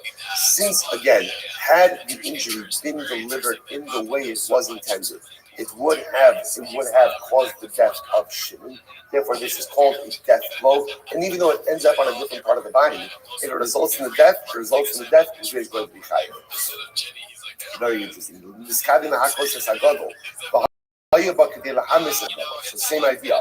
Reuben intended to kill an adult, and he injured the adult, or the death blow was delivered in a way that would have caused the death of an adult. But then he ended up going out and killing the katan. Katan died. Chayiv. Ultimately, again, Reuben is going to be chayiv. Now, this is interesting. Over here, we'll have to see exactly what this means. But again, the Gemara says chayiv. Rabbi Shimon says, "Afilin is kavin larag ezeh, v'harag ezeh patur." Rabbi Shimon says, no. Even if you had intention to kill A, but instead you killed B, ultimately you're going to be patur. Okay, so let's analyze. It says in Gemara, Rabbi Shimon here. What is Rabbi Shimon going on? Is Rabbi Shimon going on the Reisha, or is he going on the Seifa? So the Gemara says, if you want to say that Rabbi Shimon is going on the last case, that we're through this case in the Mishnah, the problem is, it shouldn't, right? It should say, Rabbi Shimon Potam Ibayale. It should just say Rabbi Shimon Potam. That's it. You don't have to say this Kavin Larag Gezeva Haragazet. Just say the Tanakama said that if Halacha you intended to hit a katan, and the death blow delivered was strong enough to kill a katan, and instead you killed the gadol. Tanakama says you're chayiv. If Rabbi Shimon's arguing for that, it should say Rabbi Shimon Potem. So rather what? The Gemara says Ella Arisha. Rather, Rabbi Shimon is going on the Reisha. What's the Reisha? This is fascinating. The Reisha was this Kavin Larag is Habein Labaharik is Adam. Like if Reuben had intention to kill a behemah, but instead he killed a person, or he killed an akum. He killed an akum, and instead he killed a Jew, or the Nephalim, Baharag is Ben Kriel.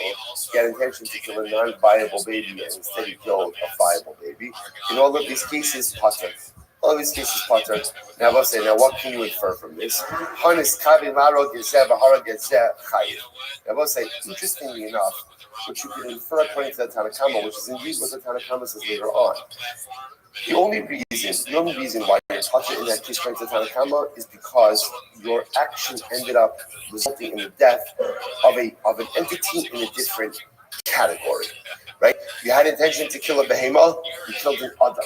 You had intention to kill an Akum, you killed a Yehudi. You had intention to kill a Nephel, you killed a Ben Kayama. Okay, so your intention did not materialize. But according to the Tanakama, if I intended to kill, but instead I killed Shimon, I'm chayiv. Because the Tanakama says the threshold for liability is intentionality to commit an act of murder, even if I end up killing a different person, as long as that person is quote unquote in the same category as my intended victim, I'm chayiv. I'm chayiv. And that comes on Rabbi Shimon. Rabbi Shimon says, no, you're not.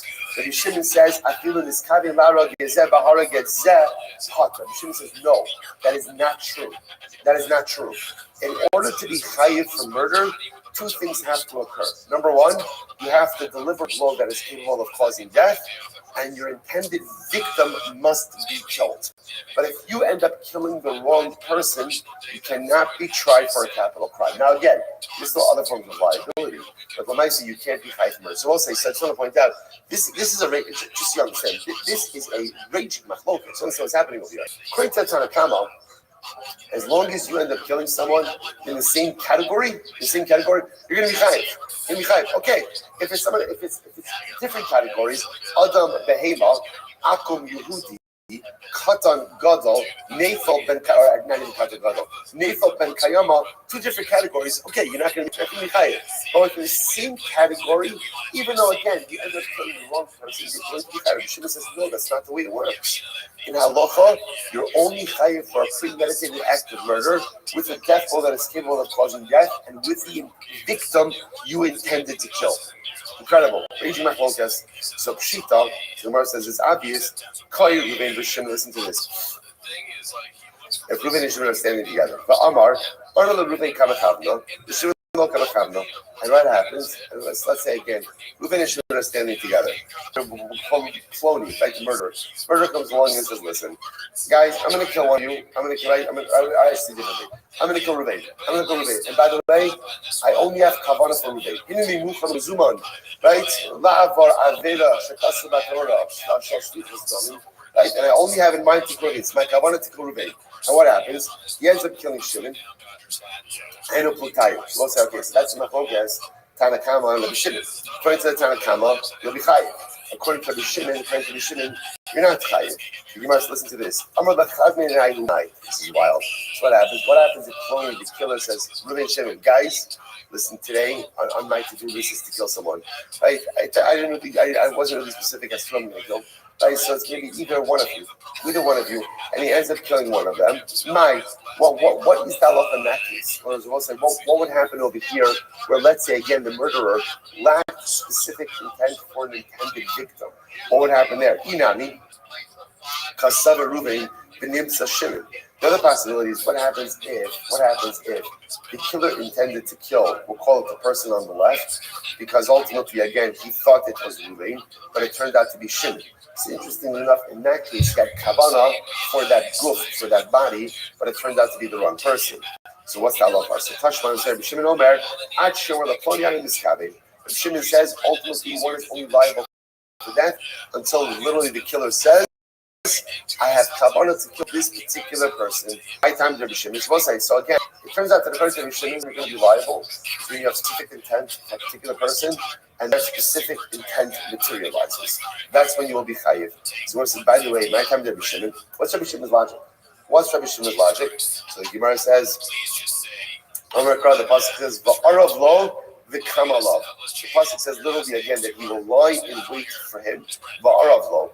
Right? So ultimately, like he plans, he schemes for him, the Kamala, and he rises up against him. So the Gemara says, Kavin lo, ultimately until he goes ahead and has Kavana for him. So Shimon says essentially the pasuk says, you're only going to be chayiv in the capital case until you have specific intent for the victim, and that specific intent materializes in exact accordance with, I should say, your acts materialize in exact accordance with your intent. Rabbanan So once by the way, the Rabbanan say that pasuk of Arav Lo V'Kama Lo, which will say that pasuk really seems to like scream intentionality that you're only going to be chayiv. Excuse me. If you intentionally go ahead and murder someone, which again you have specific kavanah for someone, and that kavanah materializes. So what did the Rabbanan use it for? The Rabbanan used that for a different case. Listen to this. The Zorik Evelago. That comes to exclude a case where let's say I come along and there's a group of people standing. I throw a stone into a group of people, and the stone kills someone. So the pasuk teaches me I'm not chayiv for that. Now again, when I say I'm not chayiv, I'm not chayiv death. I'm not chayiv death penalty for that. So says, by the way, what's that case? But that happens. Let's say, by the way, just like on a moral, ethical level, it's an interesting case, right? I take a stone, I throw it to a group of people, the stone falls on someone and kills them. The Rabbanan will say, I'm not chayiv for killing someone. Why? Now the Gemara says, by the way, what's the case? What's the case? Here's the dummy. So we're talking about a case of 9 kusim and 1 yid. So okay, that makes sense. Why? Because again, there was a row of kusim, and therefore one would not be chayiv in a case for the death of a kusim. Even if it's half and half. Even if it's half and half, ultimately, again, suffix on whether or not there's capital liability, and therefore, I'll be part of. Wow. What's the case? The case ultimately, again, is where there were 9 Israel, 9 Yidden, and 1 Kusi. But nevertheless, I'm Potter. What's the pshat? Davine Kusi Kavua. That was again, because since the presence of the Kusi is established, therefore, Allah is Kavua. Right? He's established. And we have a principle called Kavua. Let's say again, this is the famous case of you find a piece of meat, right? And there are nine non-kosher stores, one kosher on the reverse case as well. So what's the status of the piece of meat? It depends where you find it. You find it in the public, you find it in the store. We have a concept called kavua. Anything that is established within a group essentially switches the group dynamics and makes it free. So even in a case where you have 9 Jews and 1 Kusi, since that Kusi is established in the group, it's considered to be like half and half. And now, nevertheless, if I throw a stone into that group and the stone kills someone, I am not liable for that. So therefore, what we have over here is just to point out, we are left with this raging rage. I cannot really even underestimate the raging height or the ragingness of this debate. Right? So again, I have in mind to kill Ruvain and I end up killing Shimon. What's my liability? According to the Rabbanan, I'm chayiv. Why? Because I had in mind to connect with murder, and I ended up murdering someone who is in the quote-unquote same category as my intended victim. Therefore, I'm chayiv. According to the Shimon, I'm potter. I'm potter from death penalty. Chayiv with a lot of other bad stuff in life. But again, potter from death penalty. Why? Because according to the Shimon, in order to be chayiv for death penalty, there will be a premeditated act and desire to kill someone, and my intentions must materialize upon the intended victim. Incredible. So let's analyze more. So Bishlama, Rabbanan, is kind of like chayiv. So according to Rabbanan, will say that if I have the mind to kill you and I end up killing Shimon, I'm chayiv. So the pasuk says, that if men are fighting and they end up going ahead and shoving the pregnant woman, and she ends up miscarrying. The mitzvah. So it's talking about again where the men are fighting and they end up causing the death of the first person. Right? So Reuben is fighting with Shimon. His intention is to kill Shimon, but he ends up killing someone else. So therefore the Torah says, the pasuk says Reuben is fighting with Shimon, but Reuben ends up killing someone else. Reuben is liable in the capital sense, which means that even though Reuben had in mind to kill A, but he ends up killing B, he's going to be liable. Shimon, what does that mean? Shimon do a pasuk? Which the Gemara says, moment. Rabbi Shimon says it doesn't mean capital case. What does it mean? It means monetary compensation. According to Rabbi Shimon, if Reuben's fighting with Shimon with the intention to kill Shimon, and he ends up killing someone else, there's not capital liability, but rather what is there? Financial liability. Here's the Rebbe, the Sanyo. Rebbe Omer,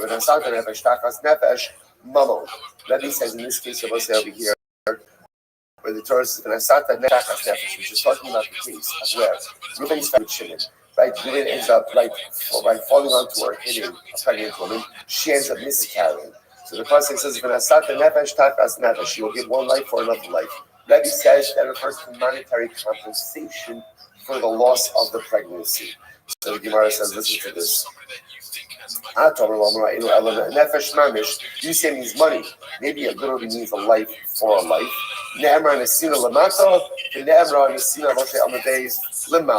It says in the Sina above and it says in the Sina below, Mar lahalon mamon, afkan mamon. So I'll say both contexts, it means monetary compensation. But Amarava, so Rabbi says, Hay Tan B'Chizkiya, Mafka Midbei Rabbi Umid Rabbi Umafka Rabbanan. It's one side. So just so you know, so first of all, we have our Machlokes, Rabbi Shimon and the Tanakama. Right, so that is still sitting here. About again, I have intention to kill Ruvain. I end up killing Shimon. Is there liability? Tanakama says yes. Rabbi Shimon says no. So just hold on to that. Just hold on to that.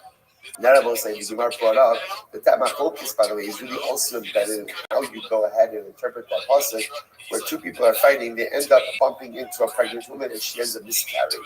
So the pasuk says, "V'nasat nefesh tachas nefesh." Rabbi don't understand that means capital liability. Rabbi Shimon, based on Rabbi, says that means financial liability. Now the Gemara says, by the way, there's another opinion. Rabbi says another opinion. High determined the Chizkiya, mafka midrabi, mafka midrabanan. This opinion of the Chizkiya is not like Rabbi, not like the Rabbanon. So take a look at Rashi.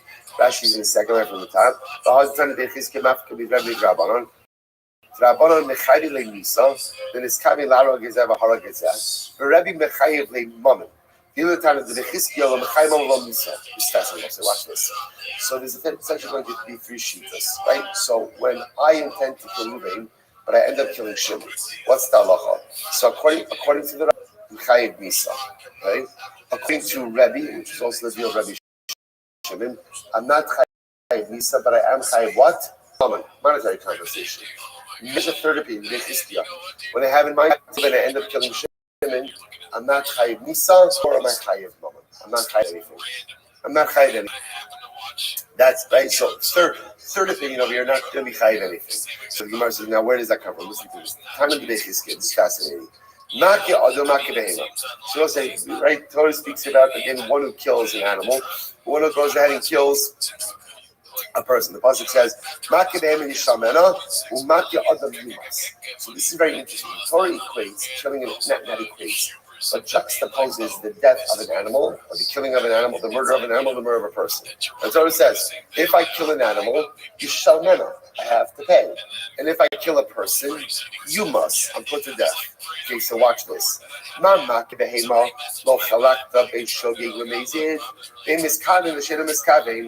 So I'll say when it comes to killing an animal, the halacha makes no distinctions whether or not what, a meshogeg or a mezid. Also makes no distinction. Whether I have kavanah, don't have kavanah. Makes no difference if I kill it. Whether I kill the animal going up or coming down. And in all cases, we'll say if I kill an animal, makes no difference. What's halacha? Compensation to the owner of the animal. Watch this. What the big Chizkiya is focusing on over here is this juxtaposition of the death of an animal to a death of a person, to show that just like when it comes to the death of an animal, it doesn't make a difference how I kill the animal. What's the halacha? What's the halacha? I'm liable. So too, when I go ahead and I kill a person,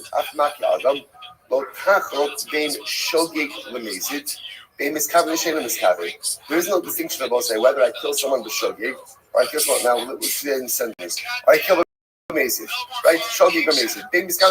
Intentionality, lack of intentionality. Derech yirida, derech aliyah. Whether I kill a person going up or coming down. L'chayva mammon el l'posher mammon. In all cases of murder.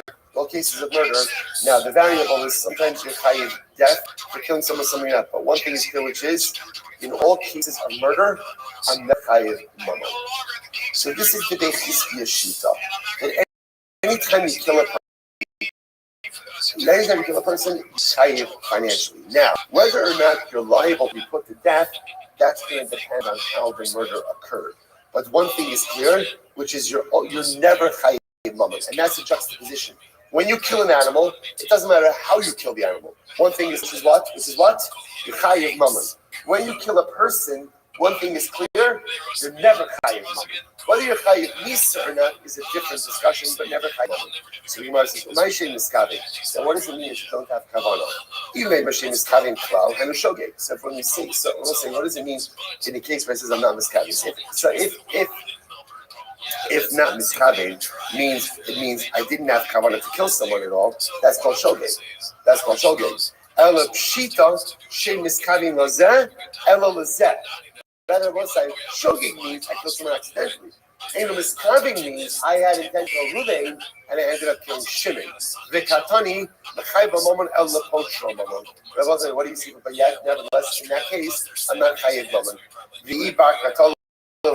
My each trip l'miftei 1 second. Obviously, if I'm chayiv a death penalty, then of course there's no need to exempt me from monetary compensation. Why? I'm doing the drug me. Ella lav shmanina lav bar katolahu lav bar mamon. Rather, we'll say, what do you see here? If there's a case where I'm not liable to death penalty, and I'm also not chayiv for mamon. What's that case? That case is where I have intention to kill lame, I end up killing. So I'm not chayiv from Yisa. Why? Because again, I didn't kill my intended victim, and I'm also not going to be chayiv for mamon. So if I will say, this might be the most debating thing that has happened today so far. I will say, I just want to point out something amazing. So what we have over here are 3 different opinions. 3 good for Chazal, 3 different opinions. Opinion number 1. Drabana, Tanakama. Tanakama says, I have intention to kill Ruvain, and I end up killing Shimon. What does Tanakama say? Tanakama, I'm liable. Chayiv Nisa. Chayiv Nisa. Why?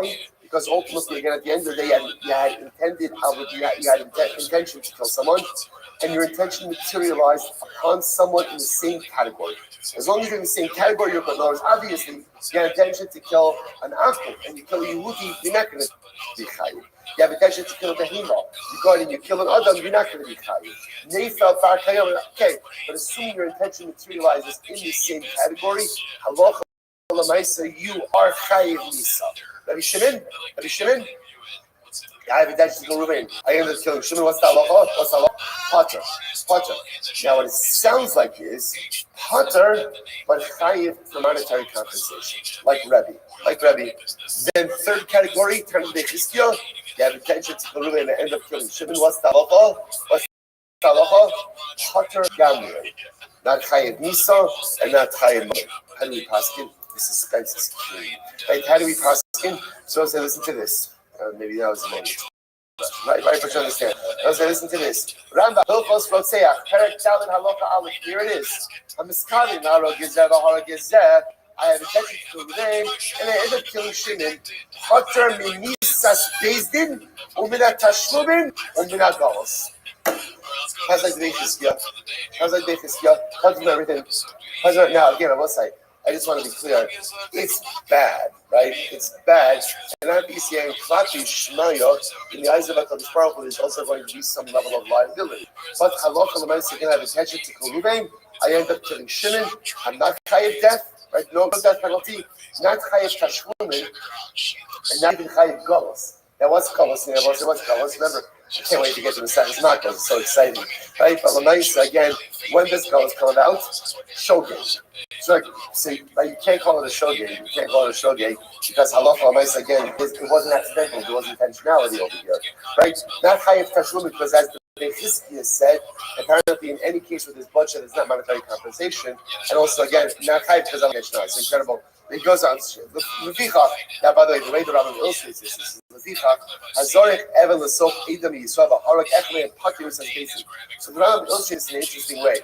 I throw a stone into a group of Jews. Right? So we'll say, and now again, I know that when you throw a stone into a group of people, it's definitely possible it's going to cause death. And in fact, it causes the death of someone. I'm Potter. That's how you pass it. It's but as modified by kind of the Chizkiah. So therefore, I will say again, you intend to kill A, you end up B, even if they're in the same category. Potter from Esau, Potter from Tashlumin, Potter from God was absolutely incredible. Riveting. All right, we'll say Mishnah, let's go. We're catching up with the rest of the world. And here's Hashem. Section is Ari Bachir. This is an interesting case. A murderer gets mixed up with other murderers. So we'll say, by the way, it happens, right? Sometimes based on the decisions you make, really dictates the chevra that you hang with. Right? It's just like the chevra that you associate with makes you the kind of person that you are. Sometimes the person you choose to become also dictates the chevra that you end up gravitating towards. So Rotzeach shenis arev ba'achirim. How does that even happen? Right? A murderer gets mixed up with other murderers. So what's the halacha? So we'll have to see. Well, in all reality, so besides the Musar Haskell with it, that ultimately your actions will dictate, right? Your peer group influences your actions, and your actions often dictate your peer group. So a murderer gets mixed up with other murderers. So what's the halacha? Kulam Keturim. I'm sorry. Really, the case of it, Achira means other people. Other people. So in other words, Reuben kills someone, so Reuben gets mixed up with other people. We'll have to see the exact mitzvahs of this in the Mishnah, but it sounds like we don't know which one Reuben is. Kulan Keturim. Everybody is Potter. Okay, we'll see the exact dynamics of that case. Rabbi says, no. Konsin also the keeper. We put them all literally again in the jail cell. Now, the Mishnah is to spell out the rest, but the rest is we go and we feed them barley until their stomachs explode. Okay. Certainly needs a smidge of clarification on that. All right, so we'll see. Let's say in general, you have a group of people who are all condemned to death, but different deaths, different misos faced them. And now, because they all got mixed up, we know who is subject to which penalty. And as one can imagine, I'm the skilla guy. Give me skilla. I know the guy says, give me sreifa. No. If we have a group of people who are all subject to a death penalty, we don't know which death penalty. So what's the halacha? Nidonin b'kala. We administer the most lenient death penalty to all of them. Said you said halacha is we're going to see you cannot give someone a more stringent death penalty than the one they are obligated to. So therefore, by definition, if we're not sure which death penalty, we give them the more kal one. Now, of course, it's going to be a little piece, as we know, there's a machlokes as to in misos based in which is considered to be more kal and what's more chomer. So, for example, hanis chelam and israfim. Let's say the chevra. Some of the chevra is chayv skila, some of the chevra is chayv streifa. You don't know who's who. So, what do? Rabbi Shimon over and you throw the skila. Rabbi Shimon says we give them all skila. Right? Why? Sreifa chamura. Because everyone knows sreifa is more chamura than skila. They say no, you don't have the sreifa. Just the opposite. We give them sreifa. Why? Skila chamura. Because everyone knows that skila is more chamura than sreifa. Rabbi Shimon says, "Ilo lo haisa sreifa chamura." It's not true. It's not true. Sreifa is clearly more chamura. How do you know that? Because if sreifa wasn't more chamur, then a baskoi who committed adultery wouldn't be singled out for sreifa. It's not true. Skila is more chamur. How do you know? Because the blasphemer and the person who worships idolatry gets skila. The Gemara says, what happens if they have a chevra? Some of them are subject to hereg, which is beheading, right? Sayif, and others are strangulation. Which one? Which is the more kal? Rabbi Shimon says saif. The heading is the lenient form of death penalty from the chenek. Some say ultimately it's chenek. So what's actually interesting enough, everyone agrees on the principle. What's the principle? That if you have a group of people on death row who get mixed up with each other, and we're not sure who's getting which death penalty. We're not sure who's getting which death penalty. Then what's the halacha?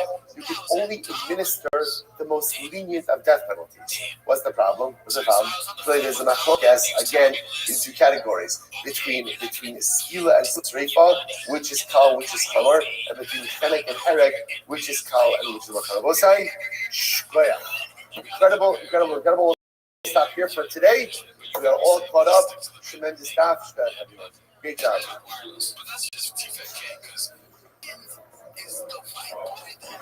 Too much. They stole $1.6 million. Okay, yeah, Brennan is like down on his luck, dude. He lost a lot of money. Good. Fuck, you got me, dude. All right, let's finish this book. Oh, but yeah, man, no privacy though. I think she's cute. Everybody's cute. Yeah.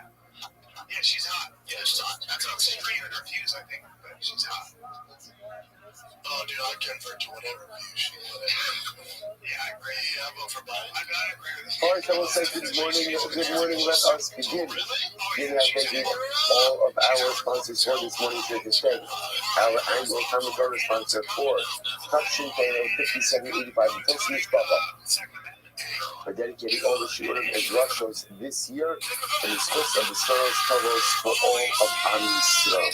Our Talmud sponsors for the month of Adar, Stephen Kelly Zinn in memory of Kelly's father, Dr. Harry Khan, Svi Hirsch, Ben Yosef HaKohen, and the Ziv Levin and Berman families in memory of Mr. William Zev Shmuel Ben Yisrael, Zichron Lebracha. But with that, let us begin with a lot ahead of us in this time. Today's daf is Ayin Ches 78. We are picking up on daf Ayin Zaylais 77b, about 15 lines down from the top. So the Gemara says, Zamarava. Well, some very interesting cases over here. Rava says as follows. Zot Srava Kosel, the Chazor La'achareh B'Had Chayiv. Listen to this case. Literally translated, someone throws, Srava is usually defined as a rock. Someone throws a rock at a wall, and ultimately, again, it springs back and kills someone. One is Chayiv. Okay, so what's the case there? So that's actually very interesting. You can see, Rashi is right across to the left. Zot Srava Kosel. Then he's cutting the heart of this Charero. He has intention to kill his friend. Now what's the case? The Zarek Slav, the Yiva Kos of the car, the Chazra Mikoko Lakar, the Hargo Chayiv, the Ha Nami Kokobi. So Rashi points out the very primary case of intentionality. We're ultimately, again, so Ruben is throwing the rock at the wall with the intention that the ricochet off the wall in order to go ahead and kill Shimon. So such an act, again, even though the stone is ricocheting off the wall, Halakha L'maaseh is considered to be the koach of Ruben, and therefore again is going to be chayiv. So the Gemara says the Tanakh, so again, we further define this Kidon Elu and the Sachakin B'Kadar. So we're talking about over here. This is like the case of those who go ahead and play a game. They're going to play with the ball. Shahar Gubernezi, now again, the Shogun Golan, if they kill someone eventually, they're chayiv Yisa. If they kill unintentionally, ultimately again, goes. So what's the case over here? Let's take a look at Rashi, one more Rashi. English and the Sachakim, the color of this is so interesting. We're given to Logos, the Hakos Hakaga the Kos of the Koach. It was common for children, people, to go and take the ball, throw it against the ball with immense force. The ball would go and ricochet off the wall and go back over. The Akash Zara, after the thrower would throw the ball, runs the other side. So the thrower would run to the wall. The Chavero Oches Esakadra Omaka also. And what would the goal be over there? The goal would be that someone would catch the ball, and after the runner. Throw it at the runner, if you call the Chavero, who deserves the goal. So, in this Kaddish, this Chavero, the Chazara, Salachara, if you didn't have this, so this is like, not dodgeball. Is it like suicide? Is it what is it? No. Is it like suicide? Like whatever. It's a kid. Yeah, whatever it is. You throw the ball. Okay, stop. Okay, none of you are correct. So again, so you're going ahead, you're throwing the ball against the wall. Again, the idea is to throw the ball against the wall. I know these places are a little. You throw the ball against the wall. Right? The goal is you throw it as hard as you can because you want the ball to go as far back as you can. You, the thrower, have to get to the wall. Someone catches the ball and they throw it at you. So throw it at you. If you get hit by the ball before you get to the wall, you're out. That's it. So in this case over here, there's a smidge of a twist in this game over here, and the thrower is trying to throw it hard enough that it can kill someone. So again, if he has that because remember again, it was like the idea in order to be killing someone, there has to be a bit of suicide. It's called suicide. That's the name of the game. So not the best name of the game, but that's the name. So again, it gives intentionality, and the thrower goes ahead and has in mind that he wants to throw the ball with enough force to kill someone who gets it. Then if it's been music, the Chai because he's Rotzeach, he's a murderer. If it's Bishogeg, then ultimately again it's go. So I'm not saying that. What's the Chiddush over here? What's the Chiddush? The Chiddush over here is that there is a secondary, what we'll call it is, I want to call it a secondary force, because that'd be a little bit dangerous. But there is a secondary force, right? It's not the shot that like the thrower moving and directly actually in. There's a wall. So the interesting kind of idea over here is I would have thought that the presence of makes it that this is no longer the Koah Kamash Malan with the wall is still considered to be the Koah Havim. And therefore again, if there's intentionality, Ruben will be chayiv as a murderer. And if it's Bishogeg, he'll be chayiv Golos. Incredible. So the Gemara says Bishogeg Golden Pshita. So obviously, if Ruben throws the ball hard enough and it kills Shimon accidentally, then Ruben's going to go to Golos. That's obvious. That's obvious. So the Gemara says, you're right. The Mezi that we had argued with Tzricha. The Chiddush over here is not in the Shogeg case. The Chiddush over here is in the Mezi case. Ruben did it intentionally, he goes to Golos. What's the deal here? Malgatima, Hasras, Safeki, meaning by the Hadre. I'm at a thought that this is a case of what we call Hasras, Safek. What does it mean, Hasras, Safek? But I'm at a thought that this was, remember again, in order to be chayiv for a hasra, what you have to do, you have to go ahead and ward someone with a symbol of definitiveness. Right? But again, maybe in this case over here, the ball's not going to go back, the ball's not going to go far enough. I'm going to put that it's hasra safek, kamash malan that it is not. Kamash malan that halacha l'meisa. When someone plays this game, they're going to throw hard enough that the ball sort of ricochets back, and therefore halacha l'meisa, if it's the intention to kill someone, ultimately Ruben will be chayiv. Incredible. So this is very important for our students. Remember again, what's our topic? Our topic over here is well, who's chayiv inside, right? Who's chayiv in Herod? And the example that we're giving is one who kills another. What we did yesterday's daf, we were focusing on was with something confinement. If you can find someone which is direct koah, you are chayiv. Now what the Gemara is doing is branching out a little bit, and even in a case where there is another intervening factor, it can still be considered your koah. So in this case, here, for example, the other intervening factor is the wall. I'm at a foot of the wall, makes it that it's no longer my koah. Kamash Malan, no, it's still considered to be my koah. Incredible. Okay, to which the Gemara says, 20 So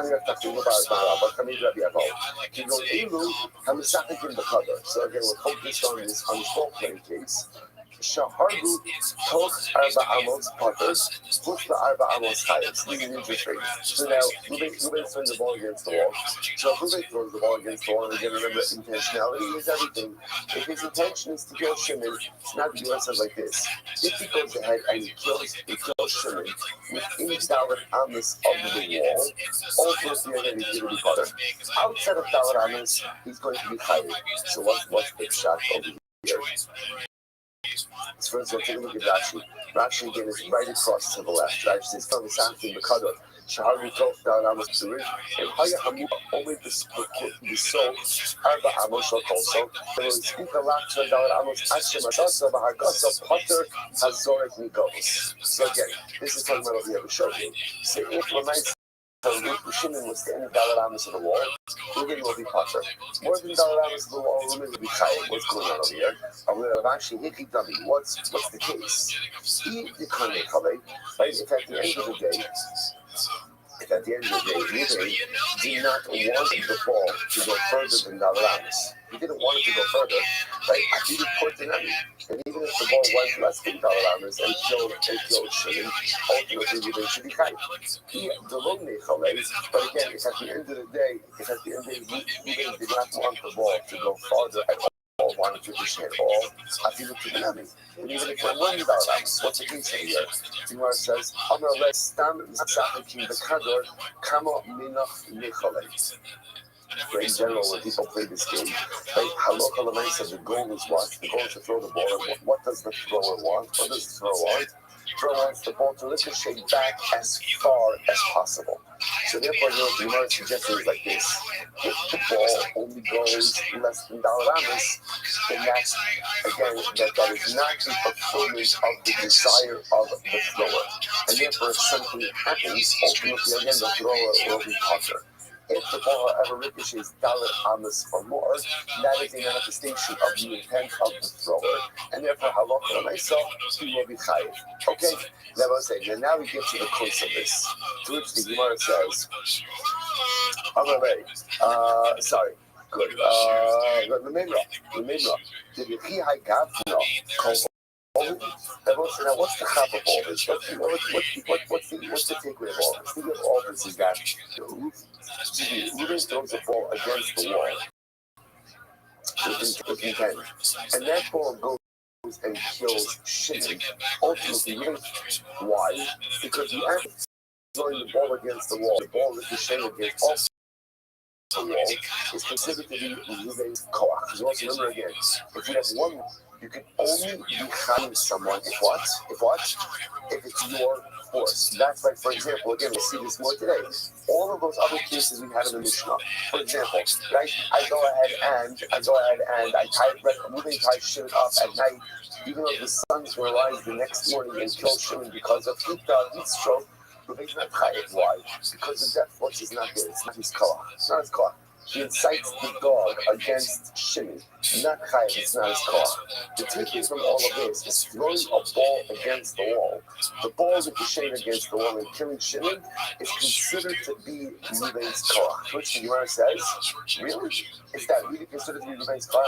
After all, listen to this. There's a kasha. Very interesting case here. Hamikavish v'nafal kiddush al yado or al hatzad. The Achaka Kulota was showcase puzzle. So it's a very interesting case here. Paradigma. How do you create paradigma? Remember again, how do you create the paradigm of concoction? You take the right one, you go ahead and you slow it, you burn it, you create ash. You then mix that ash with spring water, with mayim chayim. Right? You go ahead and afterwards, you take that, you mix it, then you sprinkle it.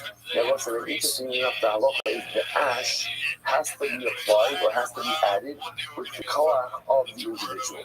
Right? If the ash drops in by itself, or it doesn't come in with the koach of the individual, then the entire concoction is invalid. Here, actually, just a moment. Hamikavish. First of the intermediate wide in Hashem Kadesh. Mechat as be'efer mesinas efer alamayim.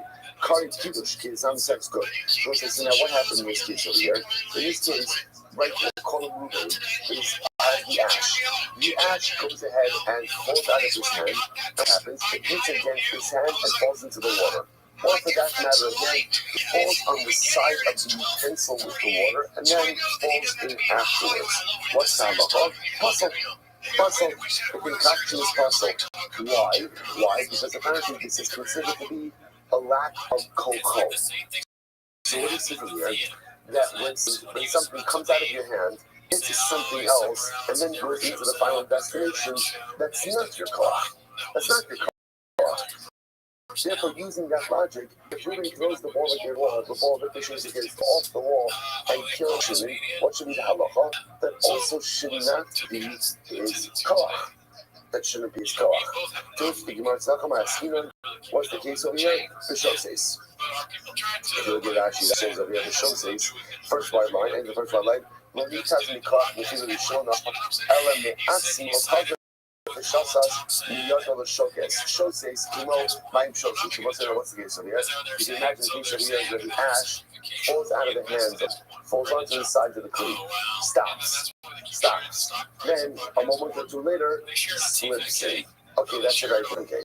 Because in that case, when the ash itself comes to rest, even just momentarily, under the cleat, then the koach of Reuben ends, and then the rest of it trickles in afterwards. It's very different than the ball case. Why? In the ball case, there's no cessation of dynamic activity.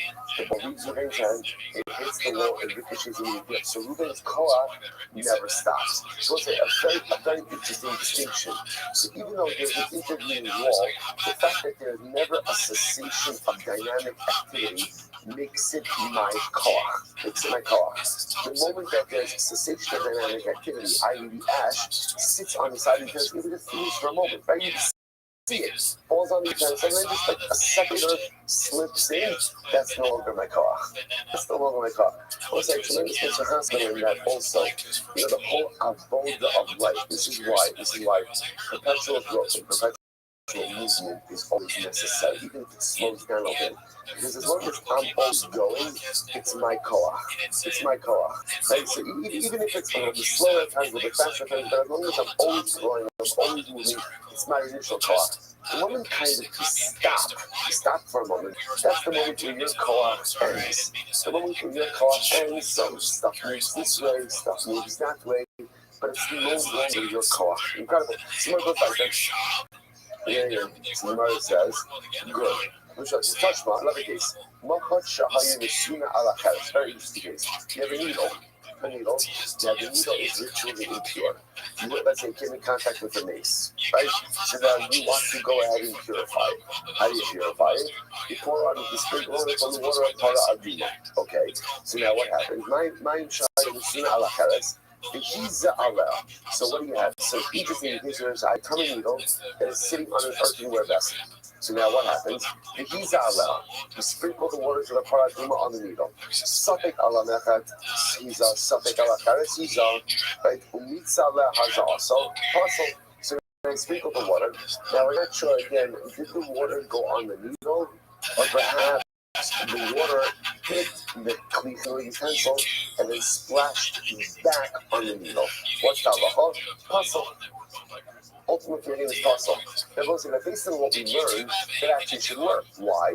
Because even if the water even if the water splashed back off the klicheres onto the needle, that should still be what? My koach. No different than if I throw the ball against the wall and the ball goes and kills the shade. Right? It's the same idea. But yet, over here, you see that it's possible. So you see over here that when there is an intervening factor, it's no longer koko. To which the Gemara says no. Amar for the value you can figure out matzah itman, not mitzah, not to splash back, but matzah. Matzah both say that ultimately again, we're not sure if you look at Rashi over here. Rashi matzah itman, the mitzah is to have a kaza. It's not mitzah, which means splashing back. Ella, lashon mitzah. No, it's not mitzah. What's the case over here? The case over here is where we para aduma water on the needle. So what are we not sure of? We're not sure how it got there. Did it get there somehow because there are three possibilities. One is that the water landed directly on the needle, which we're good to go. Possibility two is that the water hit the klicheres and splashed back on the needle, which would also be okay, because that's koko. But then there's possibility three. The water hit the klicheres and what? Trickled back onto the needle. That would not be good. So therefore, both sides, these two attempted approaches, both by Paraduma, to kind of diffuse the Gemara's argument, both fell flat. They both failed. Therefore, halacha l'maisa, what we thought originally, namely that koko will work. In other words, that when you throw a ball against the wall, and that right Reuben throws the ball against the wall with the intention to kill Shimon, and the ball ricochets off the wall and kills Shimon, halacha l'maisa, Reuben will be chayiv. Even when it's an intervening wall, that is still considered to be koko. Incredible. Let's go back there. So Itmar, Amra Papa, still similar cases. Haman the Katsu the Kabe, Ashkele did Kidanayo, so he ties up his friend Shimon, and he goes ahead and afterwards releases, right, because he ties him up by a dam of water, and then afterwards he bores a hole in the dam. His friends, right, bores a hole in the dam, and the water comes and drowns Shimon. What's halacha? So the Gemara says, Giri B'dei L'Machayim. These are considered to be the arrows of Reuben. Of course, we've seen this expression before. Giri B'dei is another expression for your koach. So this is considered to be the koach of Reuben, and therefore Reuben is for killing Shimon. Whereas the one second, how do you do the koach rishon? This is only assuming that it's koach rishon. Koach rishon means initial force, which means that there is an immediacy. And when Reuben goes ahead and makes the hole in the dam, the water comes gushing out immediately, and Shimon is right there.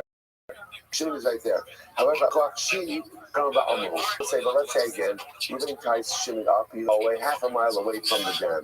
But we know that over time the dam water is going to come and kill Shimon. That's called secondary force, and therefore there will not be liability in that particular case. So this is very important. Okay? So we're going to go Papa. Zorak Tzolamala, it's an interesting case. Zorak Tzolamala. Reuben throws a stone upward. Listen to this. The whole of it's starting. Now the stone does not come directly down. Instead, the stone kind of falls to the side a little bit.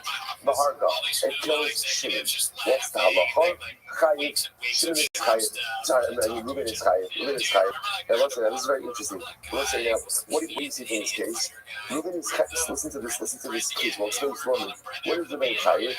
Reuben is chayiv when the stone doesn't come down straight down. He's only chayiv when the stone kind of comes down and an arc. Yeah, this is where we're like a little bit towards the side. But if the stone were to come direct down, Reuben would not be chayiv. Now listen to this. You might say, my time. What's the reason for that? You shouldn't be called kohu because it's his koach. As well as interestingly enough, the fact that the stone didn't come straight down. What is that called? That's called gravity. Gravity. Gravity is not the cause of Reuben. But when the stone comes down a little bit at an arc, right, at an angle that comes down, that's Reuben. That's what Reuben contributes. Reuben doesn't contribute to gravity. Reuben contributes to the movement of the stone to a different location. So whereas my time is the kohot, somewhere else. Also, much interesting. If I love when I saw if it's Reuben's car, and she just continues to go upward and upward and upward, to which I in Chesed Dalai you love Kopo, Tezel Sagas. And if it's not his car, then ultimately Rashi says, below Kopo, Tezel Sagas. Tibom Yad connect them a little bit starting. And ultimately it should just fall right down. To which the Gemara says, you're right, Ella, this is very interesting. Koach Kakoshu. So this is not a typical case of Koko. It's rather about saying, since the Gemara is introducing a new category of Koach Kakosh. What does Koach Kakosh mean? Diminished Koach. Rashi says that the Koach Kakoshu. In the Koach Chazak. And this is not like a strong Koach. Ksas Koach. Yeshkan. The Haidel Oslo El Mishum Shekala Koach Chozak Hazika. Very close to Laras. Avaladai Holef in the Koach. So it's interesting. You're right. So you have to know. Your Koach is where the iron continues on its way because of your Koach. So obviously this is a diminished Koach. Why? Because again, Reuben intent was to throw it up. Obviously Reuben's Koach is coming to an end because it's coming back down. But his Koach is still felt. Why? Because it's not coming straight down, which would not be Reuben's Koach. Or rather, it would just be gravity, but it's moving somewhere else. It's coming down somewhere else. So the fact that it's coming down a little bit at an angle at the arc, that's Reuben's Koach. But again, not a full-blown Koach, but rather a Koach Ksas. A little bit of a Koach. Okay, incredible. So let's say it turns out, by the way, that you begin to see that so far we see that there are three categories of koach, right? There's what we would call direct koach, which is, Reuben throws an object at Shimon and kills him, okay? Or Reuben holds Shimon down in the water and kills him. There's almost like we'll call it an indirect koach, which is Reuben throwing the ball against the wall with intention, then it ricochets off and kills Shimon, and then there's almost what we call diminished koach, right? So direct, indirect, diminished. What's diminished koach? Reuben throws it up with the intention that it's going to come down over here. So again, when it comes down in the angle of the arc, that's diminished koach. Incredible. So what's the interesting case here? He costs our macros, the race, listen to this. So 10 people come along and they hit Reuben. They hit Reuben with macros, with stats. And he dies.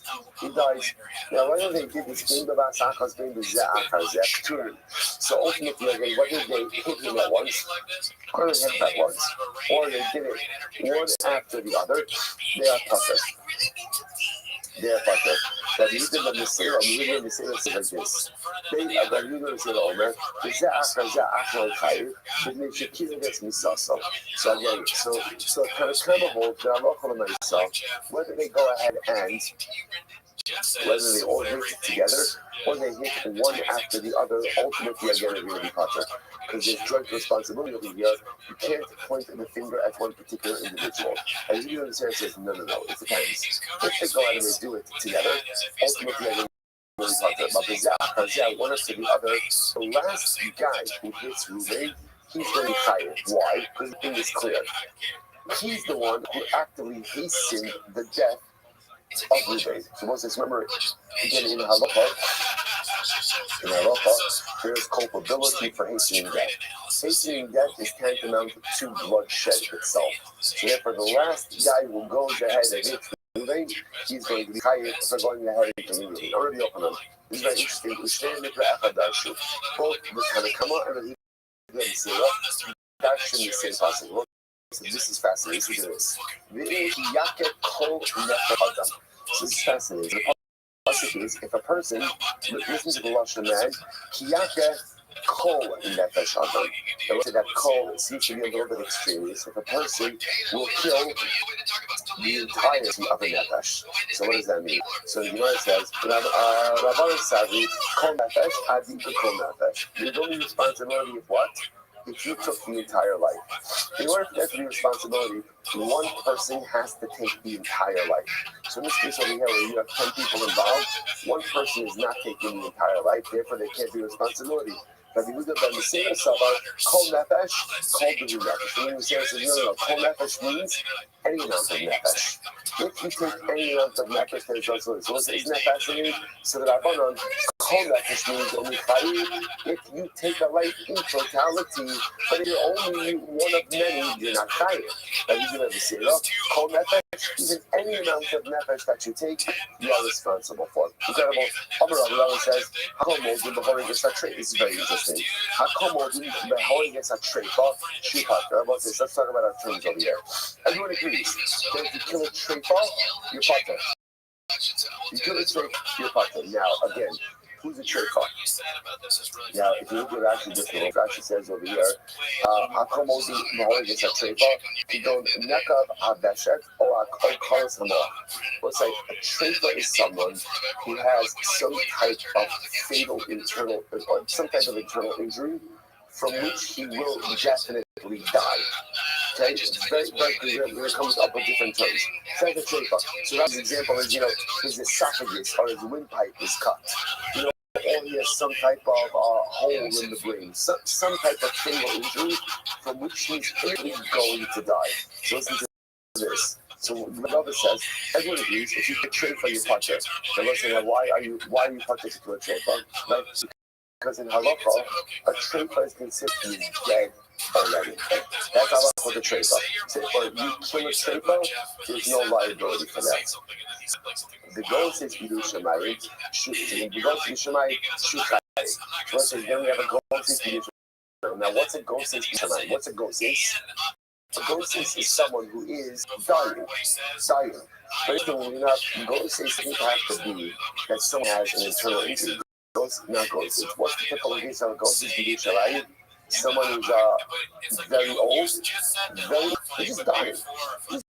People sometimes die of old age. So the person is dying. That's called the ghosts. Remember, there's no defining terms because all people kind of love ghosts and treifa together because they're both imminently dying, but for very different reasons. A treifa has some type of internal injury which is 1000% fatal. A ghost is just someone who's dying.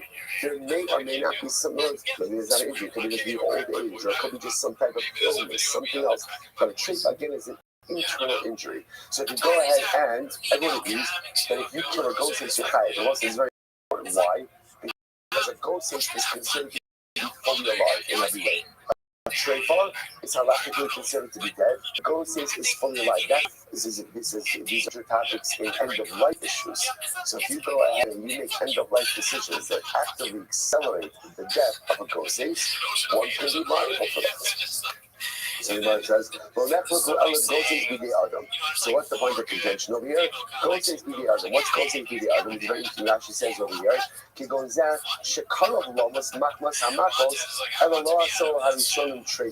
so it's like Gosei B'di Adam is someone again who, let's say, was injured, has an injury, but not a treifa injury, but nevertheless is dying as a result of those injuries. So what is that person's status? So the Gemara says, Marvin Treifa, Marvin Goses. One of the things it says, a Goses Bidei Adam is like a Treifa, and one says, no, a Goses Bidei Adam is like a Goses Bidei Shamayim. So you go, Marvin Treifa, the one who says that a Goses Bidei Adam is like a Treifa.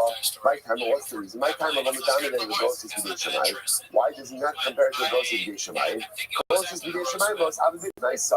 Because the Goses Bidei Shamayim was like, nothing happened to the Goses Bidei Shamayim. There's no traumatic event. There's no injury. No one did anything to the person. That's the definition of a Goses.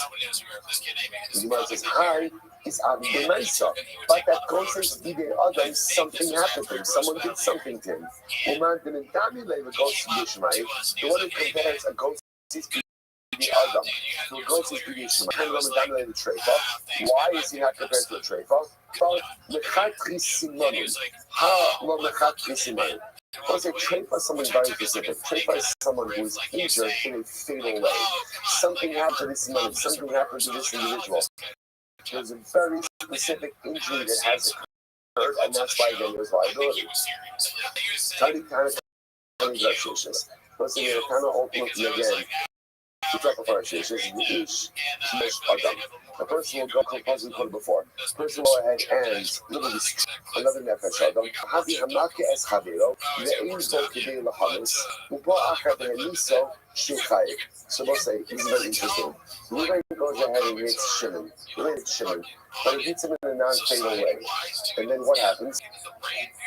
Right? And someone else comes along. Let's say then Levi comes along and hits Shimon and kills him, but ultimately again Levi is chayiv. And this Potter, Trish Gemara says, what's the finish over here? In Moked Lahamis Pshita, obviously, let's say if Ruben delivers the fatal blow to Shimon, and Rick comes along and then delivers the fatal blow to Shimon, of course Ruben is Potter. What's the finish over here? So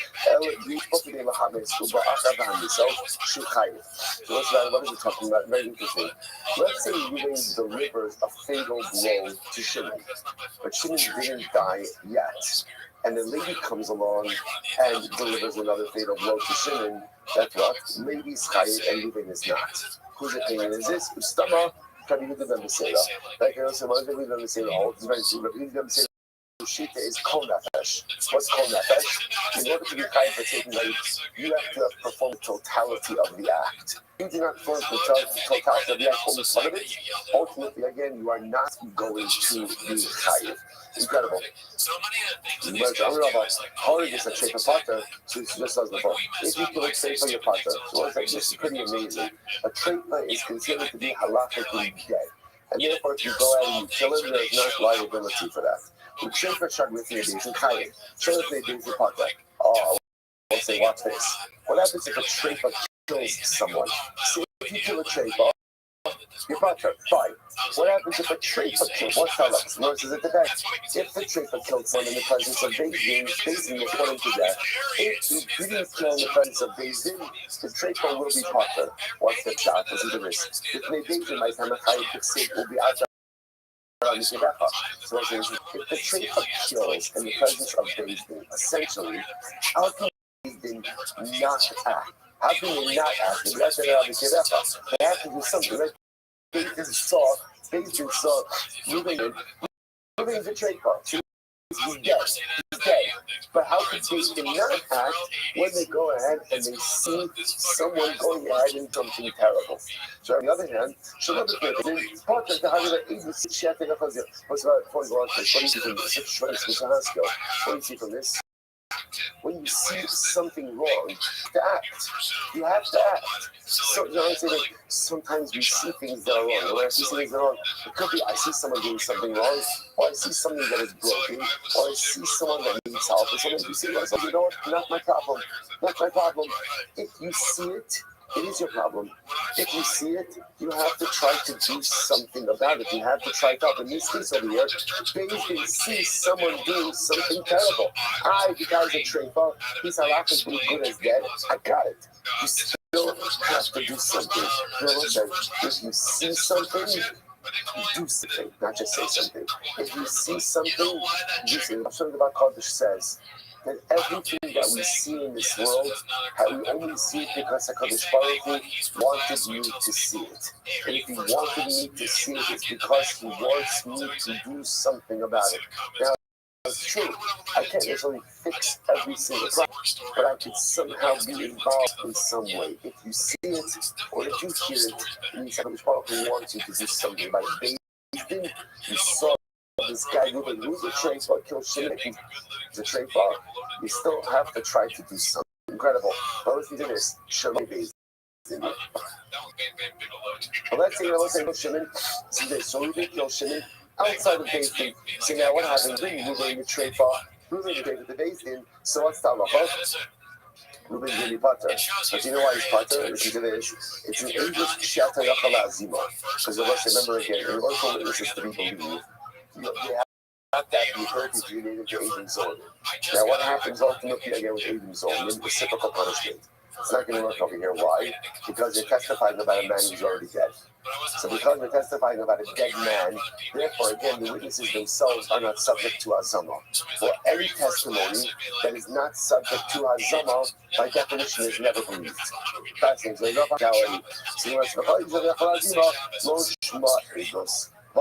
says if one sodomizes a treifa, you're chayiv. The sodomizer is chayiv. Treifa sharava b'knei is chayiv. So b'knei is a butter. But if a treifa himself sodomizes someone else, then what's the halacha? If he does it in the presence of Beis Din, he'll be chayiv.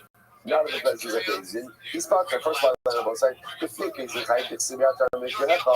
So the presence of Beis Din is going to be chayiv. Why? Because once again, I'm going to say, how can Beis Din not take action if they see something so terrible happen in their presence? Shalom b'knei Beis Din potter. But not in the presence of Beis Din, potter. Of say, Reuben's potter, the treifa's potter. Why? To have the English shata yachala azima. Because we'll say what? Same thing. Witnesses are not going to be believed to testify vis-a-vis Reuben. Why not? Because it's a testimony that is not set to Azama. Why not? Why not? Because you're testifying about a dead man. So because it's not there, for again, there's no Hazama possibility. One second. Hazama is the case. Why do we both the case of sodomizing, right, and the case of murder? It's the same result.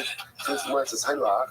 However, there's a Shekhet Shricha. You're right. The Kiddush case of Rebbe is actually one who sodomizes the treifa. That's the Kiddush over here. The Gemara says why? It's Shricha. Ma'al Potter. I might have thought that sodomizing a treifa is like sodomizing a corpse. I'm not saying, what's the halacha when you sodomize a corpse, right? So if you don't know, it's okay, by the way, right? And I'm actually happy that you don't know, right? I'll say, so like, what is the halacha if you sodomize a corpse? Ultimately, it's potter. Not good, right? But there's no liability. So I would have thought that sodomizing a treifa is like sodomizing a corpse. And therefore, again, halacha l'maisa, again, there's no fear there. I'm not sure that it should know, but it's there enough. Because we know that as much as the treifa is halachically considered dead, but technically speaking, it's still considered to be relations with the human being, and therefore, again, there's liability for that case. Rabbi says as follows: even if you do a treifa, the ones who are in there arguing, we'll listen to this. So witnesses who testify at a treifa and were then made into Adam Zolman are not put to death, which is what we just said before. And the treifa was moved. Yeah, right. Now listen to this. So witnesses who testified at a treifa and then are found out to be liars are not put to death because again they're testifying about a dead man. But witnesses who themselves are treifas, right? Witnesses of themselves are treifas who testify and are then found to be liars, Adam Zolman, can be put to death. Ravashi says no. I figure even treifa should be allowed. The fish something. No, even witnesses are also why Adam Zolman. Sorry, witnesses who are treifas cannot be named to Adam Zolman because listen to this. In order to be named to Adam Zolman, the witnesses who made you into Zolman themselves have to be into Zolman. And let's remember again, how do you become Adam Zolman? Right, witnesses show up, they testify about something. Then what happens? A second set of witnesses say, you could not have seen that because you were with us at that time. Well, in order for witnesses to name it to Zolman, the witnesses who make them into Zolman also have to be able to name it to Zolman. But the Zolman witnesses about witnesses who are treifas can be Ruben is Zuman. Why? Because the witnesses that they're testifying about themselves are considered halachically dead. So because the Mazinin, the witnesses who make the Zuman cannot themselves be the Zuman, therefore, on a technicality, they can't be put to death. Okay, incredible. Rabbi says, short trade shar chayiv. Listen to this. What happens if Ruben has a shar, and Ruben's shar is a treifa? It's a treifa, right? Ultimately, again, a Ruben's trait shar kills someone. What's the halacha? It's chayiv. The shar shar adam treifa shar pater. But if the owner is a treifa, then ultimately, again, the owner is not liable. If the shar is a treifa, the owner is liable. If the owner is a treifa and the shar kills someone, he's pater, which again, that makes sense because the owner is considered halachically dead. My time also is on the cross. Hashim sakel the God ba'alav you must. The pasuk says the shar will be stoned and also his owner will be put to death. Kolecha the karina be the God ba'alav you must. Karina be shar yisakel. Kolecha lo karina be God ba'alav you must. Lo karina be shar yisakel. So essentially it's a combination. Wherever the owner could be put to death, that's when the shar can be executed. But if the owner can't be put to death, then the shar is not executed. And therefore, in this case, if the owner is a shripa, the owner can't be put to death. So because the owner can't be put to death, the shar can't be put to death either. The Rashi says, no, if you do shar trepa nami, shar kasa. Even if the owner is totally fine. But the shar is a trepa, you also can't put the shar to death. Why not? My time off. Kevan Deilu Bailim Habu Katiri, Sharnami Potter says essentially the Rashi is going to say like this: any case where the owner himself will be Potter, right? The show would also be Potter under similar circumstances. So since the owner would be Potter if he is a treifa, so the owner will also be Potter. Since if the owner were a treifa will be Potter, so too if the shar is a treifa, the shar will also be Potter. Okay, incredible. She's about like Helen. So I'm about Kabayatov. Kishitim over there, you Aras Nachash Prim Shinafu Omid, the Fichach Makish, Misaif and Nachash Potter. So once another again back in the Mishnah, what happened in the Mishnah? We have an interesting case of what happens if Ruben takes a snake. He holds the snake's mouth open and he takes the snake's fangs, puts it into Shimon's hand. So what's the halacha? So in that case again, Rabbi Yehuda held that you're chayiv, and the Chacham said that you're pater. Now what's the logic? The Gemara says. So Raka says like this. According to Rabbi Yehuda, we have to say it as follows: that in a snake, the poison, the venom, is already on the tip of the fangs. It's already there. And therefore, Allah Lamaisa, essentially, when Reuben comes, Reuben is directly killing Shimon by inserting the fangs of the snake into the Shimon's fangs. And therefore, again, Makish B'Sayif, ultimately, again, Reuben is going to be chayiv, right? Liable to death by beheading. The Nachash Pater. But ultimately, again, the Nachash is Pater. No difference in the Nachash. Why? Because the Nachash is like a sword. Nachash didn't do anything because the venom is just already right there. It's already present. So then the Chachamim, oh, that's Nachash and Atzmo Machi. No, it's not it. A snake decides to produce its own venom. And therefore, even though Reuben is taking the teeth of the snake and plunging it into the hands of Shimon, it's the snake that's producing the venom, and therefore it's the snake that's killing Shimon, not Reuben. And therefore, again, halacha l'maisa. Therefore, the Gemara says, "The aras nachash mi'atmo v'maki, the fikach nachash b'skilo v'makish pater." Therefore, halacha l'maisa, again, the snake is going to be executed, but ultimately, again, Reuben is technically pater. I'll say, by the way, the way that I'm asking is halacha l'maisa.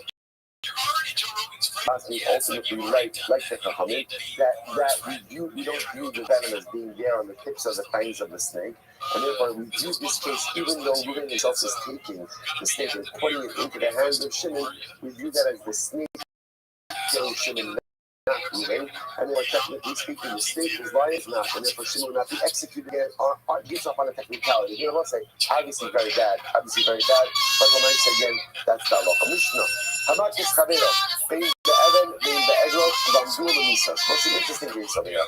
Reuben is Shimon, right? Either with a stone or with his fist. And now what happens? We'll say Shimon doesn't die immediately.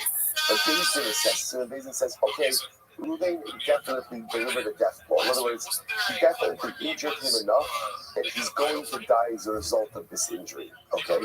Then what happens? The Heikel Menashaya. Well, the Achanikan Hichpid Mace. Interesting case. Then what occurred? Then Shimon Baruch Hashem. had a straighter recovery, right? He got a little bit better, but then ultimately he succumbed to his knees. So what's that look? So you see what's interesting in this case? So again, Ruvain injured Shimon, and Beis saw, okay, this was an injury that definitely could result in death.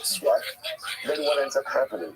Right? Shimon has a straighter refuah, right? But then ultimately he dies. So what's the halacha? Now let's say when we say he dies, it's not that he gets hit by a bus, right? In other words, he died like literally you see as a result ultimately again of these injuries. But again, in the middle there was this little bit of a refuah. So what? Rabbi Yudin says, Chayiv. Chayiv says, ultimately again, Ruvain is going to be Chayiv for killing Shimon. Rabbi Nechemia or Pater Shakalai Mudavar. Rabbi Nechemia says, no, he's Pater. Why? Like that government needs some proof. Some proof that what? Some proof that maybe Shimon's death wasn't solely the result of the injury he sustained from Ruvain, since he did have a little bit of this, that's what Shalema. Okay, so let's analyze. As you got Rabbi Nechemia, in Yaakov this Halak Bachos Am Mishantel, so the pasuk says Ruvain injures Shimon, and then what happens? Shimon goes ahead and gets back up. He walks outside Al Mishantel, and the Gemara says that Al Mishantel means of his own strength. What's that? 78a, and therefore again Ruvain does not have liabilities. If he said like that, Shazem Halik for sure, so we'll say, why does the have to tell me that if Halach says Shimon recovered, that Ruvain is not killed? Isn't that obvious? If Ruvain injures Shimon, right, hits Shimon's very badly injured. But then Baruch Hashem, Shimon goes ahead and he's up and about and he's walking in the marketplace of his own volition.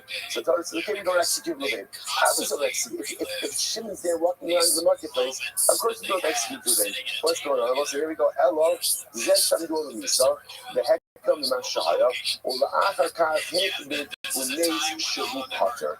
Right now, what the word says, what's going to teach is as follows. If Ruvain injures Shimon, and Beis says this was the type of injury that could have caused Shimon's death, but then Shimon has a strip of the floor, and as a result of that before, what happens? Bakshim has a little bit of floor, and then afterwards, he succumbs to his injury. That Ruvain is Potter. The Ruvain is Potter. Essentially, what one saying, what the Pasuk is teaching me is, if after the injury there is a strip of the floor, there's no other healing, even if Shimon subsequently succumbs to his injuries, Ruvain is going to be Potter. The Gemara says, I've been knocking on today. So what's that's the kind of comment. What does the Rabbanan do with this Joshua? Milani Shekoshin. This is very interesting. No, what it teaches is like this. I want to say, in any case of injury, right, where Ruvain injures Shimon, and now again, we're not sure what's going to happen. Shimon, the guy's going to recover. Beis Din incarcerates Ruvain to see what happens with Shimon. Right? So that's the halacha. We incarcerate Ruvain until we see what's going to happen with Shimon. Then Nehemiah. He shouldn't know, right? We did that in the Canadian incarceration. We've done that this many times before. In the Jewish legal system, there's no concept of incarceration. There's no jail. There's no jail in the Jewish penal code. Why? Because Baruch understood a long time ago, punishments are meant to be rehabilitative. That's the goal, right? Either rehabilitative or they provide atonement. So either they allow you to come back a functional member of society, or ultimately again, you can't come back to society or execute you, but the punishment atones for your sin. So in that light, locking someone up in a cell and keeping them for prolonged amounts of time has zero rehabilitative effect on a person. I think this is not a finish. Hold on, this is right from the beginning of time. That's why there's no concept of incarceration. The only time we find incarceration is when we don't know what to do with the person. So what you might suggesting over here, Ruvain injured Shimon, is the injury result in death or not? We gotta hold them, we gotta hold them until we figure out what to do. So you might say, so how do you know, we're going to not concept of incarceration? You know, that's Makoshish. So I said it was against Makoshish, right? Makoshish was the guy who gathered water, chopped wood on Shabbos. He publicly desecrated Shabbos. So remember again, the Pasuk says, they incarcerated him. They didn't know what to do with him. So they got incarceration. Rabbanan did not from Makoshish. So why didn't Rabbanan also not from Makoshish? Because the Gemara says, Makoshish, Bartolomew, Moshe Lohaba Yada Katla Yamai. No, Makoshish was different. The reason they incarcerated Makoshish is they knew that they were going to execute him. What didn't they know? How to execute him. Lachuti high, the road that you are Tamaru, Ilabak Tamaru. That's different than in this case, because when Ruben injured Shimon, we didn't know what to do with Ruben. Right? Is Ruben a murderer? Is Ruben not a murderer? That's a different kind of conversation. I'm going to say, we'll stop over for today. We're going to pick up again with this sort of incarceration tomorrow, which is really quite interesting. We'll say, excellent job. Excellent job. Just remember, sometimes it's not about where you end, but it's about where you began. Right? So look at where we began, and we'll say, and again, if you're right, tremendous accomplishment today. Shkaya, everyone. This is better details. Yeah. All right, let's have a great day, everyone. Shkaya, everyone. Best nights of our lives. Spent there watching Shop talk to Hannah. But When I whispered in your ear, said, Motorola. And you said no. I said it. Said 8 inch. Damn, Hester goes both ways. Hester was up there goes both ways. We have this 2-night open mic program. We also have door people at the store or at the audition rather that are comics now. So they audition in front of Adam. all right, I will say good morning. Good morning. Let us begin. Begin thanking all of our sponsors for this morning's here to take our annual Torah sponsor for Takshin Pei 5785 until Mishpava.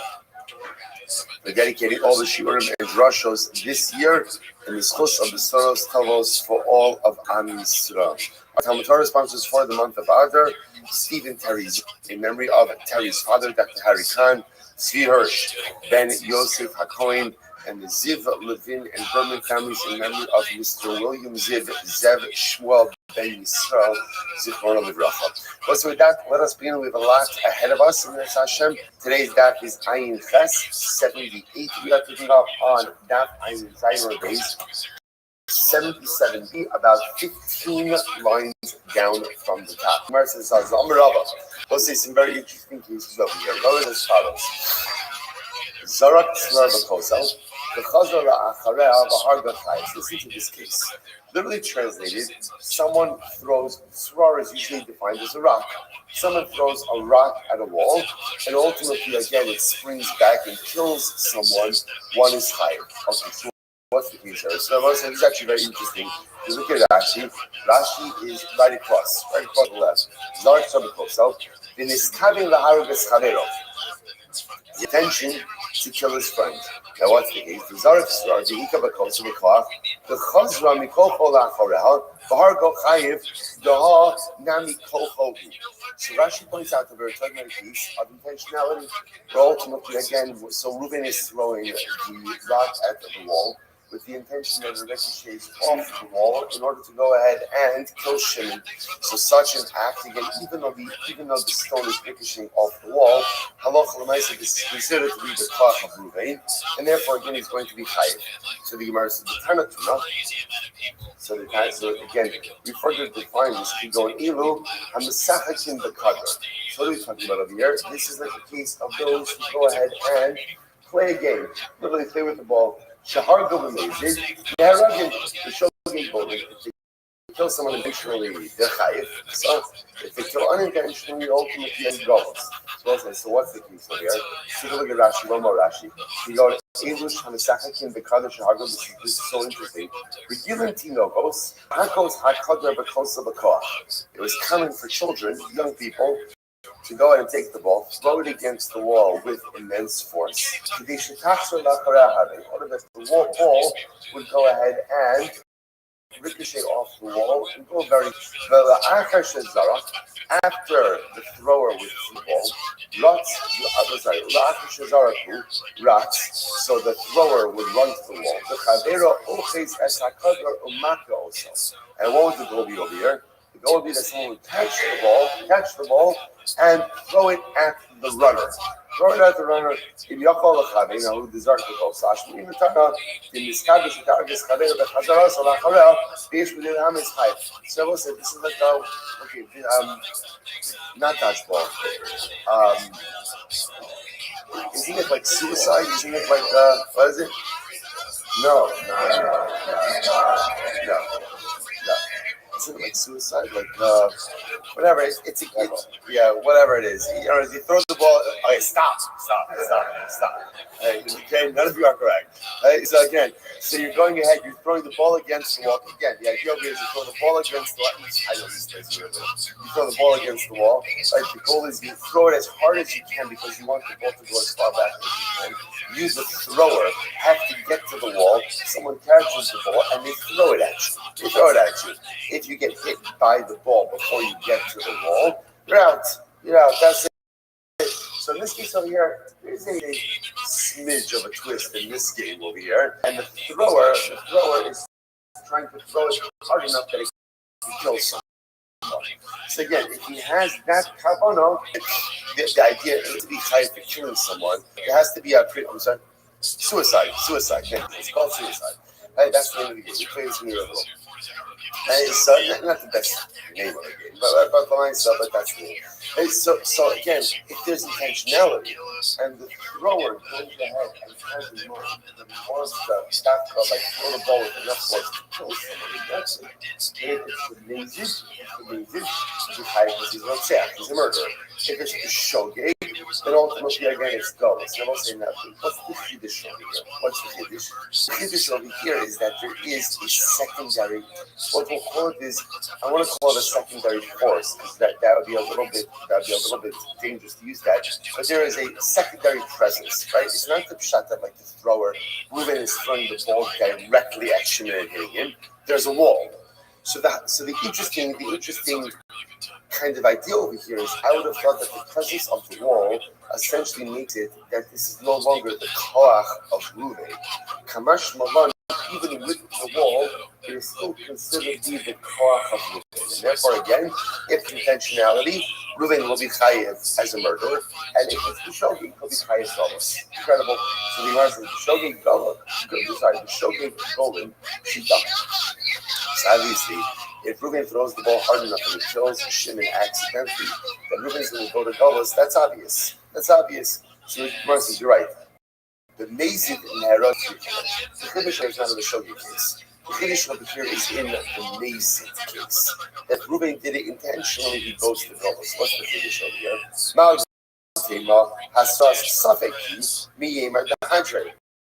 I might have thought that this is a case of what we call Hasafek. What does it mean, Hasra? That I might have thought that this is also, remember again, in order to be chayiv for a Hasra, what do you have to do? You have to go ahead and work someone with a certain level of weakness. Right? But again, maybe in this case over here, the ball's not going to go back, the ball's not going to go far enough. I might have thought that this Hasra. How much fun that it is not. So the halacha l'meisa, when someone plays this game, they're going to throw hard enough to the ricochet back, and therefore, if it's with the intention, someone ultimately will be incredible. So we'll say, so this is very important for us. So remember again, what's our topic? Our topic over here is about who's chayiv and who's chayiv and herod, and what we've been giving is one who kills others. What we yesterday we're focusing on with sunset, confining someone. Find someone which is direct koach, you are chayiv. Now what the Gemara is doing is branching out a little bit, and even in a case where there is another intervening factor, it could still be considered your koach. So in this case over here, for example, the other intervening factor is the wall.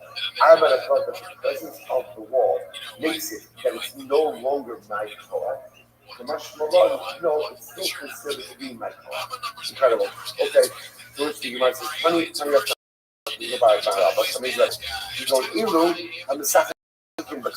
again, we're focused on this case. Shahargu Toch Arba Amos Potter.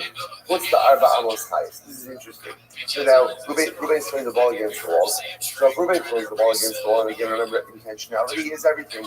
If his intention is to kill Shimon, it's not the Gemara says like this. If he goes ahead and he kills Shimon within Dalit Amos of the wall, ultimately again he's going to be Potter. Outside of Dalit Amos, he's going to be Chayiv.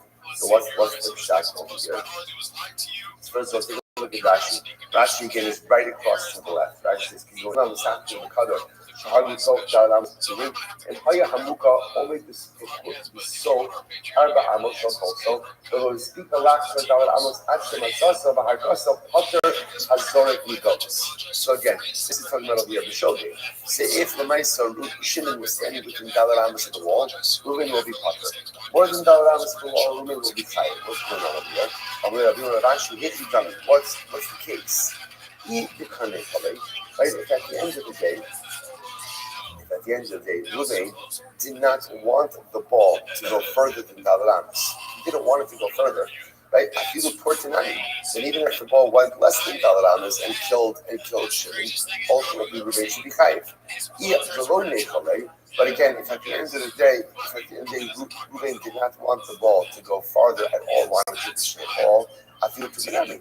And even if it went more than Dalar Amos, what's the case over here? Gemara says, Amar Lei Stam Isakim Bekadar Kama Minach Nechalei.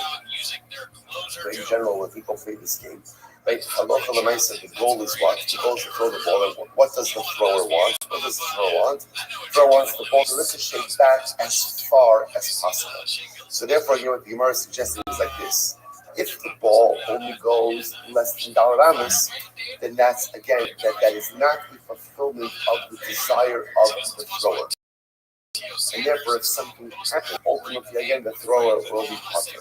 If the ball ever ricochets Dalar Amos more, that is a manifestation of the intent of the thrower, and therefore, halacha, he will be chayiv. Okay, that was it. And now we get to the close of this, to which the Gemara says, Amalei, the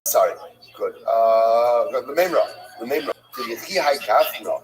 That was now. What's the chap of this? What's the takeaway of all this? The takeaway of all this is that when Reuben the ball against the wall with intent, and that ball goes and kills Shimon, ultimately Reuben's chayiv. Why?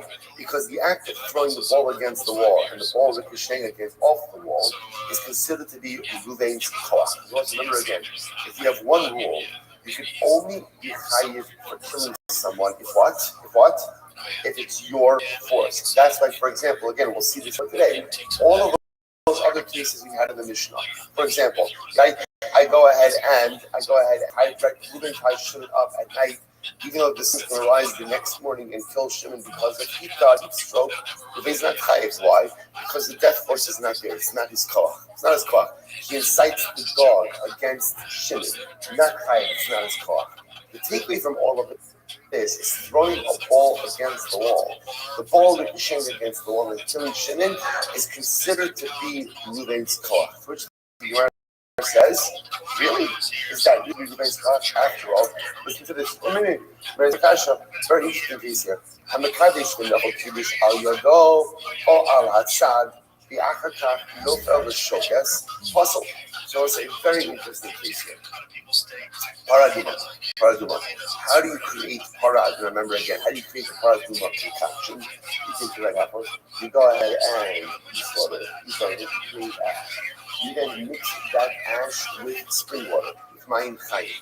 Right? You go ahead and afterwards, you take that, you mix it, then you sprinkle it. Now, what's interesting enough, the halacha is the ash has to be applied or has to be added with the koach of the individual. Right? If the ash drops in by or doesn't come in with the koach of the individual, then the entire concoction is legality. We'll give Rashi just a moment. First of the intermediate, why lies in Rashi? Mekadesh. The Efer Mesinas Efer Alamai. Kari Kiddush. Some sense good. So see now what happened in this case over here. In this case, right, we'll call him Reuben, has the ash comes ahead and falls out of his hand. And what happens? It hits against his hand and falls water. Or for that matter, again, falls on the side of the utensil with the water and then falls in afterwards. What's the halacha? Puzzle. The concoction is puzzle. Why? Because apparently this is considered to be a lack of control. So what do you see from here? That when something comes out of your hand, something else, and then goes into the final destination, that's not your koach. Therefore, using that logic, if Reuben throws the ball against the wall, the ball ricochets against off the wall and kills Shimon, what should be the halacha? That also should not be is koach. That shouldn't be with koach. George speaks. What's the case over here? Bishop says. Look at Rashi. Rashi over here. Bishop says. First white line, and the first white line. Lo nitas mikoach lefila rishona ela me'atzim lochazer v'shasas miyada l'shokes. Show says, kimo ma'im show says. You must know what's the case over here. You can imagine the case over here is where the ash falls out of the hands of Ruvain, falls onto the sides of the cleat, stops. Then, a moment or two later, slips in. Okay, that's a very different case. Because in that case, when the ash itself comes to rest, even just momentarily, on the side of the cleat, then the koach of Ruvain ends, and then the rest of it trickles in afterwards. It's very different than the ball case. Why? In the ball case, there's no cessation of dynamic activity. The ball leaves the hand, it hits the wall, it ricochets into the cliff. So Ruvain never stops. So I'll say a very interesting distinction. You know, there's an intervening wall. The fact that there's never a cessation of dynamic activity makes it my koach. The moment that there's a cessation of dynamic activity, i.e. the ash sits on the side of the utensil, even just for a moment, right? You can see it, falls on the utensil, and then just like a second later slips in. That's no longer my koach. What's like tremendous also. You know, the whole avoda of life is like perpetual growth and perpetual movement is always necessary, even if it slows down a little bit. Because as long as I'm always going, it's my koach. Right? So even if it's a little bit slower at times, a little bit faster at times, but as long as I'm always growing, I'm always moving, it's my initial koach. The moment kind of you stop for a moment, that's the moment where your koach ends. The moment where your koach ends, so stuff moves this way, stuff moves that way, but it's no longer your koach. Incredible. Gemara goes back there. Gemara says, good. This is Tashma, another case. Very case. You have a needle. Yeah, the needle is ritually impure. Let's say, chemicant if a mace, right? So now you want to go ahead and purify it. How do you purify it? You pour on the sprinkle it from the water of Kala Aguma. Okay. So now what happens? So what do you have? So interesting, the case where I have the tummy needle that is sitting on an earthenware vessel. So now what happens? You sprinkle the waters of the paraduma on the needle. Safek ala mechat, safek ala kares, right? So tussle. So now you sprinkle the water. Now we're not sure again, did the water go on the needle, or perhaps the water hit the klicheres, the utensil, and then splashed back on the needle. What's the halacha? Puzzle. Always puzzle. Based on what we learned, that actually should work. Why? Because even if the water even if the water splashed back off the klicheres onto the needle, that should still be what? My koach. No different than if I throw the ball against the wall and the ball goes and kills the shit. But it's the same idea. But yet over here we see that it's possible. So you see over here that when there is an intervening factor, it's no longer kol. To which the Gemara says no. I'm going to put about with the Mishneh Rav matzah, not mitzvah. Mitzvah is splashed back, but matzah. Matzah means both say that ultimately, again, what we're not sure if you look at Rashi over here. Rashi's matzah itmar lav lashon mitzvah dehabat taza. It's not mitzvah, which means splashing back. Ella lashon mitzvah. Kilomar hazar mitzvah. What's the case over here? The case over here is where we find hara aduma water on the needle. And what are we not sure of? We're not sure how it got there. Did it get there somehow because there are three possibilities. Possibility one is that the water landed directly on the needle, which we're good to go. Possibility two is that the water hit the klicheres and splashed back on the needle, which would also be okay, because that's kohol. But then there's possibility three. What's possibility three? The water hit the klicheres and what? Trickled back onto the needle. That would not. So therefore, on both sides, these two attempted approaches, both by Paraduma, to kind of diffuse the Gemara's argument, both fell flat. They both failed. And therefore, halacha l'maisa,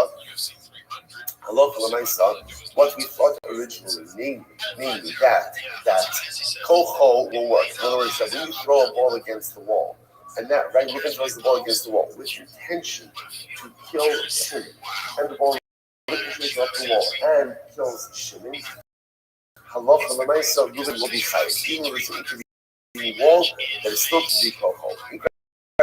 Let's go back to so Itmar, Amra Papa, still similar cases. Haman the Kafre, the Ashkelon did Kitanayo. Listen to this.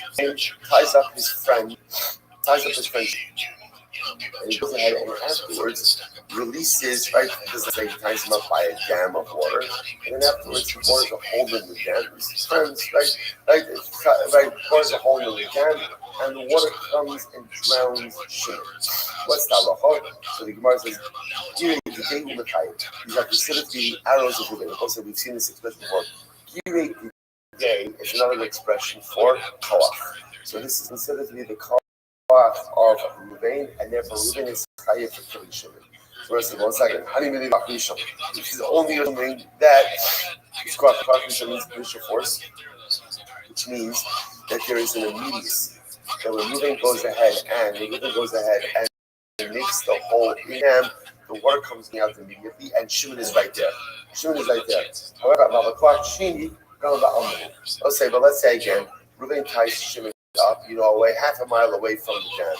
But we know that over time, the dam water is going to come and kill Shimon. That's called secondary force, and therefore, again, there will not be liability in that particular case. So this is very important. Okay. Zarak Trolamala, it's an interesting case. Zarak Trolamala, Reuben throws a stone upward. Now the stone does not come directly down. Instead, the stone kind of falls to the side a little bit. Baharga, and kills Shimon. What's the halacha? Chayiv. Shimon is chayiv. Reuben is chayiv. This is very interesting. We'll say now, what do you see from this case? Reuben is chayiv. To this case, we'll explain in just a moment. When is Reuben chayiv? Reuben is chayiv when the stone doesn't come down straight down. He's only chayiv when the stone kind of comes down we're like a little bit towards the side. But if the stone were to come directly down, Reuben would not be chayiv. Now listen to this. Gemara says, "Only my brother should have papa. My time, no. What's the reason for that? You shouldn't be called chovu because it's his koach." I was going to say, interestingly enough, the fact that the stone didn't come straight down. So when the stone comes straight down, what is that called? That's called gravity. Gravity is not the koach of Reuben. But when the stone comes down a little bit at an arc, right, at an angle, it comes down, that's Reuben. That's what Reuben does. Reuben doesn't contribute to gravity. Reuben contributes to the movement of the stone to a different location.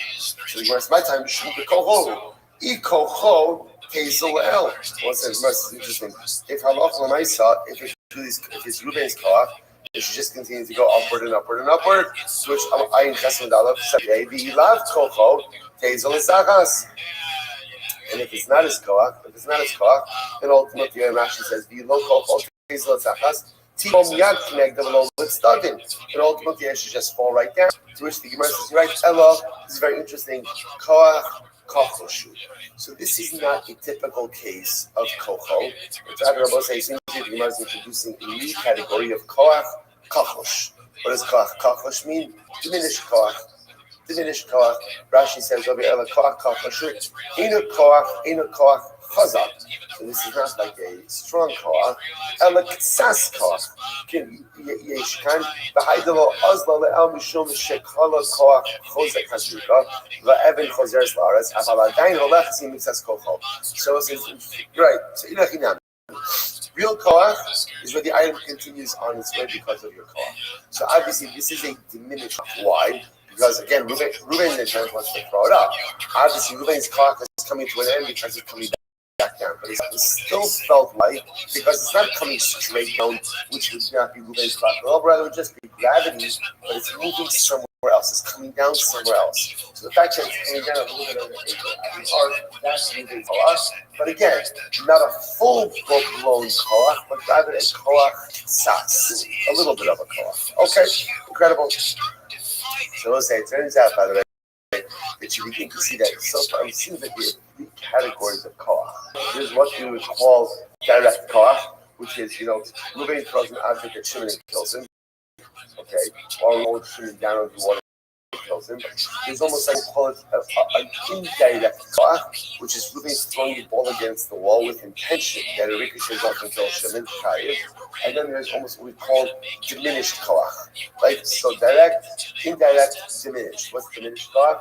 Reuben throws it up with the intention that it's going to come down over here. So again, when it comes down at an angle at an arc, that's diminished koach. Incredible. So what's the interesting case here? He calls our maklos, the mace, listen to this. So 10 people come along and they hit Reuben. They hit Reuben with maklos, with staffs, and he dies. Now, whether they did this, so ultimately, again, whether they hit him at once, or they hit him at once, or they did it one after the other, they are pater. They are pater. Rabbi Yehuda ben Meseira says like this. Rabbi Yehuda ben Meseira Omer,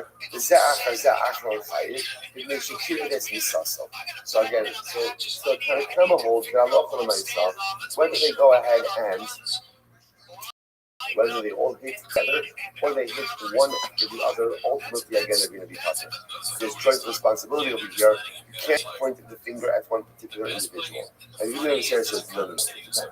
If they go ahead and they do it together, ultimately again they'll be pater. But the zah, one after the other, the last guy who hits Ruvain, he's going to be chayiv. Why? Because one thing is clear. He's the one who actively hastened the death of Ruvain. Because remember, again, in halacha, there is culpability for hastening death. Hastening death amounts to bloodshed itself. So therefore, the last guy who goes ahead and hits Ruvain, he's going to be chayiv for going ahead and doing it. Already open on. It's very interesting. Both the Tanakama and the Yehuda ben Meseira darshan the same passage. This is fascinating. Listen to this. V'ish kiyake kol nefesh adam. This is fascinating. So the pasuk is if a person, listen to the lashon, v'ish a man, kiyake kol nefesh adam. They'll say that kol seems to be a little bit extreme. If a person will kill the entirety of a nefesh. So what does that mean? So Gemara says, Rabbanan Sabri, kol nefesh, adika kol nefesh. There's only responsibility if what? If you took the entire life. In order for that to be responsibility, one person has to take the entire life. So in this case over here, where you have 10 people involved, one person is not taking the entire life, therefore there can't be responsibility. Rabbi Yehuda ben Meseira Sabar, kol nefesh, kol duhu nefesh. Rabbi Meseira says, no. Kol nefesh means any amount of nefesh. If you take any amount of nefesh, there's also this. So we'll say, isn't that fascinating? So the Rabbanon, kol nefesh means only chayiv if you take a life in totality, but if you're only one of many, chayiv. That you can understand. Kol nefesh, even any amount of nefesh that you take, you are responsible for. Incredible. Amar Rava says, "Hakol modim beges hatreifa." This is very interesting. Modim beges hatreifa shupat. Rava says, let's talk about our terms over here. Everyone agrees that if you kill a treifa, you're pater. If you kill a treifa, you're pater. Now, again, who's a treifa? Now, if you look at Rashi just a moment, Rashi says over here. We'll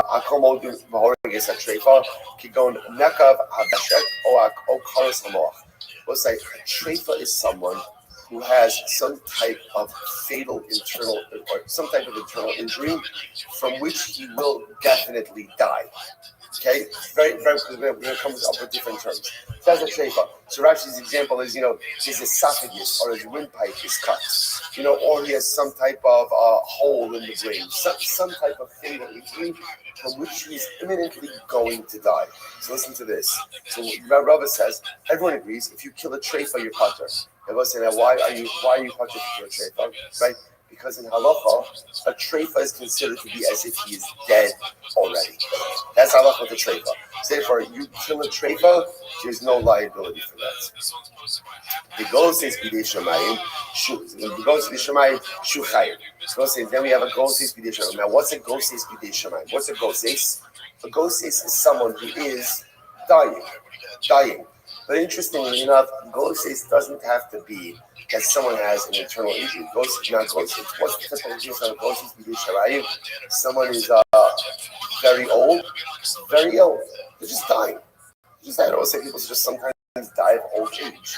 So the person is dying. That's called the ghosts b'dei shamayim. Right? Remember, there's no.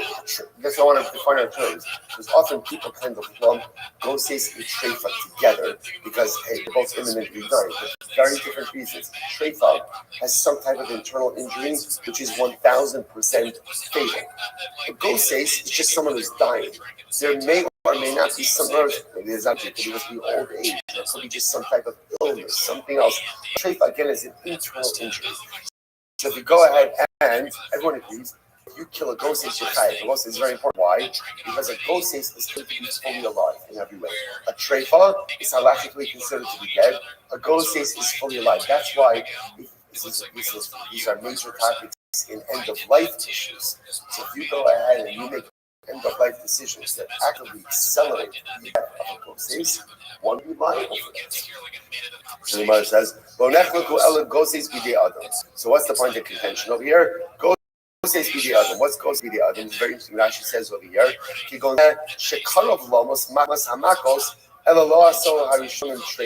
so we'll say goses b'di adam is someone again who, let's say, was injured, has an injury, but not a treifa injury, but nevertheless is dying as a result of those injuries. So what is that person's status? So the Gemara says, married medami like a treifa, or married medami like a goses. One opinion says a goses b'di adam is like a treifa, and one says no, a goses b'di adam is like a goses b'di shamayim. So we go, married medami like a treifa. One says that a goses b'di adam is like a treifa. What's the reason? My time alone medami like a goses b'di shamayim. Why does he not compare it to a Gosi B'dei Shemayim? Gosi B'dei Shemayim was Avid B'Maisa. Because the Gosi B'dei Shemayim was like, nothing happened to the Gosi B'dei Shemayim. There's no traumatic event, there's no injury, no one did anything to the person. That's the definition of a Gosis. The Gemara says, hi, is Avid B'Maisa. But that Gosis B'dei Adam, something happened to him. Someone did something to him. The one who compares a Gosi B'dei Adam to a Gosi B'dei Shemayim, why is he not compared to a treifa? Treifa mechatri simanin. Lo mechatri simanin. We'll say treifa is something very specific. Treifa is someone who is injured in a fatal way. Something happened to this simanin. Something happened to this individual. A very specific injury that has occurred, and that's why again there's liability. Tani time coming to Rashishas. So we kind of ultimately the top of Rashishas. The ish kiyake kol nefesh adam. A person will go, as we put it before, a person will go ahead and look right, another nefesh adam. Lahadi hamake es chadero, ve'ein bo kedei lahamis, ubo achar behemiso shu chayiv. So we'll say, this is very interesting. Reuven goes ahead and hits Shimon. Reuven hits Shimon, but he hits him in a non-fatal way. And what happens? And then what happens? Right? And someone else comes along, let's say then Levi comes along and hits Shimon and kills him, but ultimately again Levi is chayiv. And Reuven's pater. First the Gemara says, what's the chiddush over here? In Mokadil Hamis Pshita. Obviously, we'll say if Reuven delivers a non-fatal blow to Shimon, and Levi comes along and then delivers a fatal blow to Shimon, of course Reuven's pater. What's the chiddush over here? El Yesh Mokadil Hamis Uba Achar Bahamiso Shu chayiv. What is it talking about? Very interesting. Let's say Reuven delivers a fatal blow to Shimon, but Shimon didn't die yet. And then Levi comes along and delivers another fatal blow to Shimon. That's what? Levi's chayiv and Reuven is not. Whose opinion is this? Ustama Rabbi Yehuda ben Beseira. Like also, what does Rabbi Yehuda ben Beseira hold? It's very interesting. Rabbi Yehuda ben Beseira shita is kol nefesh. What's kol nefesh? In order to be chayiv for taking the life, you have to have performed the totality of the act. If you do not perform the totality of the act, only part of it, ultimately, again, you are not going to be chayiv. Incredible. If you kill a treifa, you're pater. So we'll say this is pretty amazing. A treifa is considered to be halachically dead, and therefore, if you go ahead and you kill him, there is not liability for that. The treifa shag with me days in chayiv. Show if they days in pater. Oh, we'll say watch this. What happens if a treifa kills someone? Say if you kill a treifa, you're pater. Fine. What happens if a treifa kills someone? What's that like? Versus it depends. If it kills someone in the presence of Beis Din will put him to death. If he didn't kill in the presence of Beis Din, the treifa will be pater. What's the pshat? Listen to this. If they Beis Din, my time chayiv t'ksiv will be altara mikebecha. So also listen to this. If the treifa killed in the presence of Beis Din, essentially, how can Beis Din not act? How can they not act? They have to do something. Like Bezdin saw Reuven kill Shimon. Reuven's a treifa. He's dead. He's dead. But how could Bezdin not act when they go ahead and they see someone going ahead and doing something terrible? On the other hand, Shalom B'fnei Bezdin, Pastor to have that eat the Shiatei Gachazir. What's about 40 volts? What do you see from this? When you see something wrong, you have to act. You have to act. Sometimes we see things that are wrong. And when I see things that are wrong, it could be I see someone doing something wrong, or I see something that is broken, or I see someone that needs help. And sometimes we see ourselves, you know what, not my problem. It's not my problem. If you see it, it is your problem. If you see it, you have to try to do something about it. You have to try to help. In this case over here, they can see someone doing something terrible. The guy's a treifa, he's halachically put as dead. I got it. You still have to do something. Never say, if you see something, do something, not just say something. If you see something, do something. The Kodesh says that everything that we see in this world, that we only see it because the Kodesh Baruch wanted me to see it. And if he wanted me to see it, it's because he wants to do something about it. Now, it's true. I can't tell you fix every single problem, but I could somehow be involved in some way. If you see it or if you hear it, the Baruch Hu wants you to do something about it. Bezdin, you saw this guy moving. Who's the treifa? Shouldn't die if he's a treifa. You still have to try to do something. Incredible. Now listen to this. Shalom B'fnei Bezdin. Now let's say, Reuven kills Shimon. So Reuven kills Shimon outside of Bezdin. So now what happens? They bring Reuven the treifa. Reuven the treifa to Bezdin. So what's the halacha? Reuven's going to be pater. But you know why he's pater? Listen to this. It's an edus she'ata yachal azimo. Because of us, remember again, in order for witnesses to be believed, they have to have the ability to be made into Eidim Zolim. Now, what happens ultimately again with Eidim Zolim? Reciprocal punishment. It's not going to work over here. Why? Because they're testifying about a man who's already dead. So because they're testifying about a dead man, therefore, again, the witnesses themselves are not subject to Hazama. Well, any testimony that is not subject to Hazama, by definition, is never believed. Fascinating. So there's no fun technicality. So Rav says this. If one sodomizes a treifa, you're chayiv. The sodomizer is chayiv. Treifa sheraba b'fnei bezdin chayiv b'fnei bezdin pater. But if a treifa himself sodomizes someone else, then what's the halacha? If he does it in the presence of bezdin, he'll be chayiv. Not in the presence of bezdin, he's pater. First of all, I'm going to say b'fnei bezdin chayiv b'sugat ar mikrecha. So in the presence of bezdin is going to be chayiv. Why? Because once again, I'm going to say, how can bezdin not take action if they see something so terrible happen in their presence? Shalom b'fnei bezdin pater. Not in the presence of Bezdin, they're part of, I should say, Reuven's part, the treifa's part. Why? To have the egos she'ata yachal azima. Because we'll say what? Same thing. Witnesses are not going to be believed to testify vis-a-vis Reuven. Why not? Because it's a testimony that is not subject to azama. Why not? Why not? Because you're testifying about a dead man. So because it's about a dead man, therefore again, there's no hazama possibility. Therefore, Allah says, Gemara says, 1 second. Hasulam, same case. Why do you need both the case of sodomizing, like, and of murder? It's the same result. To which the murder says, Hanuach, you're right. The Kiddush case of Rebbe say is actually one who sodomizes the treifa.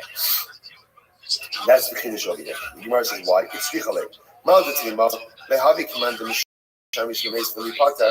I might have thought that sodomizing a treifa is like sodomizing a corpse. And listen, what's the halacha when you sodomize a corpse, right? So if you don't know, it's okay, by the way, right?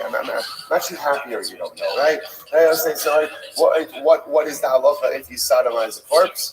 Ultimately, pater, not good, right? But the myself, there's no liability for that. So I would have thought that sodomizing a treifa is like sodomizing a corpse. And therefore, again, halacha l'maisa again there. Kamashwan l'mishum hanohu, but it's the no. Because you know that as much as the treifa is considered dead, and technically speaking, it is still considered to be relations with a human being, and therefore, again, there's liability for that case. Rabbi says, "Fellas, either she either a treifa, we'll listen to this." So witnesses who testify about a treifa, and were then made into Eidim Zolim. Zolomim are not put, is what we just said before. Ede Treifa was moved Neragin. Now listen to this. So witnesses who testify about a treifa and then are found out to be liars are not put to death because, again, they're testifying about a dead man. But witnesses who themselves are treifas, right? Witnesses are themselves are treifas, who testify and are then found to be liars, can be put to death. Rav Ashi says, no,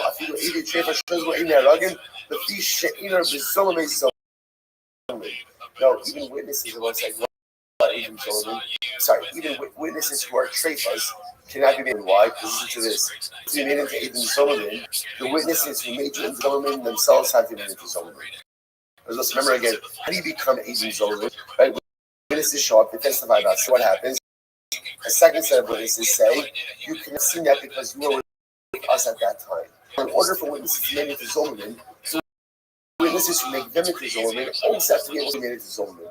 But the Zolomim witnesses about treifas came into Zolomim. Why? Because testifying about themselves are considered dead.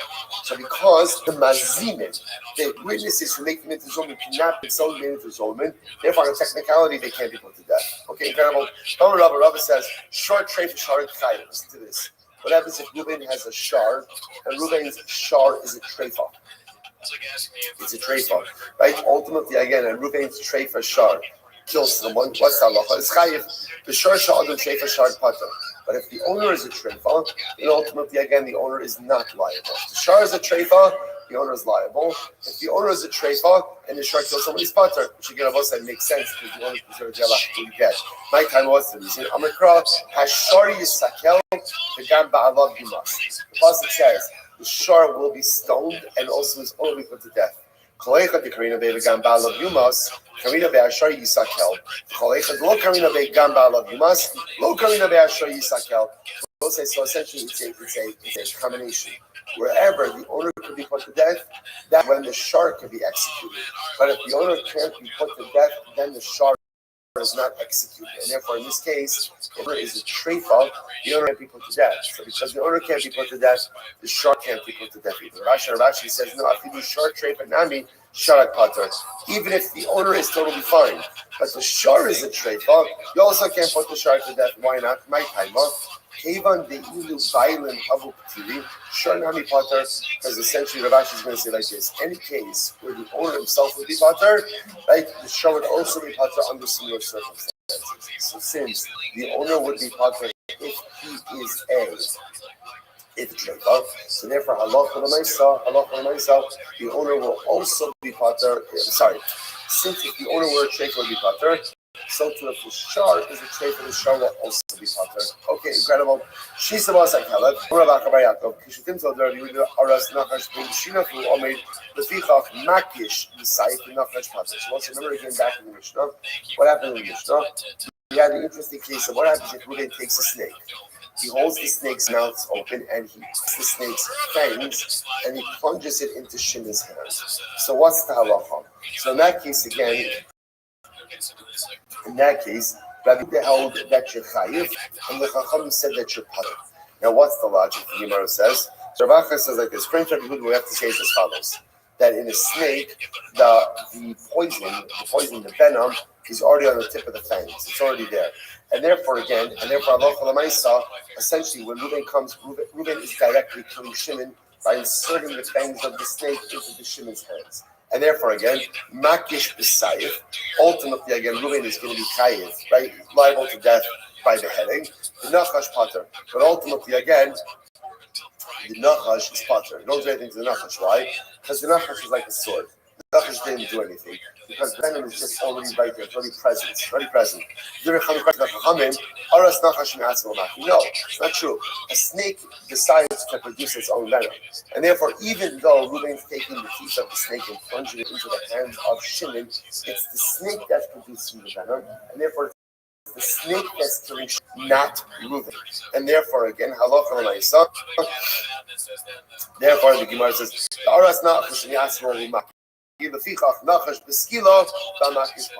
therefore, Allah again is going to be executed, but ultimately, again, Reuben is technically pater.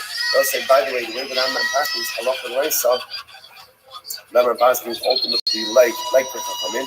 we don't view the venom as being there on the tips of the fangs of the snake, and therefore we view this case, even though Reuben himself is taking the snake and putting it into the hands of Shimon, we view that as the snake putting Shimon, not Reuben, and therefore technically speaking, the snake is liable, but Shimon is not, and therefore Shimon will not be executed again on himself on a technicality. Again, I will say, obviously very bad, but Lamaisa again, that's the halacha. Mishnah.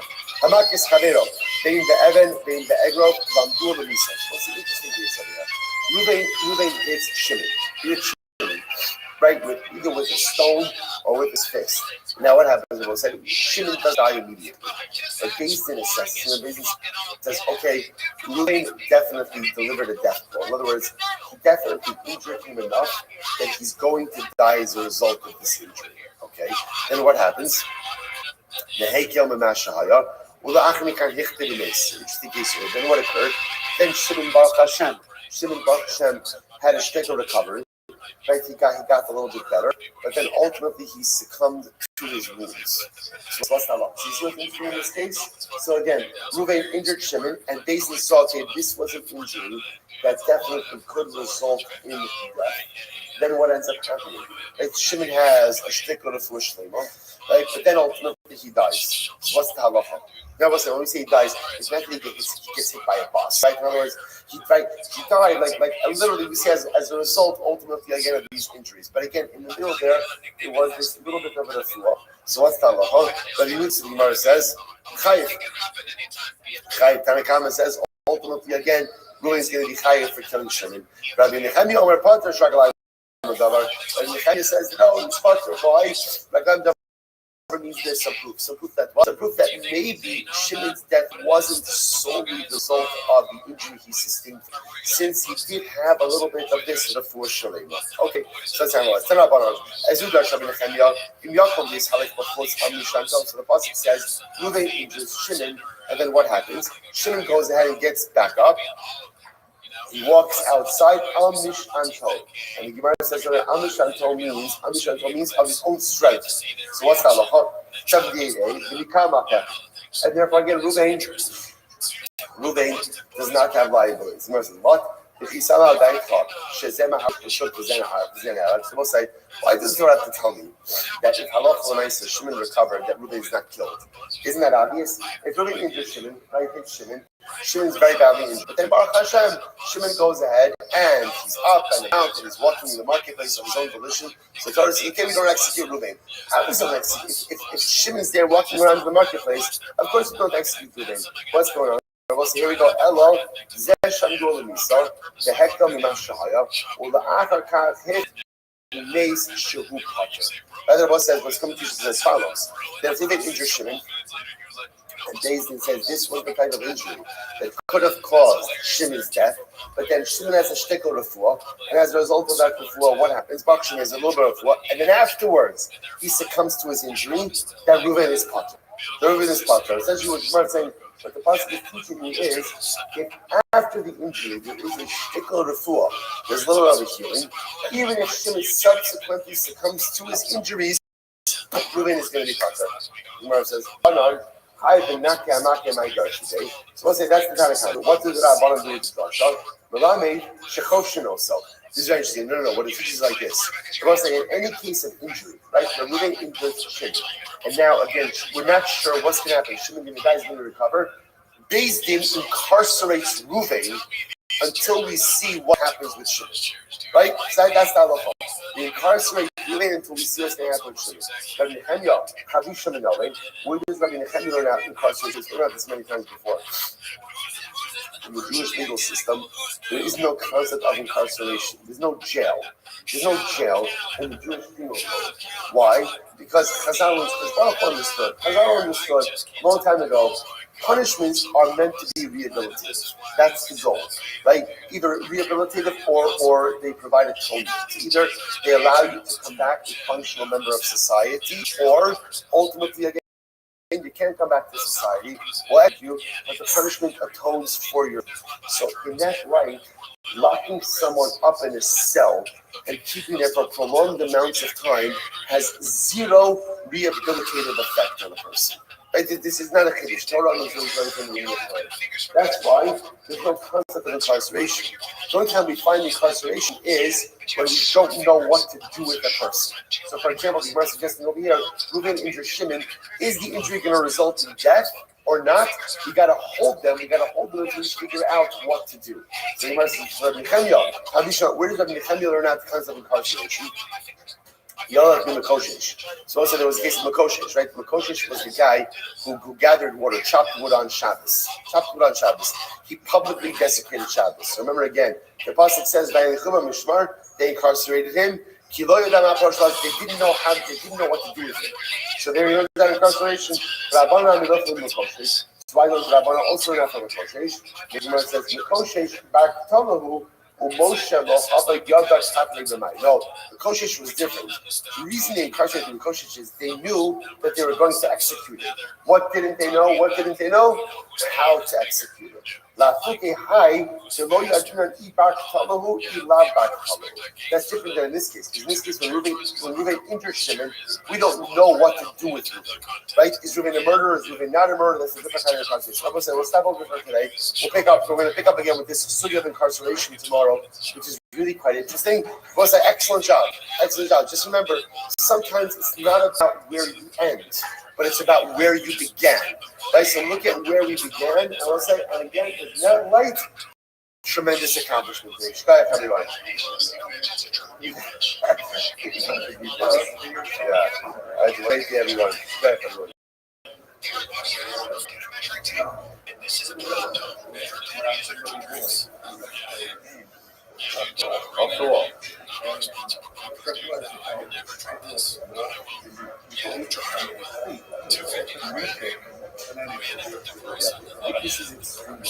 Yes, this is a dark.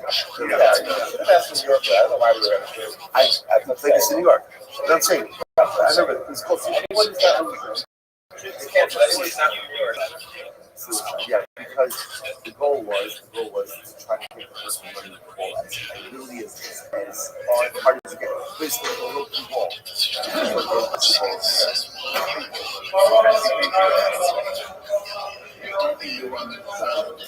So they do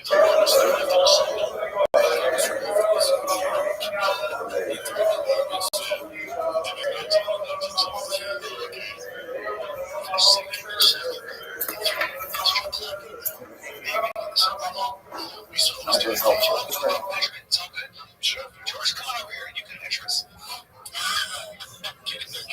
So we'll do it from, I don't trust you, from wrist to palm. We'll do our fingers, Papa. Well, no, you don't do the whole entire hand. Okay, we do the hand first. It's big to the hand first. You know when the pot is coming screeching off, so like this. Someone on the Discord was telling me, like, he's like, oh, I think he was watching live, or watching it when it just came out, and he goes like, right now, T5K, they're measuring in their hands. And I had no idea what he's talking about, but I sort of had like a vision of it, and this is exactly what that was. Them comparing hand size. I like how he said, all right, you want to say good morning, Baruch Hashem, incredible schools. To be able to continue in our journey of Sanhedrin, begin by thanking all of our sponsors for this morning share to thank our annual Talmud Torah sponsor. Our annual Talmud Torah sponsor for Tafshin Hey. The Tafshin is Rafa. And there's some gentlemen who also touches this year in the schools of the Sarah Tovos for Israel. Our Talmud Torah sponsors for Yimos of Adar, Abba, Tova, Tari, Steve Zinn, Rami Amir, Harry's father, Dr. Harry Khan, Steve Herschel Ben Yosef Hakori, on the occasion of his 12th yard site in our and the Ziv, Levin, and Berman families in memory of Mr. William Ziv, Zev Shmuel, and Yisrael, on the Rafa, Bill, and Merkava, Talmudora, all of the Shamasami area, the families in the Cholo, all of those in need of who seven days, Kol Cholis, from their control from it, shall bring home. All of our hostages and their holy soldiers be successful. The whole Maaseh Yedei. Well, so with that, let us begin. We have a lot to do today, Baruch Hashem. A lot to do today. Today's daf is Ayin Zayin 77. We are picking up on Ayin Vav Raised to 76b, 12 lines down from the top. Some really beautiful Gemara today. Ha'oiv Eshkinov, person who loves his neighbors. Damakari Veskrobov, and he goes ahead and he brings his relatives close. V'hanose bas achoso, and he marries his niece. He marries his sister's daughter. Ba'malva Saraloni, the Shas Dosko, and he lends money to a poor person at a time that the ani is struggling. Allah Chazal Omer, as Tikra, Lashem Yana. When you call out, HaKadosh Baruch Hu will answer. So we say a really beautiful Gemara. Because so many times that we go through life and we're wondering, what exactly is like the recipe for success, right? Well, what do I want more than anything? I want to know that when I reach out to HaKadosh Baruch Hu, he's going to answer.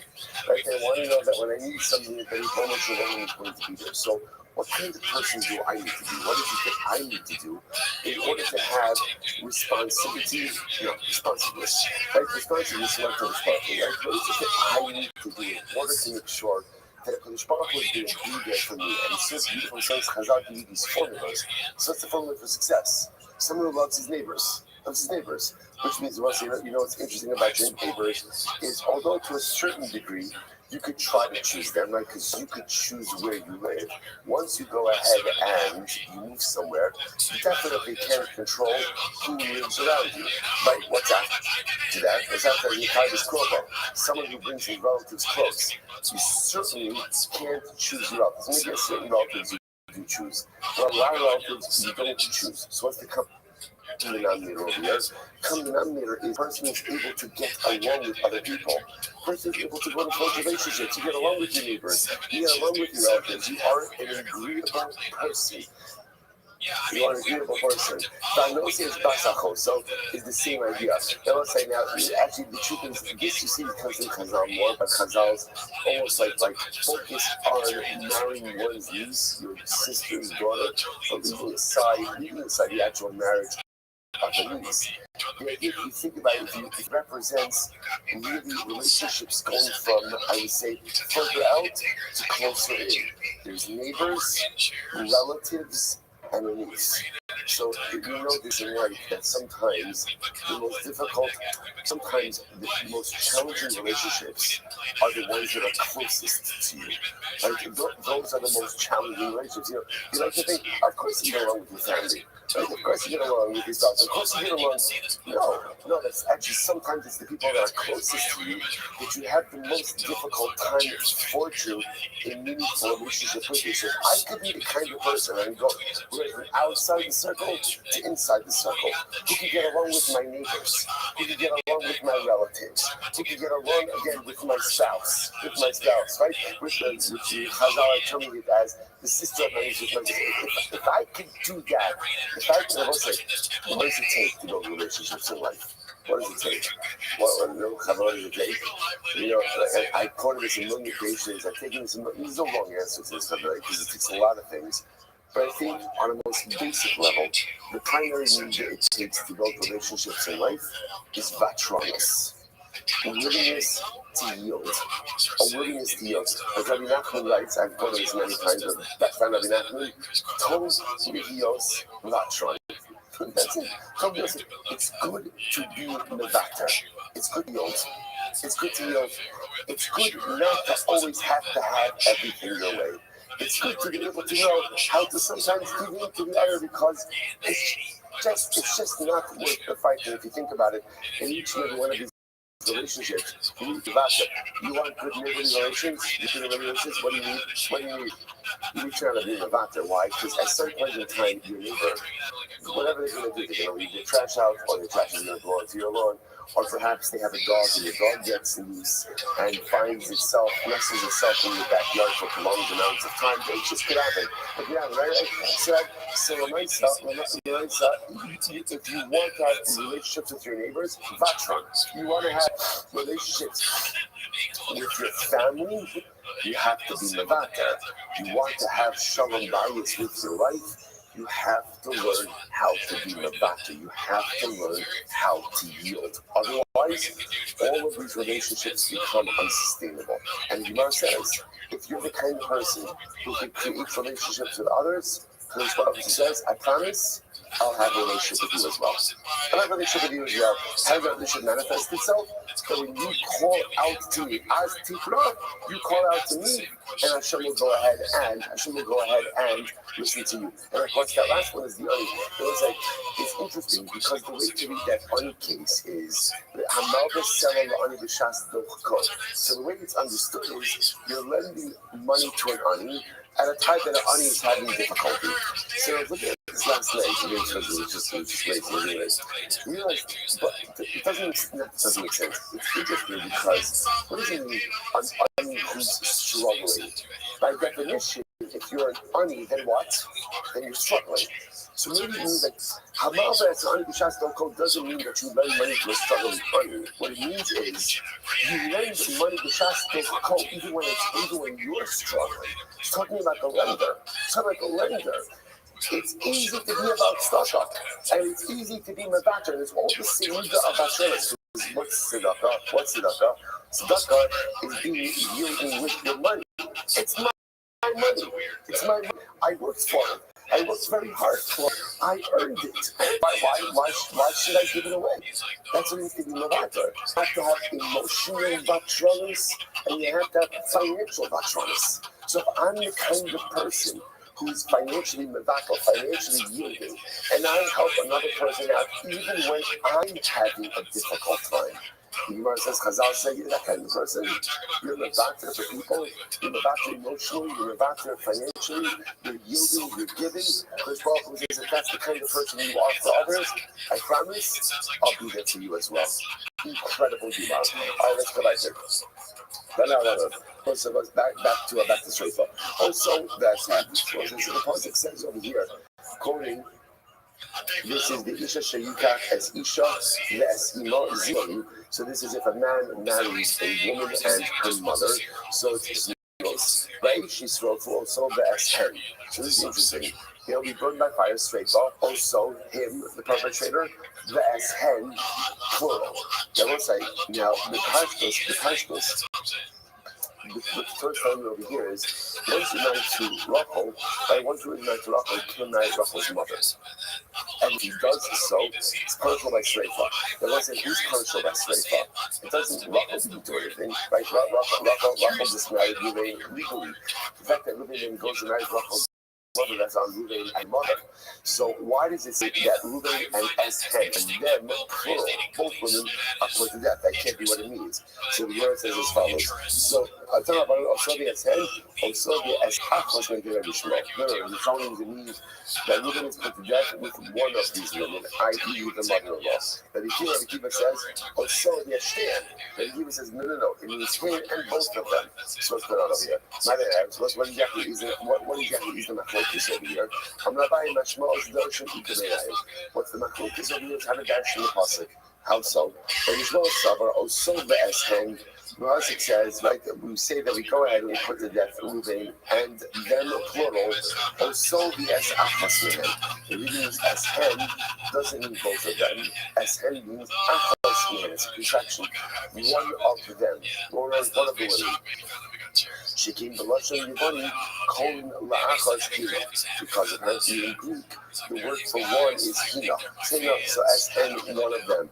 The Ein Kam also, Midrash Asya, and also this pasuk is not, and ultimately again the mother of his mother-in-law is learned from a different drasha.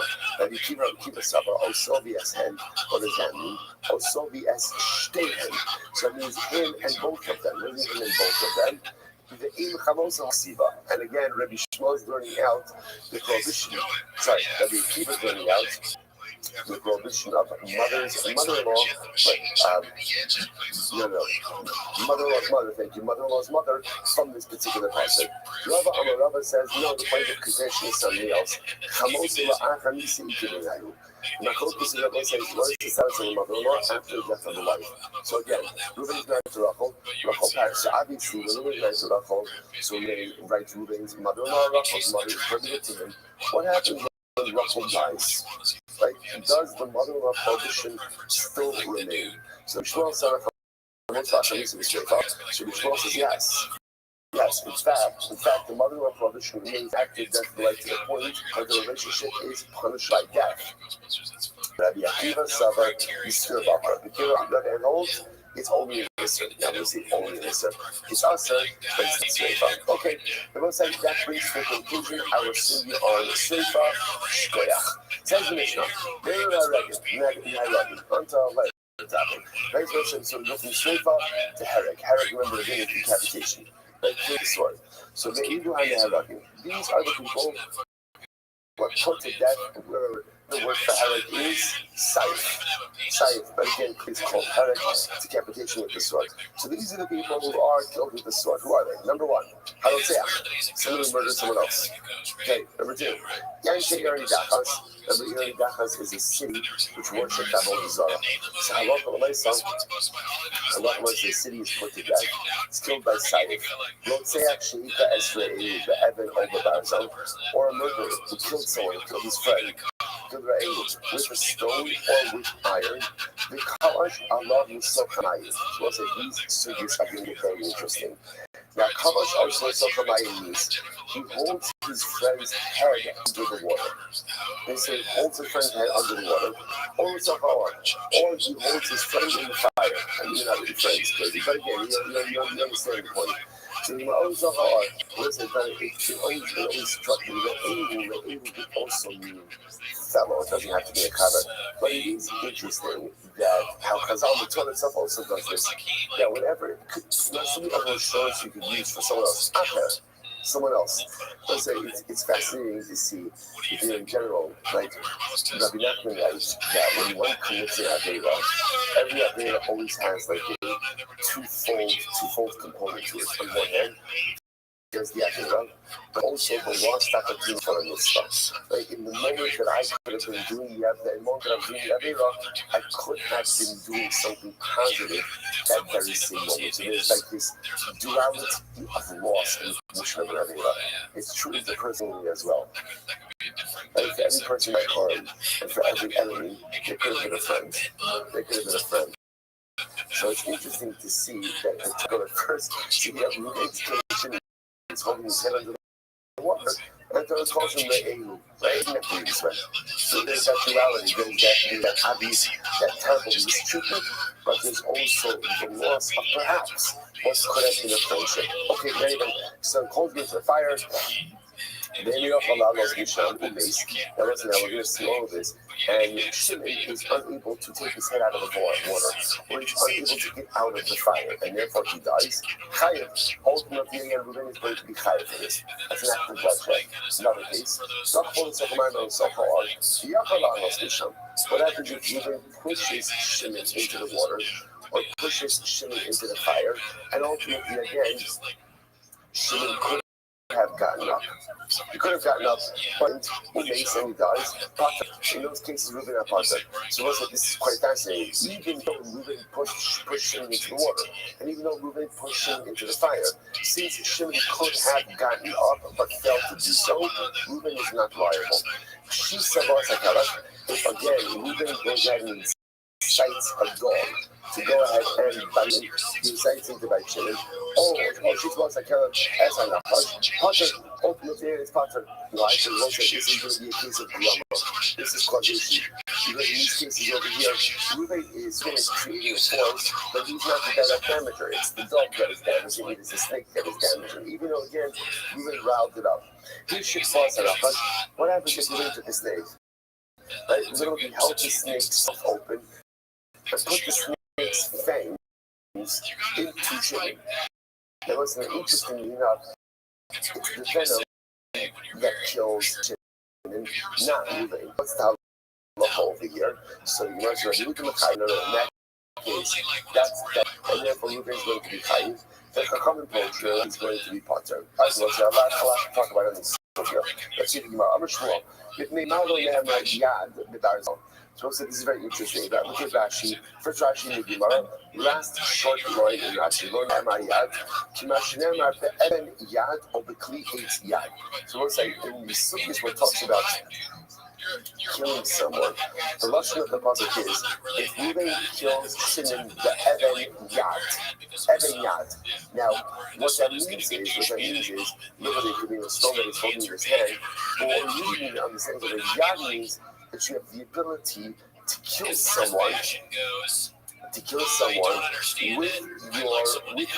with that evan. In other words, the halachas are going to see that in order to be liable for going ahead and killing someone, halacha l'maisa, the item that you kill the person with has to be capable of delivering a death blow. If it's not capable of delivering a death blow, if I go ahead and I take a pebble, Reuben takes a pebble, it's a little pebble, he throws it at Shimon, and somehow, and again, under normal circumstances, what would have happened if you threw a pebble at someone?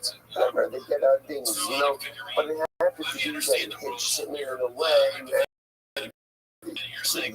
however it hit him, and he dies, Reuben's going to be hiding for that, because what he did not really have the capacity and the ability to cause death. So I told you, use lashon of yad by. So the answer is, why doesn't it use the same lashon of yad by Barzal?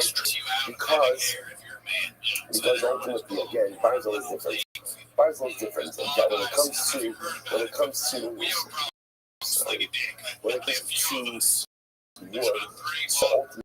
ultimately again, when it comes to iron has the unique ability to go ahead and even in a very small shear. So the US is saying on the Alpi writes so Rabbi Omer says, so there's no Hakadosh Baruch Hu. Sha'ar Zayin B'chol iron has the ability to kill in even the smallest amount. Therefore, the Fiqh will Nifri Torah Bo Shear. Therefore, the Torah didn't give a shear. Now, what's unique about iron? So Rashi points out over here, Shabbat is the Choshu, the third white line on the bottom. I did Triba, Shetok, and Na'at, the dash and Obeligo. That because iron could stab. So because iron could stab, therefore, even the smallest amount of iron has the ability to cause death. Therefore, the Torah doesn't use the lashon of yad.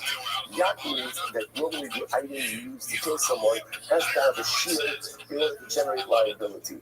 When it comes to iron, because iron is so dangerous, even without a shield, ultimately again there's going to be liability.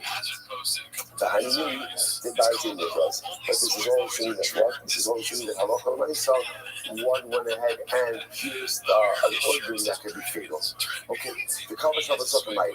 So let's say listen to this. So now remember, the Mishnah said, if Reuben goes and holds Shimon under the water, there's liability for that. So the Gemara says like this. The Gemara says, the Sefer Abu Sakamash Malon. Both the nation is at the beginning and the end of the Baisah, both teach us tremendous lessons. What are the lessons? So the motivation of this question, in the first case, Mishnah teaches us a Chiddush. The last few Rachel, Kevan de Yachalalos Misham, Chai. So let's say in case number one of the Mishnah, case number one is where Reuben holds Shimon's head underwater. And again, Shimon is Reuben is Chai. What's the Kiddush there? The Kiddush there is, how did Shimon get into the water? I don't know. Or Reuben didn't put him there. Or Reuben didn't necessarily put him there. Right? So in other words, the Kiddush in the Risha is, even though Shimon's already in the water, Reuben didn't put it there. But if Reuben comes up, like Reuben didn't put Shimon, he didn't come in the water. Shimon was in the water. Reuben comes along and holds Shimon under the water. There's liability for that, even though Reuben did not place him there. Sefer up in Sefer Ashwan. What's the Kiddush of the Sefer? Afagav the dog falls, keep him the Achalavos, Misham Umeis Potter. The Kiddush of the Sefer is, remember what's happening in the Sefer? Reuben pushed Shimon into the water. But now again, and let's say Shimon dies, if Shimon had the ability to get himself out of the water and didn't do so, even though he was only in the water because Reuben pushed him there, Reuben will not be liable. It's incredible. Kabbats Minoah. They'll say, how do I know that there's liability holding someone's head under the or for holding someone in the fire? In other words, but here, I didn't create these circumstances, right? Shimon may already be in the water, or Shimon may already even be in the fire. How do I know that if Reuben holds his head under the water, holds him in the fire, that Reuben is liable? And very interesting. Over Shmuel Barakah, Pasuk says, Obey God. or if Ruben treats Shimon or hatred. So Lashon of Eva, also Eva who called, if he hits him with hatred or animosity. Ravos is Hamid Samson. So this goes ahead and this goes ahead and include Mitzvah. What does Mitzvah mean? Literally again, constricting. Mitzvah means holding someone in place. In this case, over here, holding Shimon's head under water, holding Shimon in the fire. Let's say there's a tremendous Mishahar doing this as well. And it's interesting. How does the Torah define animosity? What's involved? Mitzvah. So what does Mitzvah mean? When you constrict a person. You don't allow a person to move. I don't mean physically, well, this is physically. But sometimes, especially in relationships, we back people into corners. And they cannot be the people they need to be, or they cannot accomplish the things they need to accomplish because someone is constricting them. There's tzimtzum. When you constrict a person, that's evil. That's animosity. It's animosity. So much of life and so much of relationships is allowing people to be who they need to be without trying to make them in our own image. In relationships, there's a natural yitzhara. Whether it's in parenting or it's in marriage, to make other people in your image, right? I need my kids to look like this, to be like this. I need my spouse to be like this. That's not what relationships are about. Relationships are not about making someone else in your image. Relationships are about forming and creating beautiful synergistic partnerships so that you can accomplish more as a collective than you can accomplish as an individual. And when you make sense of someone, when you constrict someone, you know, that's evil. That's animosity. Incredible. Story. There was a guy doing something so Ruben ate Shimon's animal, and what did Ruben do? He tried up Shimon's animal and left it in the sun. And as a result, the animal died. Give exposure. The animal died. What's that? Ravina said that the guy was potter. I told you, right? About Chabarah is potter. Okay, so Ravina says it's chayiv. Why?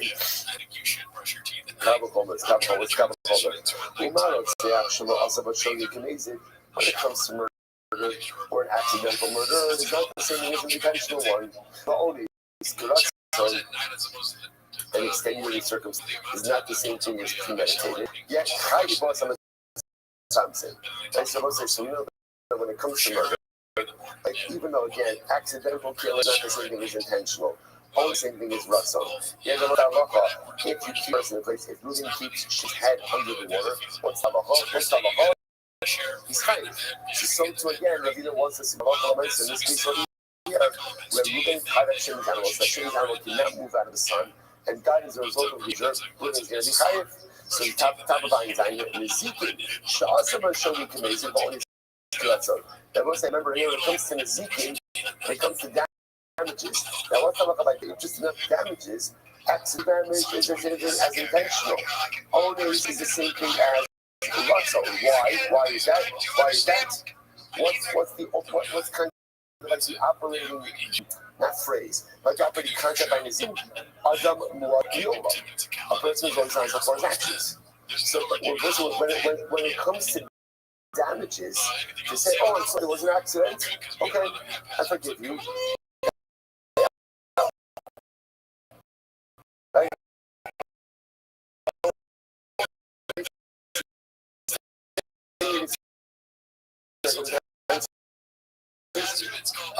understand. You're always responsible for damages. That part's very interesting. So that when it comes to taking a life, so where there's a distinction between intentional and unintentional, only intentional, yet you're chayiv for confining someone, right? If you're going to hold things in the water, he's going to be chayiv for that. So therefore, I'm giving. You're going to chayiv the animal in the sun, and the animal dies. He's going to be chayiv for that. Bachar says, no, it's about the why. The nighttime of the Abba, the visit, that ultimately the Moshe Shiv Acha. Why is that? Amrikra, most Yimas Amaker, no sale. So it's a part that the murderer will be put. ורוצח gave a lot of something, בנזיקין לא חיות something. So ultimately, the church was expensive. Sorry, the Akha is like this. The deed with something is one that is brought up by Nizik, by damages. I'm sorry. The idea of something is brought up by bloodshed. But ultimately, again, the something is not brought up by the which was I want to point out. Remember, we just learned out. The Merge asked, how do you know that you're hiding from something? How do you know that you're hiding someone in a situation which results? Remember again, what did you do? He called you as well. Remember, that's talking about a consumer. So the Achel was the concept of mistake is not brought down in the case of murder. It's not brought down in the case of abuse, and therefore it doesn't apply. Sure, this is really quite fascinating. Just understand what this is over here. So the only time you hire for damages is when you actively damage someone with your own koach. Let's say here in this case, we're going to take Shimon's animal, ton, and the animal can't move, and the animal dies. The doctor is going to say, you're not fighting for that. It's not good. It's not good. And we don't, obviously, I love donating, but there's no legal recourse that Shimon has under the fence. It's a fundamental offense. So again, you understand that the something applies both by bloodshed as well as by Nezikin. The Acha is only a project, doesn't apply by Nezikin. Another example, I'll tell you as we go along. So I love the Lama Passions like Ravino. That makes something is chayiv both by bloodshed and by Nezikin. Therefore, again, if Reuben ties up Shimon's animal in the sun, and you get heat exposure, and the animal dies of exposure, ultimately you raise chayiv. Now, we have a couple of other things that we have to qualify over the rest of the stuff, but just understand, nugget number one, Paskin, like, well, it's not number one, I've had a lot of nuggets so far, but nugget number whatever, but we Paskin like Ravina. Paskin like Ravina, the one is chayiv from the something, for confining someone or something, both by bloodshed, by Rotzeach, as well as by Nezikin damages. Okay, let's go back to Amarava. Kaf so makes Potter. Very interesting.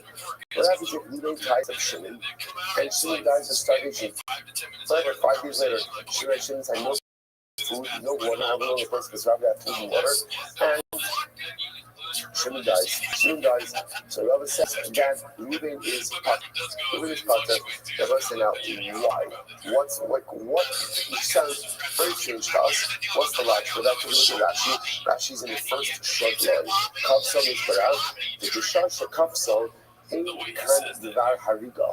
The Arab Abone Eilon, the Holy Koza, the Achaz Man called Shah. But I've done it with something in the night of all the Zuma. So let's listen to this. Essentially, that every paskin that makes saying holding someone in place and then dying as a result of being held in place is chayiv. That is only if the force which brings about death is present at the beginning of the event. So, for example, Reuben holds Shimon's head underwater, right? So Reuben is going to be chayiv. Why? Because the water, right, which is the vehicle of death, is right there in present. Right? So again, in the previous case, if you notice, right, Reuben ties Shimon's animal up in the blazing sun. The sun is there. The sun is there. Well, let's say Reuben is a reality for Shimon, but there's no death force that's present in that moment. Then Reuben will not be dead. So, for example, Reuben went up, Shimon dies of starvation 5 days later. Okay, at the time that he said, okay, at the time that he tied him up, again, starvation, but there was no death force. So because there was no death force, therefore there is no technical liability. I'm also not I'm sure that people are not smiling on Reuben for what he's done. But we're talking about in a very technical, realistic framework, liability or not. The agent execute Reuben for what he did in order to be hired for something, for confining someone, the death force has to be present at the time the person was confined. If the death force only comes later, there is no liability. Next, Bamarava, another example. Bamarava, Kafsa Bakama Umes, but Sina Umes Chayiv. If Reuben tied Shimon up, and he tied him up in the blazing sun, right? Or he tied freezing cold, ultimately then Reuben and then Shimon dies, Chayiv. ultimately again, so Ruben is going to be higher. But on the other hand, Sof Chama Lovo, Sof Sina Lovo. Let's say Ruben ties showing up at night. And at night, it's fine. There's no sun. When the sun comes up the next morning, by the time it gets to midday, Shimon's going to die of heat exposure. So Ruben's potter. Why? Same idea why. Because at the time that Ruben tied Shimon up, there was no present death force. So because of ultimately again, Ruben is going to be potter. Because Sof Kama Lavo, Sof Sina Lavo, potter. Incredible. So the Gemara says, Rabbi says, so this is very interesting. If Ruben's height showing up in front of a line, potter. That's very funny. Ruben is potter. Then let's say now, why is that exactly? If you look at that, you're not really very close. Kasha of the potter, the Inani lo haya kaus, lo haya yah, never say, have to use this way. But this is fascinating. Why? Because they say the clinical tests have shown there are chances of survival with a lion, whether you're bound or not bound, are non-existent, right? Rava says your chances of survival are no better if you're untied with a lion than if you're tied up with a lion. So Rava says if Ruben put, I always say the idea here is you're going to see this. That were nice. I remember again with a wild animal, we saw this in the Mishnah about Sisabas citing the dog. Those cases seem a lot more like grumma, like causation, because it's not Ruben killing Shimon, rather what is it? It's the lion killing Shimon. So the fact that Ruben went ahead and up, okay, his chances would have been no better had he been untied. Well, from my side, he's bugged. It happens to be, we're going to see, and I'm not asking that he's like that, he actually cut. But again, we'll see it for later. Says, because of the Harry Potter, if you're Yutushin Chayiv, this is very interesting. If you guys shimmy up with Yutushin, what are Yutushin? Yutushin are gnats. So I guess it was, a person could die as a result of prolonged gnat stinging. Yeah, something, whatever. What else? Reaction. First of all, what's the idea over here? Because if Ruben was untied, what could he do? Right? Actually, out, he could shoo it away. The fact that he's tied up now, so tied up, that ultimately again result in his death. So as Rav says, I feel it's maybe Tushin Nanipad. Rav says, no, even with Tushin, even with gnats, he's still going to be potter. Why? Honey Asli the honey asu. Because the gnats that he dies from are the gnats that are present at the time.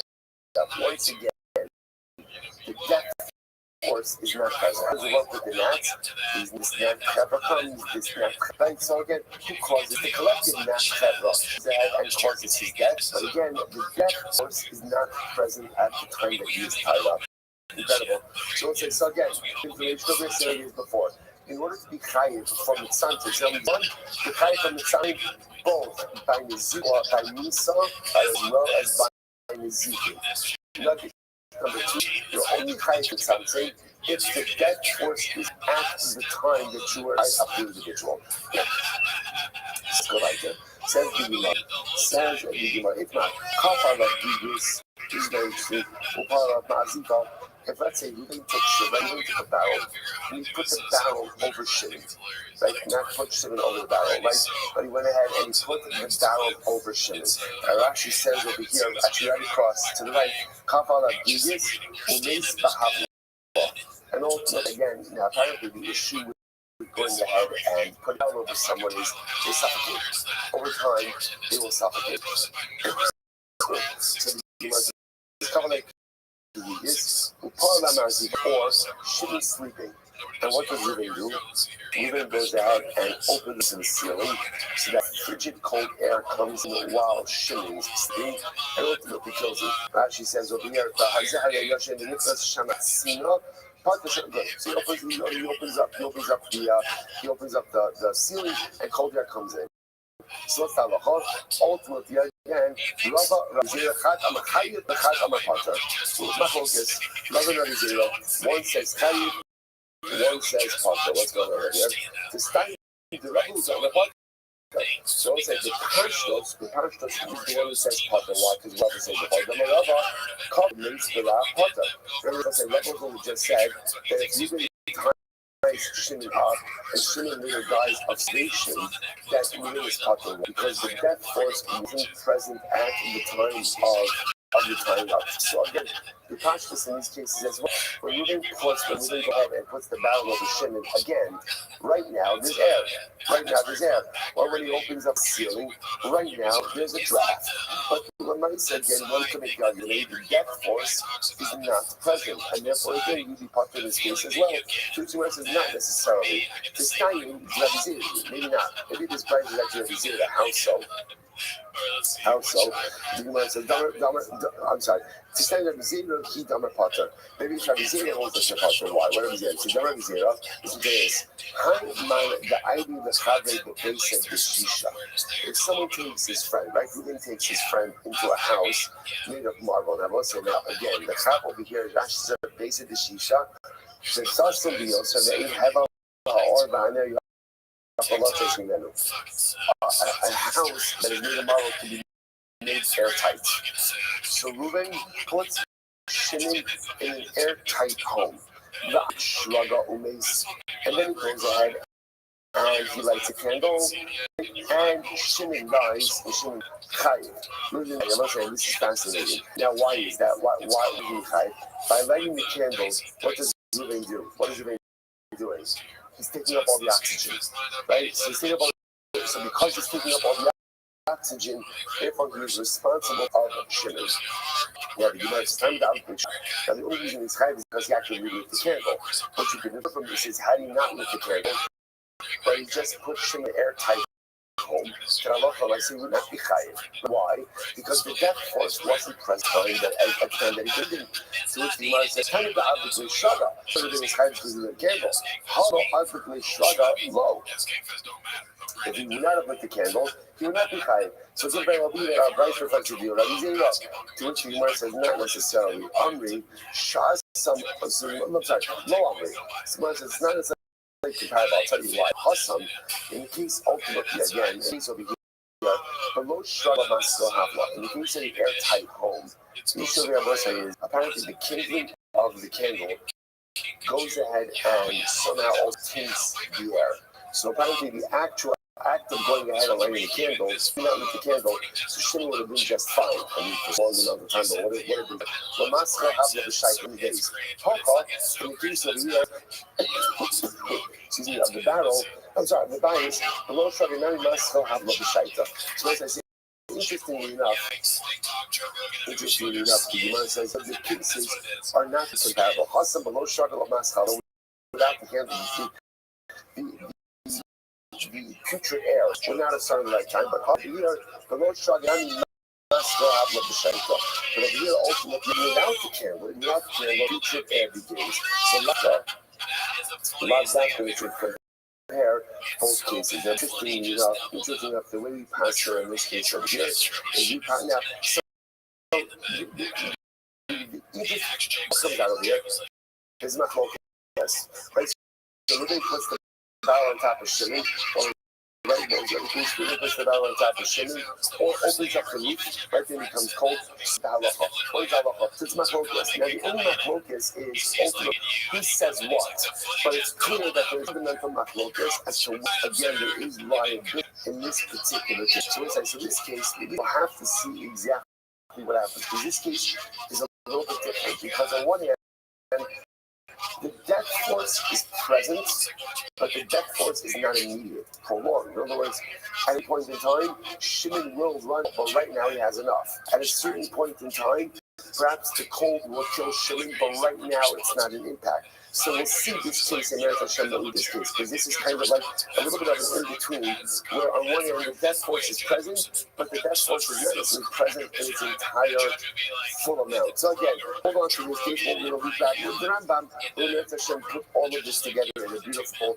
panoramic halakhic view for us. So we'll just point out how incredibly striking this lashon over here is. That kafa le'in right, so what happens? So Reuben is putting Shimon a barrel of so the right question was kafa alei yigis.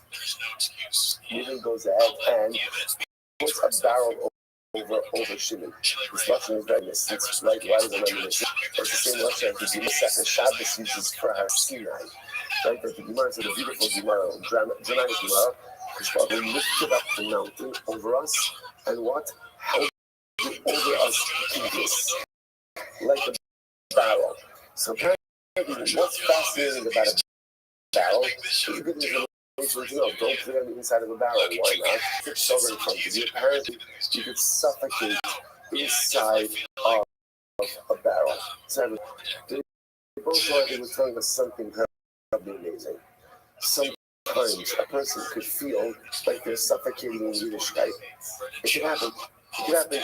A person feels overwhelmed, ultimately again by the responsibility, by the realities that sit over us. And sometimes the biggest of Torah could ultimately feel overwhelming. It's almost as if HaKadosh Baruch Hu is validating that emotion. We all have moments like this where I know what I have to do, or I know what I should be doing, but the reality is it feels very overwhelming for me. It feels very overwhelming, and it feels incredibly suffocating. And the emotion is saying, I get it, I understand it. Yeah, at times it could be beautiful, and at times it could be inspiring, and at times it can actually be suffocating. That's in the right. It's in the right. You know, sometimes when someone is struggling with something, you know, saying that there's a great phrase called toxic positivity. Toxic positivity. And we all know people like this, where you're struggling with something that belongs to them. What do they say? What do they say to you? It's gonna be okay. It's gonna be okay. You're gonna be fine. And what's often your reaction to that person? I literally want to kill you with my own hands, right? Like, be quiet. Be quiet. I know it's going to be okay. I know it's going to be okay. I got it. I know I'm not going to. I'm going to be fine. But that's not what I want from you right now. Don't tell me it's going to be okay. And you're sweet, calm. It's going to be okay. You're so strong. Be fine. Shut up. Right? No, I understand. I got it. Right? Sometimes what a person needs when they're going through difficult times is just some empathy, just some validation. That's all. So it's really okay. I know. I'll stand strong. I'll remain standing. But just validate what it is I'm going through. That's all. Just tell me anything. Just tell me it must be really hard. Or I'm so sorry that you're in this predicament, or that I can do to help. Don't tell me it's going to be okay. I think what's going to be here is that, where do we learn this out? Where do we learn that toxic positivity is truly toxic? And sometimes the best thing you do for someone is just you don't be there for them. It's Kosh Baruch Hu. Cover is like you do this. As well as I got to tell the thing, this Yiddishkeit thing, it's big. Sometimes it can feel like it's complicated. I say it, it's good, right? But it'll be good. No, I got it. Along with you. Just know that I say, I'm the one who's holding the battle. Not someone else holding the battle. HaKadosh Baruch Hu holding the battle. So because I'm holding the battle, we got this together. But I certainly understand that at times, your responsibilities may feel profoundly overwhelming. All right, let's go back to second Gemara.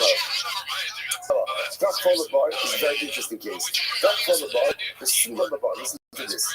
Reuben pushes Shimon into a pit. Pushes into a pit, and what happens? But there was a ladder in the pit. So remember again. Just to see what's happening over here. Now, interestingly enough, remember, a pit also has a hevel, right? A pit is proposed to, it's like in our Baba Kama days, right? That a pit has some type of like noxious fumes inside of it also. So clearly, if Shimon stays in the pit, he's going to die. There's a ladder. But what happens? Or what happens? You know, just like saying, come of events. You think it's Shimon into a pit, but there's a ladder. What happens? Now someone else came along, Ba'ach have a silko, else came along, and removed the ladder. Okay. Who called him the silko? Reuben himself came along and took out the ladder. Potter ultimately looked at his Potter. Why is Reuben? Even if the Shadja, Yachallah, Mosu. And I'm saying the complication here is, as long as at the time that Reuben pushed Shimon, there was a ladder. There was a lot. As long as you were there of the pushing, then what? Then remember again, this was not an act that caused the death of Shimon. So just to even if it's the most traumatic way, imagine for a moment, Reuben standing Reuben pushes Shimon. Before Shimon hits the ground of the pit, Reuben kicks out the ladder. Reuben's still not going to be highest. Why? Because everything is determined by the moment that was the act. And since the moment that Reuben pushed Shimon was present, there was not an act that caused bloodshed. Because again, the nice of the ladder was there. The ladder was there. Listen, obviously, again, we're talking about the fact that Reuben will not technically liable. Obviously, Reuben's a bad guy. He's a bad guy, right? And things catch up with bad people. Rashi says over here, Rashi says, Kadam is told him if he loves us, but even if the Shaji Yakalalasu, Upata of the you should see the Plamas as if they to grow up the armor. So I'm saying, it's fascinating. Since at the time that Reuben pushed Shimon, the ladder was there. Even though Reuben took the ladder out before Shimon hit the ground, ultimately, again, Reuben is not going to be high. Incredible. So it's Rava says, Zara hates a trispia though.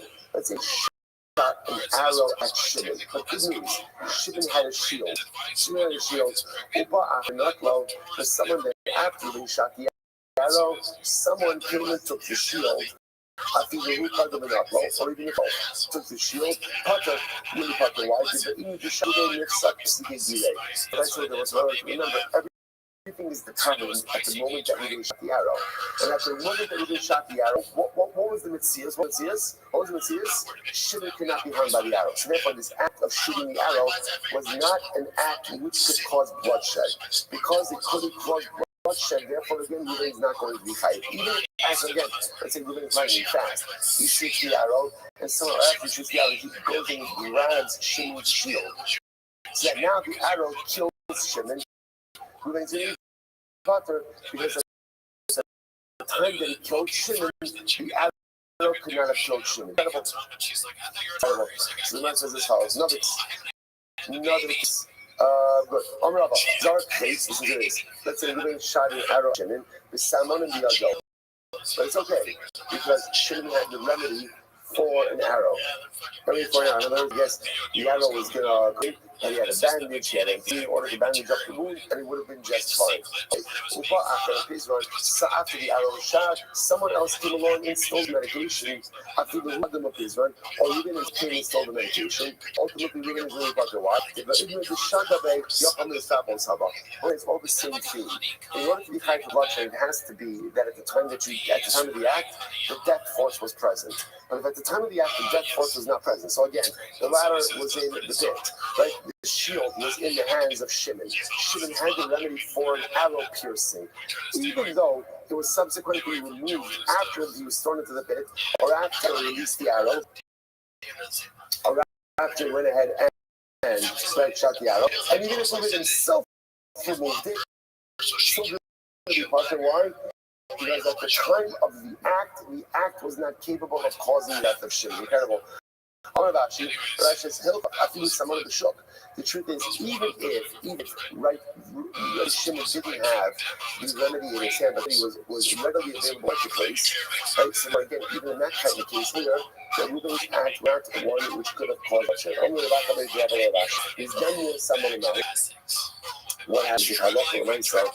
At the time that he shot the arrow, Shimon had the medicinal remedy. But then he shot the arrow, Shimon found the medicinal remedy. What's that? In that case, ultimately, Reuben is not going to be high. Interestingly enough, this is interesting because in this case over here, remember, at the time that Reuben shot the arrow, Shimon did not have the remedy. He didn't have the remedy. He did the remedy before Reuben was brought to the Din Torah. So therefore, Reuben will not be high. Rabbi, so I have to stop over for today. There's much more. Again, just throwing out all these cases right now. Minutes to show tomorrow's doc will really consolidate this into a comprehensive framework. It's incredible. Tomorrow, everyone.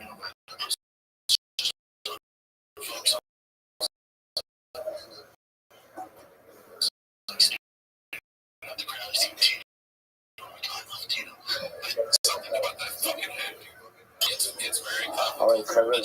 Doesn't fit. No, it's like sitting right here.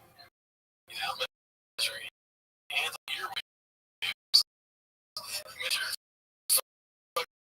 Measure the head off the cameras, dude. Yeah. All right, well, say good morning.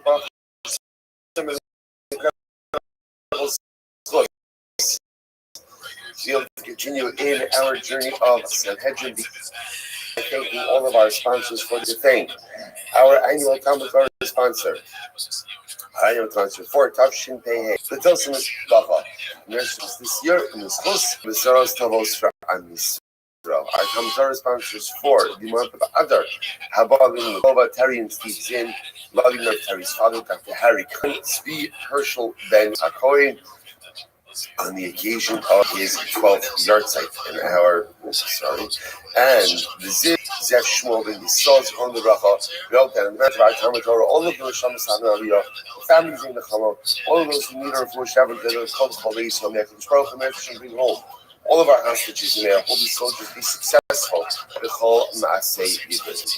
What's that?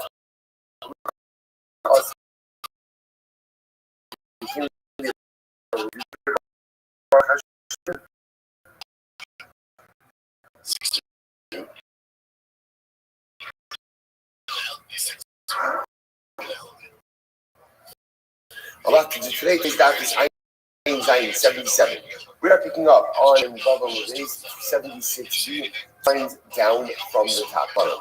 Some really beautiful today. Come on, bottom. Person who loves his neighbors, his Krobov, and he goes ahead and he brings his relatives close. The Hano says Bas Achosa, and he marries his niece. He marries his sister's daughter. Vamalva Sarah Ani, the Shas does money to an Ani to a part at a time that the Ani is property. Allah Kasib Omer as Tikra Vashem Yad. When you call out, HaKadosh Baruch Hu will really a beautiful Gemara. And so many times, like we go through life wondering, what exactly like the recipe for success? What do I want more than anything?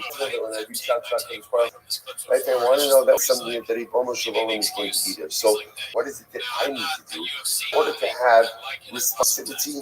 No, responsibility. Right, responsibility to my HaKadosh Baruch Hu. What is it that I need to do in order to make sure that HaKadosh Baruch Hu is going to be there for me? It's so beautiful. Sometimes Chazal use formulas. So that's the formula for someone who loves his neighbors, which is although to a certain degree, you could try to choose, because you could choose where you live. Once you go ahead and you move somewhere, you definitely can't control who lives around you. Right? What's after that? What's after that is Makari's Krova, someone who brings his relatives close. You certainly can't choose your relatives. There's certain relatives you can choose, but a lot of relatives don't choose. So what's the common denominator here? The common denominator, the person is able to get along with other people. Person is able to relationships. You get along with your neighbors. You get along with your relatives. You are an agreeable person. So is this an idea? I will say now, actually, the truth is, this you see this person comes down more, but Chazal's almost like focus on marrying one's niece, your sister's daughter, but leaving aside the actual marriage of the niece. Yeah, I think if you think about it, it represents really relationships going from, I would say, further out to closer in. There's neighbors, relatives, and a niece. So we know this in life that sometimes the most difficult, sometimes the most challenging relationships are the ones that are closest. Like, those are the most challenging relationships. You like to think, of course you get along with your family, right? Of course you get along with your spouse. Of course you get along. No, that's actually sometimes it's the people that are closest to you who have the most difficult time forging in meaningful relationships. I could be the kind of person, and it goes right from outside the circle to inside the circle, who could get along with my neighbors, who could get along with my relatives, who could get along again with my spouse, right? with Hazara as the sister of my neighbor. If I could do that, I will say, it doesn't take no relationship. What does it take? Like I quoted this a million times. I think there's no wrong answer to this, right? Because it takes a lot of things. But I think on the most basic, the primary need it takes to build relationships in life is backgrounds. Willingness to yield. And Rabbi Nachman writes, I've quoted this many times, Lihios Latron. That's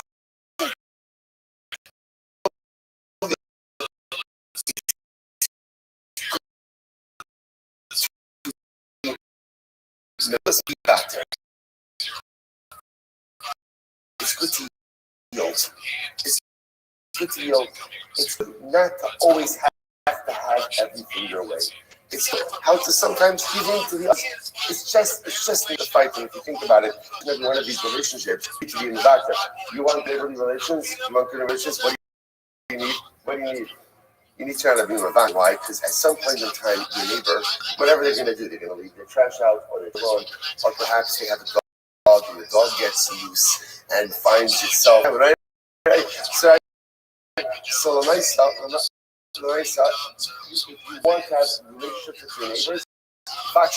You want to have relationships with family. You have to be Mavak. Have shalom bayis with your wife. You have to learn how to be Mavak. You have to learn how to yield.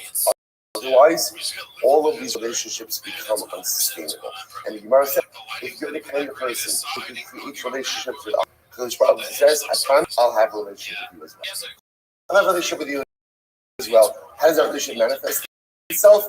That when you call out to me, as you call out to me, and Hashem will go ahead and listen to you. And of course, that last one is the ani. It's interesting because the way to read that ani case is Hamalva Selal Ani B'Shas Dochlo. So the way it's understood is you're lending money to an ani. That an ani is having different. So I was looking at this last night. Maybe it was just late, so it doesn't make sense. It's interesting because what does it mean? An ani who's struggling. By definition, if you're an ani, then what? Then maybe it means like this. Hamal v'es ani b'shas dochlo doesn't mean that you lend money to a struggling ani. What it means, you lend money to b'shas dochlo even when you're struggling. It's talking about the lender. It's talking about the lender.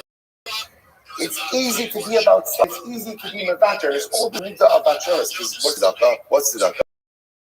Tzedakah is yielding with your money. It's my money. It's my money. I worked for it. I worked very hard for it. I earned it. So why should I give away? That seems to be mavacher. You have to have emotional vacheres and you have to have financial vacheres. So if I'm the kind of person who is financially yielding, I help another person out even when I'm having a difficult time. The Gemara says, I'll say you're that kind of person. You're mevater for people, mevater emotionally, you're mevater financially. Because if that's the kind of person you are for others, I promise I'll be let's go like No.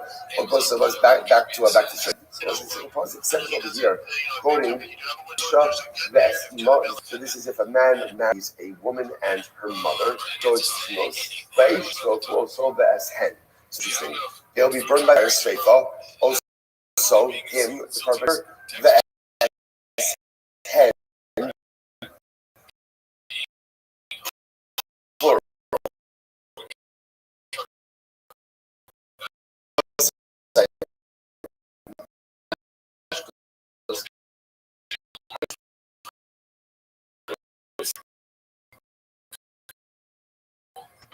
The first time you'll be to Rachel, right? Once he can marry Rachel's mother, and if he does so, it's punishable by streifa. I want to say, who's punishable by streifa? It doesn't. Rachel didn't do anything. Like Rachel just married Ruvain legally. Ruvain then goes and marries Rachel's mother. That's our mother. So why does it say that Ruvain and Es and them plural? Both women are put to death. That can't be what it means. So the word says, so I'm talking about also the as no, the Shalom means the Ruben is put to death with one of these women, i.e. the law. The Kiva says, also the Hashem. The Kiva says, no, it means him and both of them. So what's going on? My bad. What exactly is the machlokus? I'm not buying mashmal. What's the machlokus over here? Is how to dash in the pasuk. So the mishmal sava. So the eshen. What's it says? Right. We say that we go ahead and we put the death Ruvain and them plural. Also the es achas mehem. So reading these as hen doesn't mean both of them. It means achas mehem. It's actually one of them. Or one of the women. She came to your bunny, Korin la'achos hina, because of her in Greek. The word for one is hina. Say no, so as and one of them. Ve'em chamo. So midrasha asya, and I believe this pasuk is not, and ultimately again the mother of his mother-in-law is learned that from a different drasha. Rabbi Kiva Savar, or Sovi as and or Sovi as Shtehen.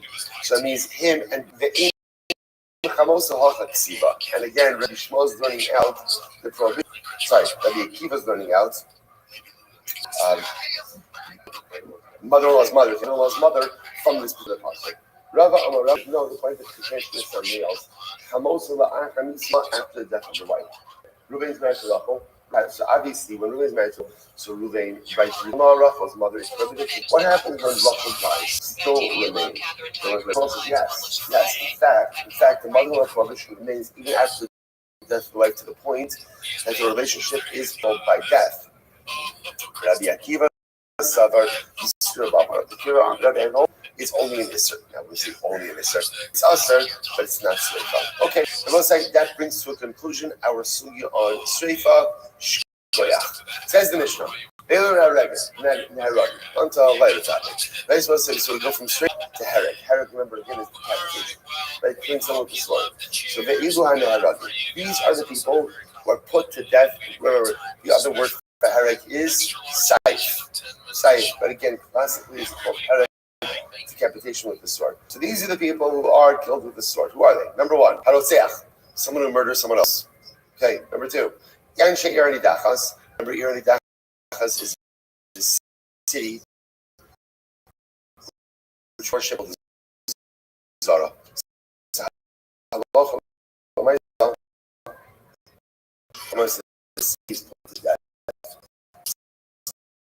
Killed by Saif. Rotzeach. Or a murderer, someone who killed his friend, killed with a stone or with iron. The Kalash of the Sochamai. These sugyas are going to get very interesting. Now, Kavash also Sochamai means he holds his friend's head under the water. Okay, so he holds his friend's head under the water. Also, power holds his friend in the fire. Friends, but again, you understand the point. So the Gemara also mean fellow. It doesn't have to be a chaver. But it is interesting that Chazal, the Torah itself also does this. That whenever there's so many other Lashonos who could use that, someone else, in general, like Rabbi Nachman writes, when one commits an avera, every avera always has like a twofold component to it. On one hand, there's the avera. Also, the lost opportunity. Like in the moment of doing the moment of avera, I could have been doing something positive at that very same moment. Like this duality of lost in the position of an avera. It's true for personally as well. Like for every person that I harm, and for every enemy, there could have been a friend. So it's interesting to know that Dafka at first, so here Reuven's holding his head under the water. The Torah calls him Re'ehu. It didn't have to be. So there's that duality, there's that Avi, that terrible mistreatment, but there's also the loss of perhaps what could have been a friendship. So it calls him into the fire. Now listen, now we're going to see all of this. And Shimon is unable to pour water, or he's to get out of the fire. And more he dies. Chayev, ultimately, again, Reuven is going to be chayev for this. That's an act of bloodshed. Another case. What happens if Reuven pushes Shimon into the water, or pushes Shimon into the fire, and ultimately, again, Shimon could have gotten up. He could have gotten up, but he didn't. Umeis and he dies. Pater. In those cases, Reuven had Pater. So Moshe said, this is quite fascinating. Even though Reuven pushed him into the water, and even though Reuven pushed him into the fire, since she could have gotten up but failed to do so, Reuven is not liable. She said, if again Reuven goes ahead and incites a dog to go ahead and bite Shimon, he incites him to bite Shimon. Oh, she was like, ultimately, it's Pater. Why? Because it's a piece of grammar. This causation. Because in these cases, here, Reuven is Reuben is creating a force. He's not the direct damager. It's the dog that is damaging, the snake that is damaging. Even though, again, Reuben riled it up. Here's Shekbaz and Achash. What happens if Reuben took the snake? Right? They held the snake's mouth open and put the snake's fangs into Shimon. That was interestingly enough, it's the venom that kills Shimon, not Reuben. What's the halacha over here? So the Gemara said, Rabbi Yehuda said, in that case, that's fine. And therefore Reuben is going to be paid. The Chachamim poster, Chachamim on the other hand saying that Reuben is going to be punished. All right, so I'll say a lot to talk about in this sugya. Let's see the Gemara. Amar Shmuel. His name Marlo Ne'amra Yad Darzal. We'll say this is very good. Look at Rashi. First Rashi, last short line. Rashi. Lo Ne'amra Yad. Rashi Ne'amra Be'even Yad or Yad. Like in the sugyas where it talks about killing someone, the lashon is if Reuven killed Yad, Even Yad. Now, what that means is, whether it could be in a stone that he's holding in his hand, or reading in the sense of a Yad means is the ability to kill someone with that evidence. With that evidence. In other words, the halachas are going to be liable for going ahead and killing. Halacha l'maisa, the item that you kill the person with has to be capable of delivering a death blow. If it's like in other words, if I go ahead and I take a pebble, he takes a pebble, he throws that shimon, and somehow, and again, under normal circumstances, what would have happened if you threw a pebble at someone? Whatever, they'd get a ding, but it happened to be that it hit Shimon in a way, and however it hit him, and he dies, Reuben's not going to be fighting for that. Because what he did not really have the capacity and the ability to cause death. So that's why I sort of use lashon of yad by Evan and by apes. So the Gemara says, why doesn't it use the same lashon of yad by Barzal? Very interesting. Shabarzal because ultimately, again, Barzal is different. That when it comes to wood, so ultimately, again, so when it comes to iron has the unique ability to go ahead and kill. Iron even in a very small shear. So the Gemara says, so the Rebbe says,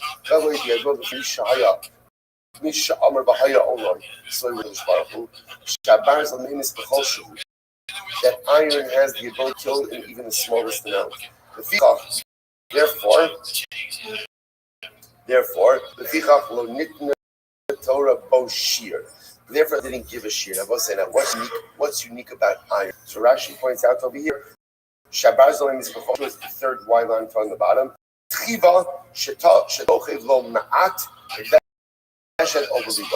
That because iron is that, therefore, even the smallest amount of iron has the ability to cause death.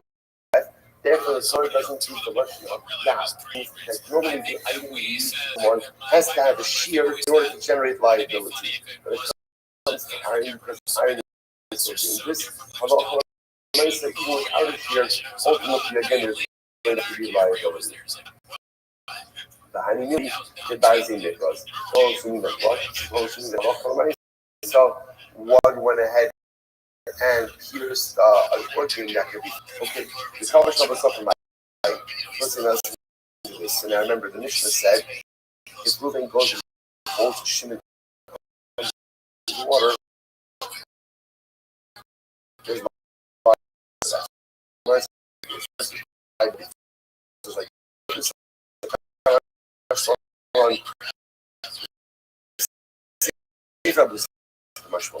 both the at the beginning and the end of the both tremendous lessons, wonderful lessons. Here we go. There was a ratio of this commercial. This case teaches us Afagav, the law even the Yachol Lalos Mishas. So we'll say number one of the Mishnah was the word. Here's the one where Reuven holds Shimon under the water. And again, Shimon dies. What's the chiddush there? The chiddush there is how did Shimon get into the water? I don't know. But Reuven didn't put him there, or Reuven didn't necessarily put him there, right? So, in other words, the chiddush in the ratio is even though Shimon's already in the water, Reuven didn't put him there. But if Reuven comes up, right in the water, Shimon was in the water. Reuven comes along and holds Shimon. Reuven did not put him there. Sefer of the Torah. What's the Kiddush of the Sefer? Afagav the Dachfo. The Yachalalos Misham Umeis Kiddush of the Sefer is, remember what's happening in the Sefer? Reuven pushed Shimon into. Now, and let's say Shimon dies. Shimon had the ability out of the water and didn't, because Reuven pushed him there. Reuven will not be liable. Incredible. How much? We'll say, how do we know that there's liability under the water or holding someone in the fire? In other words, that here, I didn't create these circumstances. Shimon may in the water, or Shimon may already even be in the fire. How do I know that if Reuven holds his head under the water, holds him in the fire? Pasuk says, Obe'eva. Obe'eva. Or if Reuven treats Shimon with animosity or hatred. So Lashon Obe'eva. Obe'eva he called. If he hits him with hatred or animosity. The Rabbos is Hamet Samse. So this goes ahead and includes Mitzamse. What does Mitzamse mean? Literally again, constricting. Mitzamse means holding someone in place. In this case over here, Reuven holding Shimon's head under the water. Or Reuven holding Shimon in the fire. What's the tremendous house as well? It's interesting. How does the Torah define animosity? What's Eva? So what does it make sense? Sometimes when you put the person, you don't allow a person to move. I don't mean physically, this is not physically. But sometimes, especially in relationships, you back people into corners. And they cannot be the people they need to be, or they cannot accomplish the things they need to accomplish because someone is constricting them. There's tzimtzum. When you constrict a person, that's evil. It's animosity. So much of relationships is allowing people to be who they need to be without trying to make them in our own image. In relationships, there's naturally Sahara. Whether it's in parenting or whether it's in marriage, to make other people in your image. I need my kids to look like this, be like this. I need my spouse to be like this. Relationships are not about making someone else in your image. Relationships are about forming and creating beautiful partnerships that you can accomplish more as a collective than you can accomplish as an individual. And when you're mitzamtzing someone, when you constrict someone, Yimar says that's eva. That's animosity. Incredible. Story. There was a guy, someone that used to be Chavim Shah. Reuven had Shimon's animal. Reuven tied up Shimon's animal so that it couldn't move and left it in the sun. The animal died. He died. What's the halacha? Ravina said that the guy was potter. Reuven said he was potter. Ravina says, of course he's chayiv. Why? To murder or an accidental murder is not the same as an intentional. But only and in many circumstances is not the same thing as premeditated. Yet, so we know that when it comes to murder, right, even though again, accidental killing is not the same thing as intentional. Ones is not the same thing as. Yeah, they will say, what's the halacha if you keep a person in the place? If Reuven keeps Shimon's head in the water, what's the halacha? He's chayiv. So to again, wants to suggest that Allah in this case over here, where Shimon's animal cannot move the exposure, Reuven is going to be chayiv. So the top of Ayin Zayin, Nezikin, Sha'asaba Shogi Kamezid, but only Kiraso. I was saying, I remember here when it comes to Nezikin, when it comes to damages. Now, what's the halacha about damages? We'll say interest enough damages. Accidental damage is the same thing as intentional. Ones is the same thing as Ruxo. Why? Why is that? What's kind of the operating not the phrase, but the operating concept by Nezikin? Adam Muad Bioma. A person is always responsible for his actions. So when it damages, to say, "Oh, so sorry, there was an accident." Okay, I forgive you. Hey, it was only extenuating circumstances. I understand. Hey, you're always responsible for taking a couple, which is very interesting. So when it comes to taking a life, so where there's a distinction between intentional and unintentional ones and Russell, yet you're chayiv finding someone, like if Ruben underwater, he's going to be chayiv for that. So therefore, again, if Ruben ties the animal's son and the animal dies, Ruben's going to be chayiv for that. Gachar says, no, it's about why. Why is it?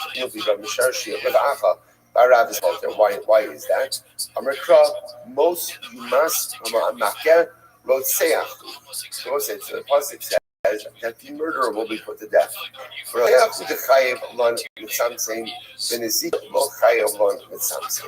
ultimately, Mishar is fascinating. Sorry, Rav idea is like this. The din of mitzamtzim is one that is brought up by damages. I'm sorry, excuse me. The idea of mitzamtzim is one that is brought up by bloodshed, not brought up by nizikin. Which is, I want to point out, remember, we just heard out, we just asked, know that you're high from mitzamtzim. How do you know that you're high for someone in a situation which results in death? So remember again, what are we going to base it on? You must just, okay, Eva, he called Yadol, Yamos. So we learn that from Eva. That's like a murder.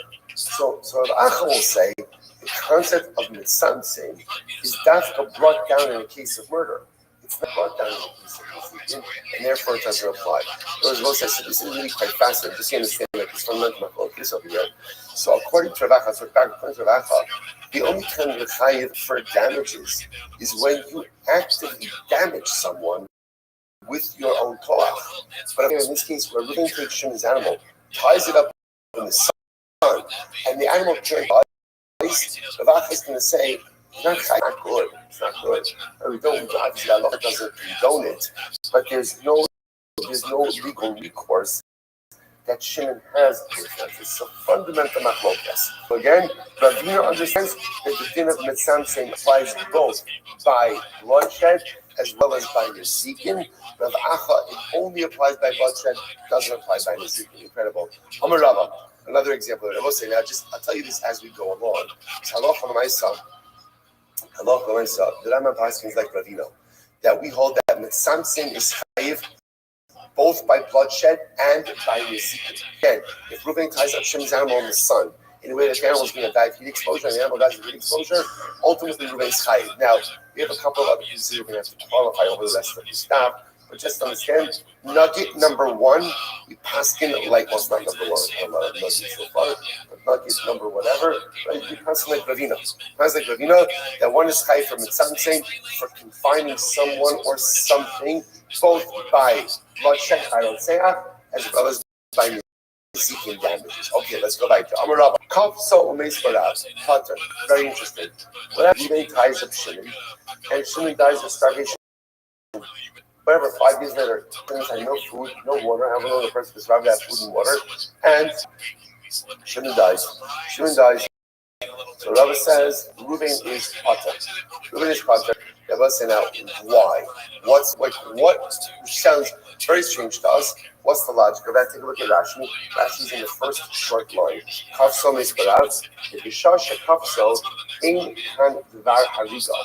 Varav bome elot. Vahol the kozak. La'achar zman kol shah. Let's listen to this. Essentially, Rabbi Paskin, that mitzamtzim, holding someone in place, and them dying as a result of being held in place is chayiv. That is only if the force which brings it out is present at the beginning of the event. So, for example, Reuben holds Shimon underwater, right? So Reuben is going to be chayiv. Why? Because the water, right, which is the vehicle of death, is right there in presence. Right? Similarly, again, in the previous case, if you notice, right, Reuben tied Shimon's animal up in the blazing sun. The sun is there. But in a case where, let's say, Reuben creates a reality for Shimon, but there's no death force that's present in that moment, then Reuben will not be chayiv. So, for example, Reuben ties Shimon up. Shimon dies of starvation 5 days later. Okay, at the time that he's not okay, but at the time that he tied him up, again, there was no starvation. Like there was no death force. So because there was no death force, therefore there is no technical liability. Obviously, in the eyes of HaKadosh Baruch Hu, I'm sure the Rebbe Shalom is not smiling upon Reuben for what he's done. We're talking about in a very technical, realistic framework. Is there liability or not? He doesn't execute Reuben for what he did. So it's a very important principle. In order to be chayiv for something, for finding someone, the death force to be present at the time the person was confined. If the death later, there is no liability. Next, another example. If Reuben tied Shimon up, and he tied him up in the blazing sun, right? Or he tied him up in the freezing cold. Ultimately, then Reuben and then Shimon dies. Chayiv. Ultimately, again, so Reuben is going to be chayiv. But on the other hand, so chama lovo, so tina lovo. Let's say Reuben ties Shimon up at night, and at night it's fine. There's no sun. When the sun comes up the next morning, by the time it gets to midday, Shimon's going to die of heat exposure. So Reuben's partner. Why? Same idea. Why? Because at the time that Reuben tied Shimon up, there was no present death force. So because of that, ultimately, again, Reuben is going to be potter. Because sof chama level, sof tzina level, potter. Incredible. So the Gemara says, Rava says, kafso lefneari. So this is very interesting. If Reuben tied Shimon up in front of a lion, potter. That's very fascinating. Reuben is potter. They will say now, why is that exactly? Take a look at Rashi. Rashi is very close. Kafso lefneari potter. Di'inami lo haya kafos. Lo haya yachal lahazza atzal minari. They will say, actually, you do not have to this way. But this is fascinating. Why? Because they will say, clinical tests have shown that your chances of survival with a lion, whether you're bound or not bound, are non-existent, right? Rava says your chances of survival are no better if you're untied with a lion than if you're tied up with a lion. So therefore, it's interesting. So Rava says, if Reuben puts, I will say, the idea here is that for my son, with a wild animal, we saw this in the Mishnah about she's supposed to be citing the dog. This case is a lot more like Rama, because it's not Reuben killing Shimon, rather what is it? It's the lion killing Shimon. So the fact that Reuben went ahead and tied Shimon up, okay, didn't know better how to do untied. So hello for my son. Each part, happens to be, we're going to see the Rambam Paskins in a case like that, actually chayiv. But again, we'll see it from later. Rama says, because of the Harry Potter, B'fnei Yitushin chayiv. So this is very interesting. If Reuben ties Shimon up with Yitushin, what are Yitushin? Yitushin are gnats. So I guess a person could die as a result of prolonged gnat stinging. Yes. Just something diseasing, infection.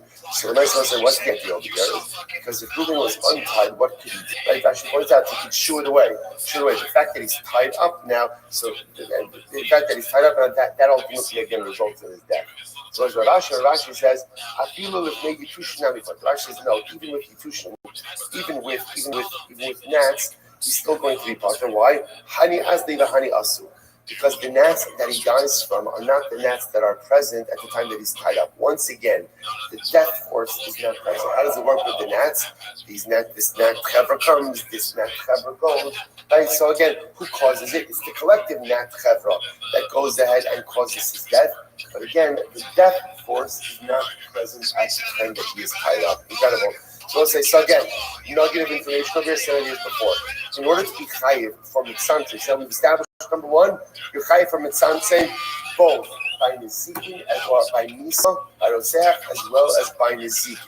Nuggets number two, you're only chayiv from Mitzantzim if the death force is present at the time that you are tied up to the individual. Incredible. So let's go back. Says the Gemara. This is very interesting. If let's say Reuben took a barrel and he put the barrel over Shimon, right? Not put Shimon over the barrel, right? But he went ahead and he put the barrel over Shimon. And Rashi says over here, actually right across, right? And ultimately, again, now apparently the issue with going ahead and putting the barrel over someone is suffocate. Over time, they will suffocate. So the Gemara says, or Shimon sleeps in. And what does Reuben do? Reuben goes ahead and opens up a piece of ceiling so that cold air comes in or shimmers sleeping, and ultimately kills him. Rashi over here, he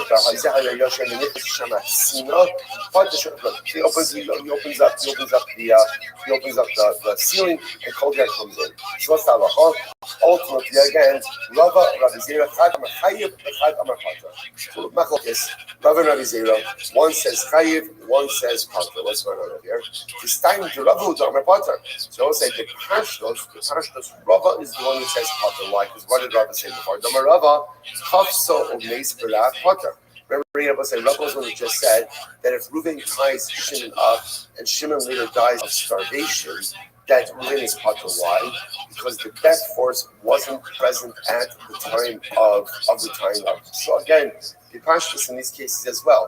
When Reuven goes ahead and puts the barrel over Shimon again, right now there's air. Right now there's air. Or when he opens up the ceiling, right now there's a draft. But Lamaisa, again, one can make the argument that maybe the death force is not present, and therefore again you'd be Patra in this case as well. Tushimar says not necessarily. This time, Rabbi Zeri, maybe not. Maybe this price is actually Rabbi Zera. How so? How so? Tushimar says, I'm sorry. To say Rabbi Zera, Damar Patra. Maybe it's Rabbi Zera holds that Patra. Why? What Rabbi Zera? So Rabbi Zera, listen to this. If someone takes his friend, right? Who takes his friend into a house made of marble? Now, we'll say now again, the Chab over here is actually basically Shisha.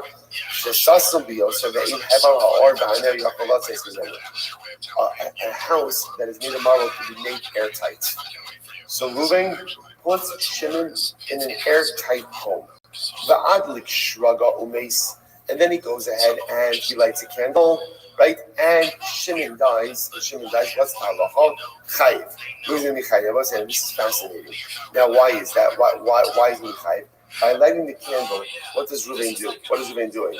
He's taking up all the oxygen, right? So he's taking up all it. So because he's taking up all the oxygen, therefore he is responsible for the death of Shimon. The Gemara says, now the reason he's chayiv is because he actively lit the candle. What you can infer from this is how do you not lit the candle, but he just put Shimon in an airtight home? Then Allah, I say, would not be chayiv. Right? Why? Because the death force wasn't present at the time that he confined him. To which the Gemara says, "Time of the adlikli shraga." The reason Reuven is chayiv is because he lit the candle. How about adlikli shraga low?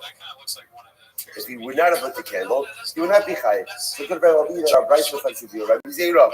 To which the Gemara says, not necessarily. Amri, Shasam, I'm sorry, low Amri. The Gemara says, it's not necessarily comparable. I'll tell you why. Hasam, in the case ultimately, again, in the case over here, the low struggle of Maskil Havla. In the case of the airtight home, you should be able to say, is apparently the kindling of the candle and somehow also taints the air.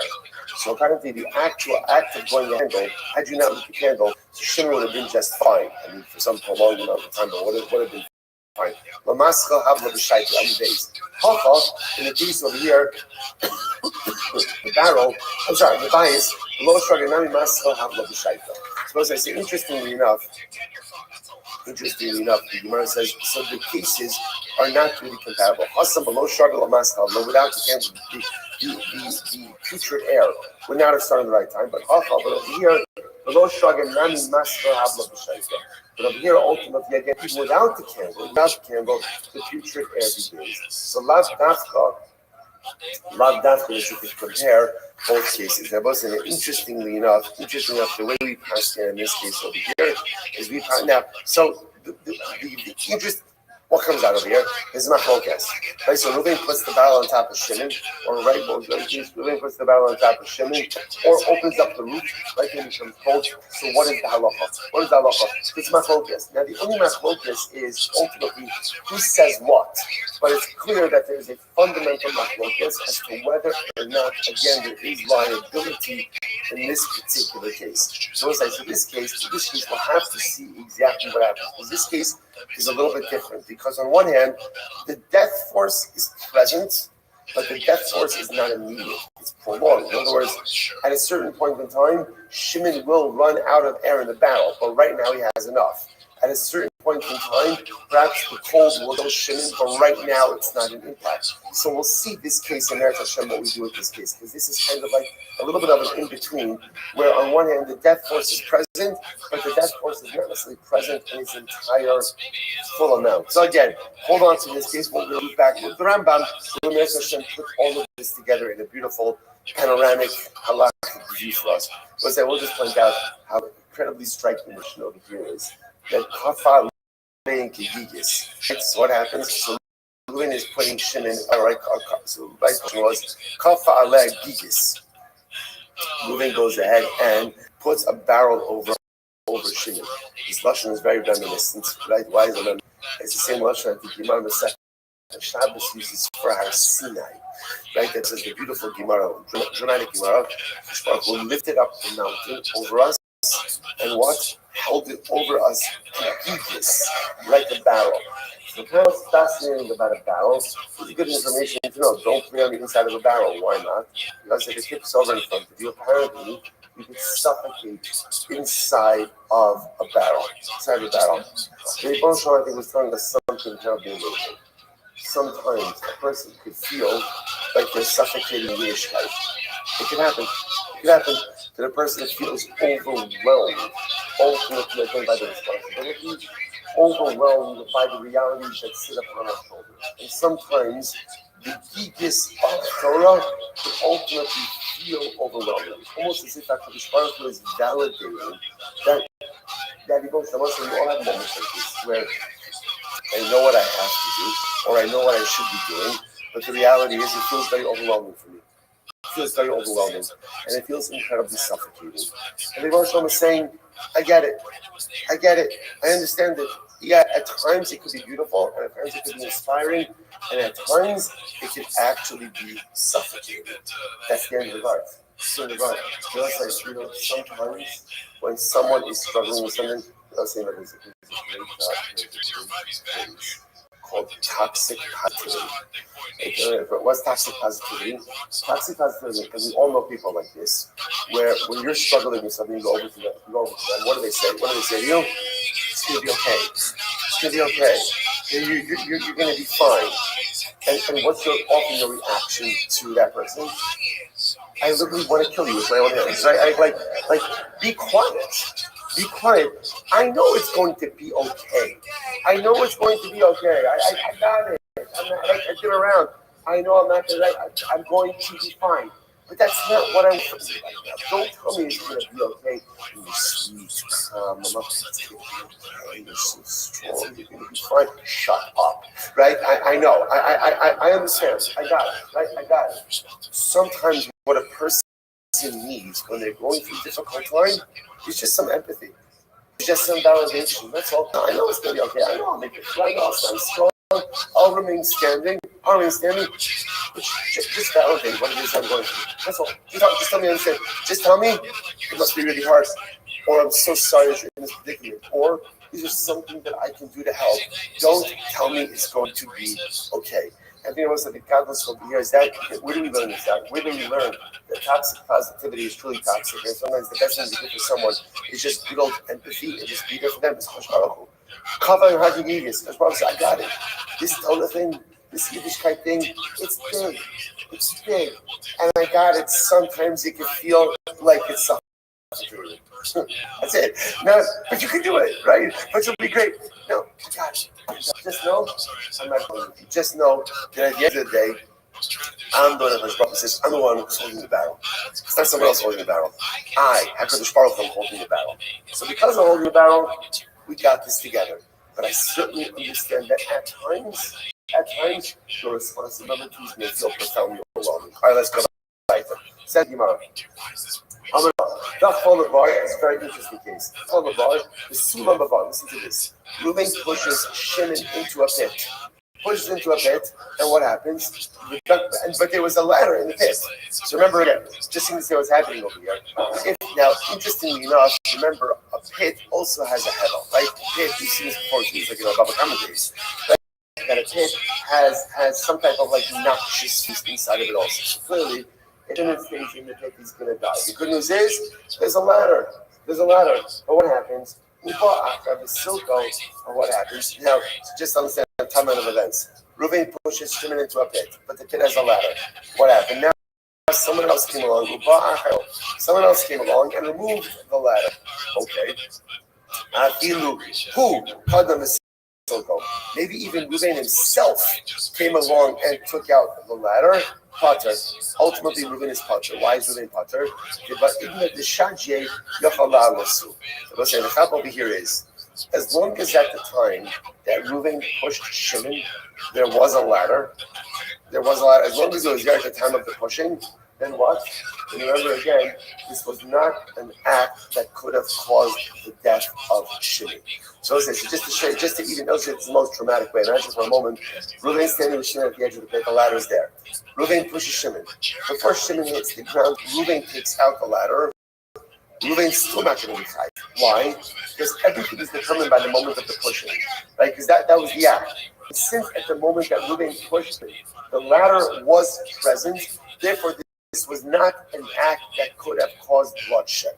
Because again, the ladder was there.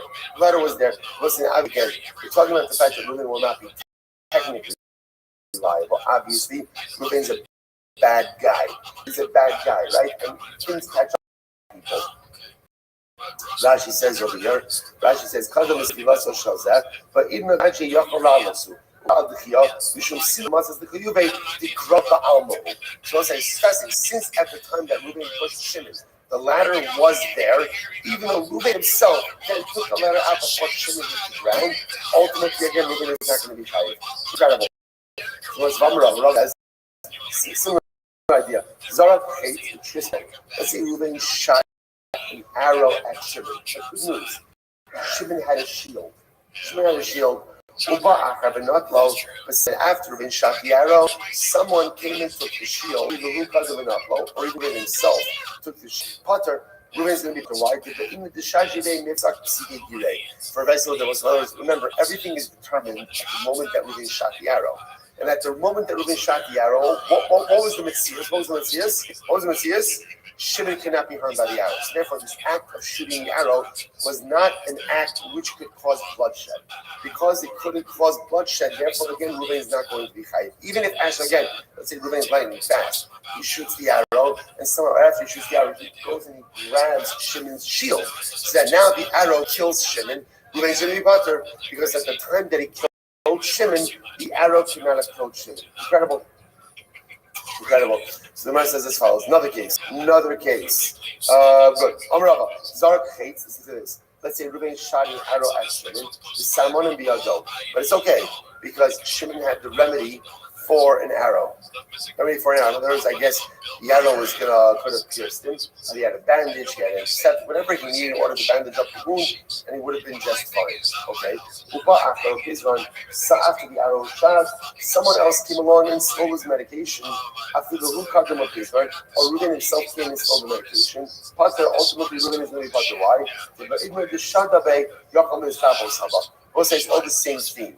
In order to be high for bloodshed, it has to be that at the time of the act, the death force was present. But if at the time of the act, the death force was not present. So again, the ladder was in the pit, right? The shield was in the hands of Shimon. Shimon had the remedy for an arrow piercing. Even though it was subsequently removed after he was thrown into the pit, or after he released the arrow, or after he went ahead and shot the arrow, and even if Reuven himself removed it, still going to be partial. Why? Because at the time of the act was not capable of causing the death of Shimon. Incredible. Rashi says, the truth is, even if, let's say Shimon didn't have the remedy in his hand, but the remedy was readily available in the marketplace, right? So therefore, again, even in that kind of case, it's clear that Reuven's act was not one which could have caused bloodshed. What happens if at the time that Reuven shot the arrow, Shimon didn't have the medicinal remedies. But then after he shot the arrow, Shimon upon a medicinal remedy was halacha. Amalei is inside that. And this ultimately, again, Ruvain is not going to be chayiv. There was an interesting enough. This is interesting because in this case over here, remember, at the time that Ruvain shot the arrow, Shimon did not have the remedy. He didn't have the remedy. But since halacha ma'isa, he did get the remedy before Ruvain was brought to Din Torah. So therefore, halacha ma'isa, Ruvain will not be chayiv. Rabbi, we have to stop over here for today. There's much more. Again, just throwing out all of these cases right now. Tomorrow's daf will really consolidate this into a comprehensive framework. Incredible Gemara. Back, everyone. So does John Jones know about the John Every thing? Probably, right? Got to know about it. Because his face, when he's smiling like that, he's almost like, it's like, you know what I'm saying. If I were him, I would love this picture. I would say, look, I finally got a pig. You know, look at he's the guy that called me John Africa.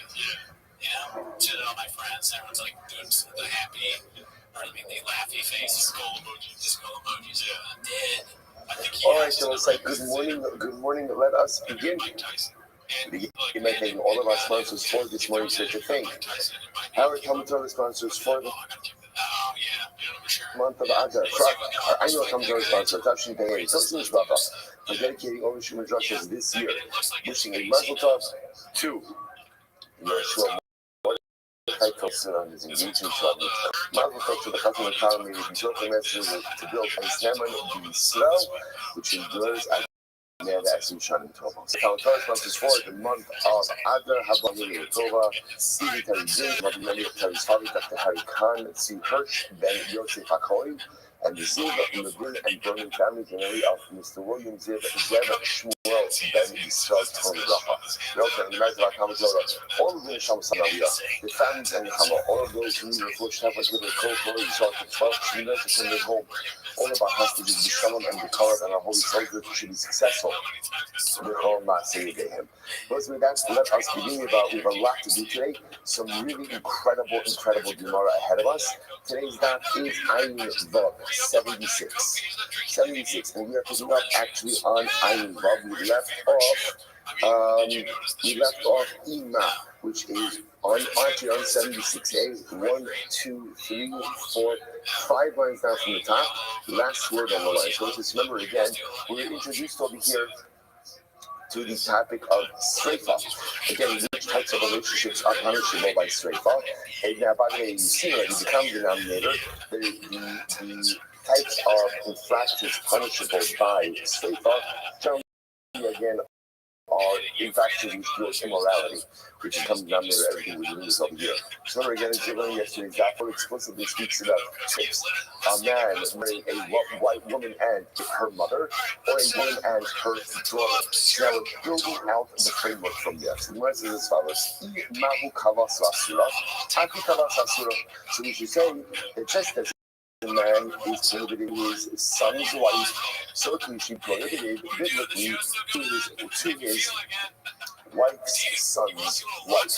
So the right? In other words, the same way he prohibited to his daughter-in-law, his direct daughter-in-law through his son, he should be prohibited to his daughter-in-law through her son. Which is Rabbi Amakra Eshes bin Chovis. Sorry, Eshes bin Khalid. So the Pasuk says, no, he's prohibited to his daughter-in-law. Why? Because she is the wife of his son. Which is Binchat Amakaibo.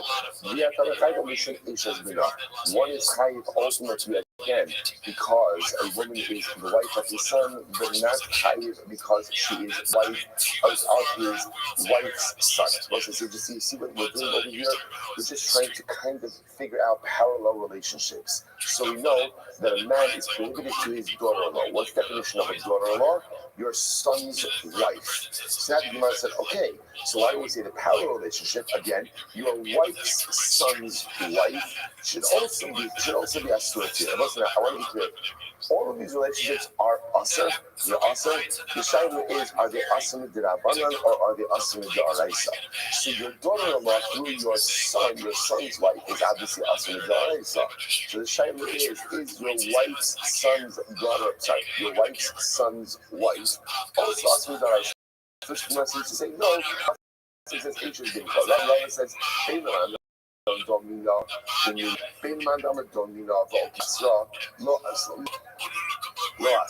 So Rabbi says like this. The truth is, we saw it go back to yesterday's daf. Remember, again, we have fundamental machlokas in general.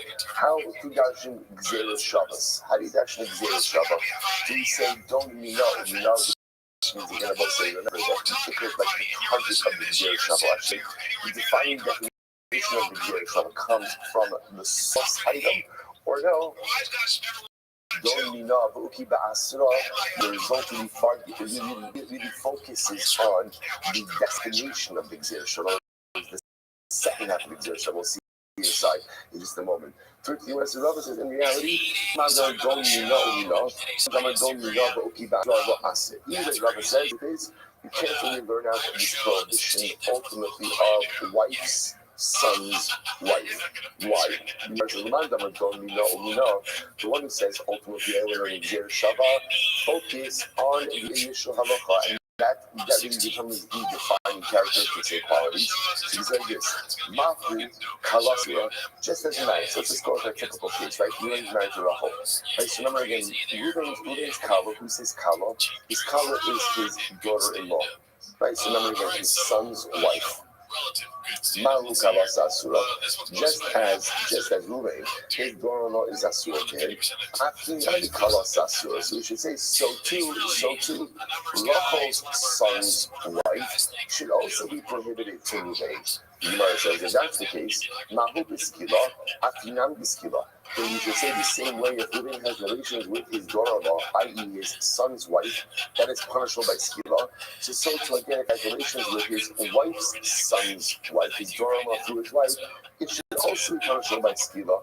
So the Gemara says, okay, Remanda Amar Skila Chamura Ikar Mifrach, but according to the opinion that says that skila is the most chomer form of death penalty, is a problem. What's the problem? We'll say first wide line. Ayin Vav Amud 76a. What's the problem?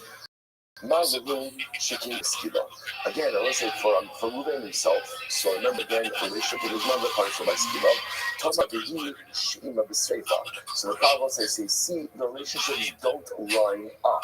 Right? Remember again, we're trying to create a certain symmetry.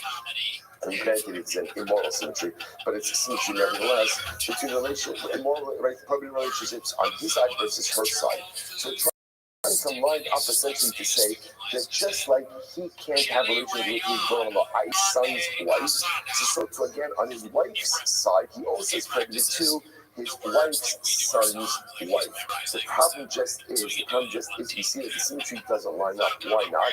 Take a look at mother for just a moment. If he has relations with his mother, it's skila. If he has relations with her mother, it's sreifa.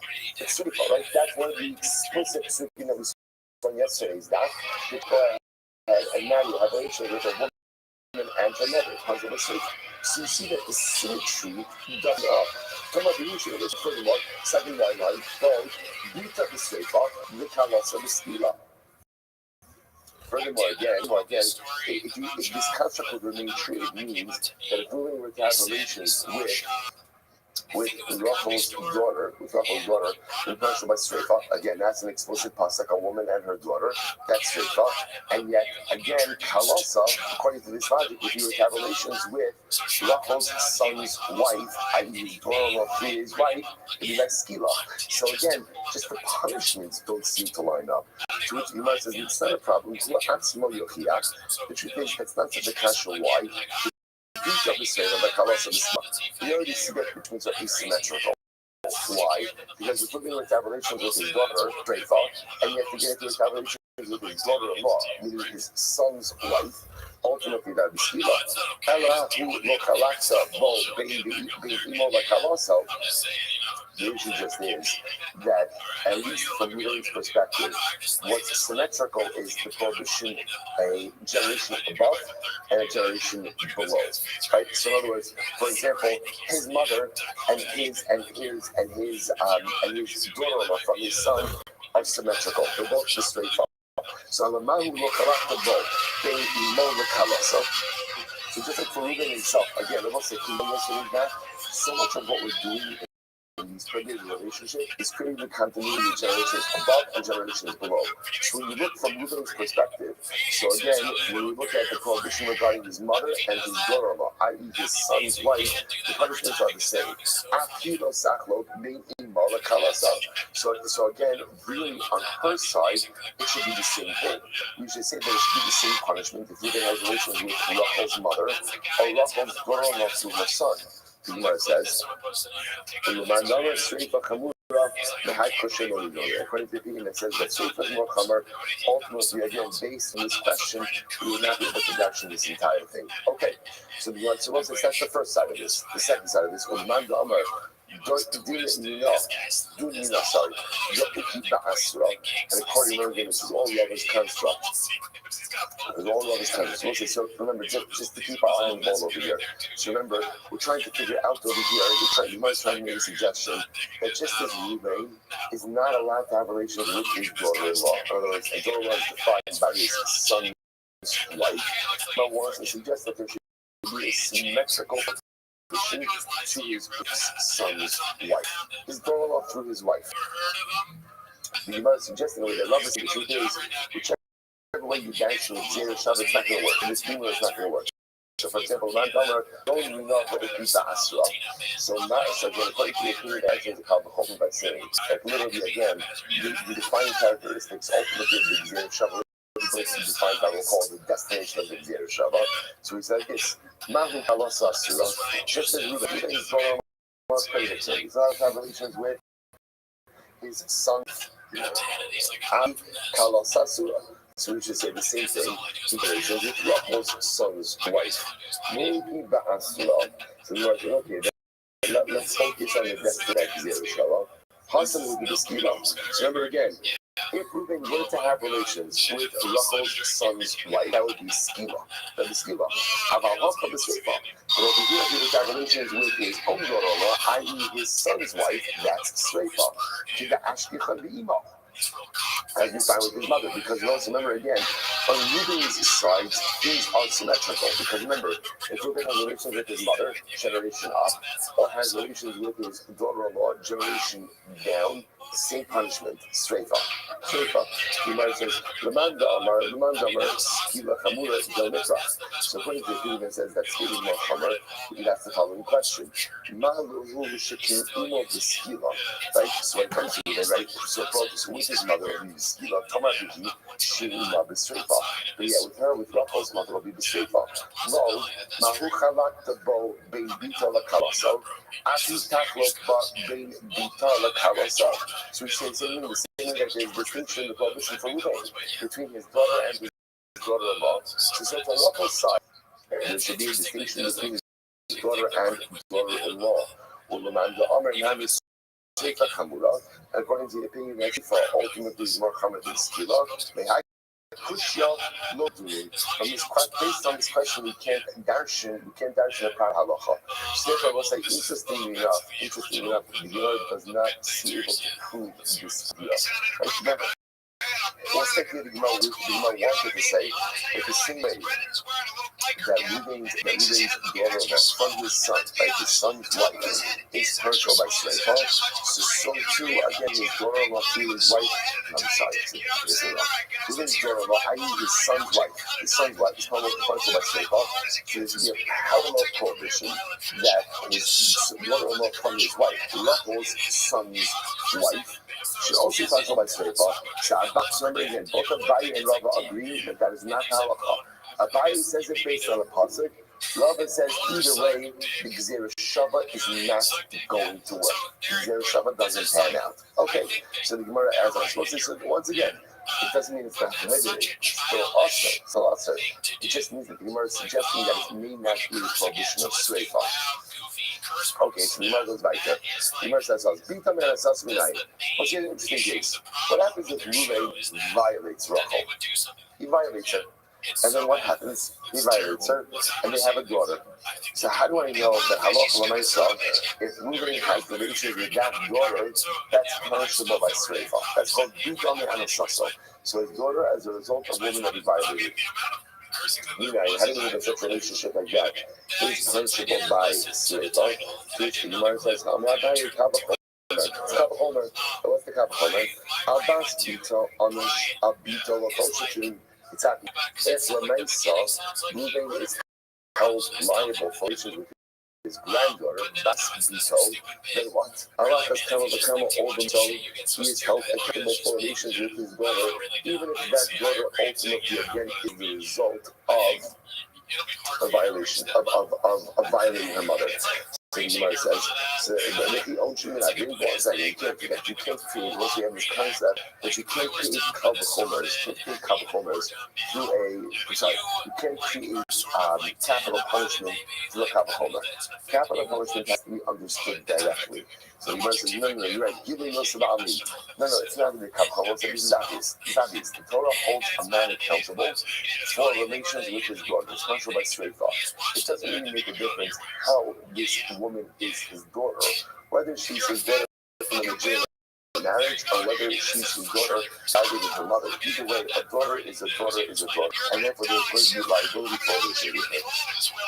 Incredible. Rabbi says, I'm going to Yishkak Barabini, Asya Heina, Asya Zima Zima. Okay, Rabbi on the other hand, this is using all of that from the double Zera Shava of Heina, Zima Zima. Okay, Tanya Agua de Rabbi Adam. לפי שלא למדנו, לפי תמר הססו, חוץ רב הכוסוב לומר, ובס איש כהן. So let's listen to this. So the Gemara says, because we do not learn out there, we don't have an explicit drasha. There's no explicit pasuk that says that if a man has relations with his daughter, who he fathered through violating her mother, that if he has relations with her, he is chayiv sreifa. Because there's no explicit pasuk that says that. The pasuk needs to say, "Bas ish kohen." So the Gemara says, "Bas kohen he b'sreifa." They ball of a sreifa. So look at this one. So remember, the pasuk over here is talking about ish kohen, right? So again, this is the brother of a kohen who commits the sin. So we had this sugya. Is this talking about innocent? Is it talking about stealing? So, but the Hashkas is Narisa, right? And if a Bas Kohen who is an Arisa commits adultery, the halacha is she is judged with Sreifa. That was a unique halacha. So the Gemara says, Ima Bas Kohen, he b'Sreifa being ball over Sreifa. So now Bas Kohen, she herself, is judged with Sreifa. But Lamai said, interestingly enough, the man with whom she commits adultery is not judged with Sreifa.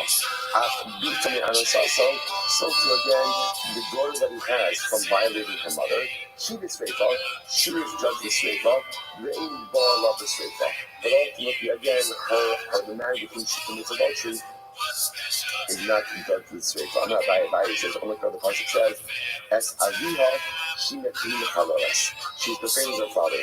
She mechaloras as Aviha. So who is judged with Sreifa? One who profanes her father. Yotzas azu sha'aviyah mechallah. This will come to exclude one. It's not the girl who's profaning her father, but rather what? It's her father who's profaning her. Rava says, Bishlam achasam afixim dina b'daskoy. But okay, in that case, you could say the girl is being removed from the typical case of a Bas Kohen, and she's being judged in accordance with the standards of a typical Bas Yisrael. However, Adinah B'man Mukmasla, Adinah B'Kniyah Mukmasla, here in the case of Bita Manasaso. So again, when the daughter of a woman who is violated, so the nice again, where are you going to put her? Right, you're going to put her in the category of just a regular single woman. That doesn't make any sense. As far as therefore again, the Gemara learns that Aloha Lamaisa, just as a man is Sreifa for violating his daughter, or for having relations with his daughter, so too a man is chayiv for relations with his daughter, even if she is the daughter of a woman whom he violated. That's the takeaway over here. As far as the Bita Sasmi 9, where's the law? Where's the law? Let's remember again, as we see the way the Torah is structured is, in order to hold someone liable in a capital case, there needs to be two things. There needs to be a law, right? And there needs to be a prohibition, and there needs to be an onus. So where's the law? Where's the law? As far as the Bita Sasmi 9, there's no law by the Rabbah. It's a very divine Rabbah.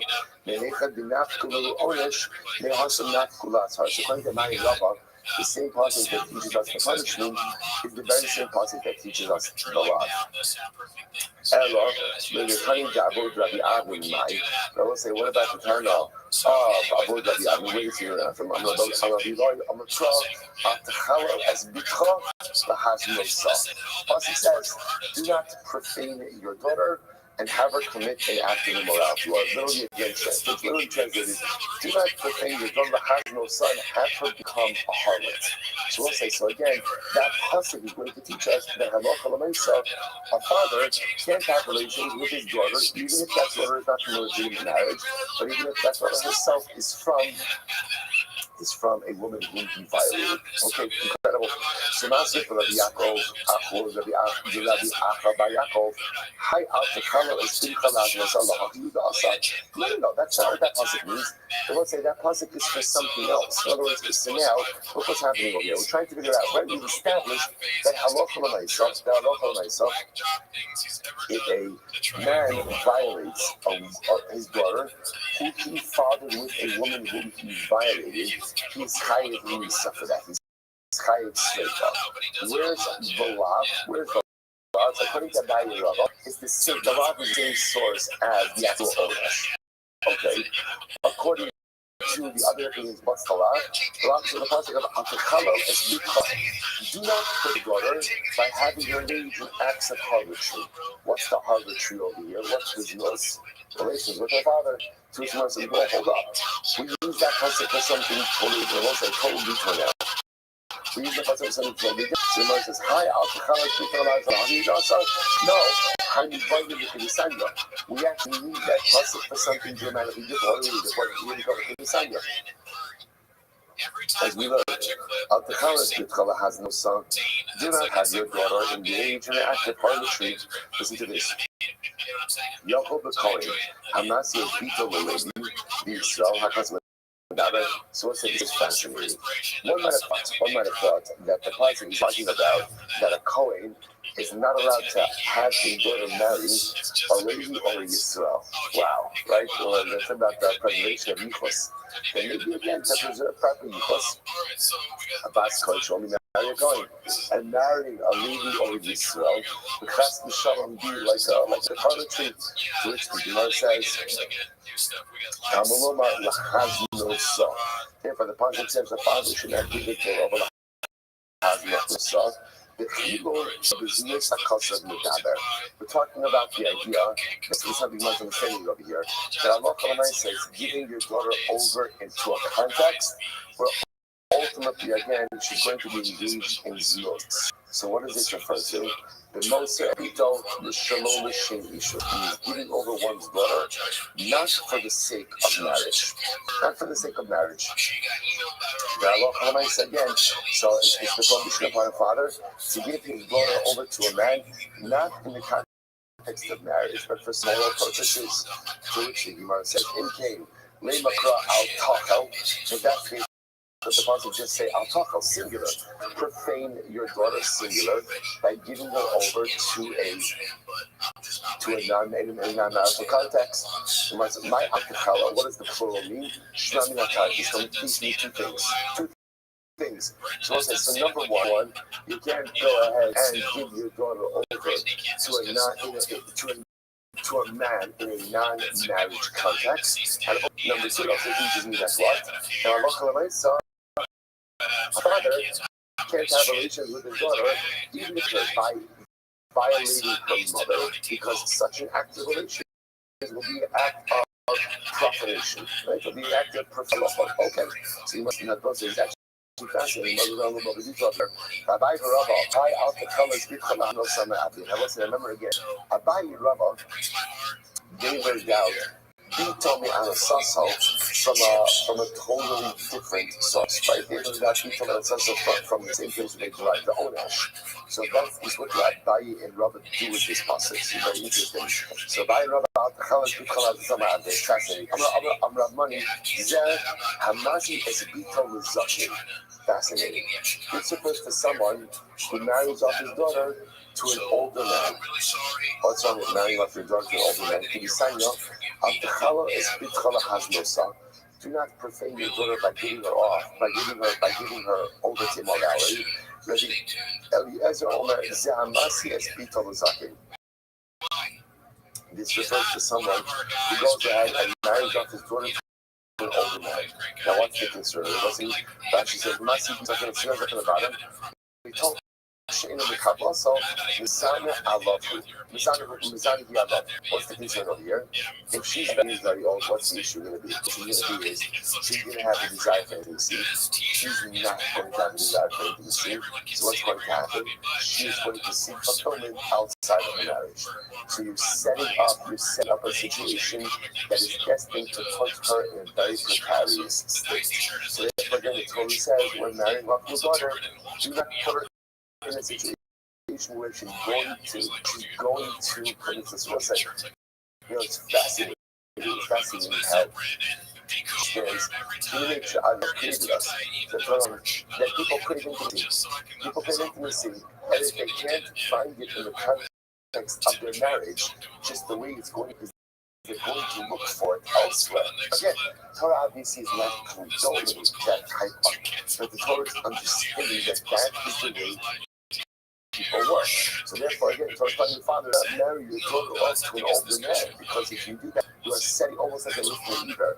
You are setting her up ultimately to seek out that intimacy outside the committed confines of the marriage. So in order to keep it different, if you go married, Zahamasi, sorry, Zahamasha as Bito Bogeres.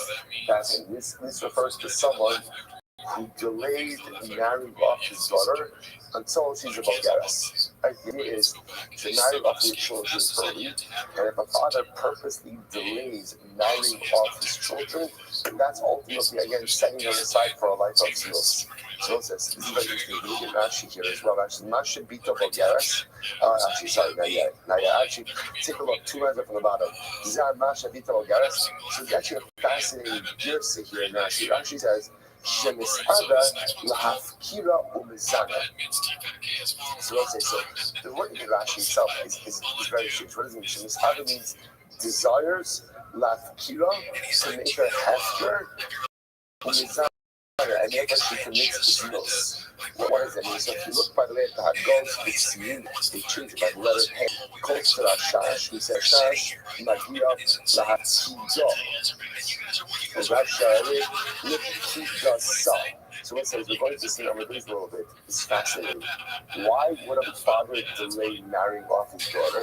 Because if you listen to this from the Gemara's perspective, when there's a daughter in the house, the father has free domestic help. Free domestic help. If he goes ahead and marries off his daughter, what happens? So now he's got to go ahead and pay for domestic help. See, the ladies marrying off for his own benefit. When a father does that, so it's interesting from the perspective, what that's also going to do is set her up possibly for his loss. She's going to crave that intimacy, she's going to crave that closeness, and then her so when I see setting her up for his loss, we'll see what that does in just a moment. So the Gemara says, I'm not sure that you do it. The last two lines on from the same process, right? So Al-Takala is Bikala Hadlosa.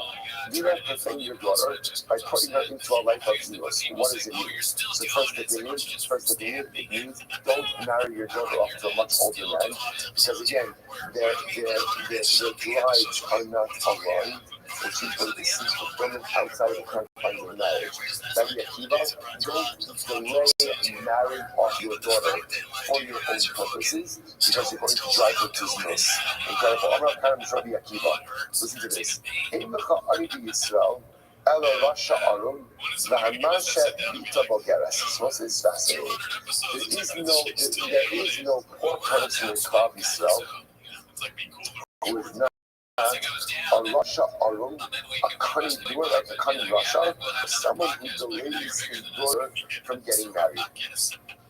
So the Gemara says, I'm actually going to against that Russia Aramu. And let's figure out what does this mean. It doesn't mean every single poor person is a cunning Russia. What it means is every cunning Russia ultimately becomes an army, becomes impoverished. Just like every single man who delays marrying off his daughter for his own purposes ultimately becomes impoverished. Why? So the Gemara says, we won't clear this moment. I'm actually to against Baba Ramon. I said, a guy who delays his daughter.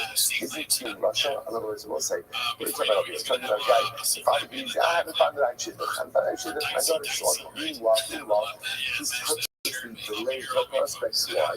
Because he wants to go ahead and halacha l'meisa suit his own stuff. What's happening over here? That's what's driving all of this. Is that not the cunning rush? Rabbi means to say, what's an example of a person who is its cunning Russia is going to be accomplished?